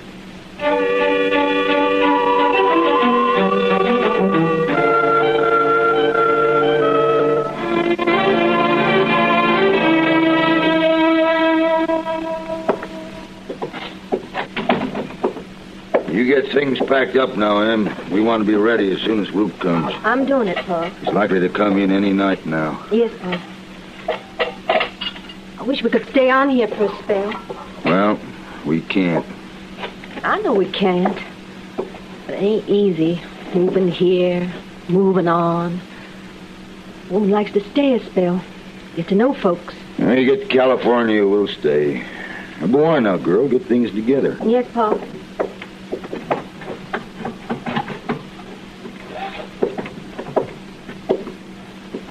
Now, who could that be? Somebody coming? Yeah. I'll go send him on his way. I think that... Well, yes, it is. It's Mr. Proudfoot. You know him? Well, you've seen him too, Pa. He's the man I talked to in Dodge. What's he doing out here? Well, I think he's come to call, Pa. To call? On you? He's a real nice man. Well, I don't care how nice he is. Ain't nobody can be nosing around here when Roop comes in. You know that. Sure, Pa, I know, but I'll send him home before nightfall. It can't hurt none. Please, Pa. I don't hardly get called on. Hardly at all. Well, all right, then, but you get him out of here before dusk now. Sure, Pa. Sure, I will. All right. Why, hello, Mr. Proudfoot. How do, Miss Em? I come to call, if that's all right with you. It's fine, Chester. It's just fine. Would you like to step into the house? Well, I declare that'd be nice, Miss Em. It's just real nice. Perhaps I could offer you a cup of coffee? Yes, ma'am, you sure could. Be mighty nice.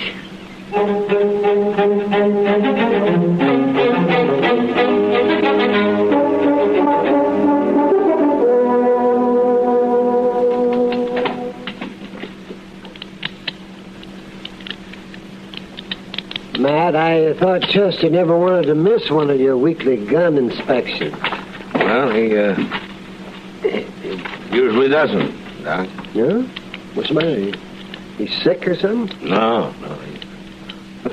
He's gone calling. Calling? Chester? That's right. He's up north someplace calling on a lady. He must have been really smitten to Mrs. Chore with a gun.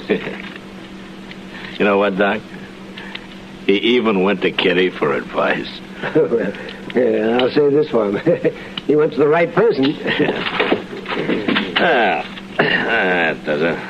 I don't think you better tell him that you were able to do without him. It hurt his feelings. You know, his feelings aren't the only thing that's likely to get hurt if he keeps kiting around all over the countryside. Well, hello there, Doc. Mr. Dillon.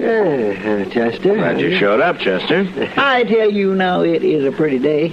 There ain't many pretty days in Kansas as a rule, but this is sure one of them. Yes, well, that's what it always seems when a man is courting, Chester. Well, now, Doc, I wouldn't exactly say I was courting. Oh, well, you're keeping company? He's only known her for 3 days, Doc. Well, it doesn't matter how long a man knows a girl. Oh, no, but it's how well. How well do you know this one, Chester? Well enough to know that she's a real nice lady. Oh, well, what does she think of you? She thinks enough of me, so she claims she'll always have a pot of coffee on the stove for me. Tell me something, Chester. You figure that you're going to be calling many more times in the daytime? Well, see, Mr. Dillon, it's just that her pa don't like her keeping company in the nighttime. Oh. Her pa's a smart man. But if there's anything special you wanted me to do, I could sure do it after sundown. Oh, no. I wouldn't mind a bit. Indeed, I wouldn't. Thank you very much, Chester. That's very kind of you. Well, did these wanted circulars come in today, Mr. Dillon? Yeah, I went down and picked them up. Well, I thought you always took care of the mail, Chester. Well, see, Doc, I wasn't here when it come in. You see what I mean, Doc? Yeah, I see. Well, it don't seem like none of these fellas on these circulars is any too important, would it? Oh. Well, what's the matter? Oh, my goodness. Well, what's the matter, Chester? Well, Well, stop standing there like a stricken calf and tell us what ails you. Well, it's this Army poster. Here, let me see it. An Army deserter? Yes, sir. Roop Feeney. Oh, well, do you know him? No, sir, Mr. Dillon, I don't know him. Well, then what's eating you? I think I know his pa and his sister. Oh, this new girl of yours, her name Feeney? Yes, sir, it is. Well, now, Matt, it's no wonder he's upset. It isn't easy to find out that your girl's family has a wanted man in it. Here's a Chester. This Roop Feeney, he isn't out there now, is he, Chester? No, sir, he ain't out there. Well, don't you worry. No, sir, don't you worry, Chester. Matt isn't going to make you arrest your girl. Oh, Doc, it ain't that. Well, come on, Chester. Well, what's the matter? Well, the matter is, Mr. Dillon, I don't rightly know what to do. What do you mean? Why, there's this nice, fine lady, Mr. Dillon, and her brother, and he's her little brother, too. He's went and got himself in trouble like that. Well, Chester, you don't have to tell her about it. No, sir. Well, what's the matter, then? Well, I just don't want her to have no bad feelings, that's all. Well, you can't help it. If her brother deserted, it won't be your fault if she has bad feelings. Yes, Doc, it will. There just ain't no way for me to help it because I got to tell you something, Mr. Dillon. What? You got to tell me what, Chester? Come on, speak up. What? Well, that they're waiting for Rupe Feeney to come meet him there. Oh. When's that supposed to be? I don't know just when, Mr. Dillon. That's Miss M. Yeah, I know. She just said they was waiting for her brother any time now. I don't think she knowed nothing was wrong, though. All right. Guess we'd better get out there. You don't have to come, Chester. Thank you, Mr. Dillon, but I reckon a man has to meet up with the way things are. I'll get the horses.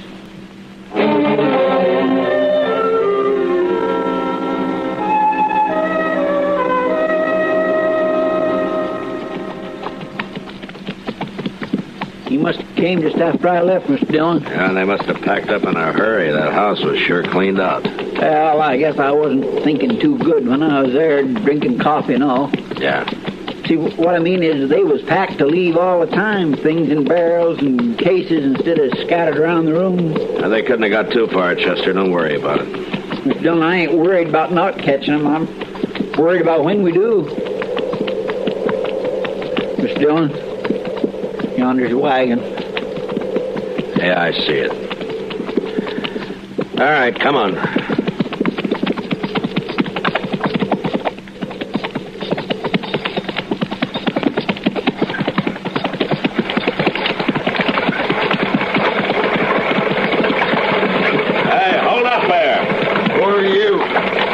Marshal, stop the wagon.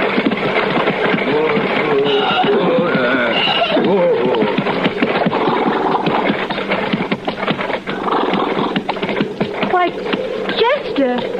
Hello, Miss Sam. Your name Feeney? It is. I'm looking for your son, Rupe. He's in the Army. No, he isn't. Is that his horse tied to the wagon?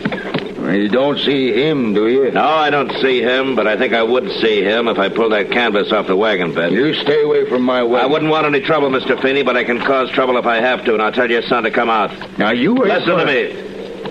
There's no use for any killing, but if I have to shoot, I will. Now, tell him to come out. No, I don't want no killing. Come on, Rupe. Get up. Get up, Rupe. We ain't gonna make it. I guess I should have known we never would. We'd have made it if you'd let me keep my gun, Pa. Your pa's a wise man. Now, maybe they won't shoot you. All right, come on, get on. Miss Sam? I don't think you have anything to say to me, Mr. Proudfoot. Oh, yes, ma'am, I do. I thought you was coming to see me just like any man come and callin'. I didn't think you was just spying on my brother. Miss Em, I swear to goodness. I know I ain't a pretty woman or a proud woman. But I thought this one time, just this one time. Can we go now, Pa? Yes, we might as well go on. Then go now, Pa. Go now. Oh, all right, Em. Rupe. I should have had the gun, Pa. No, this is the right way. Now, you stay alive, boy. Come on.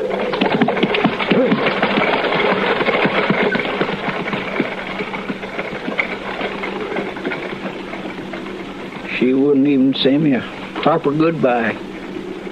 I'm sorry, Chester. Well, I reckon she couldn't help them bad feelings. Miss Dillon? Yeah, Chester. It ain't always easy to be a lawman. No, not always. Yep, come on. Let's get the prisoner back to Dodge.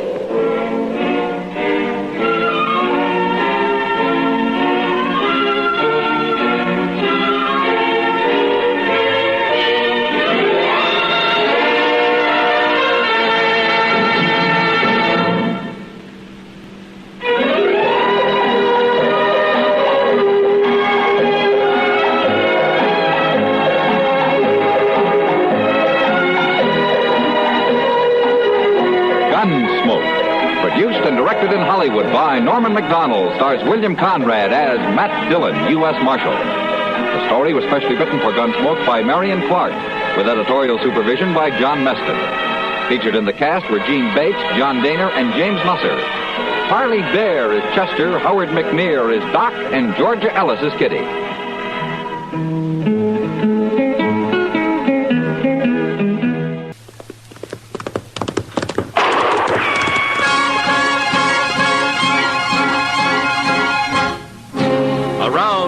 City and in the territory on west, there's just one way to handle the killers and the spoilers, and that's with the U.S. Marshal and the smell of Gunsmoke.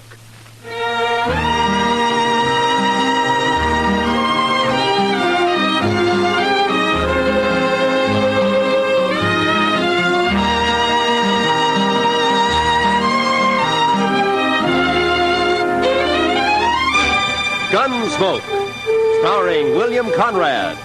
The transcribed story of the violence that moved west with young America. The story of a man who moved with it. Matt Dillon, United States Marshal.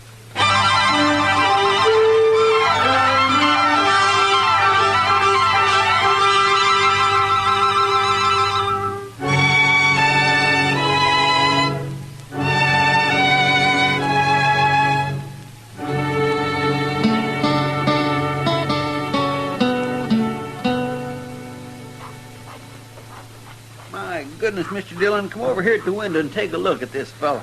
I'm busy, Chester. Yes, sir, I know, but you just gotta. Why, he's the doggonest thing you ever saw. Please, Mr. Dillon, before he goes away. Well, I can't write while you're talking. Look at there. See? In the coonskin hat across the street there? Why, he looks to be 8 feet tall. That's 'cause he's so skinny.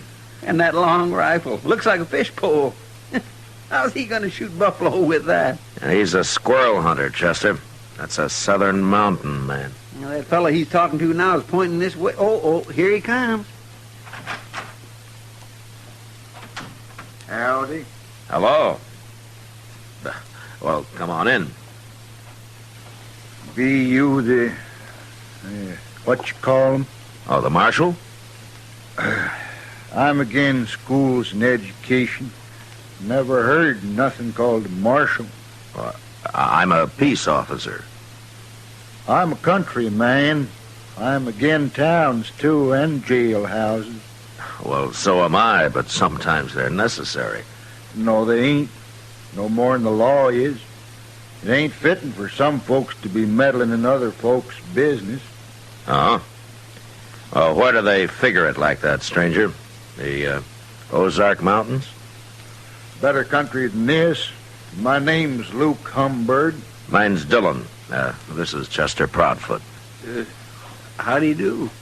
I knowed a fella called Proudfoot once. That so? Yeah. Well, there ain't too many of us. It might be a relation of some kind. All I remember is how he crimped up every time I kicked him in the belly. He did? Marshal, man outside said you'd help me find where Hank Witherspoon's living. Witherspoon? Yeah. Oh, the one who came out here about a year ago? He's got an old mountain gal with him. They're married. Sure, I know them. They got a place up near Rock Springs, about 10 miles north of here. What kind of place? Oh, just a shack and a patch of corn, as I remember. I'll find it. Well, you come a long way to see your friends, Humbird. The Witherspoon ain't exactly a friend, Marshal. I gotta get going. It being Saturday and all. Wait a minute. Huh? What are you talking about? Nothing. Except I won't kill no man on a Sunday, Marshal. I never have, and I never will.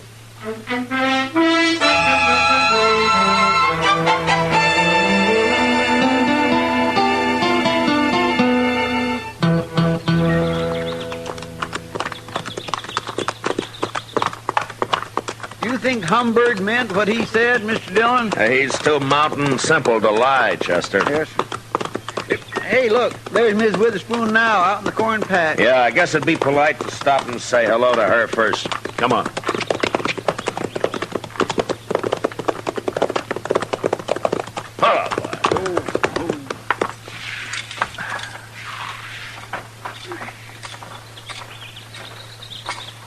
Hello, Miss Witherspoon. Howdy, Marshal. You too, Chester. Sorry, ma'am. Poorly.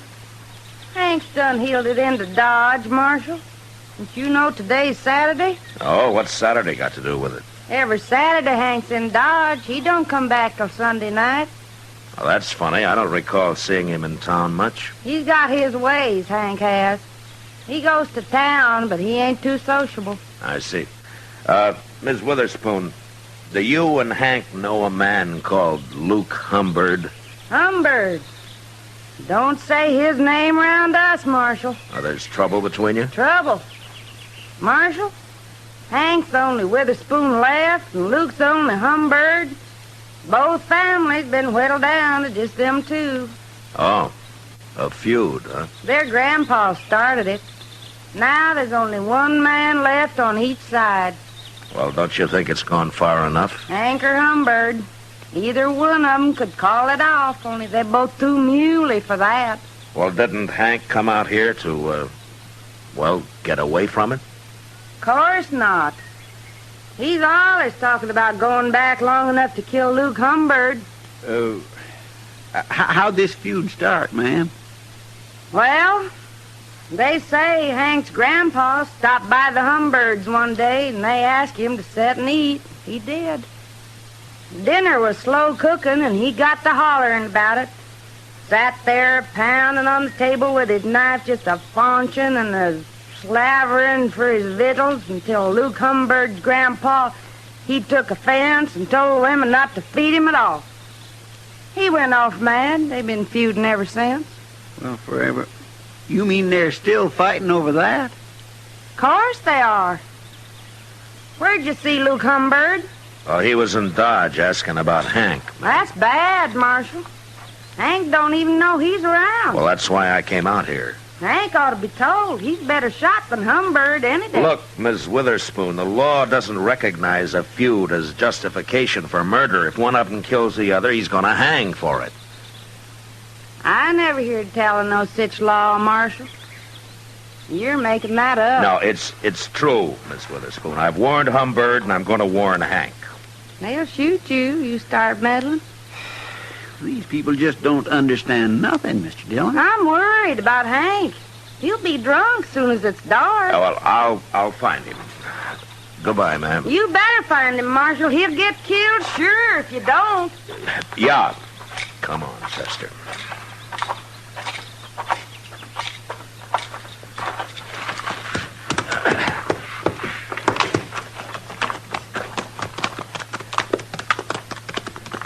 Are hill people all like that, Mr. Dillon? They're mighty independent, Chester. They're mighty crazy, if you ask me. Why, it's like they don't even hear what you're saying. Well, I guess anything to do with the law's a new experience for them.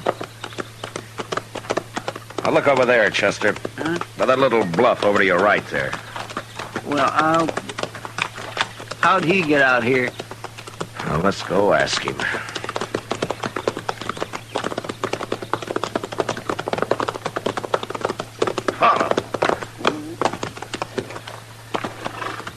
Hello, Humbird. That Witherspoon's place, Marshal? You don't care whether you hang or not, do you? For shooting a Witherspoon? For shooting anybody. Marshal, you're getting downright contrary. Humbird, why don't you take that squirrel rifle and go on back home? 'Cause it ain't no squirrel rifle, that's why.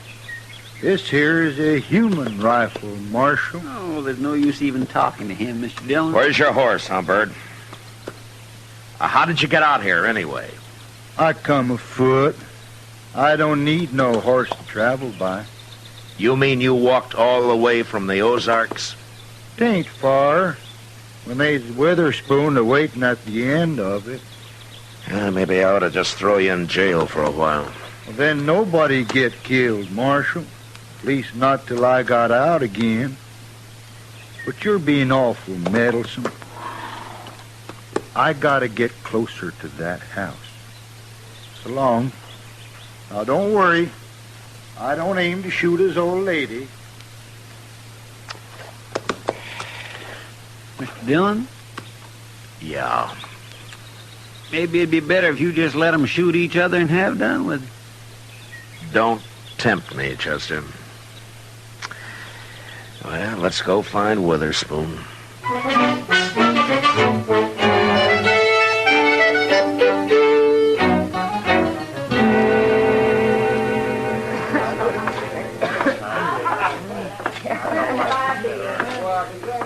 Go ask Sam if he's seen Witherspoon, Chester. All right, sir.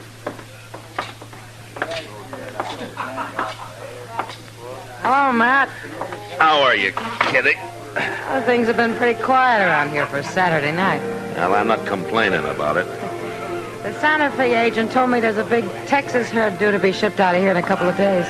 Well, those boys will liven things up for you. For you, too, I expect.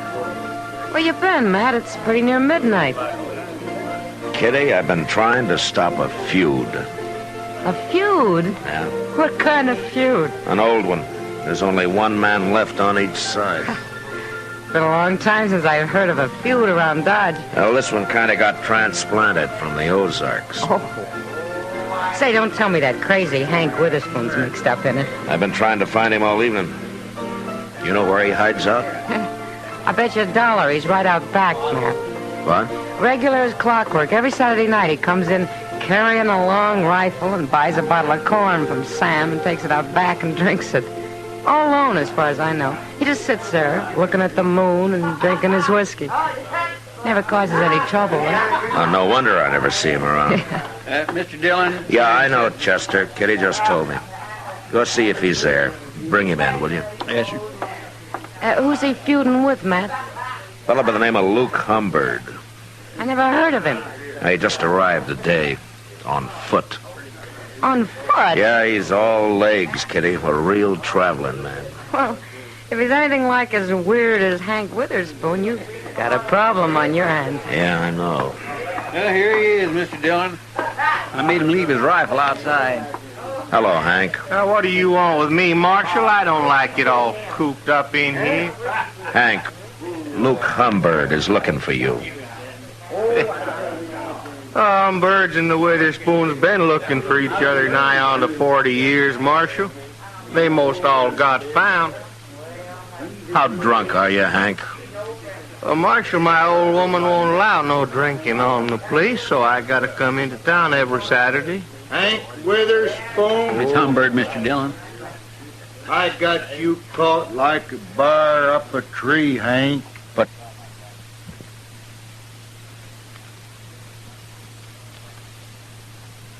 down that rifle, Humbird. If you're gonna kill me, I ain't even got my gun. Put it down, I said. Get out of the way, Marshal. I'll shoot you, too, if you don't. Now, you listen to me. Hey, wait a minute, everybody. I just thought of something. Why don't all you folks stop meddling in this? It's after midnight, Humbird. What? It's Sunday. Sunday? Oh, no. Yeah, he's right, Humbird. Well, of all the gall-blamed luck. Now I'll have to put off killing you, Hank. I won't shoot a man on Sunday. Even a Witherspoon. Well, of course you won't. Hey, Luke, you sure travel a long ways. Well, I got tired waiting for you to come back home. I was figuring coming back this summer for a spell. Alone. I know. I seen your old lady scratching around in that corn patch. She said she ain't never going back, hard as it is here. Oh, well, fellers can make a crop here sometimes, Luke. Yeah. But it's a hard fight with a short stick. You got no hogs out there. Where are your hogs, Hank? I'll be getting some. Oh. Hey, Luke, I'll tell you something. What? I got me a little jug out back. It's most empty now, but we could maybe buy us another one and set out there for a spell and kind of get soured on the cob. Well, might as well. We can't do no shooting till Monday. Where do we buy this whiskey? I'll show you. Feller over here, he sells it. You'll have to lend me some money, Hank. I didn't bring none with me. Well, if that don't beat all. Matt, why don't you put them in a cage and send them back where they came from? I'd like to, Kitty. People here are getting quite a kick out of this. Yeah, I know. Those two hillbillies are making me look like a fool, and I don't know what to do about it. Handling's about as easy as trying to stop it from raining. Well, I'm going to bed.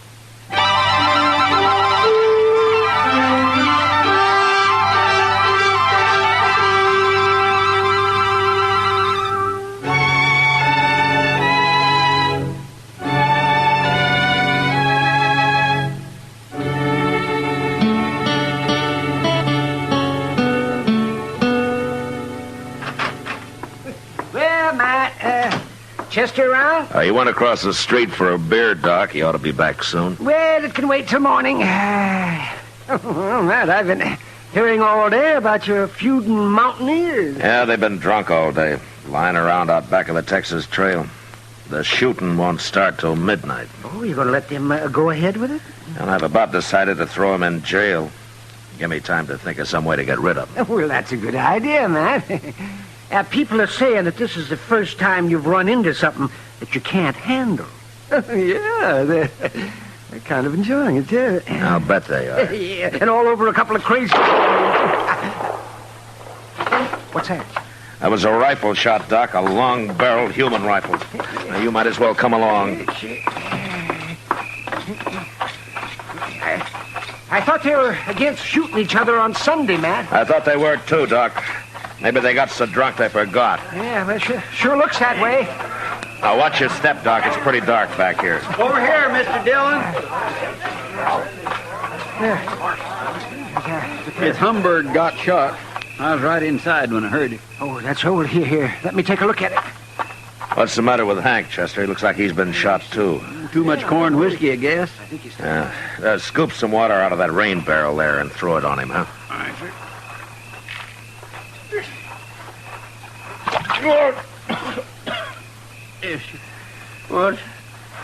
What's that you're doing now, Luke? Give him some more, Chester. Okay.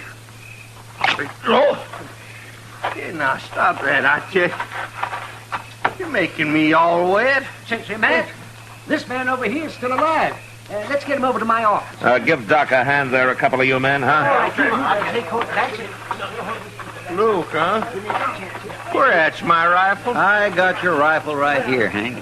Did you shoot him, Hank? Well, sure. I was aiming to, I guess. How could you shoot him if you were passed out? Well, I don't know, Marshal. We got pretty drunk.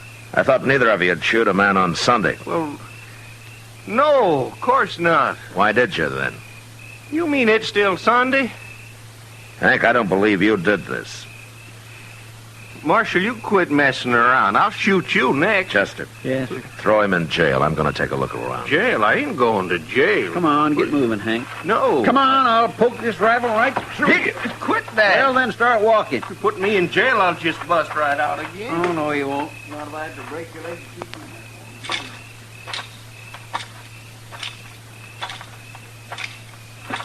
you. Who's that?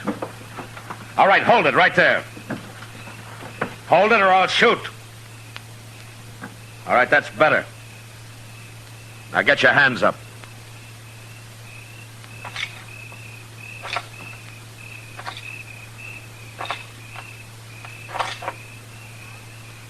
Well, I'll be... I ain't armed, Marshal.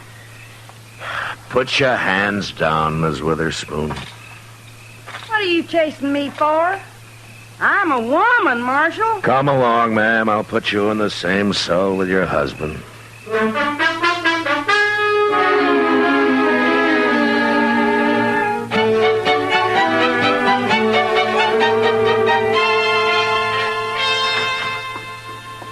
Well, I just give them their breakfast, Mr. Dillon. Hello, Doc. Morning, Chester. How's Luke Humberg doing? Well, I was just telling Matt.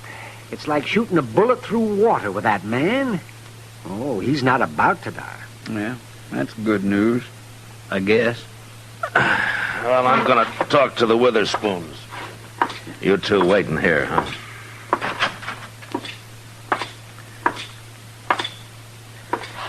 Morning, Hank. Ma'am. Morning, Marshal. You come on out to our place someday, Marshal. I'll cook you a better breakfast than you give us here. Thanks, ma'am. But it might be a long time before you go home. I've been trying to explain things to Hank, Marshal. Oh? He's still arguing he shot Luke Humbird. But even he don't believe it. You're admitting that you did? Of course I did. You know it. Hank is too drunk. Humbird's all right. He's going to live. But you'll still have to stand trial for attempted murder, Miss Witherspoon. Judge ain't gonna do nothing to a woman. What'd you go do it for anyways? Feuding is a man's job. I got to thinking, that's why. I'm worrying. About what? About you being too drunk to fight come Monday.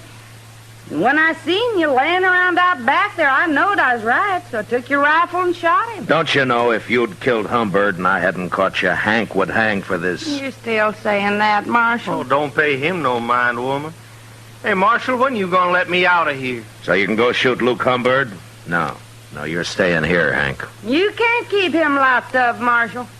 Yes, I can. No. It's all a mistake. I didn't have to shoot Luke at all. What? Well, the reason they got so drunk was they were celebrating. Celebrating what? They decided to call the feud off, Marshal. Both of them at the same time. Luke Humbird's gonna come out, go to work for Hank, and he's gonna live on the place. They got it all figured out. They's too drunk to tell me.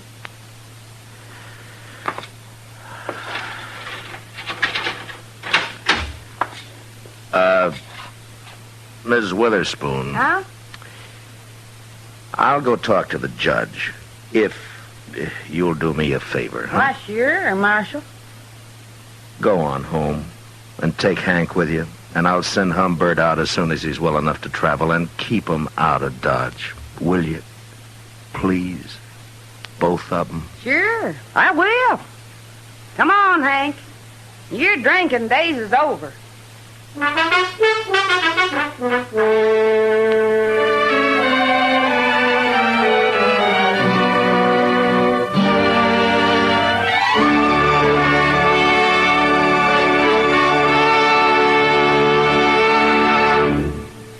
Gunsmoke, transcribed under the direction of Norman MacDonald, stars William Conrad as Matt Dillon, U.S. Marshal. Tonight's story was specially written for Gunsmoke by John Meston, with music composed and conducted by Rex Corey.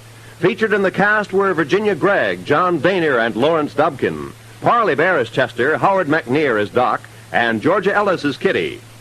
Join us again next week as Matt Dillon, U.S. Marshal, fights to bring law and order out of the wild violence of the West in Gunsmoke.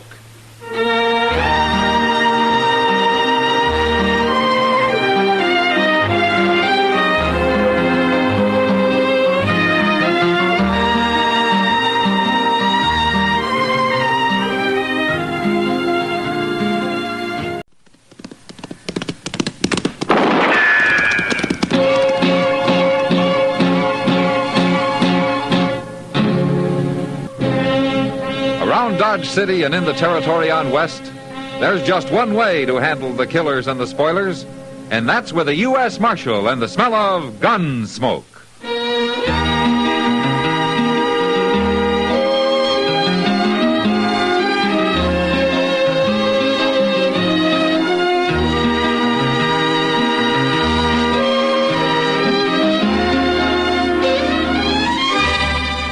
Gunsmoke, starring William Conrad. Transcribed story of the violence that moved west with young America, and the story of a man who moved with it. I'm that man, Matt Dillon, United States Marshal. The first man they look for and the last they want to meet. It's a chancy job, and it makes a man watchful and a little lonely.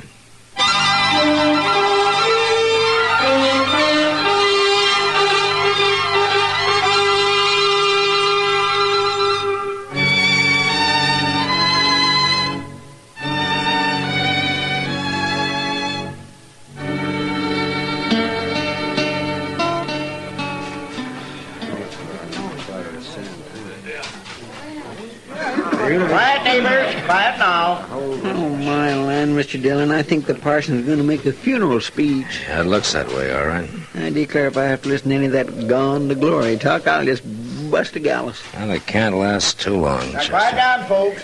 We got to show the proper respect for this here chap that's deceased. Matt? Oh, Matt. What? Oh, Doc. This is the first time I've ever seen you at one of these Boot Hill parties.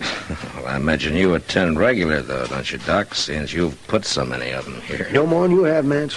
No more than you have. Hey, you fellas down there in the hole. That's deep enough. We ain't going to plan him standing. All right, neighbors, huddle in close now. Let's give Packy the kind of send-off that's due and fitting to him. Oh, Reverend Blouse sure does love the sound of his own voice. He gets a $3 fee for this, Chester. Oh. Say, Matt, you really have a reason for being here? Yeah, I have, Doc, but I don't know just what to do about it. All right, folks. I come out here to Boot Hill for the same reason the rest of you come. So we could pay our last respects to a fellow neighbor we knowed and loved, Packy Roundtree. Now, I can't recall I ever seen Packy at any of my meetings. Never seen many of the rest of you there, for that matter. But I still looked on him like all of you did, as a fine, upstanding, courageous, God-fearing gentleman. Good, honest, hard-working. A credit to Dodge City and the whole doggone country roundabout. Is he talking about old Packy Roundtree, Mr. Dillon? Yeah, that's what he said. Yeah, but Packy wasn't nothing but a measly, miserable, shiftless old grub-staker. Oh, that's while he was alive, Chester. Trail and safe bedding down in that happy hunting ground we're all a yearning toward. Well, now he's got a long journey ahead of him, folks, so let's get him started on his way. You fellas that's going to be pallbearers, get your ropes looped under the ends of that coffin. We'll put him down gentle-like. Doc, did you ever hear of a sawbones over at Walnut Springs by the name of Stearns? No. Why? Yeah, because that's who signed the death certificate. Well, it must have been some doctor who was just passing through. Yeah, maybe. Something eating you, Matt? Yeah, Doc. All together now, boys. We'll lift him up, lower him into the grave, and then slip the ropes out. Just a minute, Parson. Come on, Chester. What do you want? Well, I'm sorry, Marshal. Didn't know you was aiming to speak. I'm not. Well, what do you want? Reverend Blouse, I'm going to have to take a look at the corpse. Oh, but Marshal, I told you that his horse rolled on him. Something terrible. He's broke up bad. Well, I've seen men broke up bad before. Chester. Yes, sir? Take that pick over there and pry a board loose on top of the coffin, will you? All right, sir. Now, resent this, Marshal. Why, it's a reflection on my calling. All due respect to you, Parson, but I still got my job to do. Violent deaths have to be certified by the Marshal's office. But I told you what happened, and I brought in Packy's body myself. Yeah, that's right, Parson. Already in his coffin, nailed up tight. You about got it, Chester? Yes, sir. There it is. We'll be able to... Mr. Dillon! Yeah, I see it. Let me have a look here, Matt. I can tell you in 2 minutes what he died. What who died of, Doc? There's nothing here but some straw and a bunch of rocks.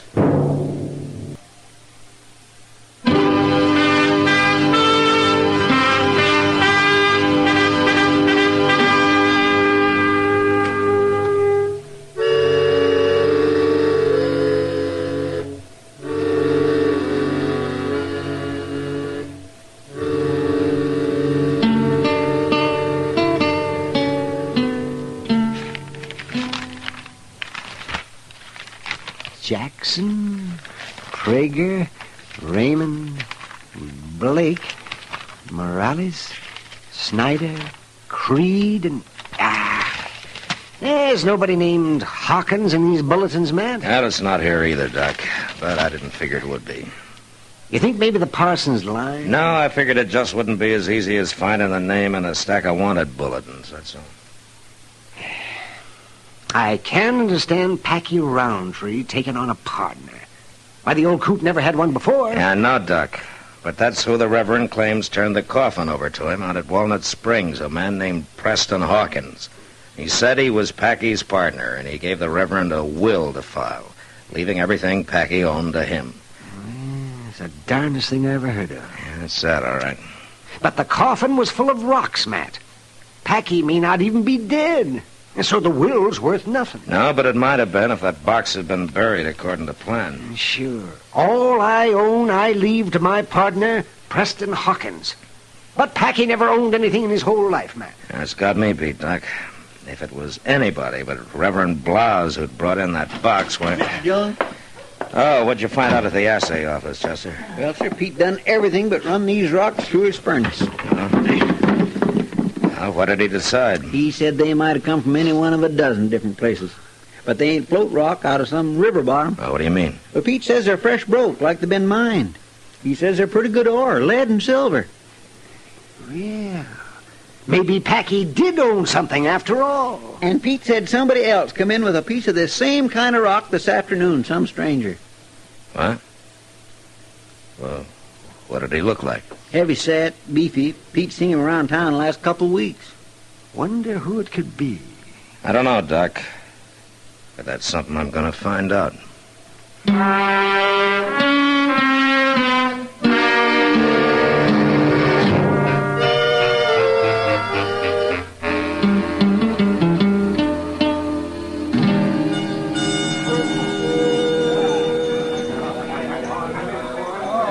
It's the man there by the end of the bar mat. You see the one I mean? With a calico shirt. That's right. Heavy-set, bull-necked. He sure fits the description.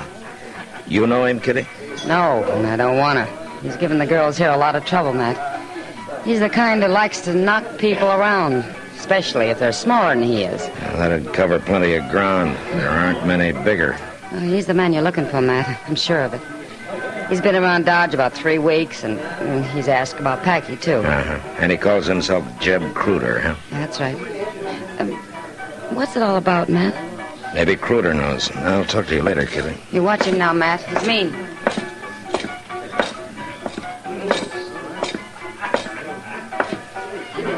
Evening, Cruder. Well, if it ain't the Marshal. Have a drink, lawman. Cruder, I understand you took some rock into Pete Will's assay office this afternoon. Any log in it? I also understand that you've been trying to find Packy Roundtree. That's so. Well, Marshal, suppose you go do your understanding someplace else. Mr. Cruder, in Dodge City, a man answers questions with a civil tongue in his head. It's a kind of a habit we got here. Are you aiming to teach me about it, are you? Yeah, I think I am. I'll kill you. Get your hand away from that gun. You don't have the guts to draw it anyway. All right, now get up. Come on your feet, Cruder. Marshal, I didn't mean no offense. I ask you some questions. Well, I've been looking for Packy, all right. Come here a couple of weeks ago. I knowed him for years, but I ain't seen him in a long time. Did you find him? No, sir, and then that happened out there at Boot Hill this afternoon. Well, I was just poleaxed, Marshal. You know any reason why Packy would pull a trick like that? Well, no, sir, I sure don't. I thought I might trace him through them rocks, so I took some out of Packy's coffin. But the assayer couldn't help me none. Ever hear of a man named Preston Hawkins? No, sir. I just don't know nothing about this, Marshal. If I did, I'd tell you. I sure wouldn't want you to think I meant any offense a while ago, sir, because I was... Cruder, don't overdo it, huh? A man can get too civil sometimes.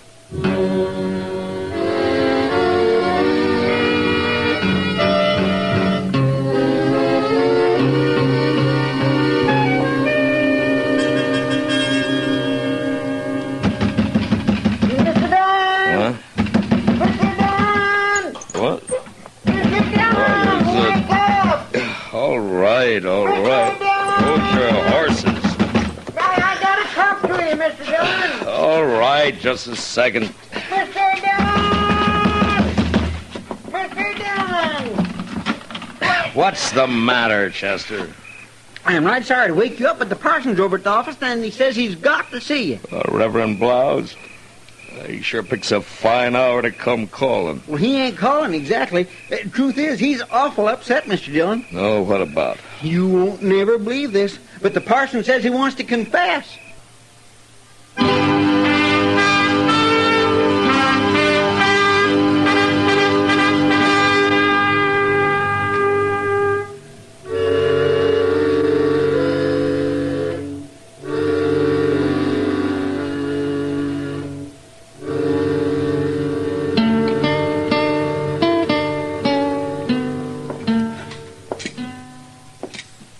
With all due respect, Parson, that's about the tallest story I've heard in years. Well, I didn't lie to you, Marshal. I maybe just let you mislead yourself a little. Now, you claim that Packy Roundtree met you outside of Walnut Creek and asked you to help him, huh? He was in mortal fear of his life, Marshal. That's the only reason I done it. He showed me the paper where he'd gone to in Hayes and got his name changed legal to Preston Hawkins. Yeah, go on. He give me that will of his at the same time, leaving everything to Hawkins, or rather to himself under his new name. And he gave me the coffin and asked me to bring it to Dodge and have a burial service. Well, in a way, since he changed his name legal, Packy Roundtree was dead, to all intents and purposes. And that's just how I looked at it, Marshal. And if it was the only way of helping him out of his trouble, I was glad to do it. Now, you say Packy claimed he was doing all this just because he was scared. He was scared. Why, he turned white every time he mentioned Jeb Cruder's name. Seems Cruder got the Indian sign on him years ago and bullied him ever since. That's why he always kept moving on, always hoping Cruder wouldn't find him again. And this time he couldn't move on because he'd stumbled into that pocket of silver ore. That's right. Where Walnut Creek cut sharp up through the Comanche Hills. Uh-huh. Well, from what I saw at Jeb Cruder, Packy's story holds together pretty solid. Cruder's a coward and a bully, all right. He sure is.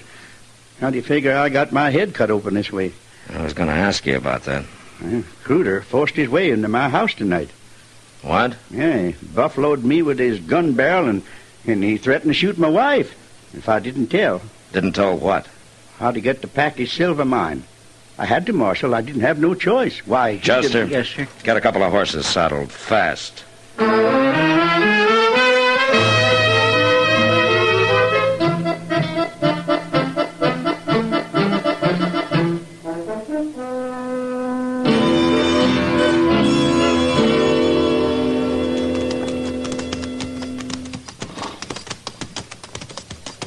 There's smoke coming up over yonder, Mr. Dillon. Yeah, he must have a cabin there in the brush.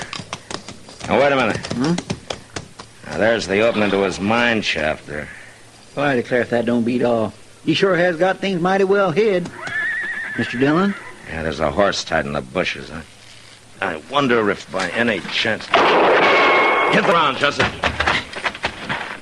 There goes somebody running. Across the creek. Yeah, and it's Jeb Cruder. Well, he's heading for the mine shaft. Hold it, Cruder! He run inside. Yeah, but it's probably the only way back out. Come on, Chester. Darn fool. Ought to had better sense than to run for a place he can't get out of. I guess he was surprised he wasn't expecting anybody to ride in on him. That's fair enough, fellers. Now you stop right there in your tracks. Why, it's Packy Roundtree. Yeah, just take it easy, Chester. It's a fine darn thing. Man works all night in his diggings and can't even get his breakfast without somebody shooting up a ruckus. Well, doggone if it ain't the marshal. Morning, Packy. Or Preston Hawkins, I guess it is now. Oh, yeah, I reckon you know the whole story then, huh? Yeah, and so does Jeb Cruder. Cruder? We just chased him into your mine shaft over there. Oh, you don't say so. Oh, now that's mighty interesting. Yeah, we were just going in after him. I reckon he'll keep for a while. Let's sit down. Look, Packy, I think we've got... Sit down, Marshal. That's the only way out. He can't get out no other way. Yeah, we might as well for a minute. Yeah, now, I want to tell you about Cruder and why I done what I done. You see, the fact is, Marshal, I'm a goddamn coward. Oh, what do you mean? Well, I just ain't got the courage most men got. When it comes to Jeb Cruder, I ain't got none at all. I want to tell you about 3 years ago, out in Montana Territory, when I thought I'd got clean away from him. I had me little flock of sheep, built it up from nothing. Then Cruder showed up again. He hog-tied me, Marshal, to make me sign over the sheep to him. Look, I want to show you my legs here. It's how come I limp like I do. Packy, later, huh? Could we hear the rest of it? He held his gun 6 inches from the calf of my leg and put a bullet through it. I wouldn't sign. Then he put a bullet through the other one. I signed, Marshal. Well, he ought to be hung doing a thing like that. What? Merciful heaven, well, that come from the mine shaft. Yeah, right on time. Well, that's darn good fuel. Come on, Chester. Let's see if we can get him out of there. Oh, no, Marshal. You can't go in there. Huh? Oh, not now you can't. See, I worked all night and got me around to drilling. 13 holes and loaded them up. 5, 6... Yeah, I touched him off just before I went up to the cabin. But you don't understand. Cruder's in that shaft, Packy. Cruder? Oh, doggone if it didn't clean slip my mind, Marshal. 7, 8. There's 9. Ah, that was a darn good round. Brung down a lot of rock. There's 10. I reckon I'll stick to this brand of fuse from now on. Packy, what am I gonna do with you?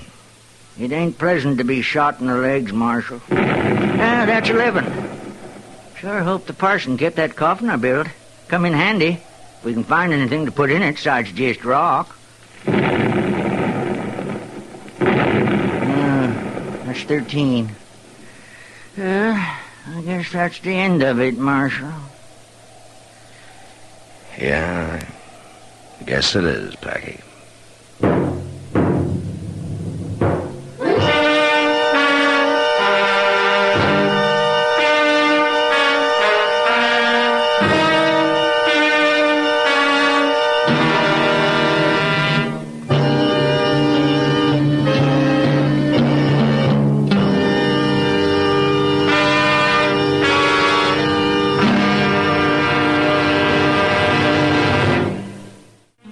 Gunsmoke, produced and directed by Norman Macdonald, stars William Conrad as Matt Dillon, U.S. Marshal. The script was specially written for Gunsmoke by Les Crutchfield, with editorial supervision by John Meston.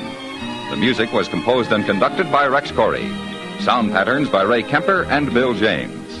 Featured in the cast were Ralph Moody, Paul Dubov, and Joseph Kearns. Harley Bear is Chester, Howard McNear is Doc, and Georgia Ellis is Kitty.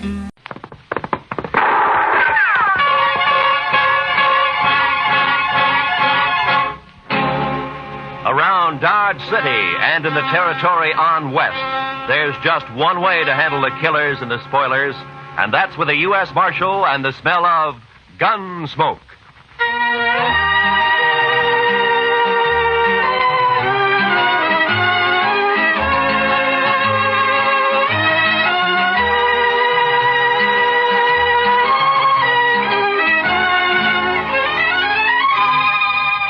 Gunsmoke, starring William Conrad.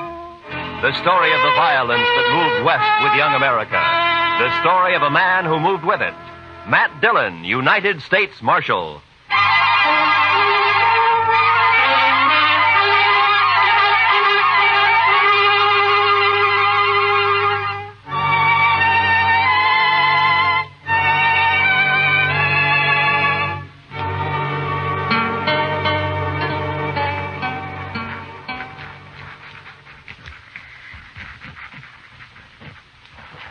Mr. Dillon, I've been thinking. Yeah? We ought to renovate this place. What? Renovate it? Oh, blast it, Chester. What's the matter? Oh, nothing. I was trying to write and listen to you at the same time. That's all. It can't be done. Well, Marshal? Yeah, what's the matter, Lee? I'm drunk. The way he was walking, I thought he'd been shot. No, I'm not shot. I never saw you drunk before, Lee. Well, would you like a little coffee or something? Ah, there's my gun. Now lock me up. What? Lock me up, I said.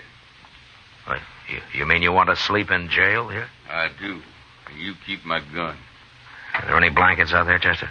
Well, there's one, Mr. Dillon. No, that's enough. Okay, Lee. Just follow Chester, then. I will. Marshal, I come here to prevent a killing. Oh? I'm drunk enough to want to kill him, and I'm sober enough to know I'm too drunk to kill him. You understand? To kill who, Lee? Jim Salter. That's who. My foreman. Is he in town, too? He is. At the Texas Trail. And let him stay there. Keep him out of here. I'm going to bed. Yeah, right in there, Mr. Dargan.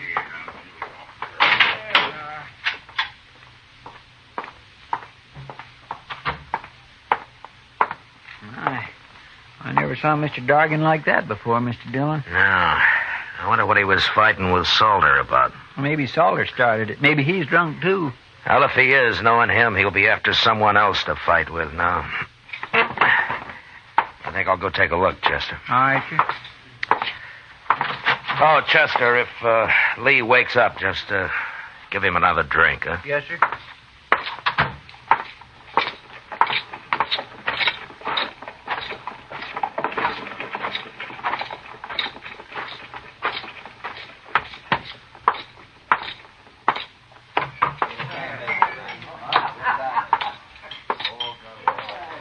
Well, how come you're alone, Kitty?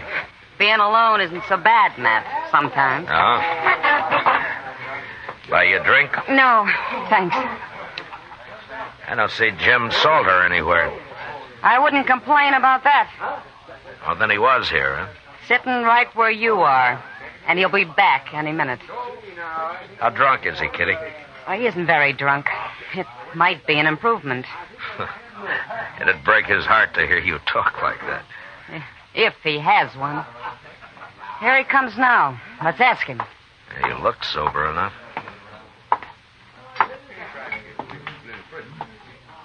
You move in fast, Marshal. Sit down, Salter. Sit down. Seeing as how it's my table, I will. I ran into Lee Dorgan. He was pretty mad about something. That so? Yeah. But it's all right as long as you're not looking for trouble. Me, Marshal? I never look for trouble. Neither does Lee. Now, you know those Southerners, Marshal. They're always getting insulted about something. You've been foreman on Lee's ranch for over a year now, Salter. This the first time he's wanted to kill you? Is that what he said? That's what I heard him say. Oh, yeah. Well, Marshal Lee's had a little bad luck with his cattle, that's all. When he's had a drink or two, he needs someone to blame it on. You know how it is with these greenhorns. No. How is it? If it weren't for me, he wouldn't have as many cows as he's got. Now he's lost a few strays, he's all upset. Well, as long as it doesn't end in gunplay. Oh, me and Lee get along fine when he's sober. Yeah. You have to leave, Matt? I'm afraid so, Kitty. Then I'm going to bed. Hey, wait a minute. You can't do that. Who says I can't, mister? Good night, Matt. Good night, Kitty. Well, I'll be.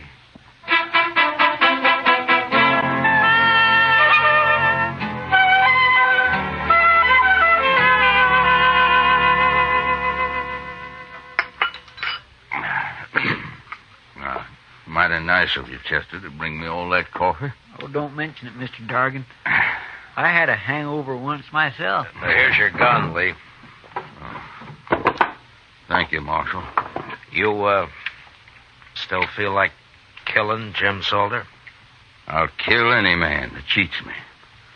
That's how I was brought up, and that's how I am. So? I guess it's just instinct that tells me I'm being robbed by him, Marshal. I got no proof at all. None whatsoever. What is it, Lee? Don't your cattle tally up right?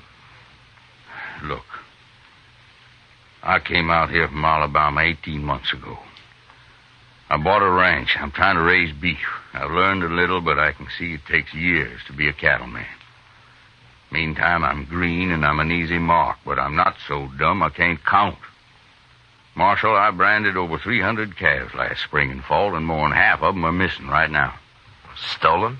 I don't know, Marshal. I've asked every rancher and every buyer around here to be on the lookout for my brand that hasn't turned up once. Well, why do you think Salter has anything to do with it? Instinct, I told you. I just don't trust him. Nothing more, but it's enough. Then why don't you fire him? Pride, I suppose. I want to beat him at his own game, whatever it is. Well, good luck at it, Lee. Well, I need more than luck, Marshal. I need a little help.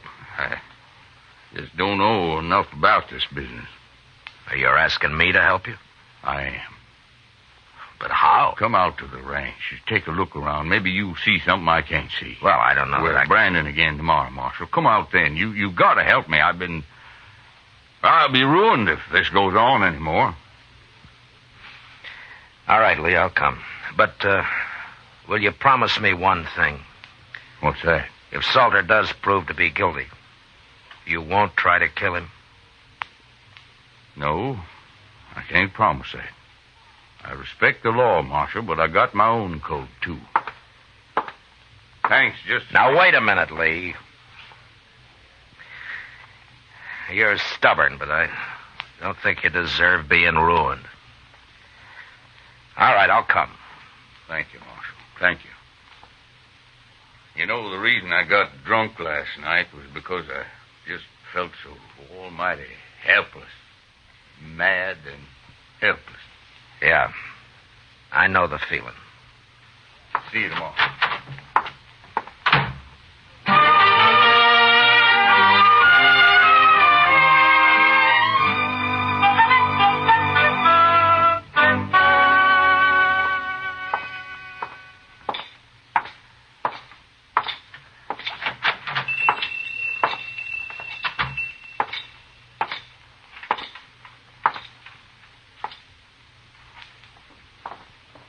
Good morning, Marshal Dillon. Good morning, Mr. Peters. And what can I do for you this morning? Well, I'm interested in some brands that you got registered here. Oh, you don't mean to tell me that you're going into the cattle business, Marshal?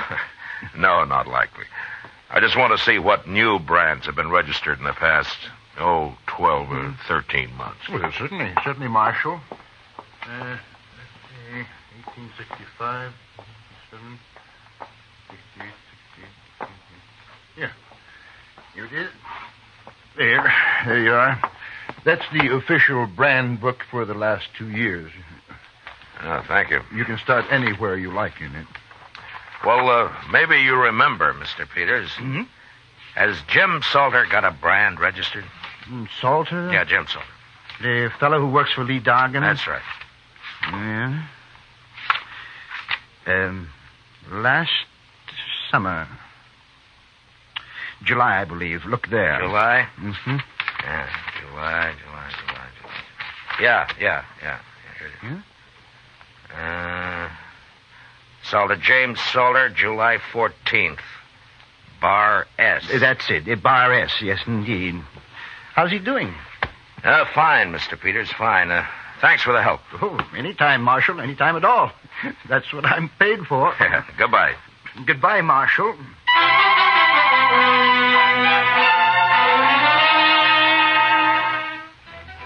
When we weren't working, most of the cattle buyers in town spent their time drinking toddy and telling lies at the Dodge House. And there I learned that a number of Bar S calves had been sold in the fall and some more of them in the spring. They remembered because it wasn't often a man sold only calves, and also because the brands were newly burned on. But they said the brands were clean, and there was no question of any previous marking having been altered. I figured Salter was a whole lot smarter than the ordinary rustler. And the next day I found out just how smart.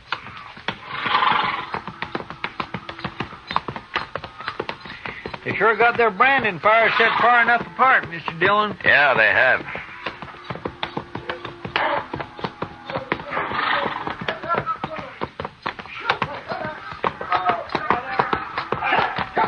There's Jim Salter now at this first fire. Oh, we'll stop and say hello, Chester.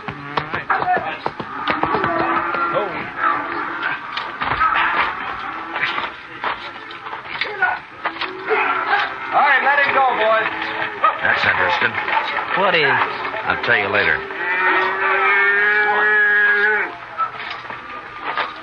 Now, you don't have to stop work just because we're here, Salter. That's all right, Marshal.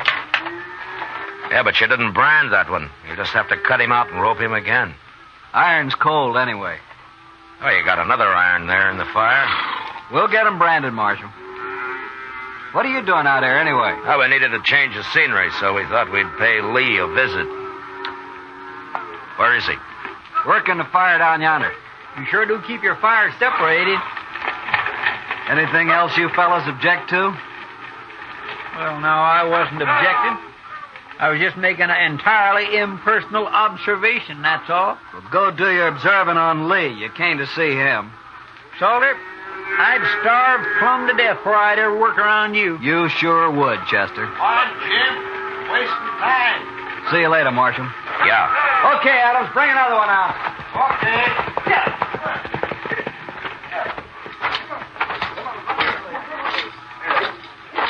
He's smart, that Solder. To me, he's just mean and downright graceless. At least that, too, Chester. Oh?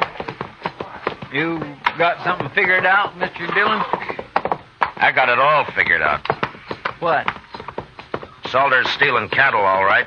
I know just how he's doing it. But the problem now is how to handle Lee Dorgan and that code of his. I wouldn't want to see Lee hung for murder. No, sir. I surely wouldn't either. Hello. Hi, Marshal. Hold it, man. Well, how are you, Marshal? Chester? Fine, Lee. Dorgan?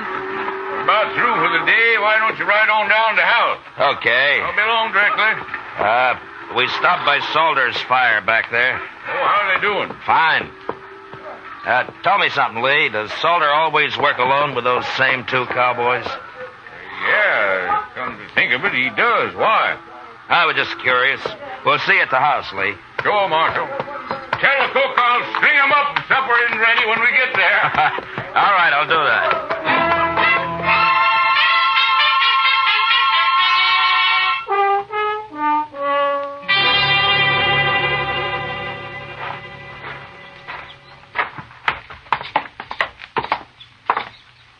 Well, not a bad house Mr. Dorgan's got here, Mr. Dillon. That's fine. Let's sit on the porch here, Chester. They'll be along soon. Yes, sir.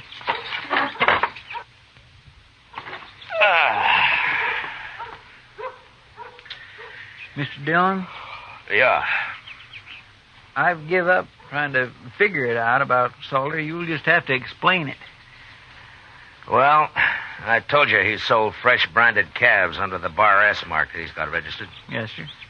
Well, those were Lee's calves. Did you ever hear of using a cold brand, Chester? A cold brand? Yeah. You can either put it on through a wet blanket or you can just keep the iron hot enough to burn hair and press it down lightly so it won't scorch the hide. Oh, Looks like a fine brand for a few months. That is until the calf sheds. well, I'll be doggone. And then the calf's as unmarked as the day it got dropped.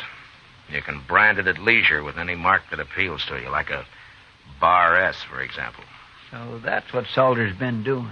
And he was about to put a cold iron on that calf a while ago when we rode up. Sure. He works at a distance from Dorgan because the other cowboys had noticed right away what he's up to. Poor Lee. He's sure right about being green at this business. Well, he's going to learn now, Mr. Dillon. No, Chester, I can't tell him. Well, why not? Lee meant it when he said he'd kill Solder if he had any proof. And if he did that, he'd be worse off than he is now. Well, then why don't you just arrest that man? Yeah, Judge would let him off, I'm afraid. Cold brand can be laid to carelessness. Of course, we could wait a couple of months and catch him doing his Bar S branding. That's risky, too, though. Well, what are you going to do, Mr. Dillon? I don't know, Chester. But I'll have to figure something out by morning.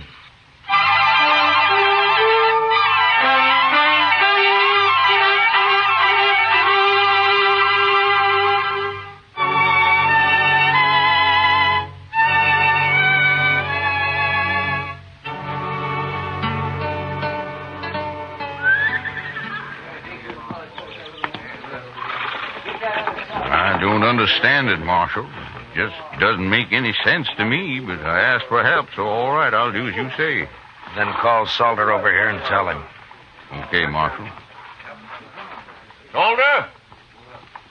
Solder! Yeah? Come over here. What do you want, Lee? We're already late this morning. I'm going to make a change in our branding setup, Solder. What? I've decided it'll be faster. From now on, we all work from one fire instead of two. What for? You and Adams and Smith will work alongside the rest of us, that's all. Whose idea is this, anyway? Those are my orders. Oh? You still talk like a Confederate colonel, don't you? That'll do, Solder. Sure. This is for you, Marshal. I never did like you anyway.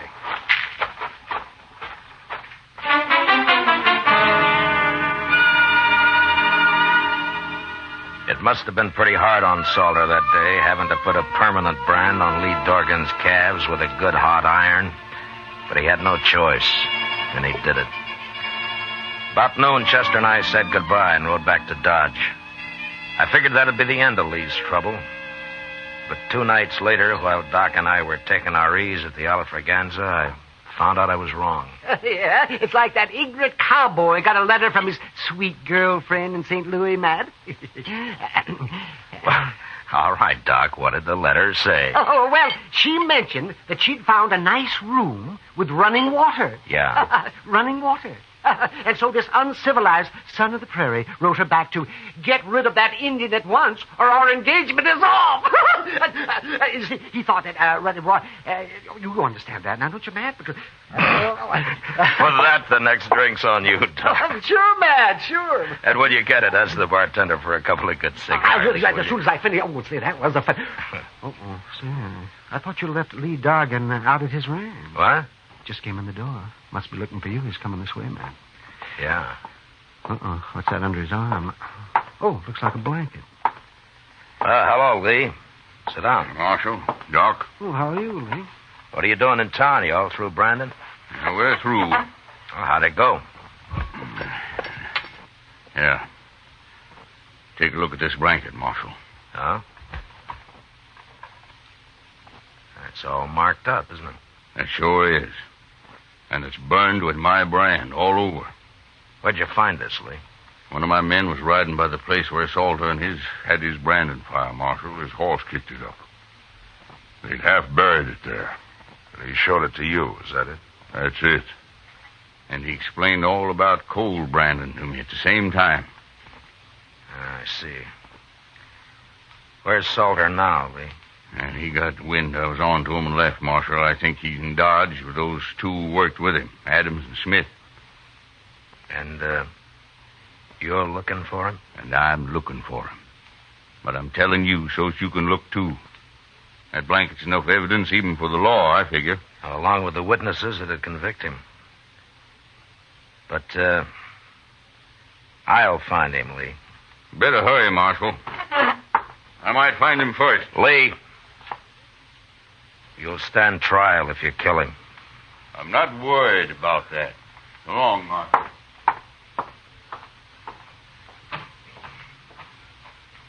Why didn't you take his gun, Matt? Shows he couldn't get in any trouble. You just find another one, Doc. Lee's a mighty determined man. Yes, I can see that. I'll take that drink another time, Doc. I got work to do. Sure, Matt. Oh, do me a favor. Will you drop this blanket off at the office for me? Oh, you bet your life I will. Well, good luck. Yeah, thanks.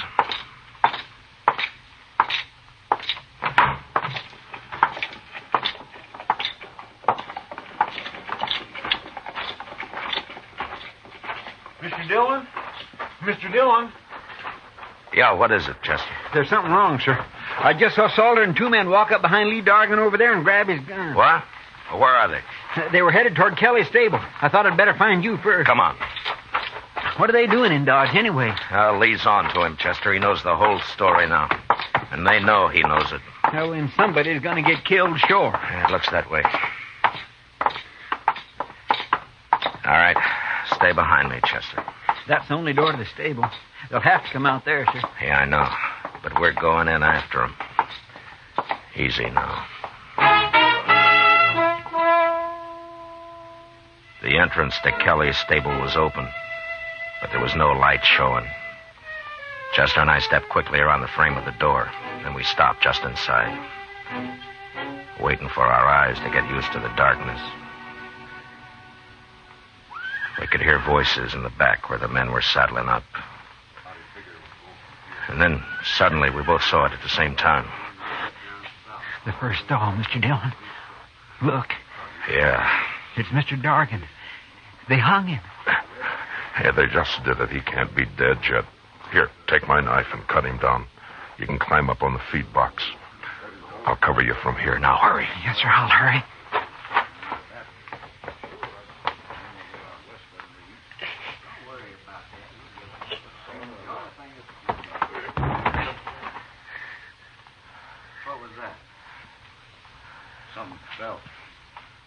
Maybe Darkin got loose somehow. Get up front there and take a look, both of you. I'll finish saddling up. Okay, Sawyer. Come on, Smith. Stay in here, Chester. Don't move. Mr. Darkin's breathing. When they come up, we'll jump them. I'll take Adams. Now, quiet now.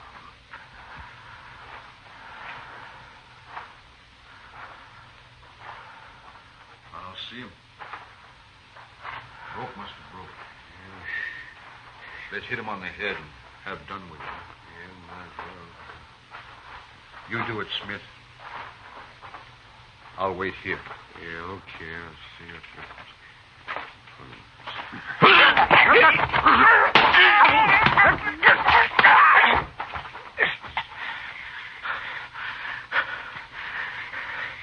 You all right, Chester? Yes, sir. Good. Now keep low. What's going on up there? Adams? Smith? Mr. Darkin's coming to now. He's breathing easier. Keep him quiet. Hold him down if he tries to get up. Sutler will be along in a minute. Yes, sir. What are you two doing? Answer me, blast you! Who's in there? Throw down your gun, Sutler. Who's that? It's Matt Dillon. Now do as I say.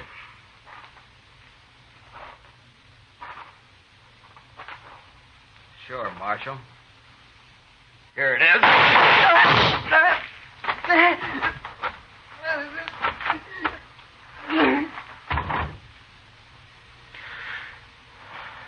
All right, Chester.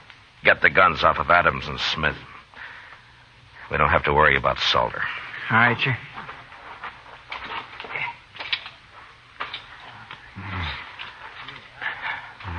Lee? Lee, how are you? Oh, it's good to breathe again, Marshal. I was about gone. Well, you're all right. We got him. And Sutler's dead. You won't have any trouble now. No. But it's not easy the way you people educate a man out here. Well, if it was easy, Lee, anyone could manage. Well, thanks, Marshal.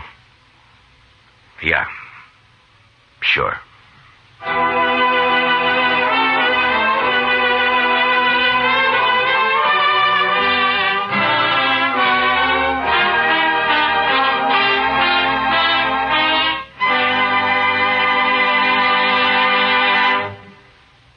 Gunsmoke, under the direction of Norman MacDonald, stars William Conrad as Matt Dillon, U.S. Marshal. Tonight's story was specially written for Gunsmoke by John Meston, with music composed and conducted by Rex Corey. Featured in the cast were John McIntyre as Lee, Harry Bartell as Salter, and John Daner as Peters. Parley Bear as Chester, Georgia Ellis as Kitty, and Howard McNair as Doc. Gunsmoke has been selected by the Armed Forces Radio Service to be heard by our troops overseas. Join us again next week as Matt Dillon, U.S. Marshal, fights to bring law and order out of the wild violence of the West in Gunsmoke.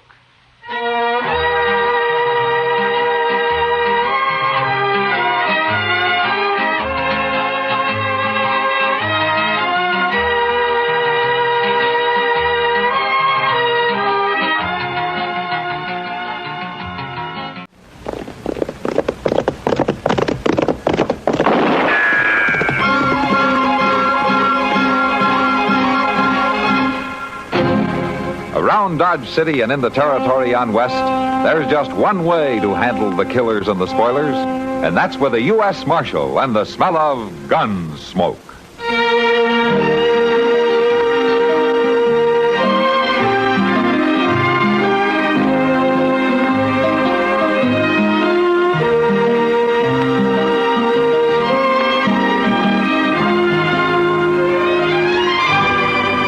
Gunsmoke, starring William Conrad, the story of the violence that moved west with young America, and the story of a man who moved with it. I'm that man, Matt Dillon, United States Marshal. The first man they look for and the last they want to meet. It's a chancy job, and it makes a man watchful and a little lonely.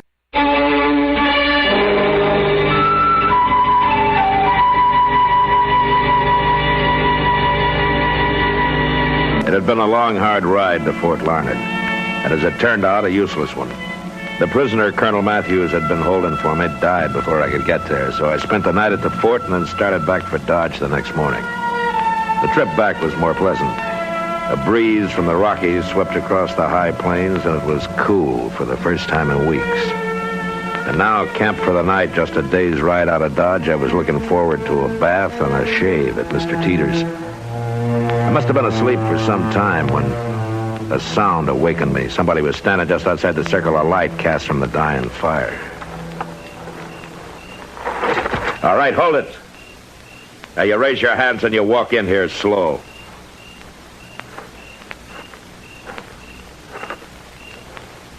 Keep coming.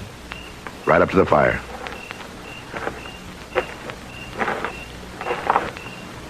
Now just stand it. Is there anybody with you? No, I'm alone. Please, mister, I didn't mean any harm. What are you doing here? I was hungry. Thought maybe I could get some food. Well, I might have shot you. I'm awful hungry, mister.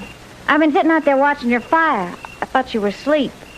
Well, there's some side meat in that fry pan. It's cold, but you can have it if you want. Thank you, mister.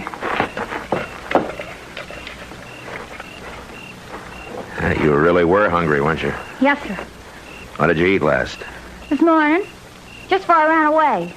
Ran away? That's right. I ran away from home. I see. What's your name? Trudy. Trudy Trent. Well, where is it, Trudy? Your home? About 40 miles from here.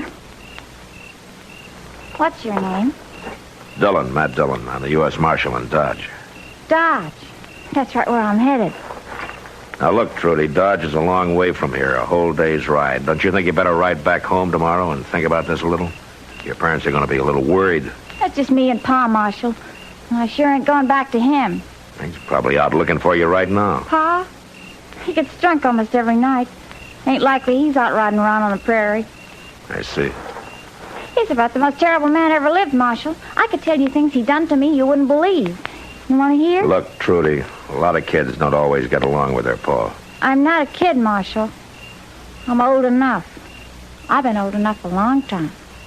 Look, you're going back home in the morning, and I'm going to ride with you to make sure you get there. Don't you like me, Marshal? Sure I like you, Trudy, but you're still going home. Don't make me go back there. Please. I'll do anything you want. But please don't make me go back. I got a blanket for you. You can sleep with the fire. Marshal, please. Look, Trudy, whether you think so or not, you're still just a kid, and I'm taking you home in the morning.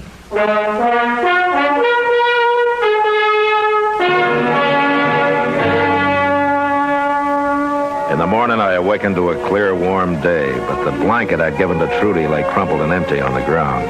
For a minute, I thought she'd run off. Then I heard splashing from the other side of the willows. She was taking a swim. A few minutes later, she was out, dressed, and we were breaking camp.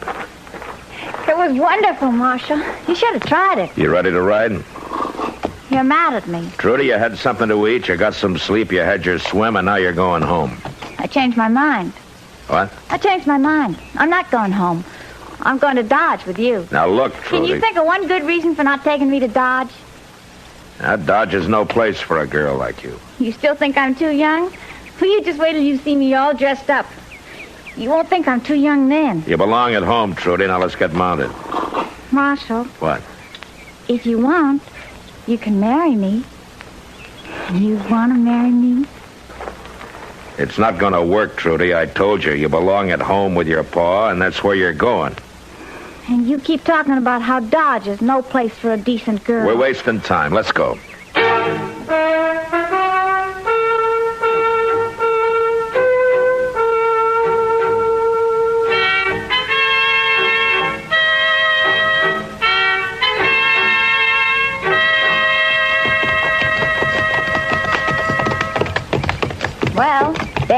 Marshal. You can see we don't make out too good. This is hard land, Trudy.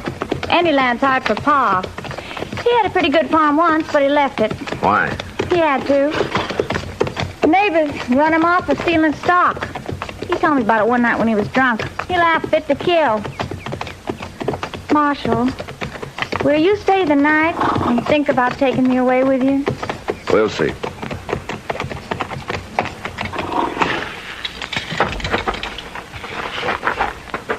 Come on. Let's go in and get this over with.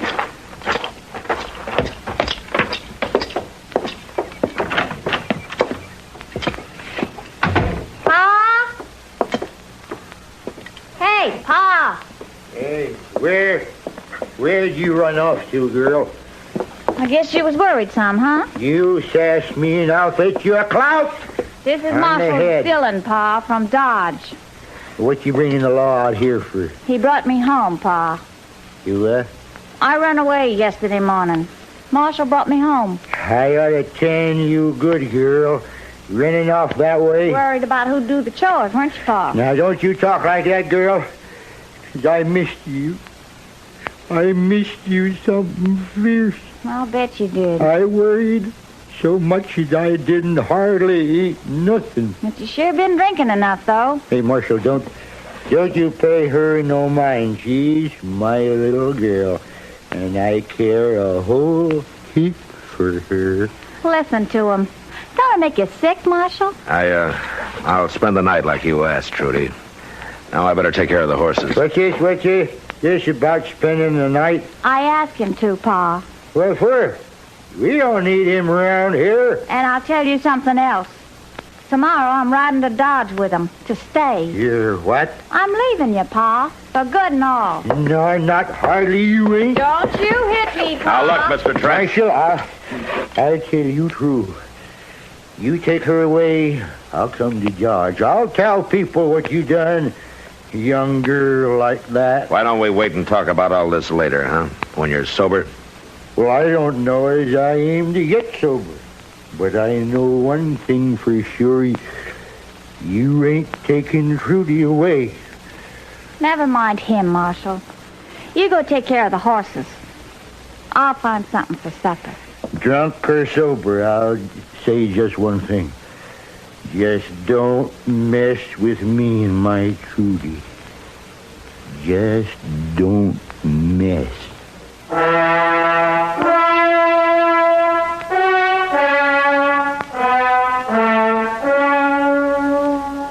The Trent farm wasn't much of a place, inside or out.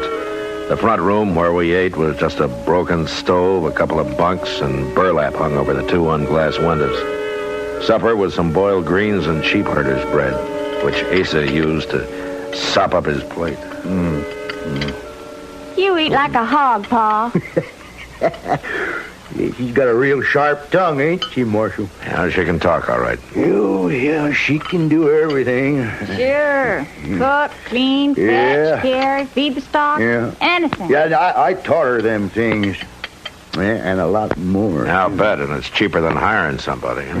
Even cheaper than getting married, ain't it, Pa? Because if you're married, you'd have another mouth to feed, huh? Ah, don't talk like that. No, you're my little girl. Hey, we have good times together, don't we? It's a palace of joy, Pa. Now, Trudy, girl. You know how we celebrated Christmas, Marshal? Pa got drunk and set me on fire. I had to run out and roll in the snow or I'd have burned up. Then he wouldn't let me back in. I near froze to death. Well, I'm going to go out to the barn, get me another jug of whiskey. The one under the bed's empty. I'll get myself Well, Marshal, what do you think now? Still think I shouldn't go into Dodge with you? Is he always like that? Not always. Right now, he's kind of on good behavior on account of you being here. I see. Dodge couldn't be worse than this, could it? No, I guess not. Then will you take me, please? Yeah, I'll take it. Honest?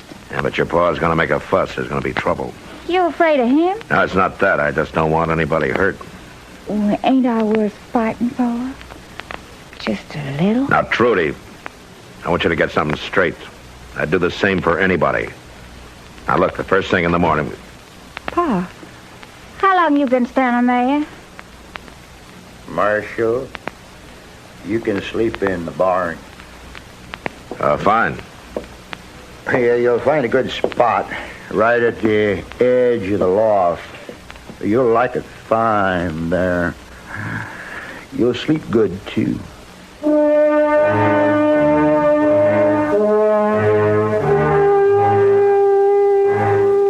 barn was warm and filled with a smell of sweet hay.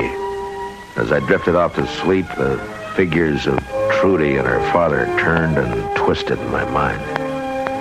Then suddenly I was awake again, wide awake, because somebody was moving toward me across the barn floor. For a moment I thought it was Trudy, and then I saw the rifle in his hand. All the tramps die, blast you.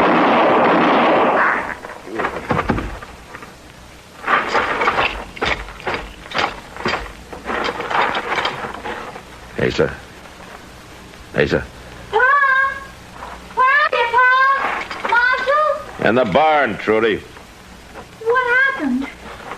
Did he shoot you? No. I heard him get up and go out, and I followed as soon as I could. Is he dead? Yeah. You shouldn't have tried it. Trudy, I'm sorry. Don't be. He had it coming. You go on back to the house. It'll be dawn in an hour. I got some work to do here. I ain't going to stay on this rotten farm now, Marshal. That's for sure. You get your things together, Trudy. We'll leave for Dodge as soon as it's light.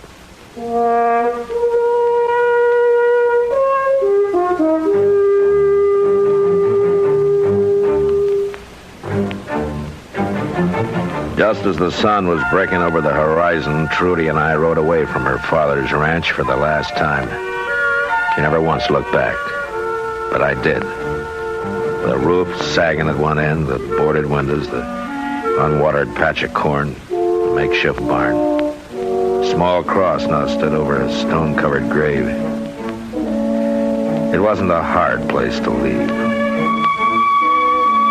In Dodge, I told Kitty about the whole affair, and she promised to give the girl a hand.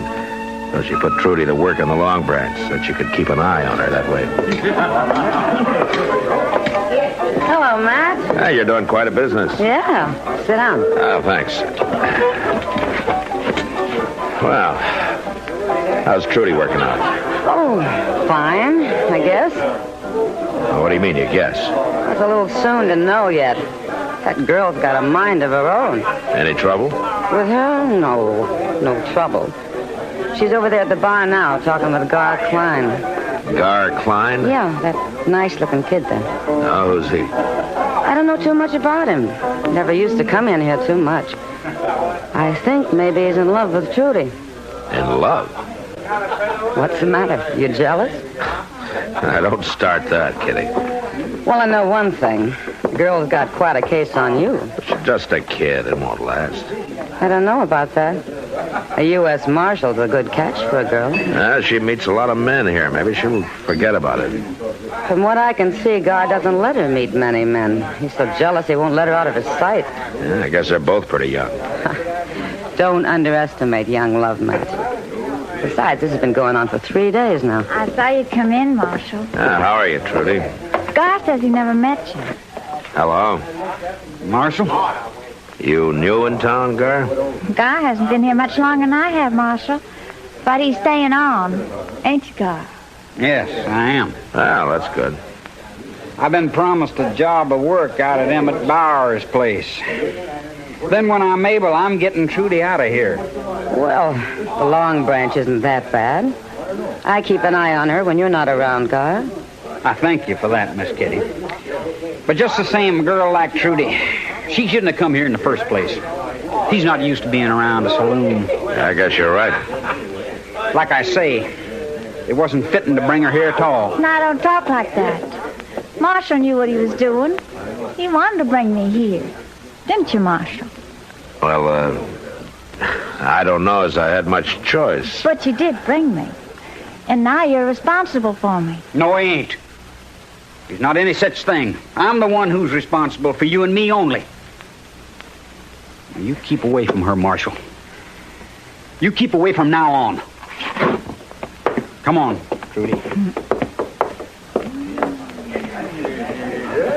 Well, you see what I mean? All I came in here for was a quiet drink. You know, the next time you better have Sam bring a bucket of beer down to my office. Oh, it's not that bad, Matt. I tell you what, this time it's on the house, huh? I guess I'm getting old, Kitty, but somehow it rubs the wrong way to be warned off by a youngster who's not dry behind the ears yet. Yeah, he's just showing off, Matt. And I hope you're right. Well, how about that drink, huh?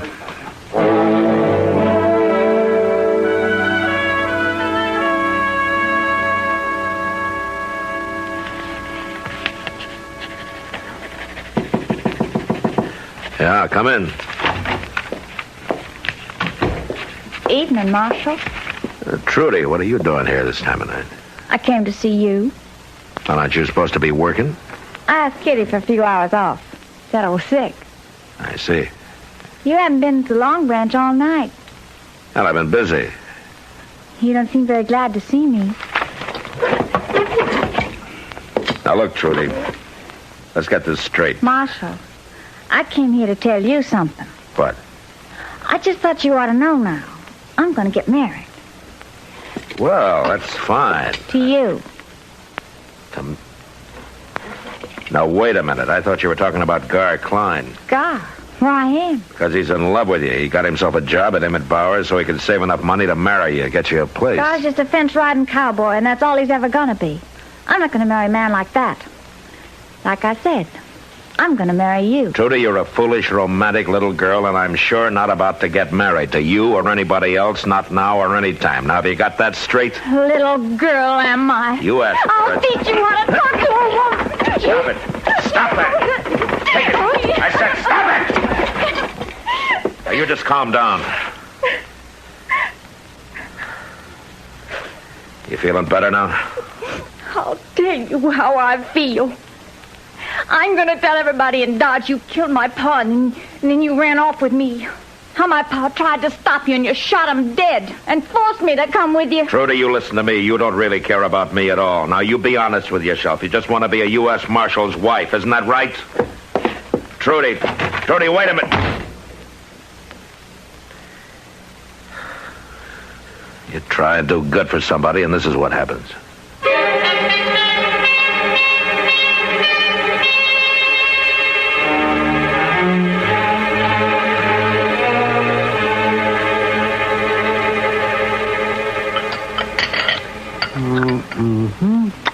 Matt, you look kind of tired. What? I say you look tired. Oh. Well, just like I've always told you, Chester, you can't burn the candle at both ends and not have it show. Oh, she must be a handful, all right, huh, Doc? She's got Matt going all right.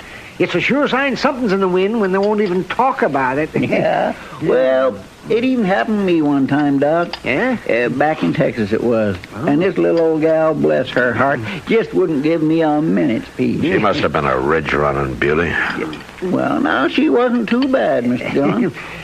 Say, you better get married, Matt. It's a whole lot easier on a man than all this court. I just hate to do this to you, gentlemen, but I'm going to have to leave. Don't forget my check when you leave, huh? Steak, eggs, and coffee. Thank you. Matt, Dillon, Matt.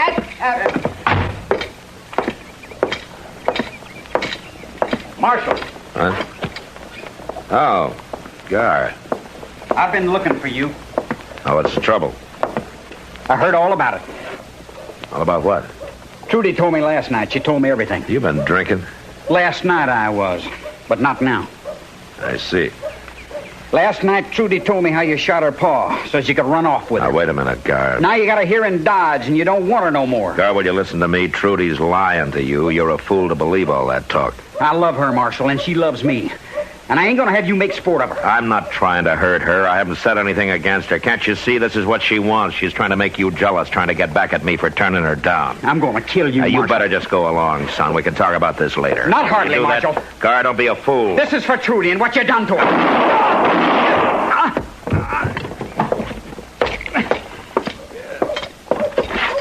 Gar. Why don't you finish me off? Why don't you? You're not hurt bad, son. You're going to be all right. What in the world happened, Mr. Dillon? Are you all right, Matt? Yeah. Doc, see to this boy here, huh? And then Chester can take him over to the jail till he cools off. Where are you going? Down to the Long Branch. I'm going to have a talk with Trudy Trent.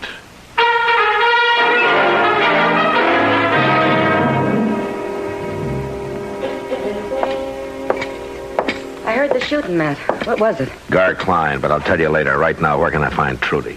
Well, it won't be too easy, I'm afraid. Well, easy or not, I'm going to find her, and I'm going to run her out of town. Trudy's caused all the trouble she's going to around here. She's already gone, Matt. What? What happened to Gar? Did you shoot him? Yeah, but he'll be all right. What's this about Trudy? Well, last night Gar was in here with Trudy, and she got him pretty drunk. From what I could tell, they were talking about you. Later, Gar passed out, and I had Sam put him in the back room to sleep it off. And that's when Trudy met the gambler. Gambler? Yeah, from St. Louis. He came in last night late, real late, on his way to San Francisco. Trudy was at loose ends, and she got to talking with him, and they left together just half an hour ago on the morning stage. I see. I guess maybe he was a better catch than Gar Klein. Well, he looked like he was pretty rich. Fancy clothes and all. So I suppose she figured he was. Better than you, too, since she finally figured out she'd never get you. It's too bad about Gar. But I guess he was trying to do the right thing, at least the way he saw it. Yeah. Trouble is, she never really cared for him at all. He was fighting for just a lot of shadows. Well, maybe that's better than not fighting for anything at all. Yeah, I guess you're right, Kitty. I guess you're right.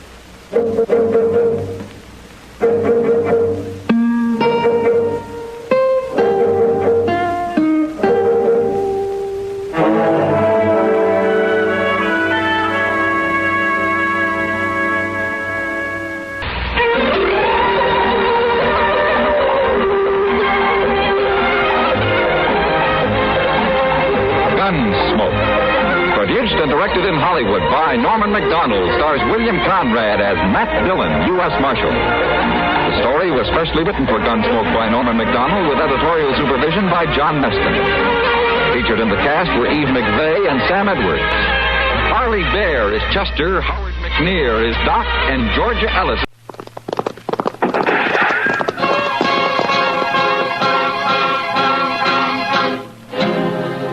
Around Dodge City and in the territory on west, there's just one way to handle the killers and the spoilers, and that's with a U.S. Marshal and the smell of Gunsmoke.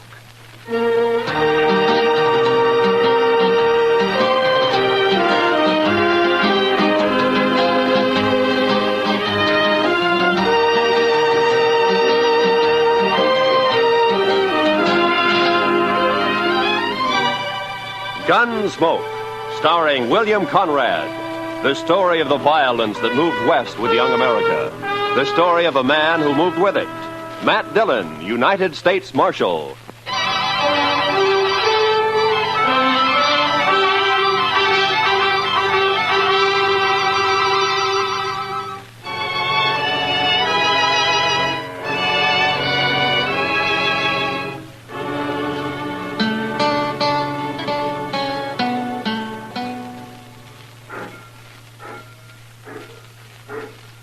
Mr. Dillon? Yeah, Chester. You want to see the prettiest sight north of the Pecos? Huh? Sight? Come over here to the window and look what's a-coming down the street. Well, if it's anything besides trouble, it'll surprise me. She must have come in on the Santa Fe from the east. Wow. Say, I think she's coming here. Yeah, it looks that way. My, I should have shaved this morning. Or even yesterday morning. Now, what could a lady like that be doing in Dodge City? Say, maybe she's going to work in one of the saloons, Mr. Dillon. No, I hope not, Chester. Good morning, ma'am. How do you do? I'm looking for the United States Marshal. Well, I'm the, my name's Dillon, Matt Dillon. I'm Catherine Blair, Mr. Dillon. Oh, it's a pleasure, Miss Blair. May I introduce my deputy? This is Chester Proudfoot. How do you do? How do you do? I just got in on the train from Boston, Mr. Dillon. Oh? The station master said that you might be able to help me. Well, I'll be glad to. I'm looking for my brother, Martin Blair. Why, Say, Mr. Dillon... Chester, will you punch up that fire? It seems a little chilly in here. Chilly? Yeah, sure. Right away, Mr. Dillon.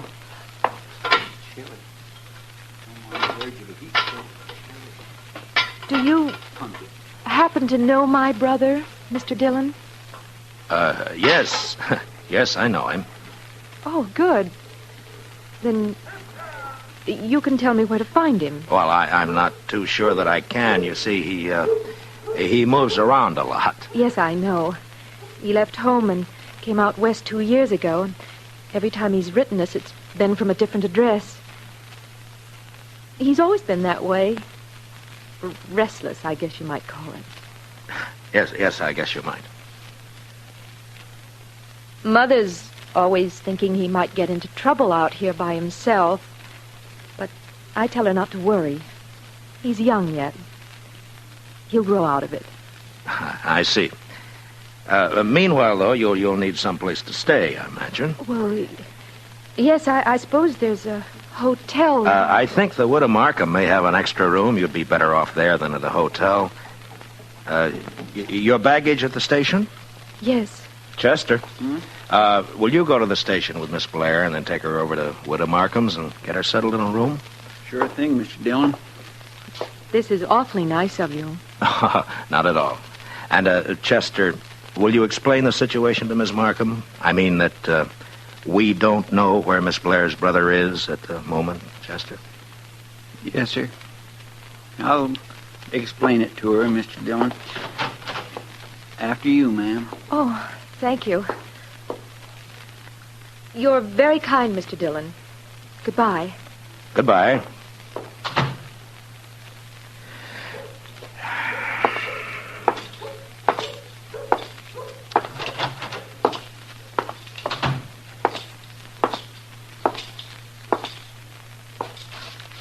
Jack? Wake up, Jack. I'm not asleep, Marshal. What do you want? The jail cell usually softens a man up. Not this one, Dillon. Not now or 20 years from now. Yeah, I know. You want something, or are you just making conversation? Your sister's in town, Martin. Kathy? Kathy's here in Dodge? She just left the office. She's looking for you. What'd you tell her? Nothing. Yet. Seems like a fine girl. You gotta get her out of here, Dillon. Don't let her find out. Get her on a train and get her out of here. Oh? Why? Maybe I'm no good, but there's no reason why Kathy should pay for it. It's got nothing to do with me. Then you won't help. You won't keep her from finding out? I don't know if I can, Martin. But I'll think about it.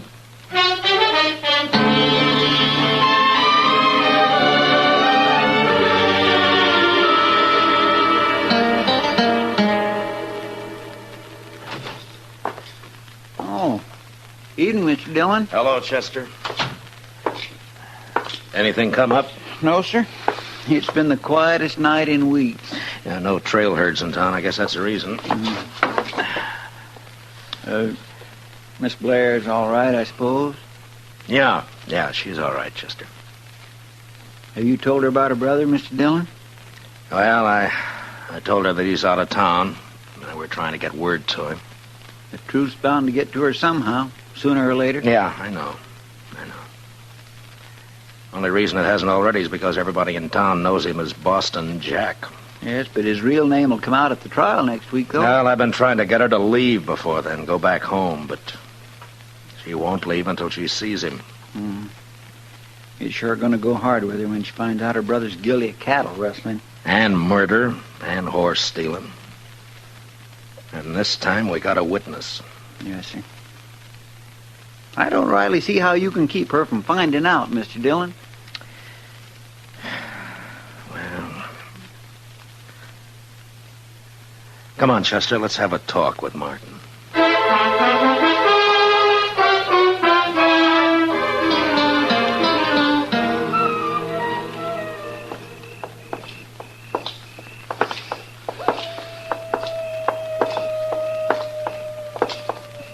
night, Mr. Dillon. Yeah, it's fine. Great night for taking a walk. Don't you think so, Martin? Anything's better than rotting in that cell. Well, where did you expect to end up? All you got is old man Hawk's word against mine. He's lying. The jury will believe him. If he could see me so plain, how come he couldn't tell you who was with me? It was dark. He saw your face in the gun flash when you shot his foreman in the back. That's a lie. As far as that's concerned, I know who was with you, but I haven't got a case against him. Red Poley. Wasn't it? I wouldn't know. I wasn't there. Mm-hmm. Well, suppose we leave it to the jury. Here's the wood of Markham's place, Mr. Dillon. Yeah. All right, Martin, let's get it straight now. You're here because you want to keep your sister from knowing the truth about you. Now, we're going in there and talk to her. Then you're going back to jail. You know the story I'm planning to tell her. I know. I just want to make one thing clear. You are going back to jail. Chester will stay on the front porch and cover you through the window, and I'll be inside with you, also wearing a gun. Don't try anything foolish. I wouldn't want to kill you in front of your sister, but if it comes to it, I'll do it. You understand? Sure. I understand. All right, let's go. I'll be there at the first window, Mr. Dillon. The parlor's on the left. All right, Chester.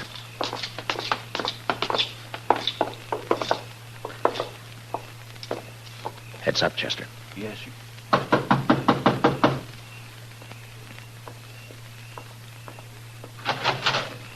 Good evening, Miss Blair. Oh, why, Mr. Dillon? I've brought you a visitor. A visit? Martin. Hiya, Kathy. Oh, Martin. Oh, Martin. Here now. Take it easy. Oh, it's been so long. Oh, Martin, why didn't you write? Well, you know how it is, sis. Say, maybe we could all go inside, huh? Oh, of course. Come on in. Come in. Oh, I couldn't imagine who was knocking. Mrs. Markham has gone to bed and... Oh, here. Sit down, both of you. Thank you, Miss Blair. Oh, Mr. Dillon. Where on earth did you find him? Well, I guess I better confess to you, Miss Blair. I knew all along where he was. What? The only trouble was I just couldn't produce him. Oh, I'm afraid I don't understand you. Well, you see, Martin's been doing some work for me. Sort of secret work, you might say. We're trying to dig up evidence on a gang of cattle rustlers around. Oh, just wait till Mother hears about that. Oh, and she was so worried about you. Yeah. It's quite a job. It's pretty hard for your brother to get away from the gang without stirring up suspicion. In fact, he's only got about an hour this evening. Oh? But you will manage more time in the next day or so. I'm afraid not, sis. I may not be able to get away again for a month. A month? In fact, I've been thinking it over, and I think the best thing you can do is to take a train back home right away. But I just got here, Martin. It's no place for you, Kathy. He's right, Miss Blair. Dodge City's no town for a girl alone. But I came all this way to see Martin. It's like I told you, though, sis. It may be a month before I can manage to get away again. Tell you what. After this job's finished, maybe I can get back east for a week or so.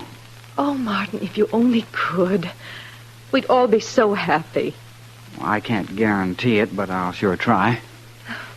I'll admit I'm a little nervous here. Why, the very first thing Mrs. Markham showed me was a revolver she keeps hanging out there in the hall. In case of intruders, she said. Good heavens. Well, this is the frontier, Miss Blair. The law is still pretty much with the man who shoots first. Except sometimes. Yeah. That sounds awful. Martin, you will be careful, won't you? I'm always careful. I suppose I had better take your advice and arrange to leave in the next day or two. But meanwhile, we have an hour at least. Tell me about yourself, Martin. Tell me everything you've been doing.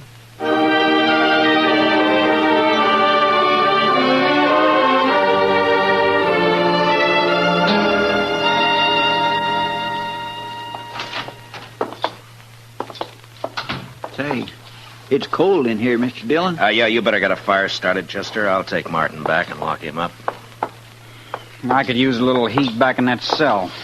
You got plenty of blankets. Well, come on, let's go. Now, you walk ahead of me.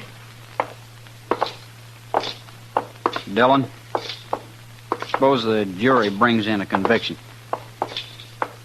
What's the sentence going to be? That's not up to me. I'm just asking for information. It means hanging, right? Probably. All right, stand right there while I open the cell.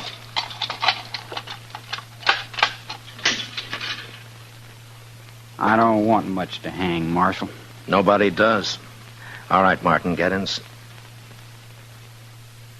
Slow and easy, Dillon. Put your hands up slow. Good. Now keep them that way. Where'd you get the gun? In the hall at Mrs. Markham's. I slipped it under my coat when I was kissing Kathy goodbye. I'll take your gun now, Dillon. Thanks. Feels good to be holding a pair of guns again. You won't be holding them long. Maybe. One thing, though. If you take me again, you'll have to take me dead. Any way you want it. In the cell, Dillon. Come on, move.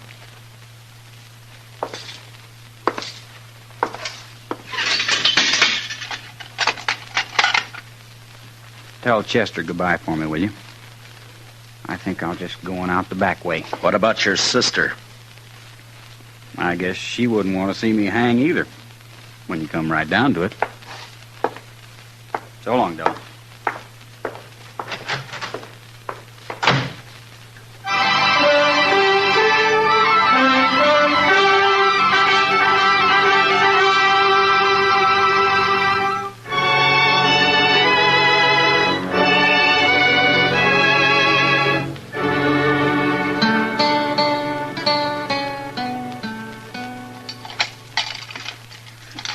Doggone it, Mr. Dillon. I know one of these keys is supposed to fit. Chester, all I've got to say is that it better fit. Yes, sir.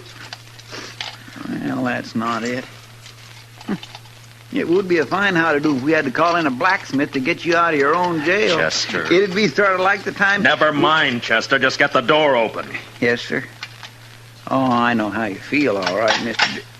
Well, I declare. There you are, Mr. Dillon. Come on.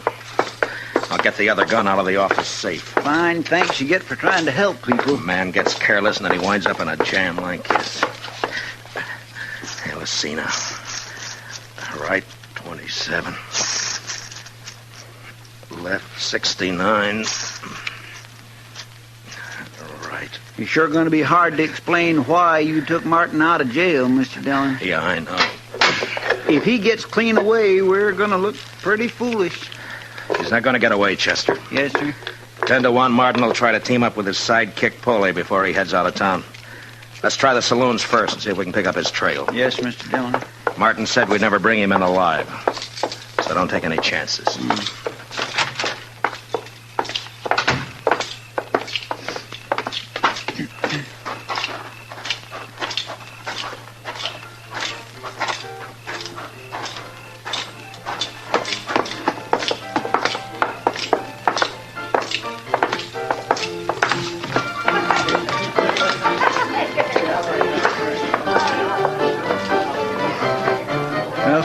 No sign of him in here, Mr. Dillon. Not unless he's in the back room. Let's walk over toward the bar. That's bad business, Chester. Martin's already shot one man in the back. We'll never catch him in the open, if he's got anything to say about it. Yes, sir, I've been thinking about that. Kind of makes a man's spine crawl. Hiya, boy. Heavenly day out. You act as though you were caught robbing a bank, Chester. I've always suspected Chester of having a shady past, kid. Have a drink, man? No, we haven't got time. We can't stay. We're looking for a fellow. By the way, who went bail for Boston Jack? What do you mean? Well, he was in here about 10 minutes He ago. was in here, huh? Yeah, he talked to Red Foley, and the two of them left together. I thought he must You be know out- where they went, Kitty? Well, no, Matt, I haven't got any idea, but they sure left here in a hurry. He broke out of jail, huh? There's 40 ways from Sunday they could have ridden, Mr. Dillon. Yeah, I know. But if they're not in Dodge, there's only one way they'd head. The Circle B. Yeah. Martin knows Hawks is the only witness I've got against him. Come on, Chester.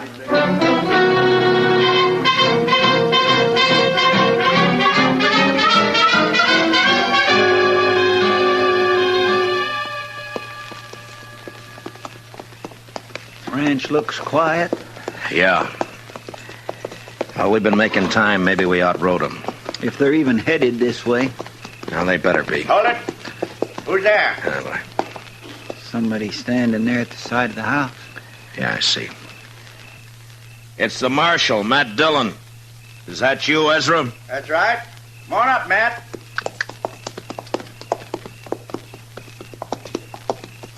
What brings you way out here this time of night, Matt? Well, I'm sort of counting on an old acquaintance of yours showing up here sometime tonight. What are you talking about? Boston Jack. Out of jail. Matt, how'd that happen? Well, I doubt if it'd serve any good purpose to go into that right now. He hasn't been here, I take it. No. Matt, he's a mad dog, ought to be shot long time ago. I'd kill him on sight. Well, I came out here to make sure he doesn't kill you. Chester, put our horses in the barn. Get them out of sight, huh? All right, Mr. Dillon. And, you may as well stay there, Chester, and cover the yard. Yes, sir. Well, what about us, Matt? What are we going to do? Go inside the house and put the lights out and wait. That's all, just wait.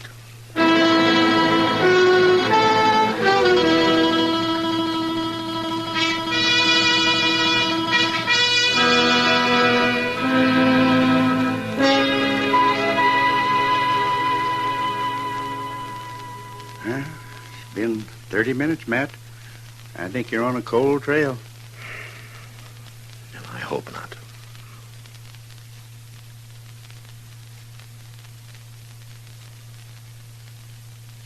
Yeah, you've had enough time to get here. Maybe not enough courage, though. They figure the odds are 2-1 in their favor. Shouldn't take much courage. People who've never killed anybody don't understand. The killer's worst enemy is his own nerve. Yeah. I'll take your word for it, Matt. I guess you've sat and waited like this plenty of times. Yeah, too many. Does it ever bother you, Matt? Do you ever get to wondering? Wait a minute.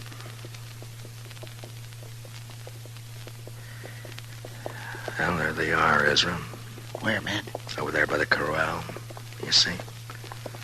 They're walking the horses into the yard. Slow and quiet. Yeah. Yeah, I see 'em. What are you going to do, Matt? Go out and call them. Oh, they'll fire from the dark without no warning. Yeah, I know. They're getting off their horses. Gonna walk up here, I guess. All right, Ezra, stay in the house and keep out of this. Chester and I can handle them. Well, Matt, good luck. Thanks. Martin, Foley, you're under arrest. Dillon! Careful, Matt. Heads up, Chester. I dropped Foley. Martin's running into the corral. Yes, sir, I see him, Mr. Dillon. You're trapped, Martin. Now climb out of that corral. I told you how it would be, Dillon. Come on in and get me. Sure, Martin. I'm coming. Mr. Dillon, he's fired the hayrick. We ought to... Look, he's trying to ride the horse out.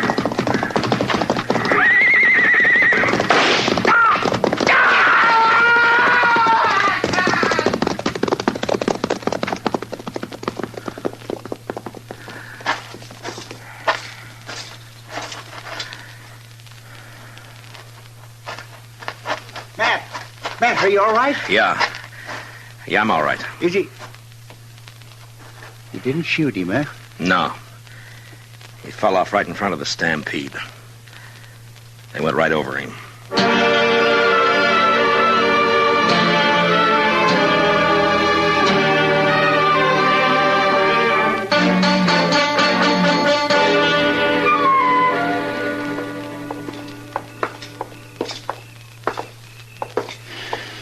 Well, here we are, Mr. Dillon. Yeah. Wait here for me, Chester. I'll go in and tell her. All right, sir. I hope she believes me. Don't worry, Mr. Dillon. She will. I'll be out in a couple of minutes.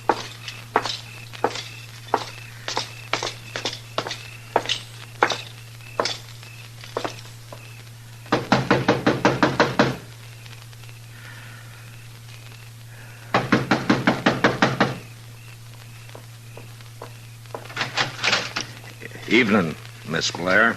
Why, Mr. Dillon, this is a surprise. Do you mind if I step in? Of course I don't mind. Thank you. A friend of Martin's is welcome any... Mr. Dillon, is something wrong? I'm afraid so, Miss Blair.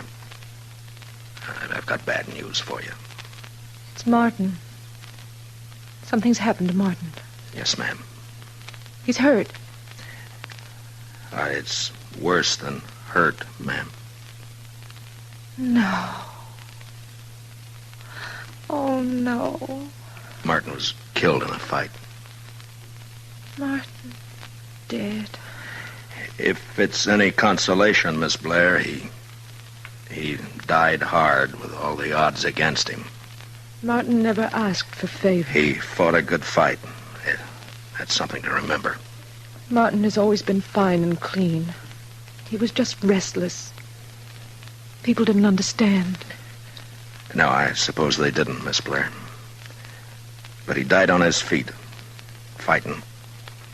I guess that's the way Martin wanted it. Yes, I think so, ma'am. I suppose Miss Markham's here. I wouldn't want to leave you alone. Yes, she's here. I'll be all right, Mr. Dillon. Well, I'll come by and see you in the morning. If there's anything at all I can do... You've been very kind, Mr. Dillon. I'm grateful to you. I'm sorry about this, Miss Blair. Marshal, I'll be leaving tomorrow. Yes. Goodbye. Goodbye, Miss Blair.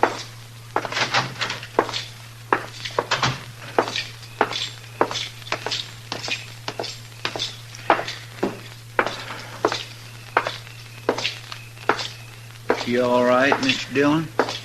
I think so, Chester. Did she believe what you told her? What I told her was true. Well, there's no harm in letting her think the best of him. Martin paid his debt. No reason his sister should suffer. That's right, Mr. Dillon. Chester, if I remember correctly, Kitty offered us a drink earlier this evening. That's right. Well, let's go.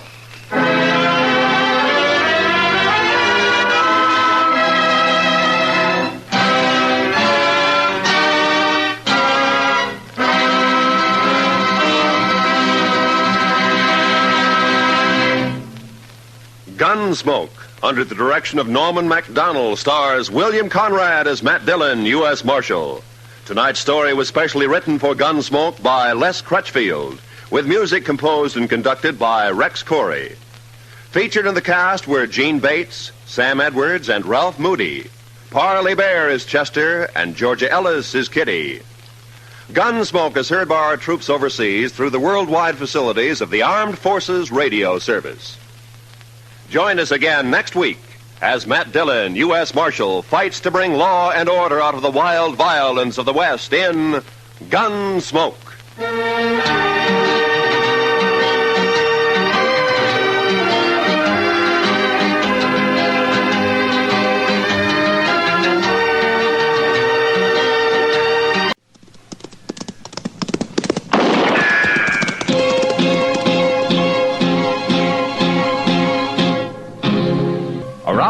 City and in the territory on West, there's just one way to handle the killers and the spoilers, and that's with a U.S. Marshal and the smell of Gunsmoke.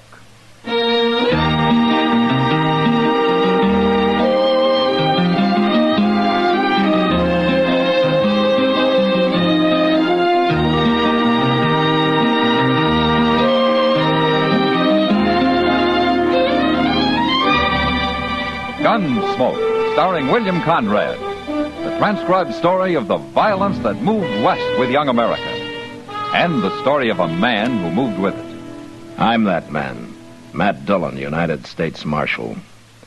The first man they look for and the last they want to meet. It's a chancy job, and it makes a man watchful and a little lonely.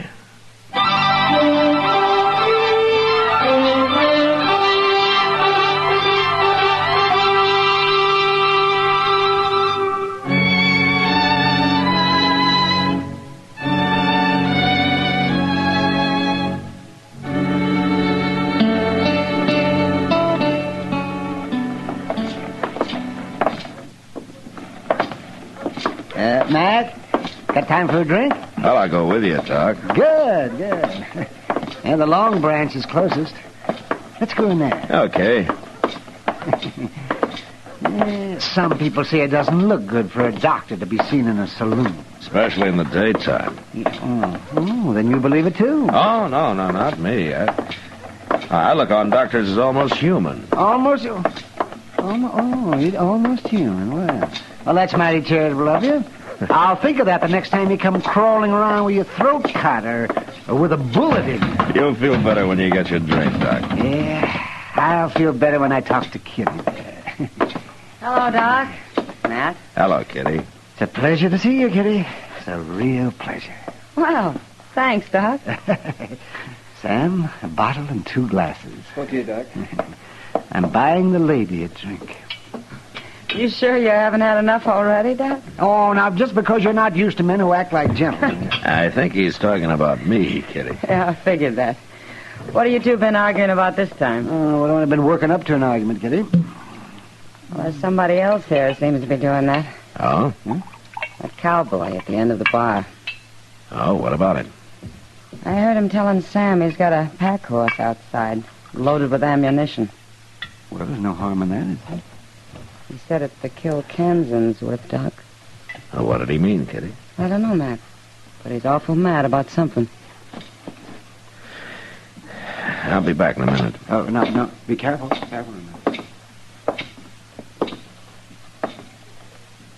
Hello. My name's Dillon. I'm the marshal here. My name is Jim Hoyt, and I wish I'd never heard of Kansas. Oh, where you from, Hoyt? Dina River. Texas, huh? Texas. You staying here long? Long enough to finish this drink, and since you're so nosy, I'll tell you. I'm with 9 other Texans. We got 2,000 head of cattle 6 days' drive from here. They're branded Cross R and Jack Raven's Trail Boss. Anything else you want to know? Yeah, there's something else. Have all of the men in that outfit got their backs up like you have? Don't you worry none about us, Marshal. We'll handle things. With all that ammunition they sent you for? What's going on down there, anyway? Nothing a few Texans can't take care of.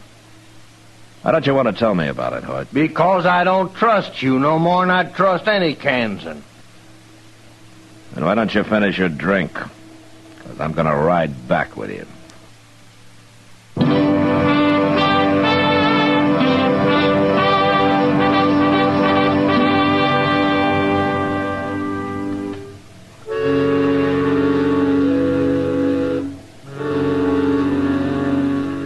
Jim Hoyt didn't like it much, but I got Chester and we saddled up and rode south with him. Nobody said a word the whole day. And that night, Chester and I spelled each other, keeping awake so's Hoyt wouldn't slip out on us. He knew what we were doing, and of course he just stretched out on the ground and enjoyed a good night's rest. It was late the next afternoon, soon after we'd crossed the Cimarron, that we ran into the Cross R herd, bedding down for the night. We rode around it, up to the chuck wagon fire, and dismounted. Jack Raven's the trail boss, Marshal, and that's him leaning against that wagon studying. Yeah, let's go talk to him, Chester. And you tell him how you got here so he'll know who to get mad at. I'll do that, Hoyt. Well, them's the first word Hoyt said in the last 10 miles. I guess he's been saving his strength. What for? I don't know. Maybe the boss here will tell us. Yeah, if he don't shoot us first. He looks downright unfriendly to me. Jack Raven? That's me. My name's Matt Dillon. This Chester Proudfoot. How you do? Howdy. I'm a U.S. Marshal, Raven. Dodge? Uh-huh. This your first time up the trail? First time for any of it. Now, Jim Hoyt didn't tell me much. He didn't want me down here at all. And why'd you come?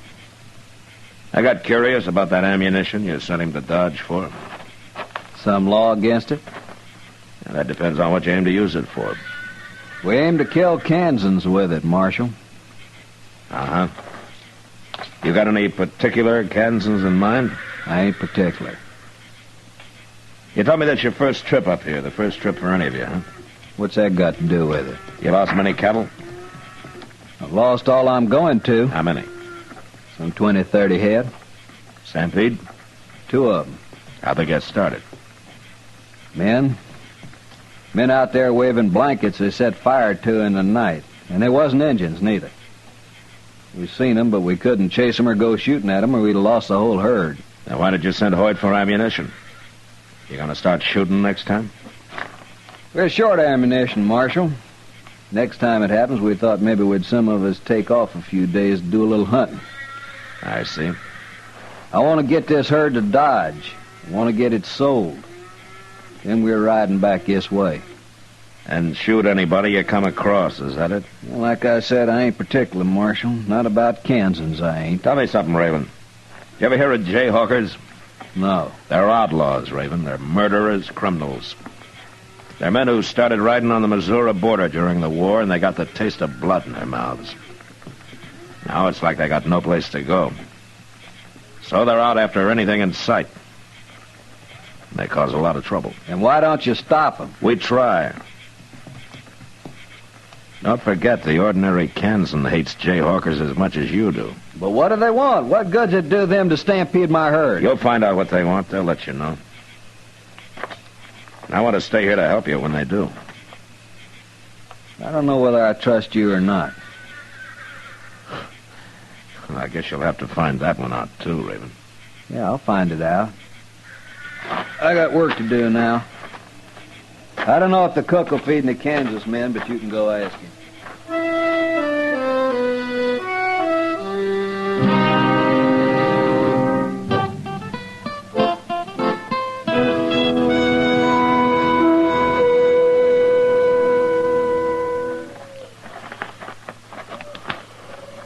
Mr. Dillon. Mr. Dillon? What is it, Chester? It's almost daylight. Oh, yeah. I guess we better get up. I declare I didn't hear a thing all night. I slept right through. Well, if it'd been a stampede, you'd have heard it, Chester. Maybe them Jayhawkers has quit. Maybe. Mr. Dillon. Yeah, what? Look yonder, riding that horse. That's Jim Hoyt. Well, where's his clothes? And look, he's all bloodied up. They're having to help him get down off his horse. There's Jack Raven. Yeah. What in the world do you suppose happened? He didn't get those marks on his back from a fall.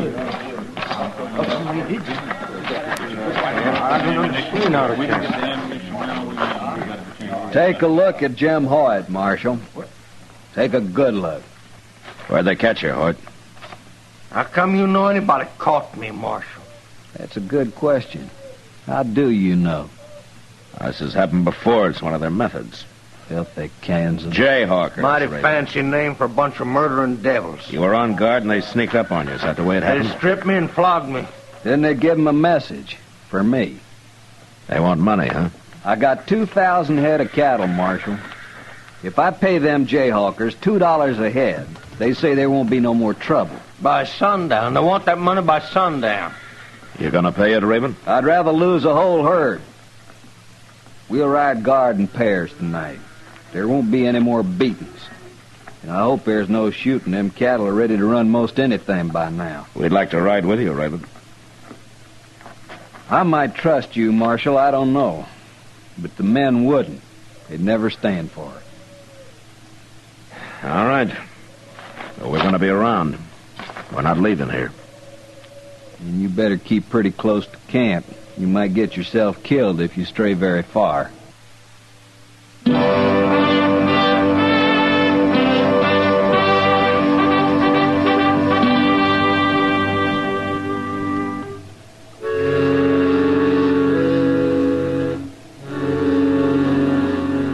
I took Raven's advice, and Chester and I stayed with the chuck wagon all that day.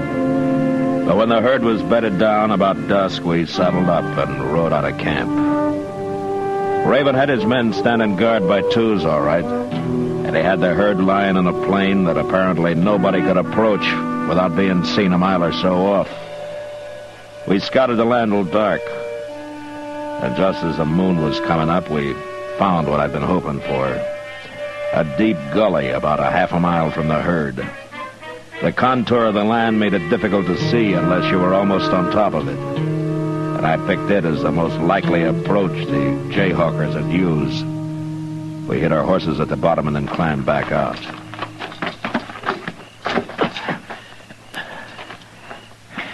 That's an awful long gully, Mr. Dillon. Yeah. Them jayhawkers could ride out of it most anywhere for a mile or so. Yeah, they could, Chester, but right in here is where it's closest to the herd. Oh, we better lie down.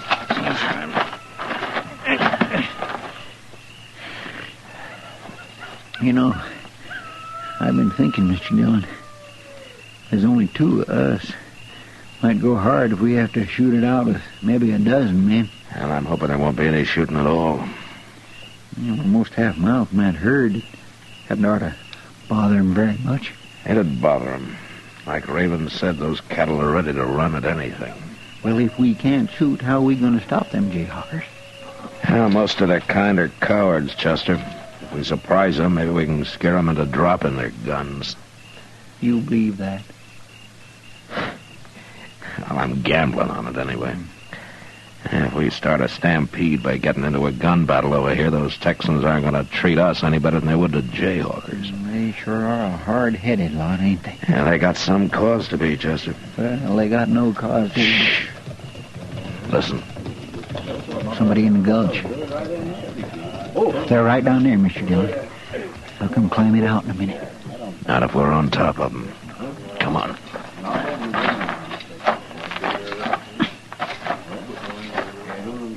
Don't do any shooting unless I do, huh? No, I won't. Quiet now. No. Too much moon to ride over there. We'll stampede them from here. All we got to do is spread out along this gulch and start shooting. It don't matter whether you hit cows or Texans. Well, let's spread out a little, Chester. We'll crawl right up on top of them. All right. Come on. No. We're a long ways off. If we set up enough rifle fire, them cattle will stampede shore. They'll have their hands so full of chasing them, they won't have time to worry us. Yeah, well, I think You men are covered. Get your hands up. You better do what he says. We're all around you. That's right, man. They'll kill us anyway. No. All right, Chester, give it to him.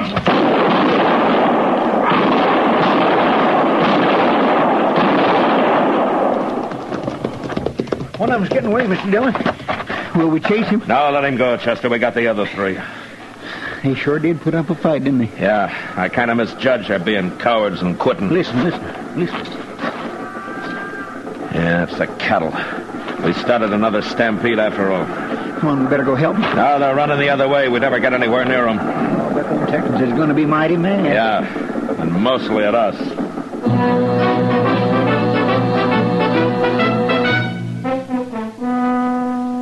We left the jayhawkers right where they died. Rode slowly back to camp.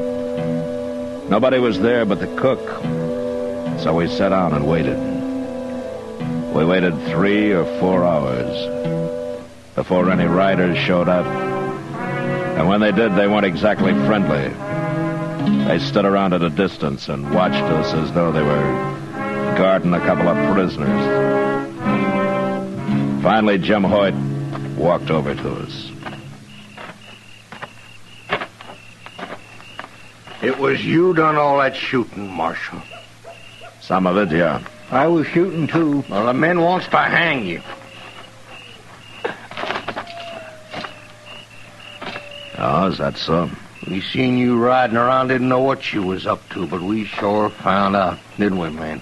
All right, now you just look at here. Take it easy. 4 of us here now. You gonna put up a fight? I don't blame you for being mad, Hoyt.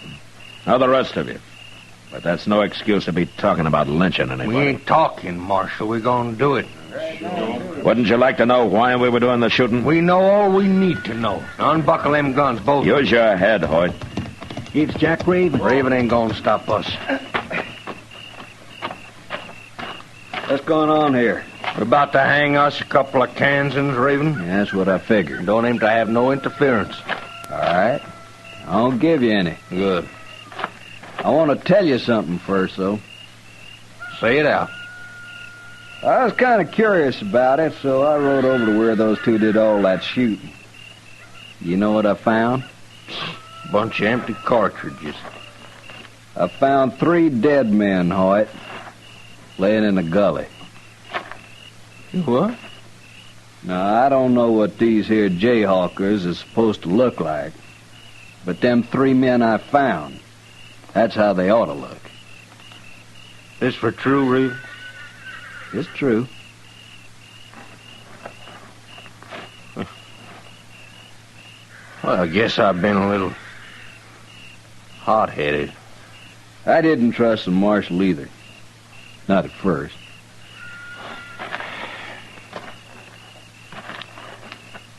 Well, then, you done our work for us, Marshal. It was you, too. Found them devils and faced them. Ah, forget it, Hoyt. It's over. I don't think you'll be bothered anymore. Say, Marshal, me and Hoyt and the men, well, we've had a bad trip. When we get to Dodge, we'll maybe want to kick up our heels a little. Oh, short of gunplay, Raven, this is one outfit that can hurrah Dodge all at once. Now, when do you get there? The first bottle's on me.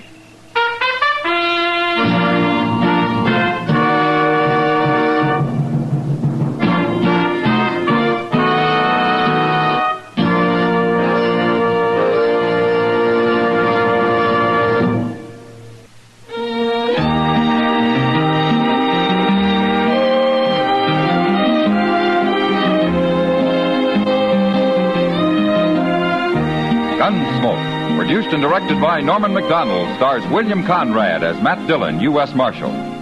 Our story was specially written for Gunsmoke by John Meston, with music composed and conducted by Rex Corey. Sound patterns by Tom Hanley and Ray Kemper. Featured in the cast were Lawrence Dobkin, Barney Phillips, and Harry Bartell.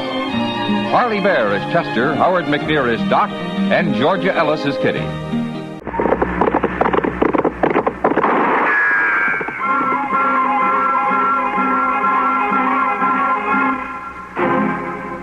Dodge City and in the territory on West, there's just one way to handle the killers and the spoilers, and that's with a U.S. Marshal and the smell of Gunsmoke.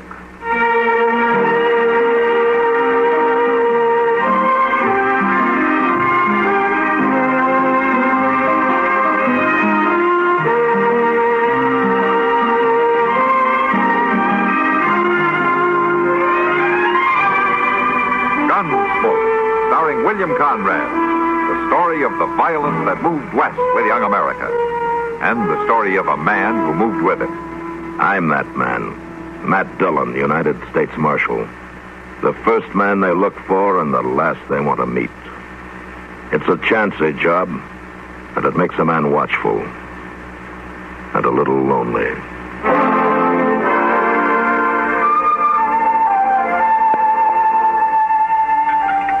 You know, Kitty, when you stop to think about it, Chester has a mighty easy life. Mighty easy. I never thought much about it, Doc. Well, pass the sugar with me. Thank you, Kitty. Now, you take today, for instance. There they are, probably arriving in Abilene just about now. Nothing to do but pick up a prisoner and then catch the train back to Dodge. Well, according to Matt, that train ride to Abilene can be pretty unpleasant. Dust, heat, squalling babies. No, that isn't the way Chester sees it. He spent the last 3 days talking about how he was going to sit back and enjoy himself. I thought that boy would never stop talking about that trip. Well, Doc, I think you're jealous. Oh, no, Chester doesn't even have to pay for it. That's the thing. Yes, sir. That kind of... If I wanted to go to St. Louis or someplace like that, I'd have to pay, you see. Oh, but you don't work for a U.S. Marshal, Doc. No, I don't. I thank heavens for it, too. I've heard Chester say that you have it pretty easy yourself sometimes, Doc. Well, I know. Easy? Mm-hmm. Oh, no. Why, my life is nothing but a constant round of pills, colic, gunshot wounds, dyspepsia. Sure. Nothing but complaints, unpaid bills, and work. Yeah. I'm fed up with it, too. Stuck in that office of mine day in, day out. Well, what are you going to do about it? Go fishing. I figure the only thing that'll cheer me up is catfish stew. Doc, you're as big a fraud as any of them. Come on now, have some more coffee. 4:20 p.m. Got in right on time, Mr. Jones. Yeah, the railroad's getting better every month, Chester. They're going to civilize this prairie yet. Well, I'm glad to hear it. Yeah, let's go.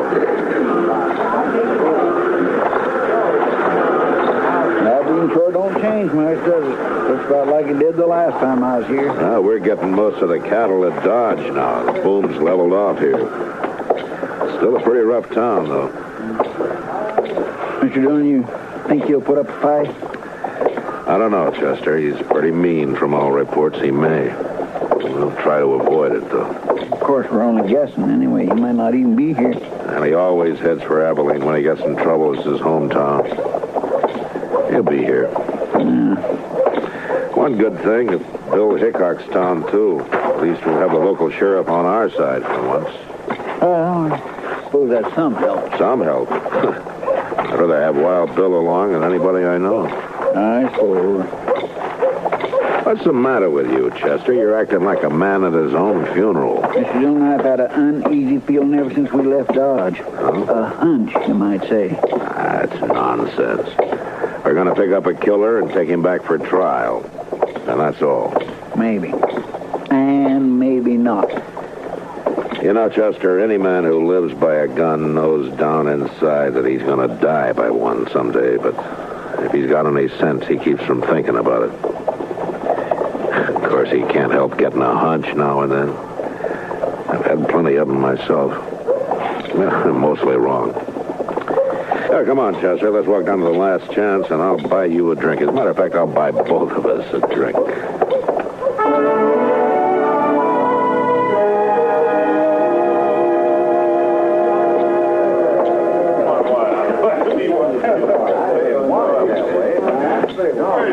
What'll you have? Rye for me. Yes, sir. Make mine the same. A bottle of rye and a couple of glasses. Well, there's quite a crowd in here for this time of day, ain't there? Yeah. Just looking around for Wild Bill, but I don't see him anywhere. Reckon the Daggett kid's in here? Well, he spent most of his time hanging around the saloons while he was in Dodge. Here you are. Oh, could I have a sugar bowl, please? Sugar? Drink up. Thanks. By the way, you happen to know a kid around town by the name of... Name of what? Never mind. He's here, Chester. Down there at the end of the bar. Yeah, it's him, all right. Well, Mr. Dillon? Well, he's what we're here for. Are we going to wait for Mr. Hickok? No.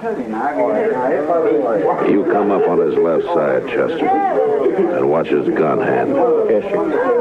I'm telling you, it was the funniest sight you ever seen.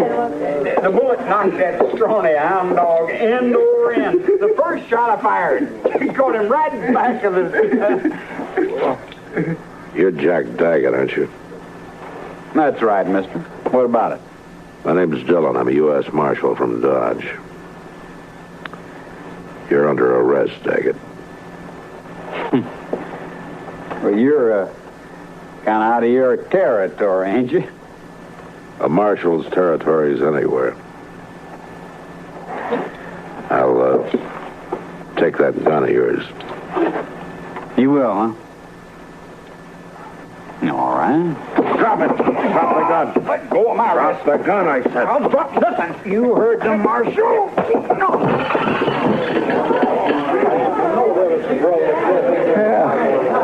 That was easy, Mr. Dillon. A lot easier than I thought it'd be. All right, Chester, put the cuffs on him. Yes, sir. Seems to me your partner acted a little high-handed there, Marshal. It does, huh? He had no call to slug that boy in the head that way. Would you rather I'd have put a bullet in his belly? Chester saved his life, that's all. He was drawing on me. Well, now, if you'd come around and seen me before you started anything, you wouldn't have had this trouble. My name's Rourke. I'm the town constable here. I see. Young Jack here told me all about that shooting out in Dodge. Said they ganged up on him in a poker game, tried to cheat him, and forced him to shoot his way out. Well, that's a good story. It's too bad it didn't happen that way. All right, Chester, let's get him on his feet and go find the sheriff. I reckon you won't be finding him. Oh, why not? Hickok's up in Topeka. Won't be back for a week or 10 days. And in the meantime, I'm the law in Abilene. Well, then I've got a favor to ask from you. I'd like to use one of your jail cells until 9 o'clock. That's when the next train leaves for Dodge. Sorry, Marshal. I got no authority to do anything What like difference that. does that make if Wild Bill were here? Yeah, but Wild Bill ain't here. Oh, I see. A lot of us folks here like to run our own town. We don't like outsiders coming in and taking over. It's 4 hours till that train leaves, Marshal. I think you're going to find 4 hours is a long time. Meaning what? This young fella you arrested's got a couple older brothers, the Daggett boys. You probably never heard of them, but you're going to. They're not going to like this. I don't much care what they like. Maybe they'll teach you to care when they hear about this, and they will hear. Like I said, 4 hours is a long time. Look, I want you to get something straight. I came here to arrest a killer and take him back to Dodge to stand trial. I got him under arrest now. And I'm gonna take him back. Maybe. All right, Chester, let's get him out of here. You get a hold of his other arm. Lift him up. Yes, sir. Mr. Dillon? Yeah, what is it, Chester? Maybe this was too easy.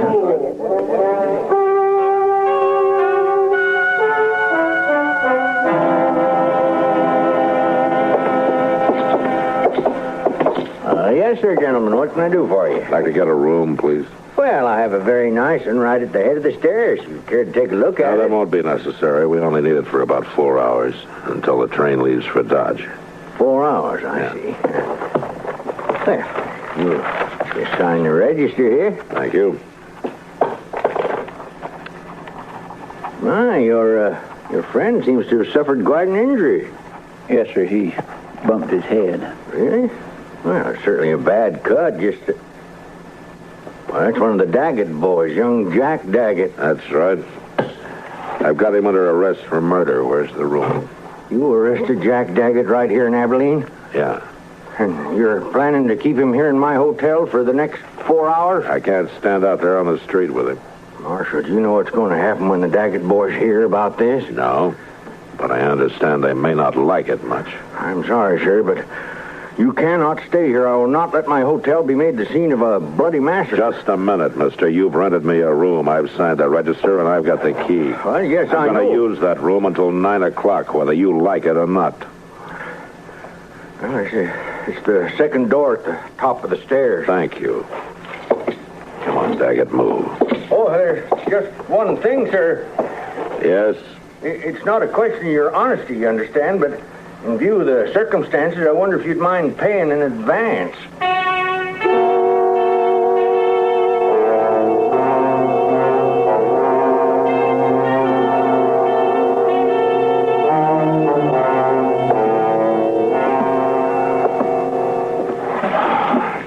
What time is it, Chester?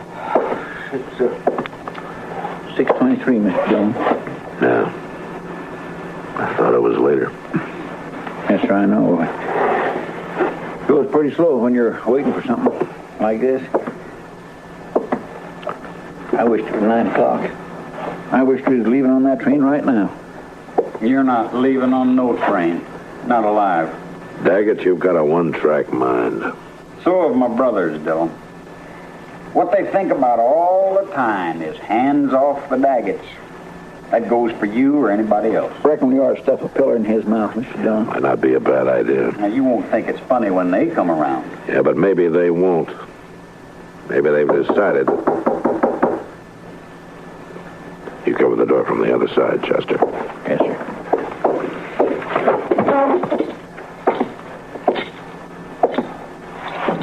Yeah, who is it? It's me, sir, the clerk. What do you want? It's the Daggett boys. They're across the street at the last chance right now. You're hoping I'll go over there instead of waiting for them to come here? Well, All right. I'd rather jump them than have it the other way around. Chester, I guess we'll go over and talk to him. Well, but what about him?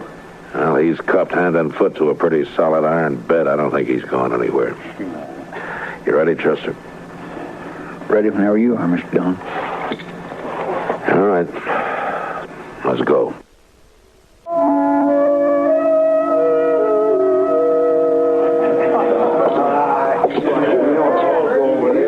That must be them, Mr. Dillon, across the room there. Yeah, I guess so. Quite a crowd around them. Well, Chester, the only way to get it over is to get it started. Yes, sir. How do we do it, Mr. Dillon? I haven't got a plan, Chester. Just face them down, that's all. Yes, sir. You the Daggett brothers? What if we are? Jim, this is him. This is the fella. Shut up, Rourke. You've been glad enough to stay out of it this far. Stay out of it now. My name's Dillon, United States Marshal from Dodge City. I got your brother Jack under arrest for murder. You probably heard about it. Yeah. Rumors got around. Well, I'm taking him out of here on the 9 o'clock train. He's going back to Dodge to stand trial, and my guess is he'll hang. Now, the point is this. What are you going to do about it? Why didn't you wait? We looked you up. You didn't answer the question, Daggett. Still 2 hours and a half till 9 o'clock. Reckon we got plenty of time yet. We'll wait. Why wait? What's the matter with right now? We'd rather wait. Maybe you're trying to pick up some helpers among this bunch of hangers-on, huh? How'd you look at them? Each one trying to sneak behind the man next to him. If you're counting on any help there, forget it. You're pushing your luck, Dillon. I don't think so. You boys are full of talk, that's all. You never even intended to start anything. You're a dirty liar. Hold it. Don't move, either one of you. All right, now, take that gun. Thank you. Yours, too. Sure. It's your play, Dillon. The way it stands now. Thanks. Here, Chester. Kick those back under the tables. Sure. All right, now leave him lay. Don't nobody touch him. Here, Chester, hold on to my gun. All right, sir. And just keep him off my back. Yes, sir. All right, you. You come here.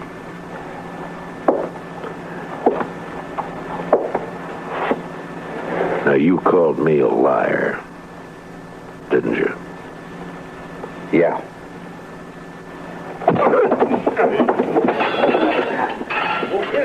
Why, you came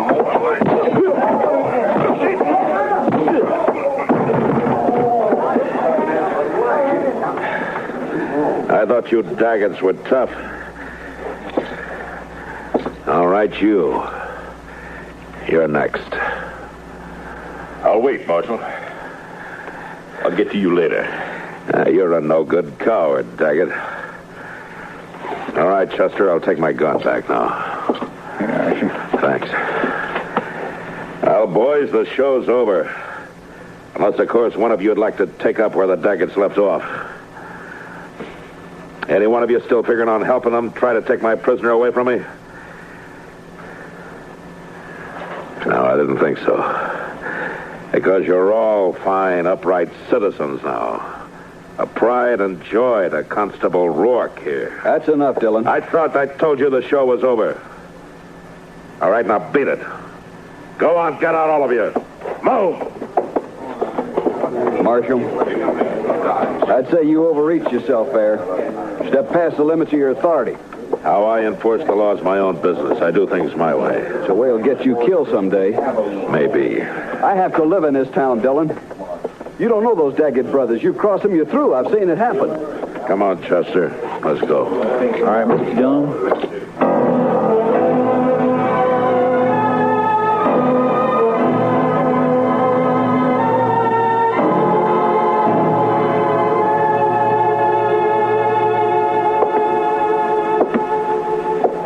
What time is it, Chester? Quarterly. The time's dragging. Yes, sir. Still an hour and 15 minutes till that train leaves. What difference does it make? You're not going to be on it. Neither one of you are. Jack, the way I'm figuring, we'll all three be on it. Wait and see. You'll never get to that train. My brothers will take care of you. Well, they don't seem to be in any hurry about it. You wait. I sure do wish I hadn't had such an uneasy hunch about this trip. Forget it, Chester. They'll stop you. You just wait.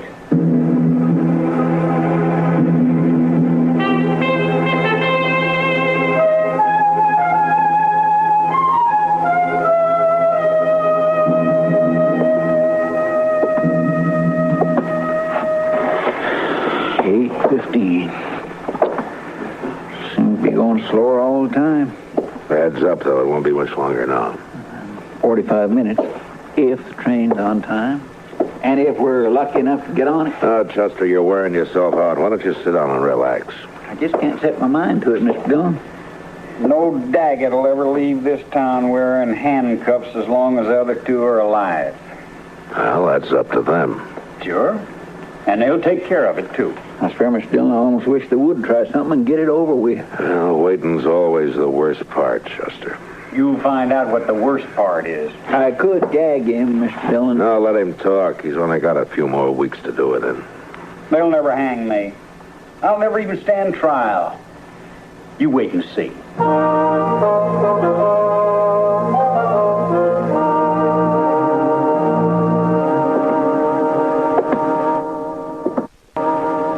Chester? 8:30. All right. Let's get started. It's a little early, ain't it? Won't take that long to walk from here to the station. Well, it might if we have trouble. Yes, sir, I guess it might. Oh, you'll have trouble. Don't you worry about Why that. don't you get on a new subject, Jack? How are we going to take him? Drag him? If he wants it that way, otherwise he'll walk handcuffed to my left wrist. You keep him covered, Chester. I'll unlock these cuffs and get him loose from the bed. Dillon, if you're smart, you'll leave me here and run while you still got the chance. I've never been smart enough to run yet. Stick out your right wrist. All right, on your feet. You can put your gun away, Chester. Starting now, he's only going where I go. Come on, Jack. I got a train to catch.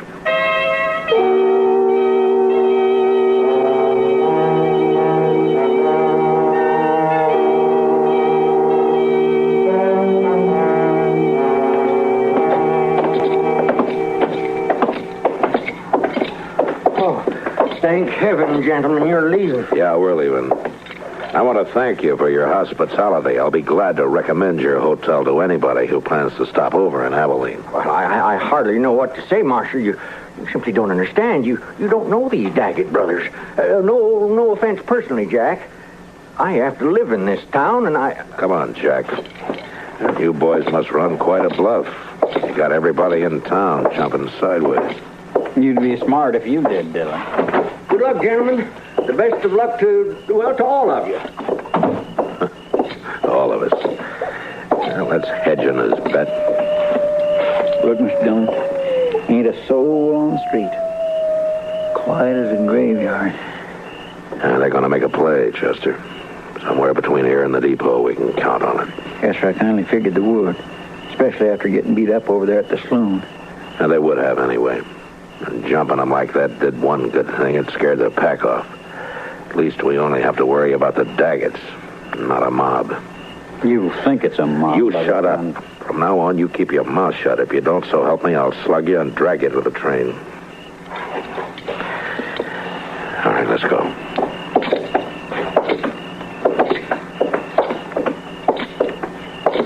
Not a soul. That's why I never thought I'd see the main street of Abilene deserted at this time of night. It's not deserted, Chester. They're inside behind the shutters. At least they're staying out of it. I wonder if Coyotes is as lonesome as they sound. I couldn't be, Chester. Watch that left side ahead of us. It's pretty dark along there. Yes, sir, I am. You know, they might maybe jump us from behind. I don't think so. Too many people watching. They got to keep up their reputation. I sure hope you're right. Chester, they're at the corner of the bank. Somebody moved. Yeah, across the street, too, in the shadow of the... Take the one on the shadow, Chester. Yes, sir. Well, that's one. The other one's still there in the shadows. Get him if you can, Chester. You ain't gonna get... What happened, Mr. Dillon? He caught a bullet that was meant for me. His own brother shot him. Just keep firing, Chester. Yes, sir. All right, hold it, Chester. And I guess we got the other one. Here. Now get these handcuffs open. Yes, sir.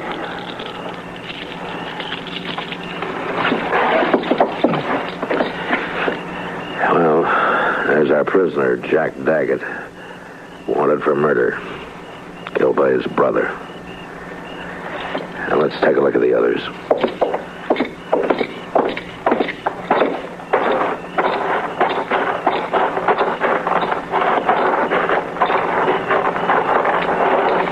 Three men. Dead.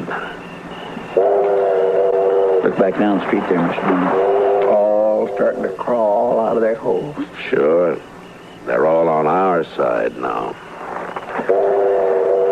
Oh, come on, Chester. The train's pulling in. Let's get on it and get out of here. Yes, sir. And let Rourke clean up this mess. He ought to be good for something. Yeah, that sounds more lonesome than the coyotes, Chester. There's a man that creeps. Yes, sir, it sure does. Well, you were wrong on that hunch of yours, Chester. It wasn't us. Not this time.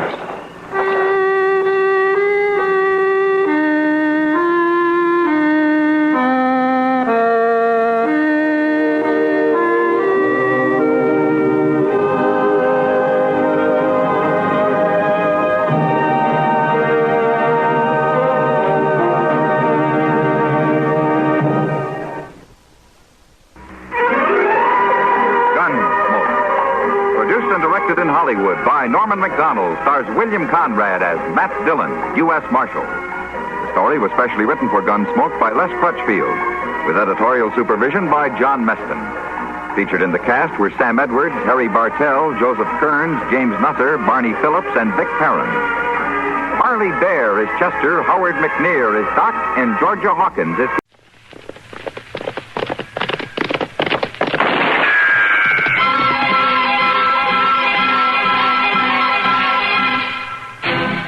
Around Dodge City and in the territory on West, there's just one way to handle the killers and the spoilers, and that's with a U.S. Marshal and the smell of gun smoke.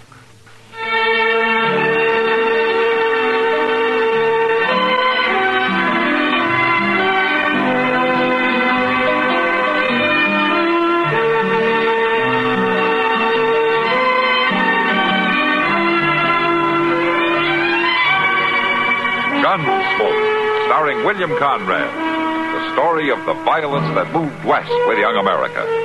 And the story of a man who moved with it. I'm that man. Matt Dillon, United States Marshal. The first man they look for and the last they want to meet. It's a chancy job, and it makes a man watchful. And a little lonely.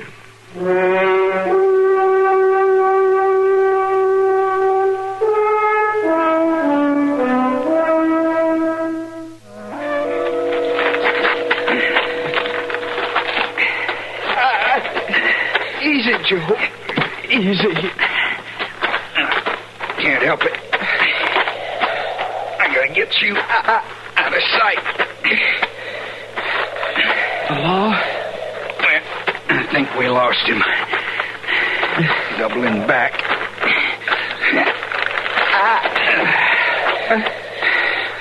There. Now, let's see. Now, Joe. It's no use fooling with it, Joe. You just hold still. Oh, that dirty Marshal. I ain't gonna make it. Sure you will, Red. I gotta clean it out some, though. No, just let it be. Now, a little water ain't gonna hurt none. Please, Joe. You hang on now. This ain't no time to quit. We got a chance. We got a way. Not me. That Marshal fixed me. Don't you worry none about that Marshal. He ain't finding us now. You get him for me, Joe. You're gonna be able to get him for yourself, Red. All you need's a little rest. Joe, you get him. Red, don't die on me now. We got off. He give up chasing us. Red? All right, Red. All right, I'll get him. If I don't do nothing else, I'll get that Marshal.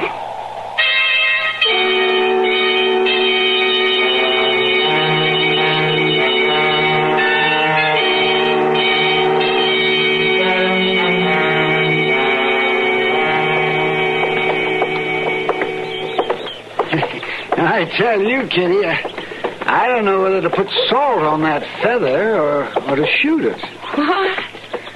What are you talking about, Doc? That feather in your hat. Oh. Every time you turn your head, it nearly puts my eye out. Oh, for heaven's sake. If you think this one's bad, look at the one in Jonas's store window here. Why, listen. Oh, well, if you were wearing that one, a man would have to get right off the boardwalk.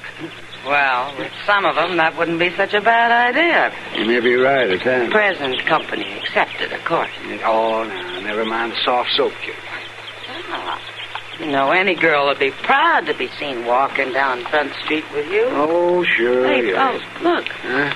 Just riding into town. What's Matt? Yeah. About time he got back. Matt! Oh, Matt. Howdy, stranger. What's been keeping you? Say, Matt. Matt. Oh, honey, that's a funny thing, isn't it? He didn't even answer. Oh, the grumpy old goat. He couldn't help hearing us. That's not like him, Doc. No, Kitty, it isn't. I think I'll walk over and have a talk with him. Yeah, Doc, I wish you would. Oh, Doc? Yes, Kitty? You let me know if he needs anything, huh? Oh, sure, Kitty, yes, sir. I'll do that.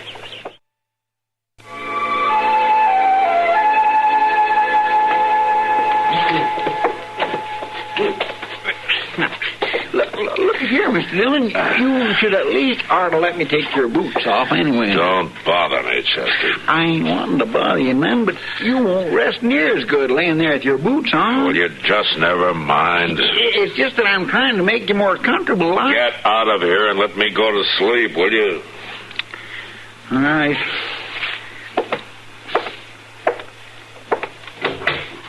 Well, the man just too ornery to know how to rest proper, then just ain't nothing I can do about it. Oh, hello, Doc. Matt back there? He's back there, all right, but he ain't worth seeing. What do you mean? Well, he's just plain out of sorts, for one thing. Oh, that's nothing new. What else ails him? Well, he ain't acting like he's got good sense. Trying to go to sleep after a 4-day ride without even taking his boots off. I'll take a look at him. I sure do wish you would.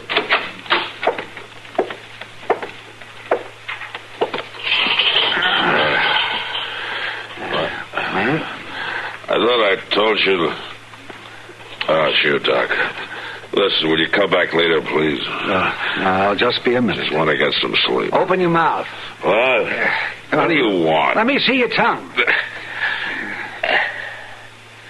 All right, now. Give me your hand. Oh, Doc. Give it to me. I want to take your pulse.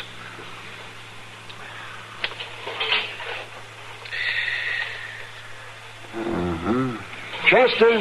What? Get me some water. All right, Doc. Old woman. Can't let a man get his sleep. I'll let you get it in a minute, man. In fact, you're going to sleep much better. Here you are, Doc. Here's the water. Thank you, Chester. Here you are, Matt. Take this. Oh, Doc, I don't want to take it. It's just a powder to chase away what's left of the fever you've had. So go ahead, Matt, and take it. Here. Tomfool notion. There. Matt didn't kill you, did it? Now, will you get out of here? Yeah, sure, man, sure. And you'll thank me when you wake up. Will you get out of here?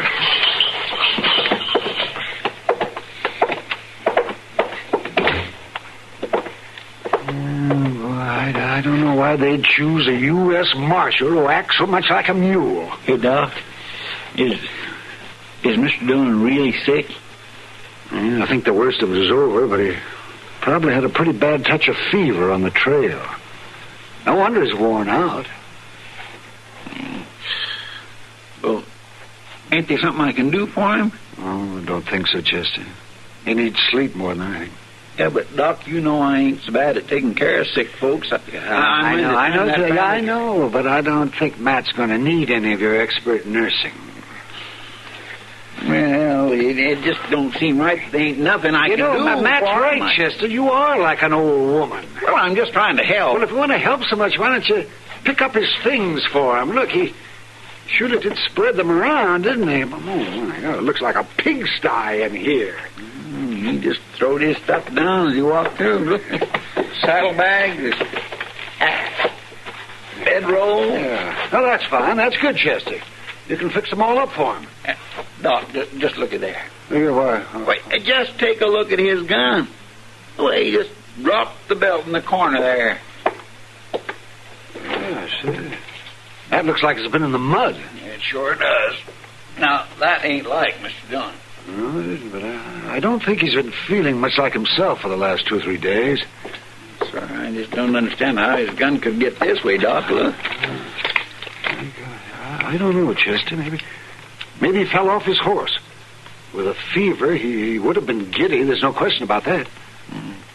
Well, I'm just obliged to clean it for him, all right. That's good, Chester. Yes. Now, there's something you can do, at least. Chester, you want to watch out for one thing. What's that? Well, you want to be sure and take the cartridges out of that gun before you clean it.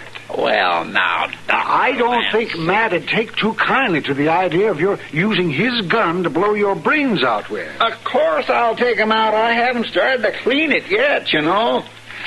There. You can see for yourself. Oh, well, now, Jay, I must say that I'm relieved about that. Well, any fool would know that. Well, I'm glad to hear it. Yes. Well, Chester, I'll see you later.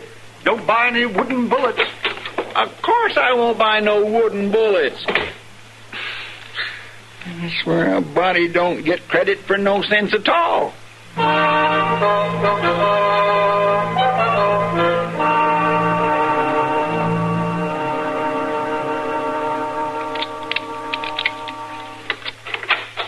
Mister? Come in and shut the door, boy. There ain't room for no more flies in here. This here's the marshal's office? Yes, this here's the marshal's office. You can't see Mr. Dillon, no? I came to see Chester. You him? I'm Chester. What do you want? I'm to fetch you. Fetch me where? Doc says you're to come. Doc? Oh, that can't be so. It ain't been 5 minutes since he was right here. You're to come right away. Are you sure about that?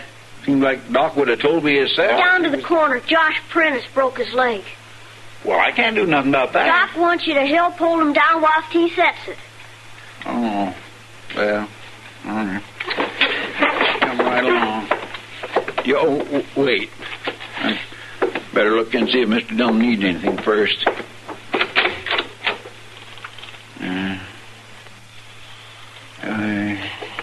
Dead to the world. All right, boy. Wait. No. Wait a minute. Better put Mr. Dillon's gun back for him. Swear and declare it keeps the body busy just remembering all his chores and duties around here much less than...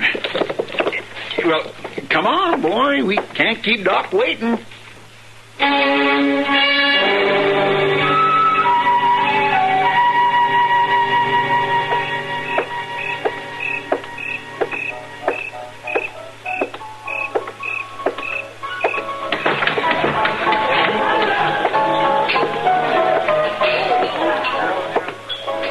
Barkeep. You're right with you. Oh, Bill Bear. I ain't seen you in a month of Sundays. Howdy, Sam. It don't look like I've missed much.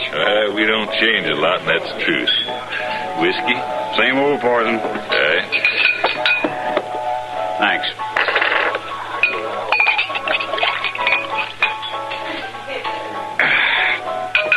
You sitting in on the poker game? Old Dolph would be glad to see you again. I reckon he would. Nope, not tonight, Sam. I figured Dodge is a good place to be shut of tonight. What do you mean? I don't want to be around when Joe Lime cuts loose. Joe Lime? Why, he must be 100 miles from here. Not now, he ain't. I've seen him. Matt Dillon chased him and his brother out of here after that holdup last week. You must have seen somebody else. Oh, Matt Dillon chased him all right, and he killed Red. That's why Joe's back to get Matt. You sure? I'm sure. He's down at the livery stable tending to a lame horse. He's telling it right out plain he's out to get the marshal. So I think I'll ride right on through. Well, if I'm going to catch a bullet, I don't want it to be one that was meant for somebody else. So long, Sam. So long, Bill. Sam. Yeah, Miss Kitty. Was that man talking about Joe Lime? Did he say he's back in Dodge? He sure did, Miss Kitty. He said he's down at the livery stable and he's out to get the marshal. Well, somebody ought to tell Matt. You want me to send somebody? No, Sam, thanks. I'll go myself.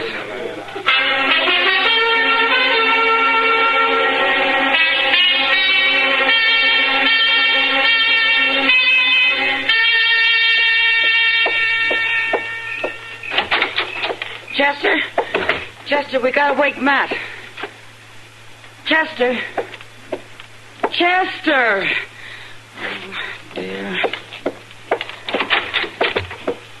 Matt, wake up.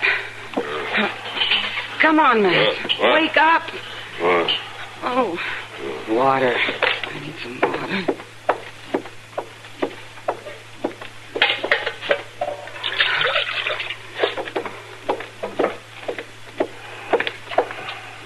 Sorry, Matt, I gotta do it.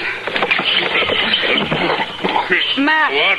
Now, Matt, you got to get up. What is it, Kitty? It's Joe Lime, Matt. He's in Dodge to get you. Huh? Joe Lime? Yeah. He can't be. I lost him halfway to the border. All right, Kitty, will you go? Matt, it's true. You killed his brother. He's after you. Are you sure? Bill Burr saw him just a few minutes ago. Oh, where? He was at the livery stable. All right, Kitty. I guess I better go over there. Well, wait till I fix you some coffee. You need your eyes wider open than that. Oh, never mind. Just hand me that gun belt. Here. Thanks, Kitty. I'll see you later. Matt, are you sure you're all right? I better be all right.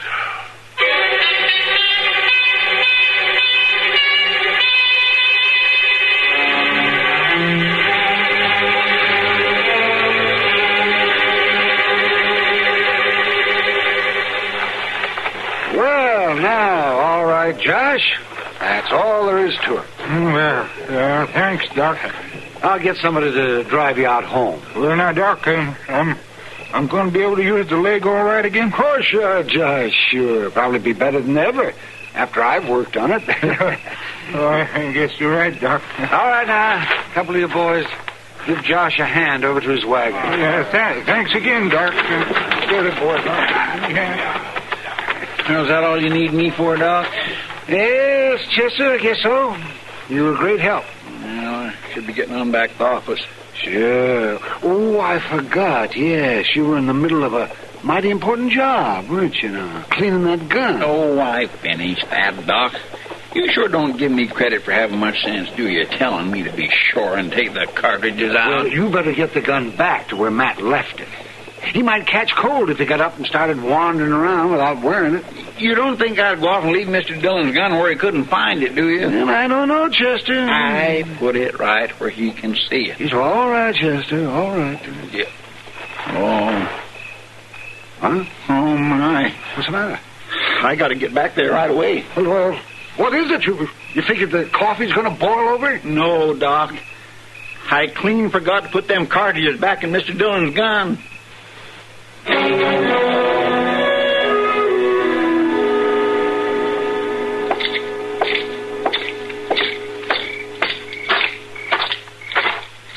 Marshal? Hello, Moss.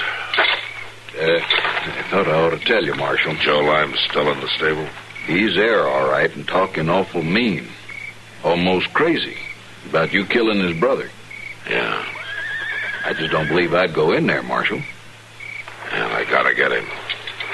Well, I just thought I ought to tell you. Thanks, Moss. You stay out of the way. Yes, sir. I believe I will.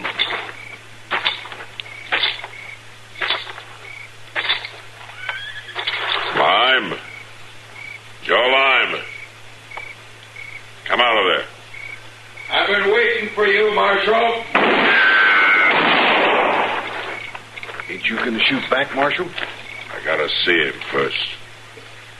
It'll be better for you if you come out, Lime.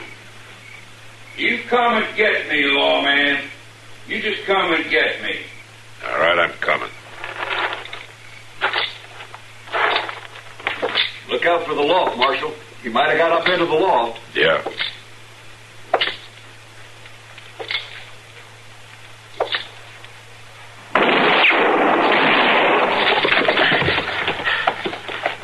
You sure look big and brave diving into that stall, lawman.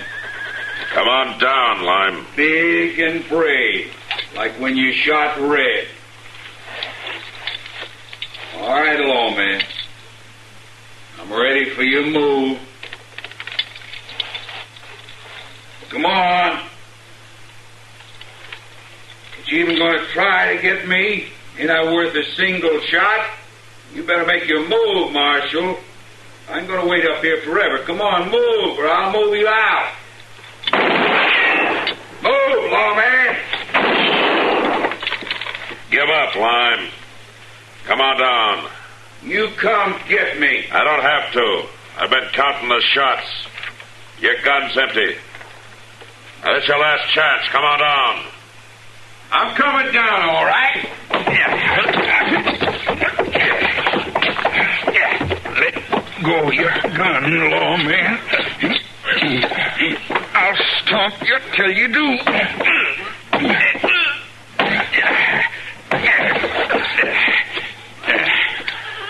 That's better. I got your gun. I got you, too. Now just stand still. Don't try nothing foolish. I ain't gonna kill you easy, Marshal. I'm gonna kill you slow. A little bit at a time. You got anything to say now, lawman? Not to you. Maybe you will after this. Why, don't shoot. It's gotta shoot. It's not gonna shoot, Lime. You're through. Not hardly. I can still break you in bits. Stand right where you are. You make one move and I'll blow you in two. Chester. Mr. Dillon, you all right? Yeah, I'm all right. You keep him covered with that shotgun. Yes, sir. I got him covered real good. I come down here with the gun as soon as I remembered. Remembered what? Then I forgot to put them bullets back in your gun when I cleaned it. You forgot to put the bullets back?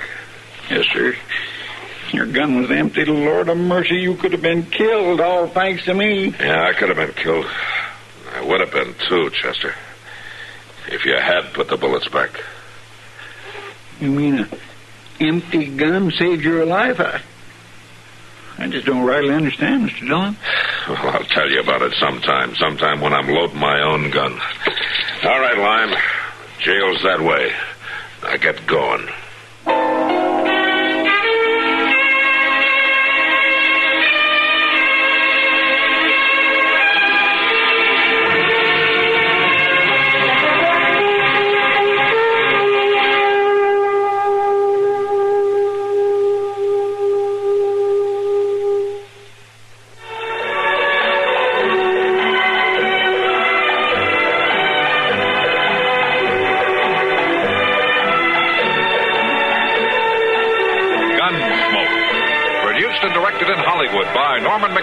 Stars William Conrad as Matt Dillon, U.S. Marshal. The story was specially written for Gunsmoke by Marion Clark, with editorial supervision by John Meston. Featured in the cast were Vic Perrin, Barney Phillips, Sam Edwards, Harry Bartell, and Richard Beale. Harley Bear is Chester, Howard McNear is Doc, and Georgia Ellis is Kitty.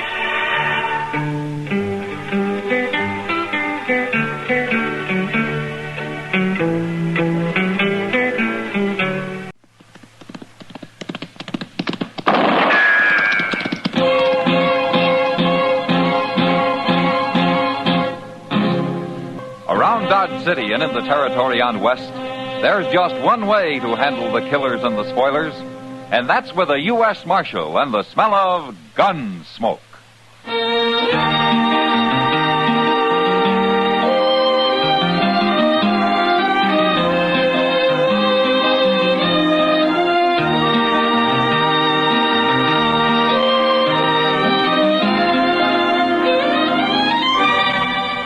Gunsmoke, starring William Conrad, the transcribed story of the violence that moved west with young America, and the story of a man who moved with it.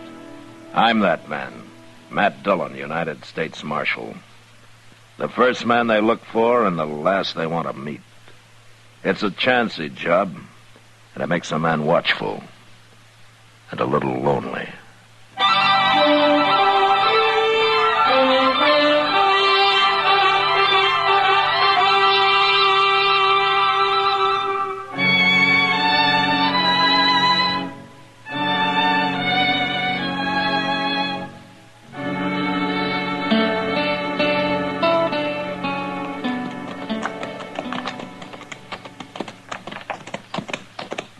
swear this is the lonesomest looking ranch in the whole state of Kansas, Mr. Dillon. That's no place for a man who likes company, Chester. 3 days ride from Dodge, 150 miles. It'd get me talking to myself. Now let's driven old Tub Claver a little crazy. Not so crazy he ain't finally selling out. Yeah, let's leave him here, huh?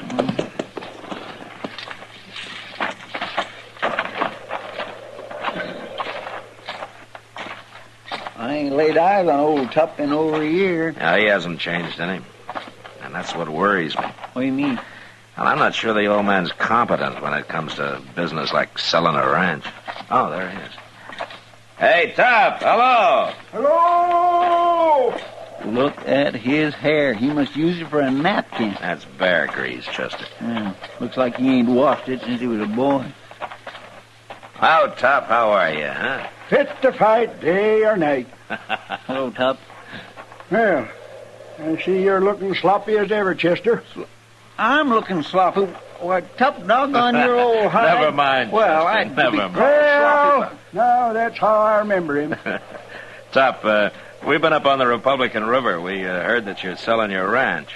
Yeah, want to buy it? No. We just thought we'd stop by and see how you're doing. That's all. Oh, I'm doing right good, Marshal.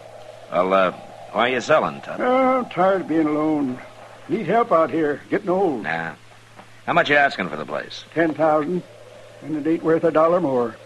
You want it? No, I don't want it. But have you found anybody who's interested?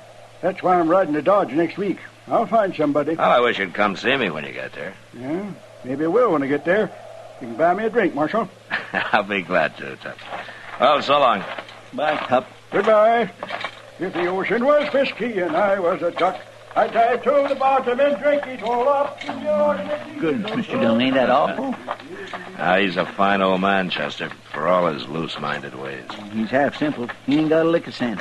The first fella who comes along is going to rob him blind. No, he isn't, Chester. Not if I can help it.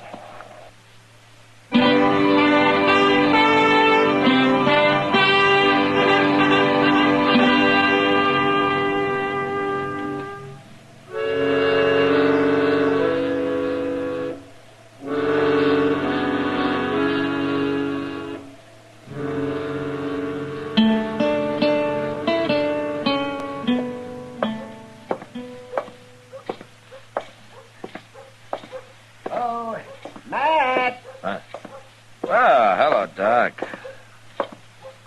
Well, sit down, my boy. No thanks, Doc. I had enough sitting last week. Oh, yeah. Oh, say, that was a long ride you made. Well, we didn't accomplish much, but we saw an awful lot of country. You know, that's what I like about your job. You get paid whether you accomplish anything or not. You know, you're complaining because you can't collect money off of dead men, Doc. Oh, is that so? Well, now, you talk easy, Matt Dillon. You're forgetting how you might get sick. I'm too healthy to worry about having to stay on the good side of you miserable little... Oh, all right, now you've done it. Yes. Now you're going to have to buy me a drink. My pleasure, Doc. Let's go to the Long Branch. I knew if I waited long enough, some conscience-stricken heathen would come along and ask me into a bar. I don't mind, Doc. It's some poor devil you might have to operate on this afternoon that I'm worried about. After you. Thank you. Well, now, shall we stand at the bar? Wait a minute, Doc. What? That's Tup Claver sitting over there. Oh, yes. I saw him on the street a while ago. Who's that with him? I don't know, man. Look, Doc, order me a drink, will you? I'll be with you in just a minute. All right. Well. Hello, Tup. Oh, sit down, Marshal. Sit down. I thought you were going to look me up when you got to Dodge. Oh, Marshal, this here's Mr. Wayne Ruttman. How do you do, Marshal? Mr. Ruttman. He's aiming to buy my ranch. Oh, is that so? Well, he's from Kansas City. He wants to see the ranch before we make a deal, though, Marshal. Well, I can understand that. You want to see the money, don't you? Well, it's your ID. Well, of course, and you will see it. 2 weeks from now, I'll have it deposited in the bank here. Well, it'll only take a week to ride up and see the ranch and come back. No, I want to send for the money first. Why? I ain't going to sell without I get paid anyway. Evidence of good faith, Tup. I want you to know I have the money and that I'm ready to buy before I look the ranch over. Yeah, don't make sense to me. Marshal, do you see anything wrong in doing it my way? Oh, I don't see it makes any difference. There you are, Tup. I'll be going now, and 2 weeks from today I'll meet you at the bank. Agreed? Sure, I'll be there. Good. Bye, Marshal. Bye, Mr. Redmond. Ho, dead doe, you never know.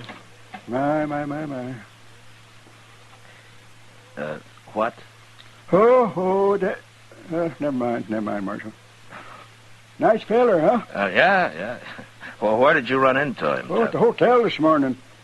I told everybody I was selling my ranch, and his eyes lit up, and he bought me a drink. Oh, I got to come to town more often. When do the ladies get here, Marshal? You never mind the ladies. But I'm going to be rich. $15,000 worth. What? Yep, $15,000, Marshal. But you were only asking 10. Well, I told him that. But he said that he's as rich as can be and wants to do right by an old man like me. Now, ain't he a nice feller, Marshal? Yeah, maybe.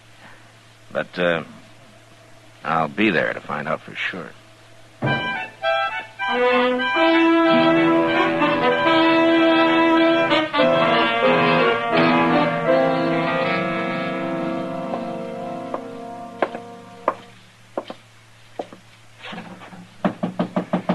Come in. Hello, Mr. Bodkin. Well, come in, Marshal. What can the bank do for you today? It's been 2 weeks, Mr. Bodkin. I told you I wanted to be here when Rutman and Tup Claver showed up. Of course. But Wayne Rutman's already been here, Marshal. Oh, he has? Mm-hmm. Deposited $15,000 cash, just like that. It's an awful lot of money. I wish there were more businessmen like him around. Well, morning, gentlemen. Here's Tup. Oh, it's you, Marshal. Hello, Tup. Oh, where's Rutman? He said he'd meet you at the stable about noon, Tup. He'll be ready to ride up to the ranch with you, and the money's here, $15,000. It's been deposited. I'll take your word for it, Bodkin. If Rutman decides to buy, he'll give you a note for the money. All you'll have to do is come here and collect it. Well, sounds easy. Nothing to it. My. Well, I don't see anything wrong with the deal, do you, Mr. Bodkin? Certainly not. You're a lucky man, Tup. If he decides to buy it. Oh, he'll buy. Place looks fine. I just got back this morning. Ah, so that's where you've been, huh? Riding and dreaming, Marshal. Dreaming of money. Well, good luck, Tup. There ain't no such thing, Marshal. Luck's for fools and sinners. You'll see. Oh, yes, you'll see. If the ocean was whiskey and I was a dog,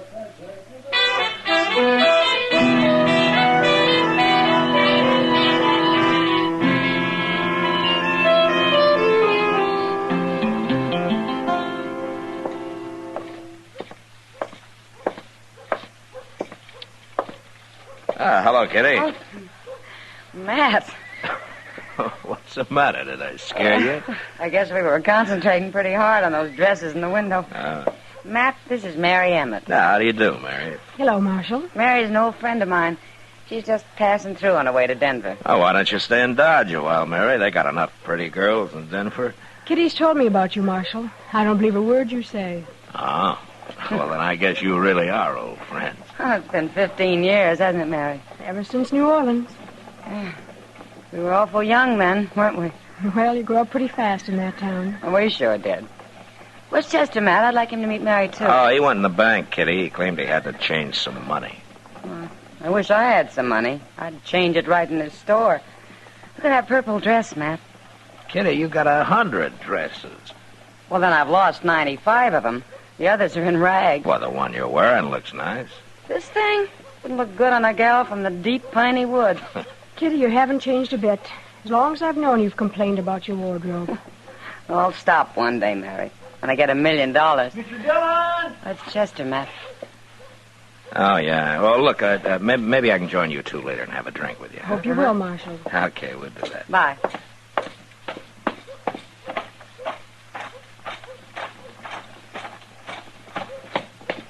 Mr. Dillon, they're having an awful row in the bank there. Oh, who is?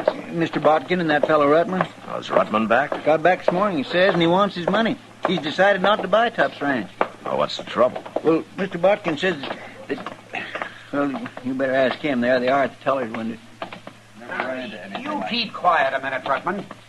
Marshal Dillon, you settle this. What's the trouble, Mr. Bodkin? He won't give me my money, that's the trouble. You haven't got any money here. $15,000 is all. Here's your note, Rutman. You signed it. My note? Can I see it a minute, Mr. Bodkin? Give whatever money I have in bank to Tup Cleaver. Signed Wayne Rutman. It's impossible.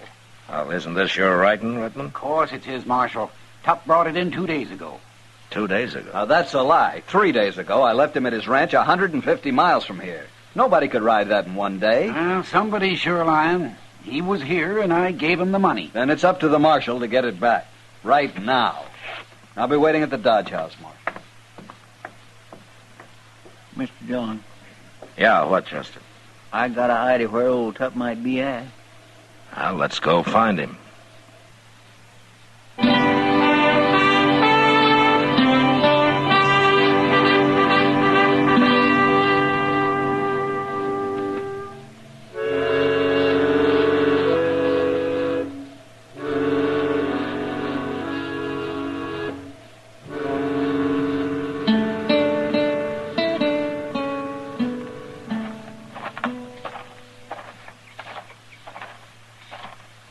By golly, there he is, sitting right on the porch. What's he doing way out here, Chester?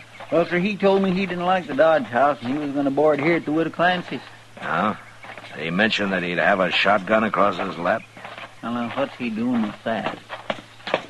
Oh, hello, Marshal, Chester. Come sit a spell. Who's the gun for, Tup? Wayne Rutman? Can't never tell, Marshal. Man carrying as much money as I am. No, sir. Rutman's kind of upset about that money, Tup. He is? Mm-hmm. He wants it back. Wants it back? Well, I don't understand, Marshal. He gave me the note. Yeah, I know. I saw it. Well, is there something wrong with it? No, Mr. Bodkin says it's in his handwriting. Well, then what's the fuss? Marshal, I don't want to do nothing illegal. You know that. You, gave Rutman the deed to your ranch, didn't you? Of course I did. Why else would he be giving me that note for the money? Tup, how did you ride 150 miles in one day? Now, you ain't saying that's illegal, are you? No, it's not illegal, Tup. It's impossible. Marshal, we ought to get this whole thing straightened out. I think we better, Tup. And you tell Wayne Rutman to be at the Long Branch tonight. We'll settle it there.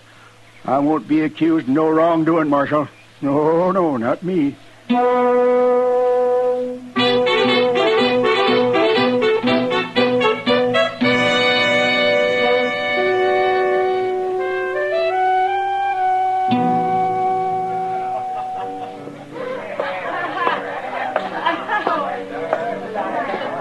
Well, there he is, Rutman. The same table where you first made the deal. You stand up on me, Marshal. You make him give me back my money. Well, evening, gentlemen. Sit down. Hello, Tup. I hear you got a complaint, Rutman. What's wrong? I changed my mind. I don't want your ranch. You don't want it? Here's the deed. Now hand over the money. Oh, but we made a deal. I gave you the deed, and you gave me the note for the money. Well, I said I've changed my mind. No, it's too late, Rutman. You've already bought the ranch. It's yours. $15,000 for that place. Don't be a fool. And I didn't make you pay it. Rutman, why don't you tell me something? Tup only asked $10,000. Now, why did you offer him $15,000? Well, I'll answer that, Marshal. He wanted to make sure I wouldn't sell it to nobody else. He had it all figured out. He rode out to my ranch with me, and we made a deal. I gave him the deed, and he gave me the note. Then he said he had to go on to Hayes City and wouldn't be riding back with me. But I know that he aimed to get back here as fast as he could and draw his money out of the bank before I could get here with his note. That way, he'd have both his money and the ranch. He'd get the ranch for free. This whole thing is ridiculous. I'm giving you back your deed, Tup. You can have the ranch. I want that money. Wait a minute. I'll tell you what I'll do, Rutman. Now, the ranch is only worth $10,000. Everybody knows that. So I'll buy it back for $10,000. What? Yep. I've got the money right here. You want it? No, I want the whole $15,000. I had to borrow $10,000 of it. I've got to return it within a week. I can't help that, Rutman. The ranch ain't worth more than $10,000, and that's all I'll pay for it. Now, you can take it or leave it. Marshal, are you going to sit there and let him cheat me out of $5,000? Mr. Rutman, you don't have to sell the ranch back. I've got to return that $10,000. There'll be trouble if I don't. Bad trouble. Well, there it is. Right there on the table. I'm going to go get me a gun. No, you don't, Rutman. I'll find him when you're not around, Marshal. Hey, Rutman, look over there at that bar. You see them 5 fellers? What about them? They're mighty good friends of mine, and they're staying right here in town as long as I do in case of any trouble. Looks to me like you're licked, Mr. Rutman. Now, you either pick up the $10,000 or the deed, and you get out of here. Now. You'll hear about this, Marshal. Cheating me. I said get going, Rutman. Crooks. Well, he took the money and left the deed, Marshal. I still got my ranch and $5,000 to boot. Tut. Who are those friends of yours at the bar there? Oh, I'm giving a party tonight, Marshal. You're invited, too. All the drinks are on me. Yeah, but why them? Well, they're just fellers I know. They live 30, 40 miles apart, all the way up to my ranch. Oh? When I rode back here to see Rutman's money like he wanted me to, I left a horse at each one of them fellas' place. So that's how you made the trip in one day, huh? A day and a night, Marshal. You had your own Pony Express. Well, I kind of figured maybe I ought to get here before Rutman did. You kind of figured right, Tup. Now, Marshal, you know that I'm honest as daylight. I always have been. Of course, I do stretch the blanket a little when it's blanket stretching time. I tell you what, Tup. Why don't we get that party going, huh?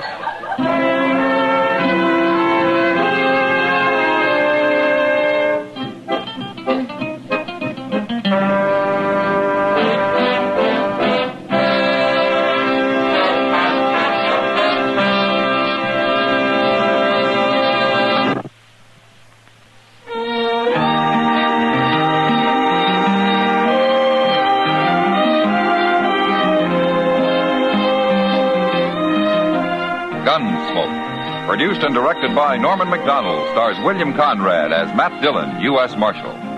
Our story was specially written for Gunsmoke by John Meston, with music composed and conducted by Rex Corey. Sound patterns by Ray Kemper and Bill James.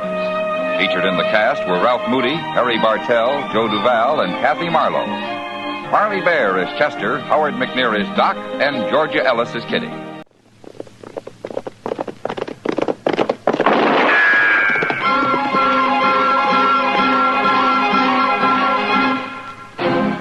Around Dodge City and in the territory on West, there's just one way to handle the killers and the spoilers, and that's with a U.S. Marshal and the smell of Gunsmoke.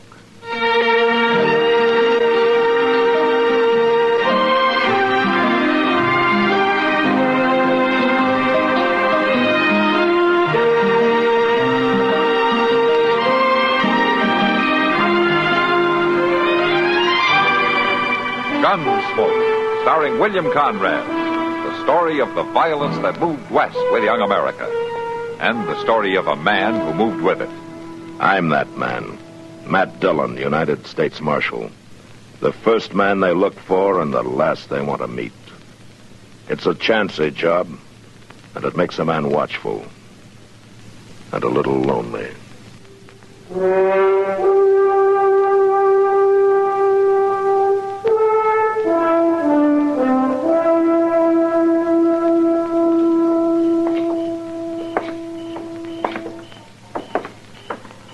Mr. Dillon, I sure would feel a lot safer if we had Brad Kyler locked up there in jail like his brother. Yeah, so would I, Chester.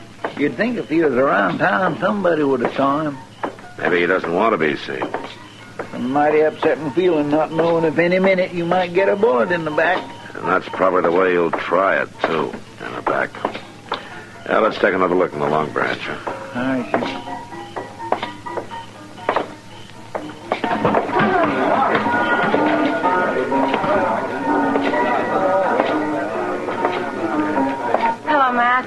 Hello, Kitty. Have you caught Brad Kyler yet, Matt? Haven't even found a trace of him, Kitty. Seems to me you could make his brother talk. Not so far. You got him locked up in jail. Isn't there some way of forcing him? Take an axe handle to him, do you mean? Oh, no. Come right down to it, Miss Kitty. I don't think even that'd break him down. Them collar boys is tougher than army mules. Brad and Ray's both. They're just a pair of cold-blooded killers. Sure they are. I'm proud of it. Ray sits over there in his cell, brags about the things they've done, admits all of it. He says he'll never stand trial, though, that Brad will get him out before then. Oh, he's just bluffing, Matt. No, Brad will make a try, at least. Matt. Oh, hello, Doc. Hey, Matt, if you want to stop a big fight, maybe a killing, Yeah? you better move in on that poker game over in the corner. Looks peaceful enough to me. No, it isn't. It's crooked, Matt. I smelled it, so I pulled out just now. And some of the others are getting kind of itchy, too. I think Ben Stoddard's about to call a showdown. Who's doing the cheating? But I figure that, you see that old fellow over there by the wall? Yeah? With the fancy vest and the soles off his boots? Well, he's marked the deck somehow, the way it looks to me. You know who he is, Doc? No, I know. He's a stranger in town. Claims he's a big-time stage actor back east. But I think he's mostly hot air and bad whiskey. All right, mister. This has gone far enough. There it is, Matt. Yeah. You've been winning all. You fired regular to suit me, mister. I beg your pardon, my dear sir. Now, don't high-talk me, you fancy, do. All right, Ben, all of you. Take it easy now. Now, what's the trouble? Now, this man's been cheating on us. That's the trouble. Sir, may I ask if you represent the law here? I'm the U.S. Marshal, yeah. Who are you? I, sir, have the distinction of being Edward Vanderman, a name with which you are no doubt familiar. No, I can't say that I am. Then may I inform you, Marshal, that I am the Edward Vanderman who has trod the boards for lo these many years before the crowned heads of Europe, always to the wildest acclaim. That's very interesting. 23 weeks as Hamlet at the Covent Garden Music Hall. 31 weeks in the unforgettable role of Macbeth. All right, but what about this poker game? Was a ridiculous accusation. I had the impression I was playing with gentlemen instead of these coughing, haggling creatures. Let me have him, Marshal. Just let me and the boys take him out back for just 5 minutes. How do you know he was cheating, Ben? He was cheating. We all know it. Look at these cards. Nicked and clipped and cornered, every one of them. He's been working them over for the last hour. His luck's been getting better all the time. How about his table stakes there? Most of that yours? Most all of it. He had only $5 to start with. All right, then keep it and split it up however you figured. Come on, Vanderman. I beg your pardon, Come sir. on outside. Now move. Out this door. Come on, Chester. Yes, sir.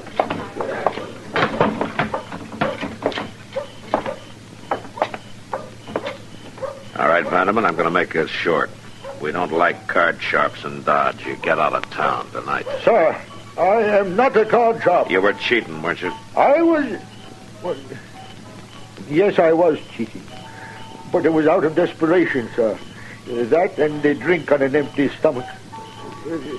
Marshal, I can't get out of town. Oh, why not? Well, to put it quite simply, sir, I am broke. What? A matter of unfortunate investments, you might say. At any rate, Dodge City is the end of the line. I haven't a cent, and as you can see, I'm not very well equipped for walking. When did you eat last? Oh, approximately 24 hours ago. All right. Chester, take him over to the jail and give him some of that stew that you made. He can sleep on the cot tonight, and maybe we can figure out something in the morning for him. Okay, Mr. Dillon. Oh, Marshal, you have not only earned my undying gratitude, but I promise I will never crimp another deck as long as I live. Furthermore, you may call me Edward. All right, Edward. But you should save your gratitude until you taste that stew at Chester's.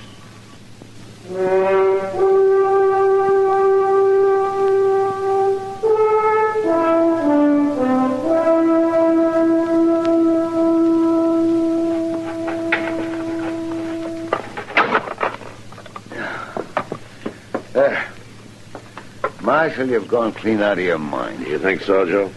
Instead of running that old feller out of town, you stand here and ask me to give him a job. Joe, you need a waiter. You said so yesterday. And where else you going to find one who can fill in as cook if you want to take a morning off now and then? How do I know he can cook? Well, he says he can. Try him out. Well, what have you got to lose? My restaurant, maybe. If he was to take a notion to sell it while my back was turned. Oh, don't you worry about that, Joe. Nobody'd buy it once they got to look at all them cockroaches. I got no more cockroaches than anybody else in Dodge. Yeah, but yours is bigger. That's because the food here's better. Well, what do you say, Joe? Edward's waiting outside. You want to give him a try? I can't figure what you're up to, Marshal. Spending time trying to get some stranger a job ain't got much to do with law enforcement. Well, it might have in the long run. He was broke and desperate. That's why he cheated in that card game. And he's still broke and desperate. Now, how about it, Joe? All right, Marshal. Call him in. Thanks, Joe. Edward, come on in. Hey, Joe, just don't get in no card games with him. Why, that fella can Edward, get in the bottom of the... This is Joe Carpy, your new boss. Mr. Carpy? It's $1 a day in grub and he can sleep on a cot in the storeroom. You, sir, are overwhelming in your generosity. You can start out washing them dishes there. Very well. Unaccustomed as I am to exercising my unique talents in scullery, I nonetheless approach the task at hand with a high heart and doughty courage. Where's the soap? Does he always talk this way? Yeah, mostly. Come on, Chester. Thanks again, Joe. Just one thing, Marshal. Behind this mask of frivolity, I am eternally grateful to you. Forget it, Edward. Your trust, sir, is not misplaced. I will not disappoint you. Drop by the jail when you get a chance, huh? Let's go, Chester. Come, my good man. The salt. There's the salt.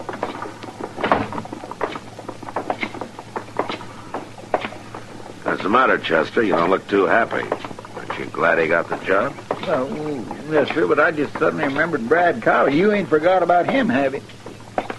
Chester, when a man like Kyler's gunning for you, you don't forget it too easy.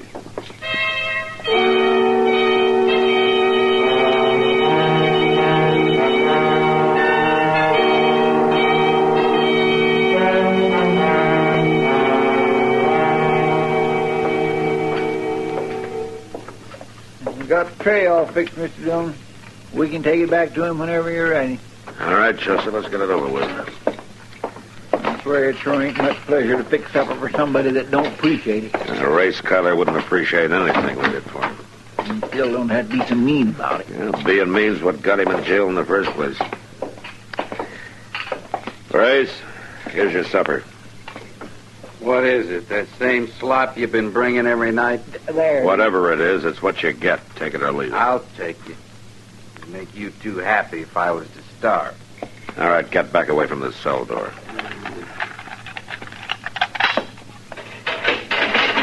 All right, Chester, set it inside.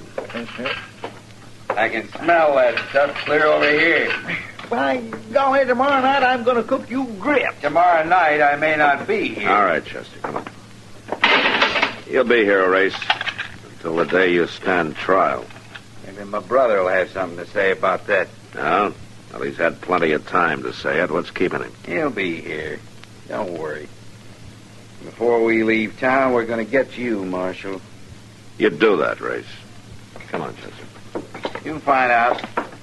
You just wait. I declare that's the honest human being I ever seen. Yeah.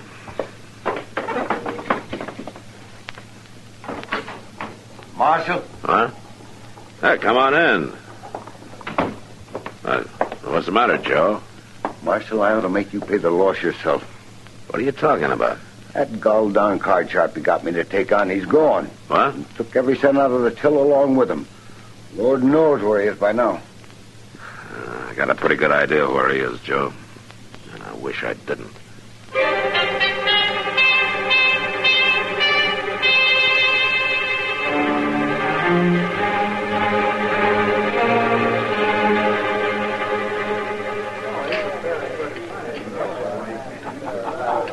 Yeah, here, Matt. Whooping it up down there by the end of the bar. I see him. He'd had a few drinks before he came in, and he's had more since. Where'd he get the money, Matt? Stole it. Huh? From Joe Carty. Oh, no. After you got him the job? And I should have known better, I guess, but I hate to see a man down and out pushed against a wall. I'm sorry, Matt. Well, I'll see you later. No. A toast, gentlemen. Toast to the royal blood of the House of Barleycorn. All right, I'm sorry. Edward, the party's over. Oh, dear me. The Sheriff of Nottingham. Yes, indeed. Come on, let's go. No, wait, Marshal. This is merely a natural misunderstanding which I can explain quite easily if you will only permit me. Don't bother. But I feel it's the least I can do under the circumstances. Only one moment, Marshal. If you will listen to me. All right, let's hear it. I accepted my menial role this morning with proper humility, Marshal. And throughout the long day I labored diligently, conscientiously, gratefully, humbly. Then, as eventide drew nigh, in Master Copy's cupboard, I found a bottle. So I looked, I sniffed, I tasted, I imbibed, and morality and ethics were flung to the winds. As I warn you, drink is my weakness. On an empty stomach, so you said. Yes, well, I neglected to add that a precisely similar effect occurs on a full stomach. I'm sorry, Marshal. Come on, let's go. No, wait. I was quite sincere this morning when I promised not to fail your trust, Marshal. Nonetheless, I did fail it. There is no excuse, of course. I suppose that I really should face the fact that I am just a bit on the worthless side. I'm inclined to agree with you, Edward. Mr. Dillon? Yeah, what is it, Chester? Just a few minutes ago, Mr. Dillon. 3 different people seen him down to the depot. Who? Brad Kyler. He's here, all right.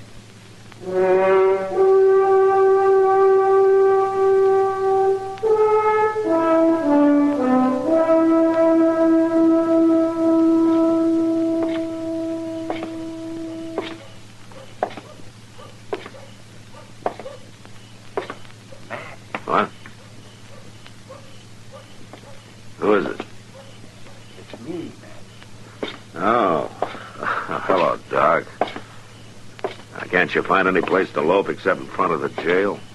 Well, with you and Brad Kyler on the prowl for each other, I figure I might as well just wait right here until one of you needed me. Yeah, you're wasting your time, Doc. I can't find a hide or hair of him. He's here in town somewhere.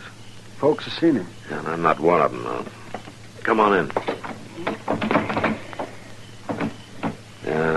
Chester. Has he got it locked? Yeah, I guess so. Chester! Who is it? It's me, Chester. Open up. Oh, all right. Just a minute.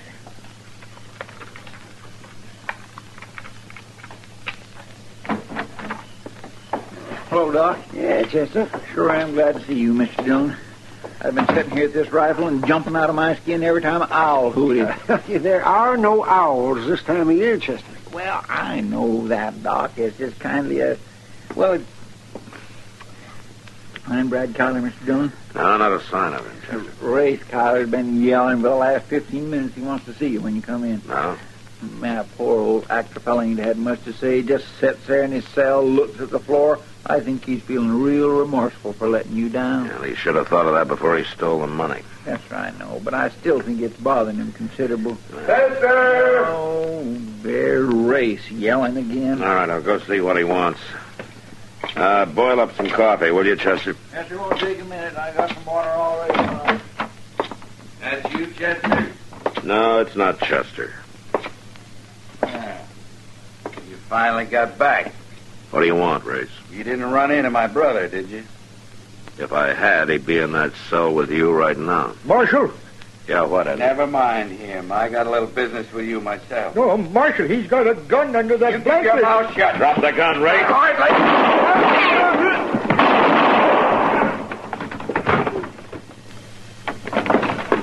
You all right, Mr. Dillon? Yeah, I'm all right, Chester. Get the cell keys. Yes, sir. Take it easy, Edward. His brother came outside, through the garden in, through the cell window a little while ago. Don't try to talk, Edward. Which one first, Matt? Never mind, Race. I had to kill him. Here, let me get the cell. Marshal? Yeah, I'm right here, Edward. All right, Doc, see what you can do for him. Race planned to shoot you. Said he'd kill me if I'd warned you. Yeah, but you did warn me, Edward. It's no use, man. His brother is waiting. 2 horses, north end of River Bridge. I'll get him. You trusted me, Marshal. Nobody has for a long time. Funny, never much good at living, but on stage, I was always very good at dying. Death scenes, they were always my best.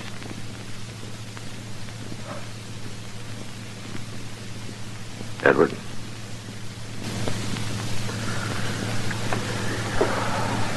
That's it, Matt. He knew Race had shoot him, but he still warned me. I don't know, Doc. Maybe he was worthless, but like he said, he was pretty good at dying.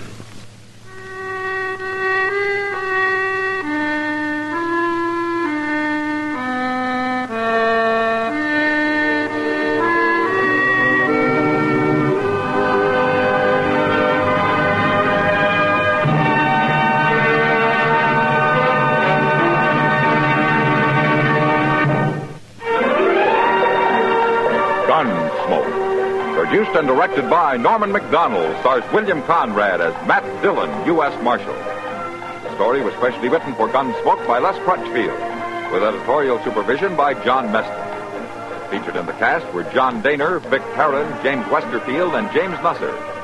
Farley Bear is Chester, Howard McNear is Doc, and Georgia Ellis is Kitty.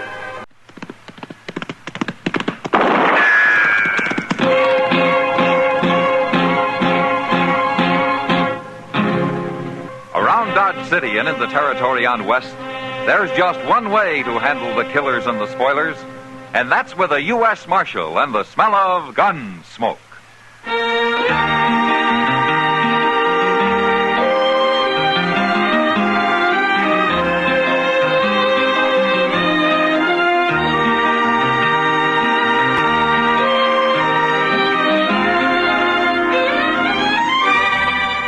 Gunsmoke, starring William Conrad, the transcribed story of the violence that moved west with young America, and the story of a man who moved with it.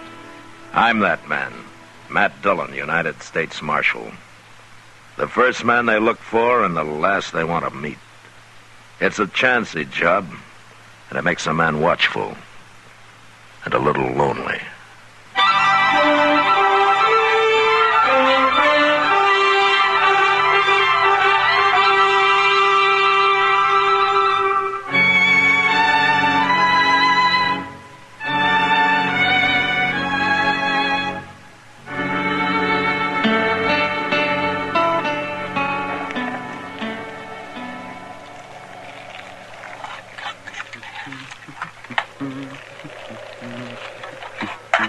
Smells good, boy. Now hold it. No need drawing down on me, boy. I'm just a harmless traveler like yourself. How in blazes did you sneak up on me so quiet? Now, that ain't a friendly way to greet a guest. I'll be friendly to anybody comes into my camp with fair warning and guns holstered. Bacon's burning. Well, you keep your hands where I can see them. You gonna turn away a hungry traveler? If you're traveling, where's your outfit? Where's your horse? Over in the next gully there. You alone? You don't see nobody else. You ain't the type to ride the plains alone. You calling me a liar, son?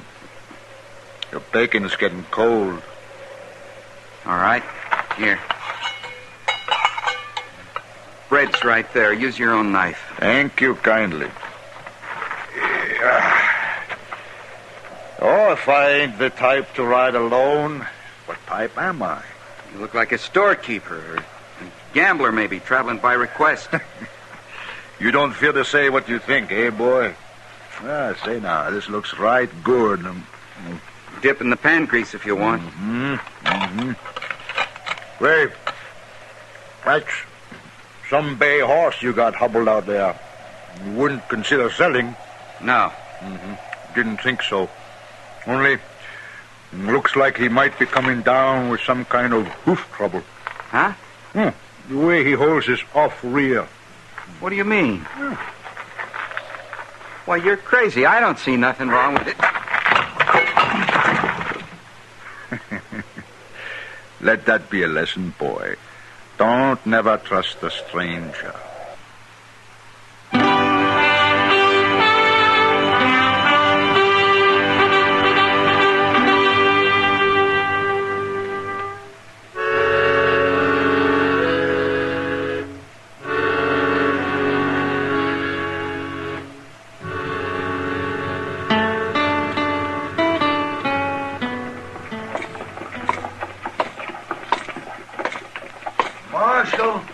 Marshal Dillon. Hello, Moss. Just about to send word up to your office. Oh, what about? Dutch George is in town. It's his horse right there at the bay. Left it with me. Wants new shoes all around. Where is he now, Moss? Up to the Long Branch, most likely. Thought you ought to know. Does he still want it? No, that jury in Ellsworth acquitted him. He's free. Blamed if I can understand him. Everybody in the state knows he's the biggest horse thief west of the Mississippi. Well, with operations as big as Dutch's, it's hard to prove. That's a good-looking horse he's got there. Sure is. Wonder who it really belongs to. Yeah, I wonder. Well, thanks, Moss.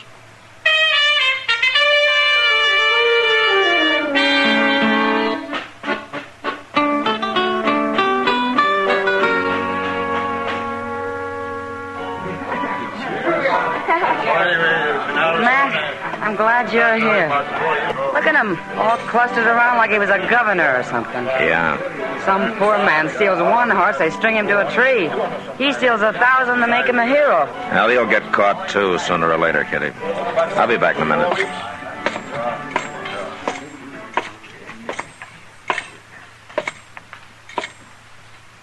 Hello, Dutch. Hello, Matt. Have a drink? Just for old time's sake?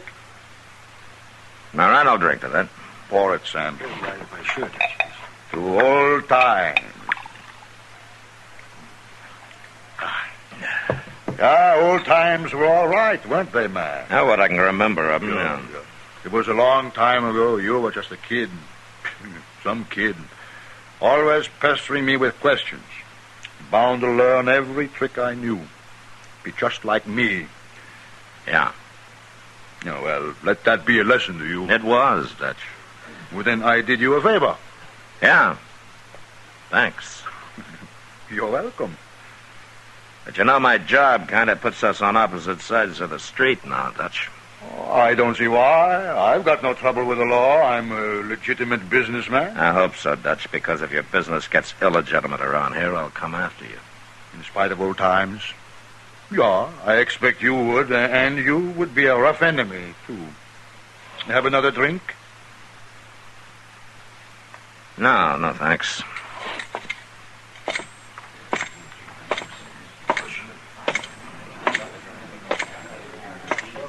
Matt, I didn't know you knew Dutch George. Well, it was a long time ago, Kitty. I only knew him for a few months until the sheriff caught up with him. That must have been a shock for you. Well, like he said, it was a good lesson. You know, the funny part of it is, Kitty, he's not really a bad man at all. Huh? He learned to be a horse thief back in the days when it was a game every frontiersman played with the Indians. Yeah, he just never gave it up. Well, I just hope when he does get caught, it doesn't have to be you, does it? Yeah. I hope not, too, Kitty.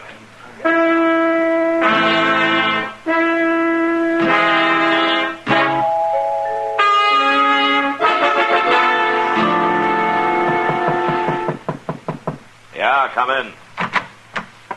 Howdy, Marshal. What can I do for you, son? My name's Jimmy McQueen. I got robbed. Oh, where was this? East of Dodge, maybe 20 miles. Night before last.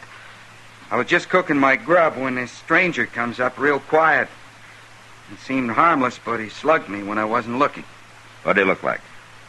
Tall, maybe 6 feet, strong looking, with a gray mustache and an arrow scar by the temple. Uh-huh. What'd you lose, son? $30, but that's not important. My horse is. He was a good one, Marshal, and I aim to find him and get him back. A bay with a white blaze on his forehead? That's right. You seen him? Let's go down to Moss Grimmick's stable. Your horse may still be there.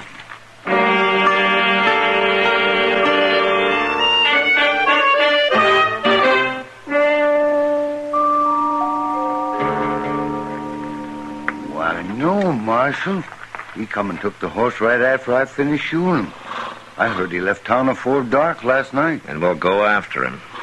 Now, look, Marshal, you don't need to bother. You just loan me a horse and I'll find him. You know the man you're after, Jimmy?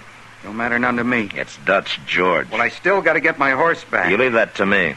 I'll take you along to identify the horse, but that's all, you understand? I don't know why you're so particular, Marshal. The man's only a horse thief. But a very particular horse thief. And for the first time, we might have some real evidence against him. I don't want you ruining it. All right, Marshal, whatever you say. Moss, give me Chester's horse, too. We'll pick him up on the way.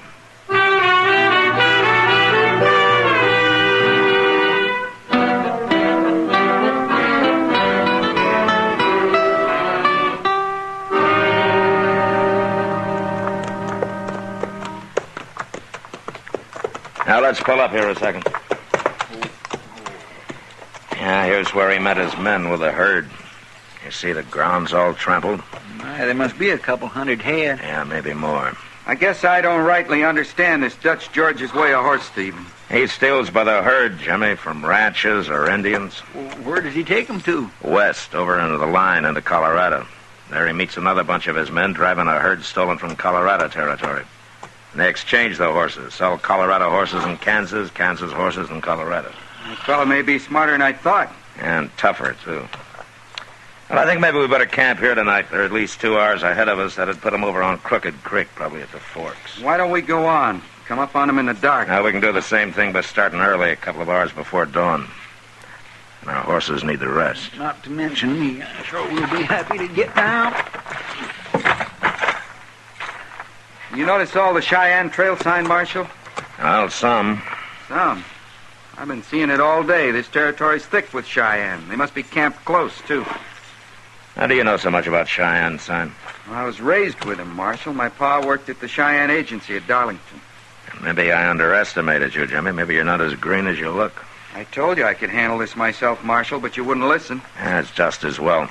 If you'll take care of the horses, Chester and I'll rustle up some wood for a fire. Sure, Marshal. There's a likely snag, Mr. Dillon, right over there. Okay, Chester, let's go see if we can carry it. Good and dry, it'll be... Mr. Dillon! Why, that little whippersnapper... He's riding on. Yeah, I sure did underestimate him. What do you expect he's up to? He's probably headed for Crooked Creek, wants to face Dutch George alone. Then he's going to get hurt. Well, come on, we'll try to catch him before it's too late.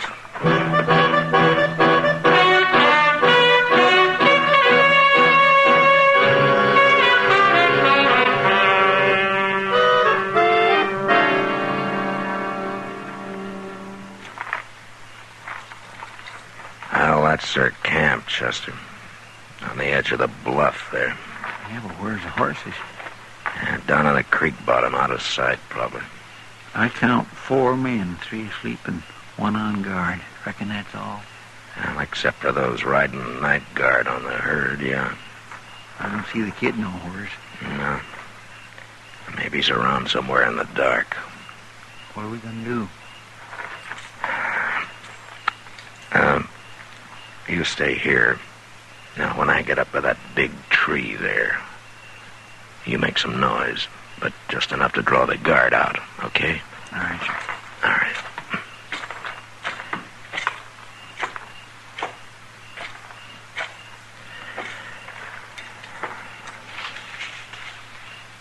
Who's that?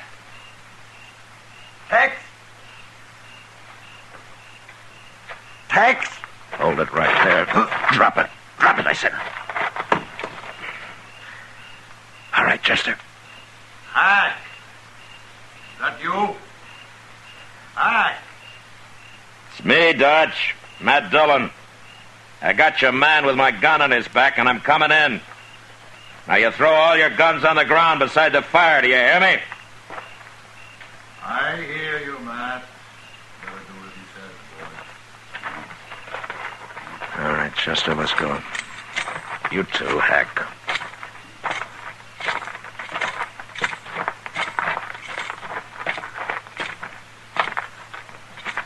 All right, everybody, rest easy. Well, Matt, you got more nerve than I thought. Where's the kid, Dutch? What kid? The boy you stole the bay horse from. Where I left him, for all I know. You haven't seen him tonight? Around here? Is he on the trail, too? He's probably out there in the dark right now, drawing a bead on you. You sure you didn't plan it this way, Matt? It could save you a lot of trouble. You'll stand trial, Dutch, if I have my way. Matt, I don't want to see you get hurt. But I don't want to go to jail, either. Well, you'll have to decide that, Dutch. What about old times' sake? I decided about old times before I became a lawman. I see. Mr. Dillon, there's something going on down there in the creek bottom. That's a stampede. Somebody's stampeding the horses. Matt, is this some of your doing? Use your head. Why would I want to stampede him? I need him for evidence. We've got to do something. Stay still. You go down that bluff and you'll be trampled to death. Up here, maybe we're safe.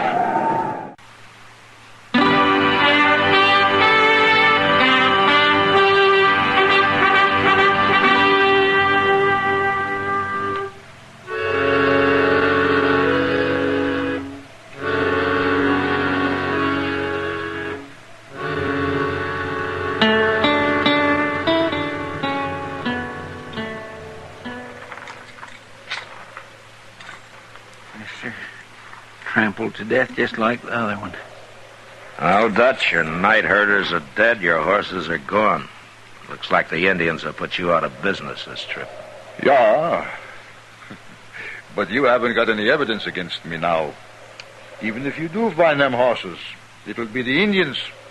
Not Dutch George has them. Maybe you can arrest them. You know something, Dutch? In a way, I'm glad. I'd rather it was somebody else finally put you behind bars. Nobody's going to do that. Yes, Matt. they will, Dutch, sooner or later.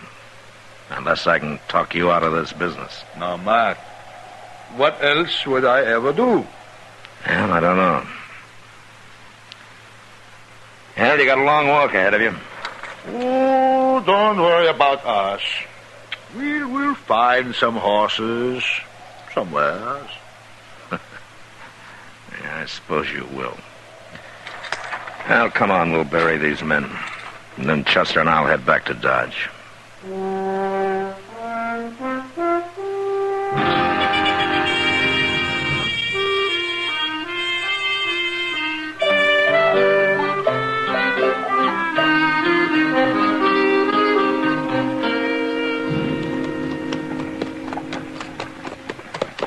Mr. Dillon, Dodge looks just the same. You didn't expect it to change much in 3 days, did you, Chester? Oh, no. What I mean is it looks good. Chester, look up ahead there, in front of the office. Well, that's Jimmy McQueen's bay horse. Yeah. Howdy, Marshal. Hello, Jimmy. I just brought your horse back, Marshal. There's the hitch rail. Much obliged. You're welcome. Well, is that all you got to say, Jimmy? Where in the world did you go to? Oh, well, I'm sorry about that. But I kind of had an idea I didn't think you'd cotton to, so I just left. Well, I guess your idea paid off. You got your horse back. Yeah. Funny thing, I found him running loose out on the prairie. Very lucky, I guess. Jimmy. What, Marshal? I know you and your Cheyenne friends ran off those horses. And 2 men died. Man gets trampled in a stampede, that's an accident, ain't it, Marshal? Especially if he stole the horses to start with. Yeah, I guess it is an accident, Jimmy. Well, so long, Marshal.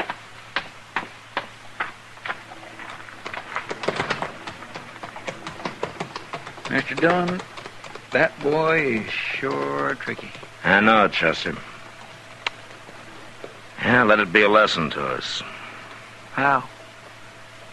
Never trust a stranger.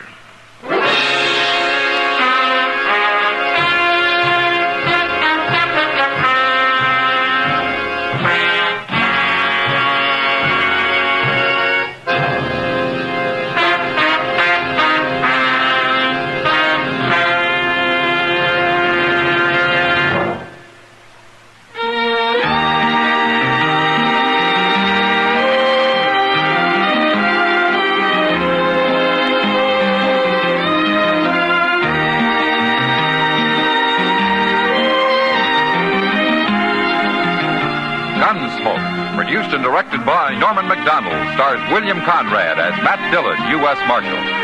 The special music for Gunsmoke was composed and conducted by Rex Corey. Sound patterns by Tom Hanley and Bill James. Featured in the cast were John Daner, Vic Perrin, and Jim Nusser. Farley Bear is Chester, and Georgia Ellis is Kitty.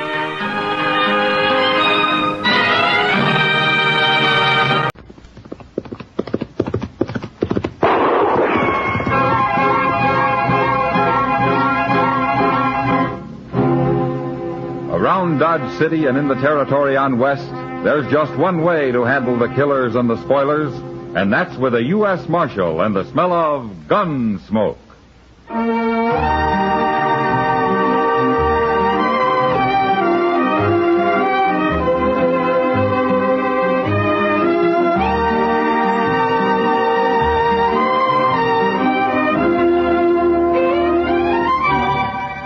Gunsmoke, starring William Conrad. The story of the violence that moved west with young America.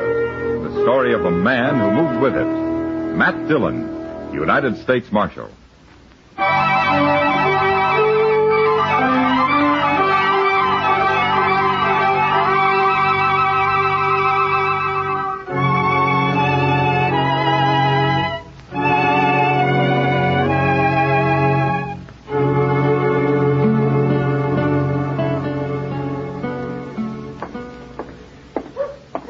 Oh, you call this keeping the peace?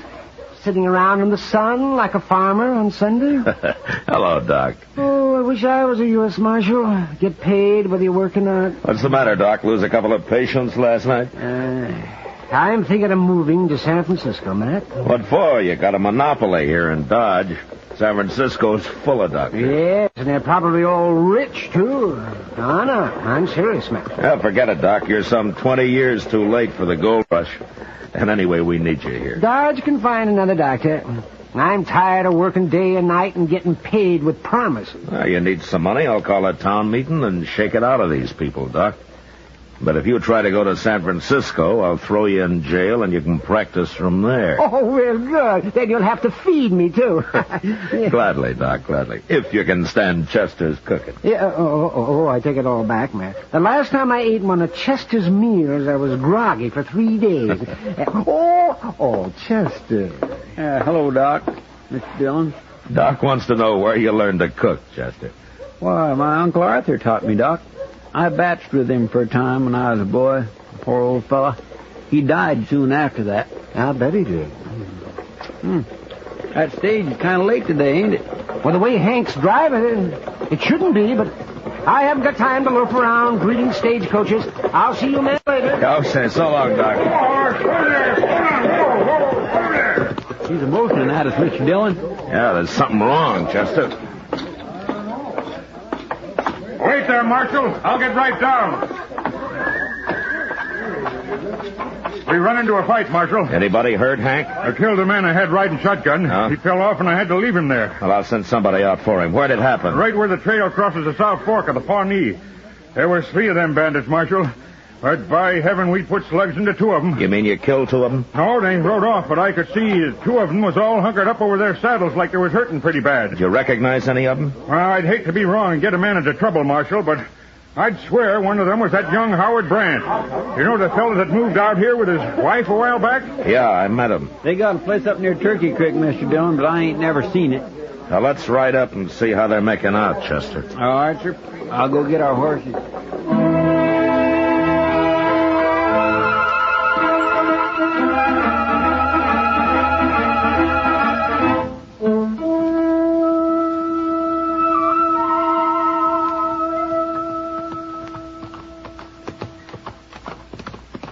I met Howard Brand when he first come out here, Mr. Dillon. He sure didn't seem like no bandit to me. Real gentle, easy-going fella. That's like a horse that won't buck when you first get on him, Chester. He's waiting to come loose when you least expect it. Yes, sir. Hey, there's Miss Brand now. She must have seen us coming. Yeah. All right, oh.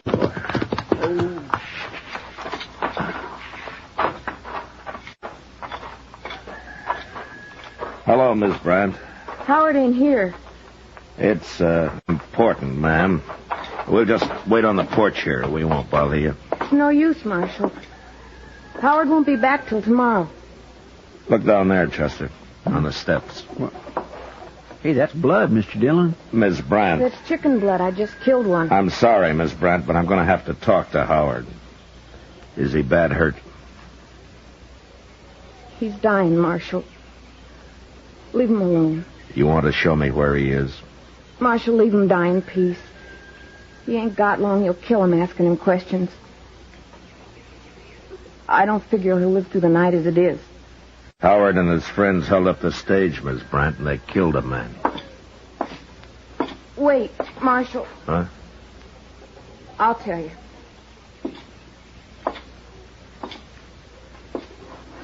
All right. Jed Butler planned it all. I never heard of no Jed Butler, Mr. Dillon. Does this Butler live around here, Miss Brant? Howard knew him in Oklahoma Territory, Marshal. He and a man named Blake come by here one night a few weeks back. They didn't come into the house, so I can't tell you what they look like. But they talked Howard into holding up the stage, is that it? I didn't know nothing about it, Marshal, till today. I was inside redding up the house, and I heard a shout. And I come out, and I found Howard laying in the dirt. They just dumped him there and rode off. You think they forced Howard to go along? No. He probably wanted to go. He disappointed me, Marshal. I thought Howard was an honest man. Maybe it's as well he's dying. I'm going into him now, Marshal. You, want me to send Doc out? No. It wouldn't do no good. Well, if there's anything I can do for you, Miss Brant, you let me know. Thanks, Marshal. But I reckon it's too late now.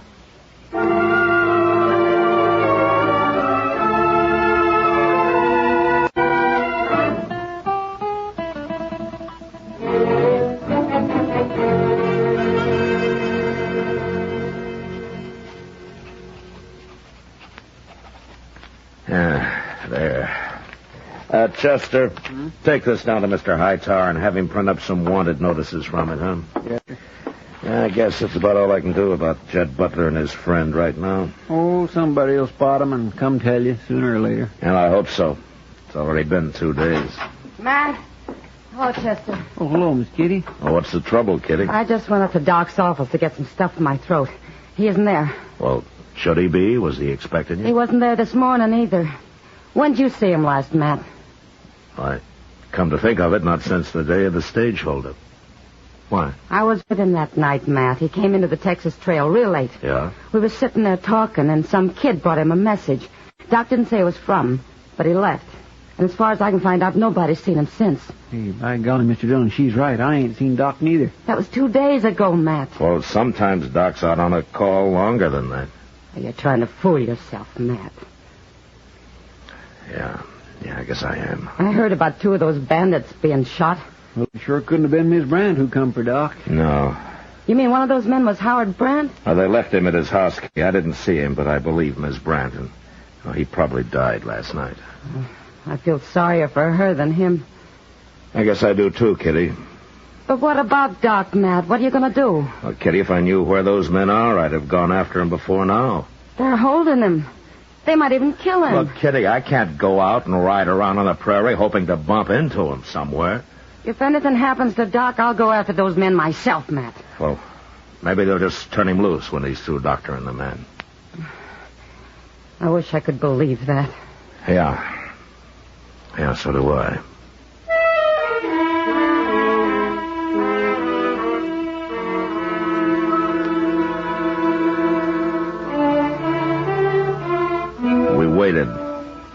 The rest of that day and through the night, but nothing happened. The next morning, however, I was walking down to the office when I saw Ms. Brandt drive by in a wagon. I waved, but she went on past me without a sign. And as she did, I noticed a figure lying in the back of the wagon wrapped in a blanket. As I watched her drive down the street and on out of town, I realized she must be headed for Boot Hill. I got Chester, and we followed her out to the burying ground. She had stopped and was taking a shovel out of the wagon when we walked up to her. I don't need no help, Marshal. The ground's hard, Miss Brandt. We'll dig a hole for you. Leave me be. He's my man, and I'll bury him myself. Right where he deserves. Among the rest of these murderers and outlaws. What are you looking at, Marshal? Your face? What happened to you? Shows, does it? Yeah. Jed Butler did that, Marshal. He came by yesterday. Knocked me around some. He did? What for? Where is he? I was going to come tell you. Once I got Howard buried. Well, tell me now. He's got Doc with him. At least I think he has. Doc was there all tied up sitting on a horse. He didn't say nothing. Butler said he'd shoot him if he did. Why'd he beat you? What'd he want? He wanted to know if you'd been around. And if we'd told you anything. Howard was still alive, Marshal. I don't know how he lived so long. But he died after Butler got to shaking him and slapping him. What did you tell him? Nothing. That's why he beat me. Well, at least we know for sure he's got Doc with him, Mr. Dillon. Yeah, but we're no closer to finding him. You sure you won't let us help bury Howard, man? I kind of wish you would now, Marshal. I'm just about wore out.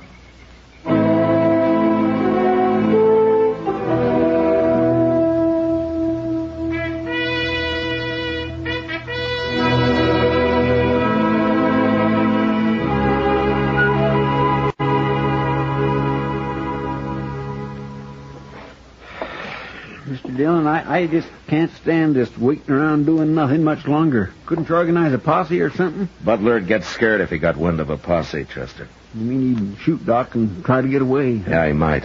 It's a safer bet just to wait it up. Well, Tobile, but come on in.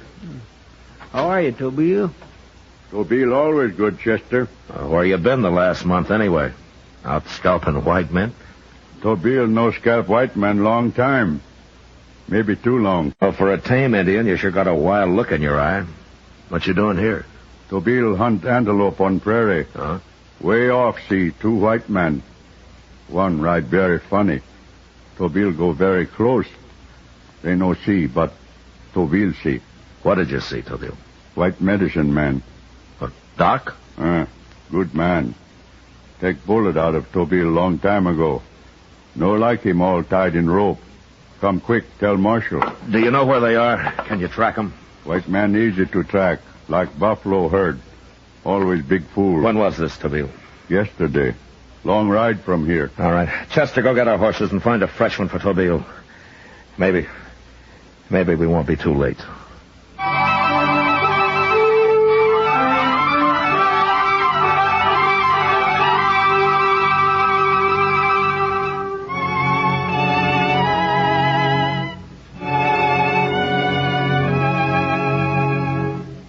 It was 60 miles to where Tobile had seen Doc and Jed Butler, but we rode hard and covered it in a very few hours.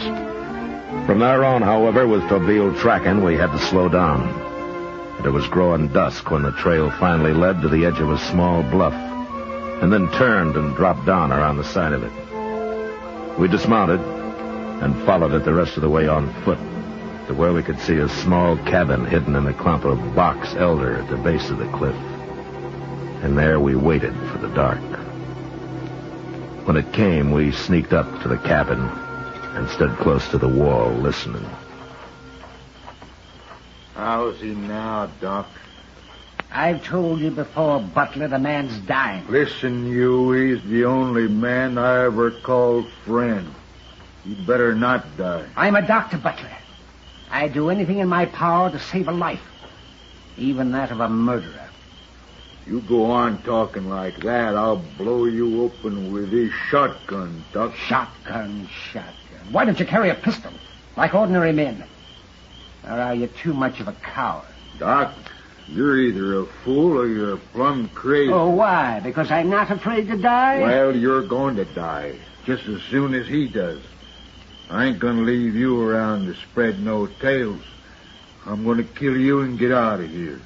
And it won't be very long, Butler. Blake'll go most any minute. Maybe I ought to shoot you now. Just leave him here. Well, I thought you said that he was your friend. He is. But I'm getting a spooky feeling. Chester, Tobile, Any more let's get talk back. out of you, Doc, and I won't wait. You're going to kill him, Mr. Dillon. Do something. You better bust in there before it's too late. No. He killed Doc. Sure we do that. Yeah, Tobile's right, Chester. But we got to do something.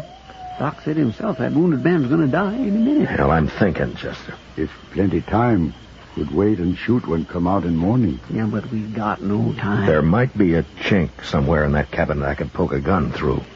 Man say him very spooky now. One little noise, shoot Doc fast. Yeah, I know.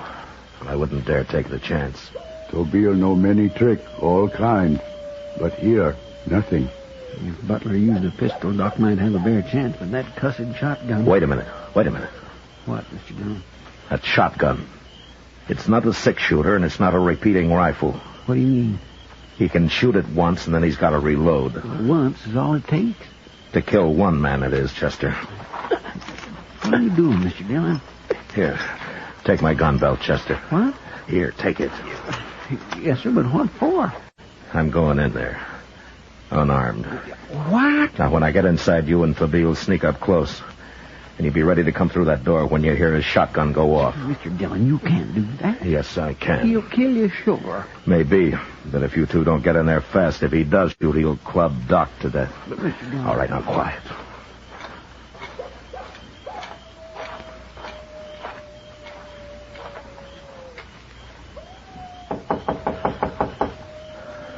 Who's that? Get over by the door, Doc. Oh, don't open it yet. Doc Adams is standing by that door. I got a shotgun aimed at his back. Now, who is it? I'm unarmed. Open the door. I'll come in with my hands in front of me. All right. Open it, Doc. Any tricks? I'll shoot Doc. Go ahead, Doc. Hello, Doc. Matt? He's unarmed, Butler. And get in here and close that door.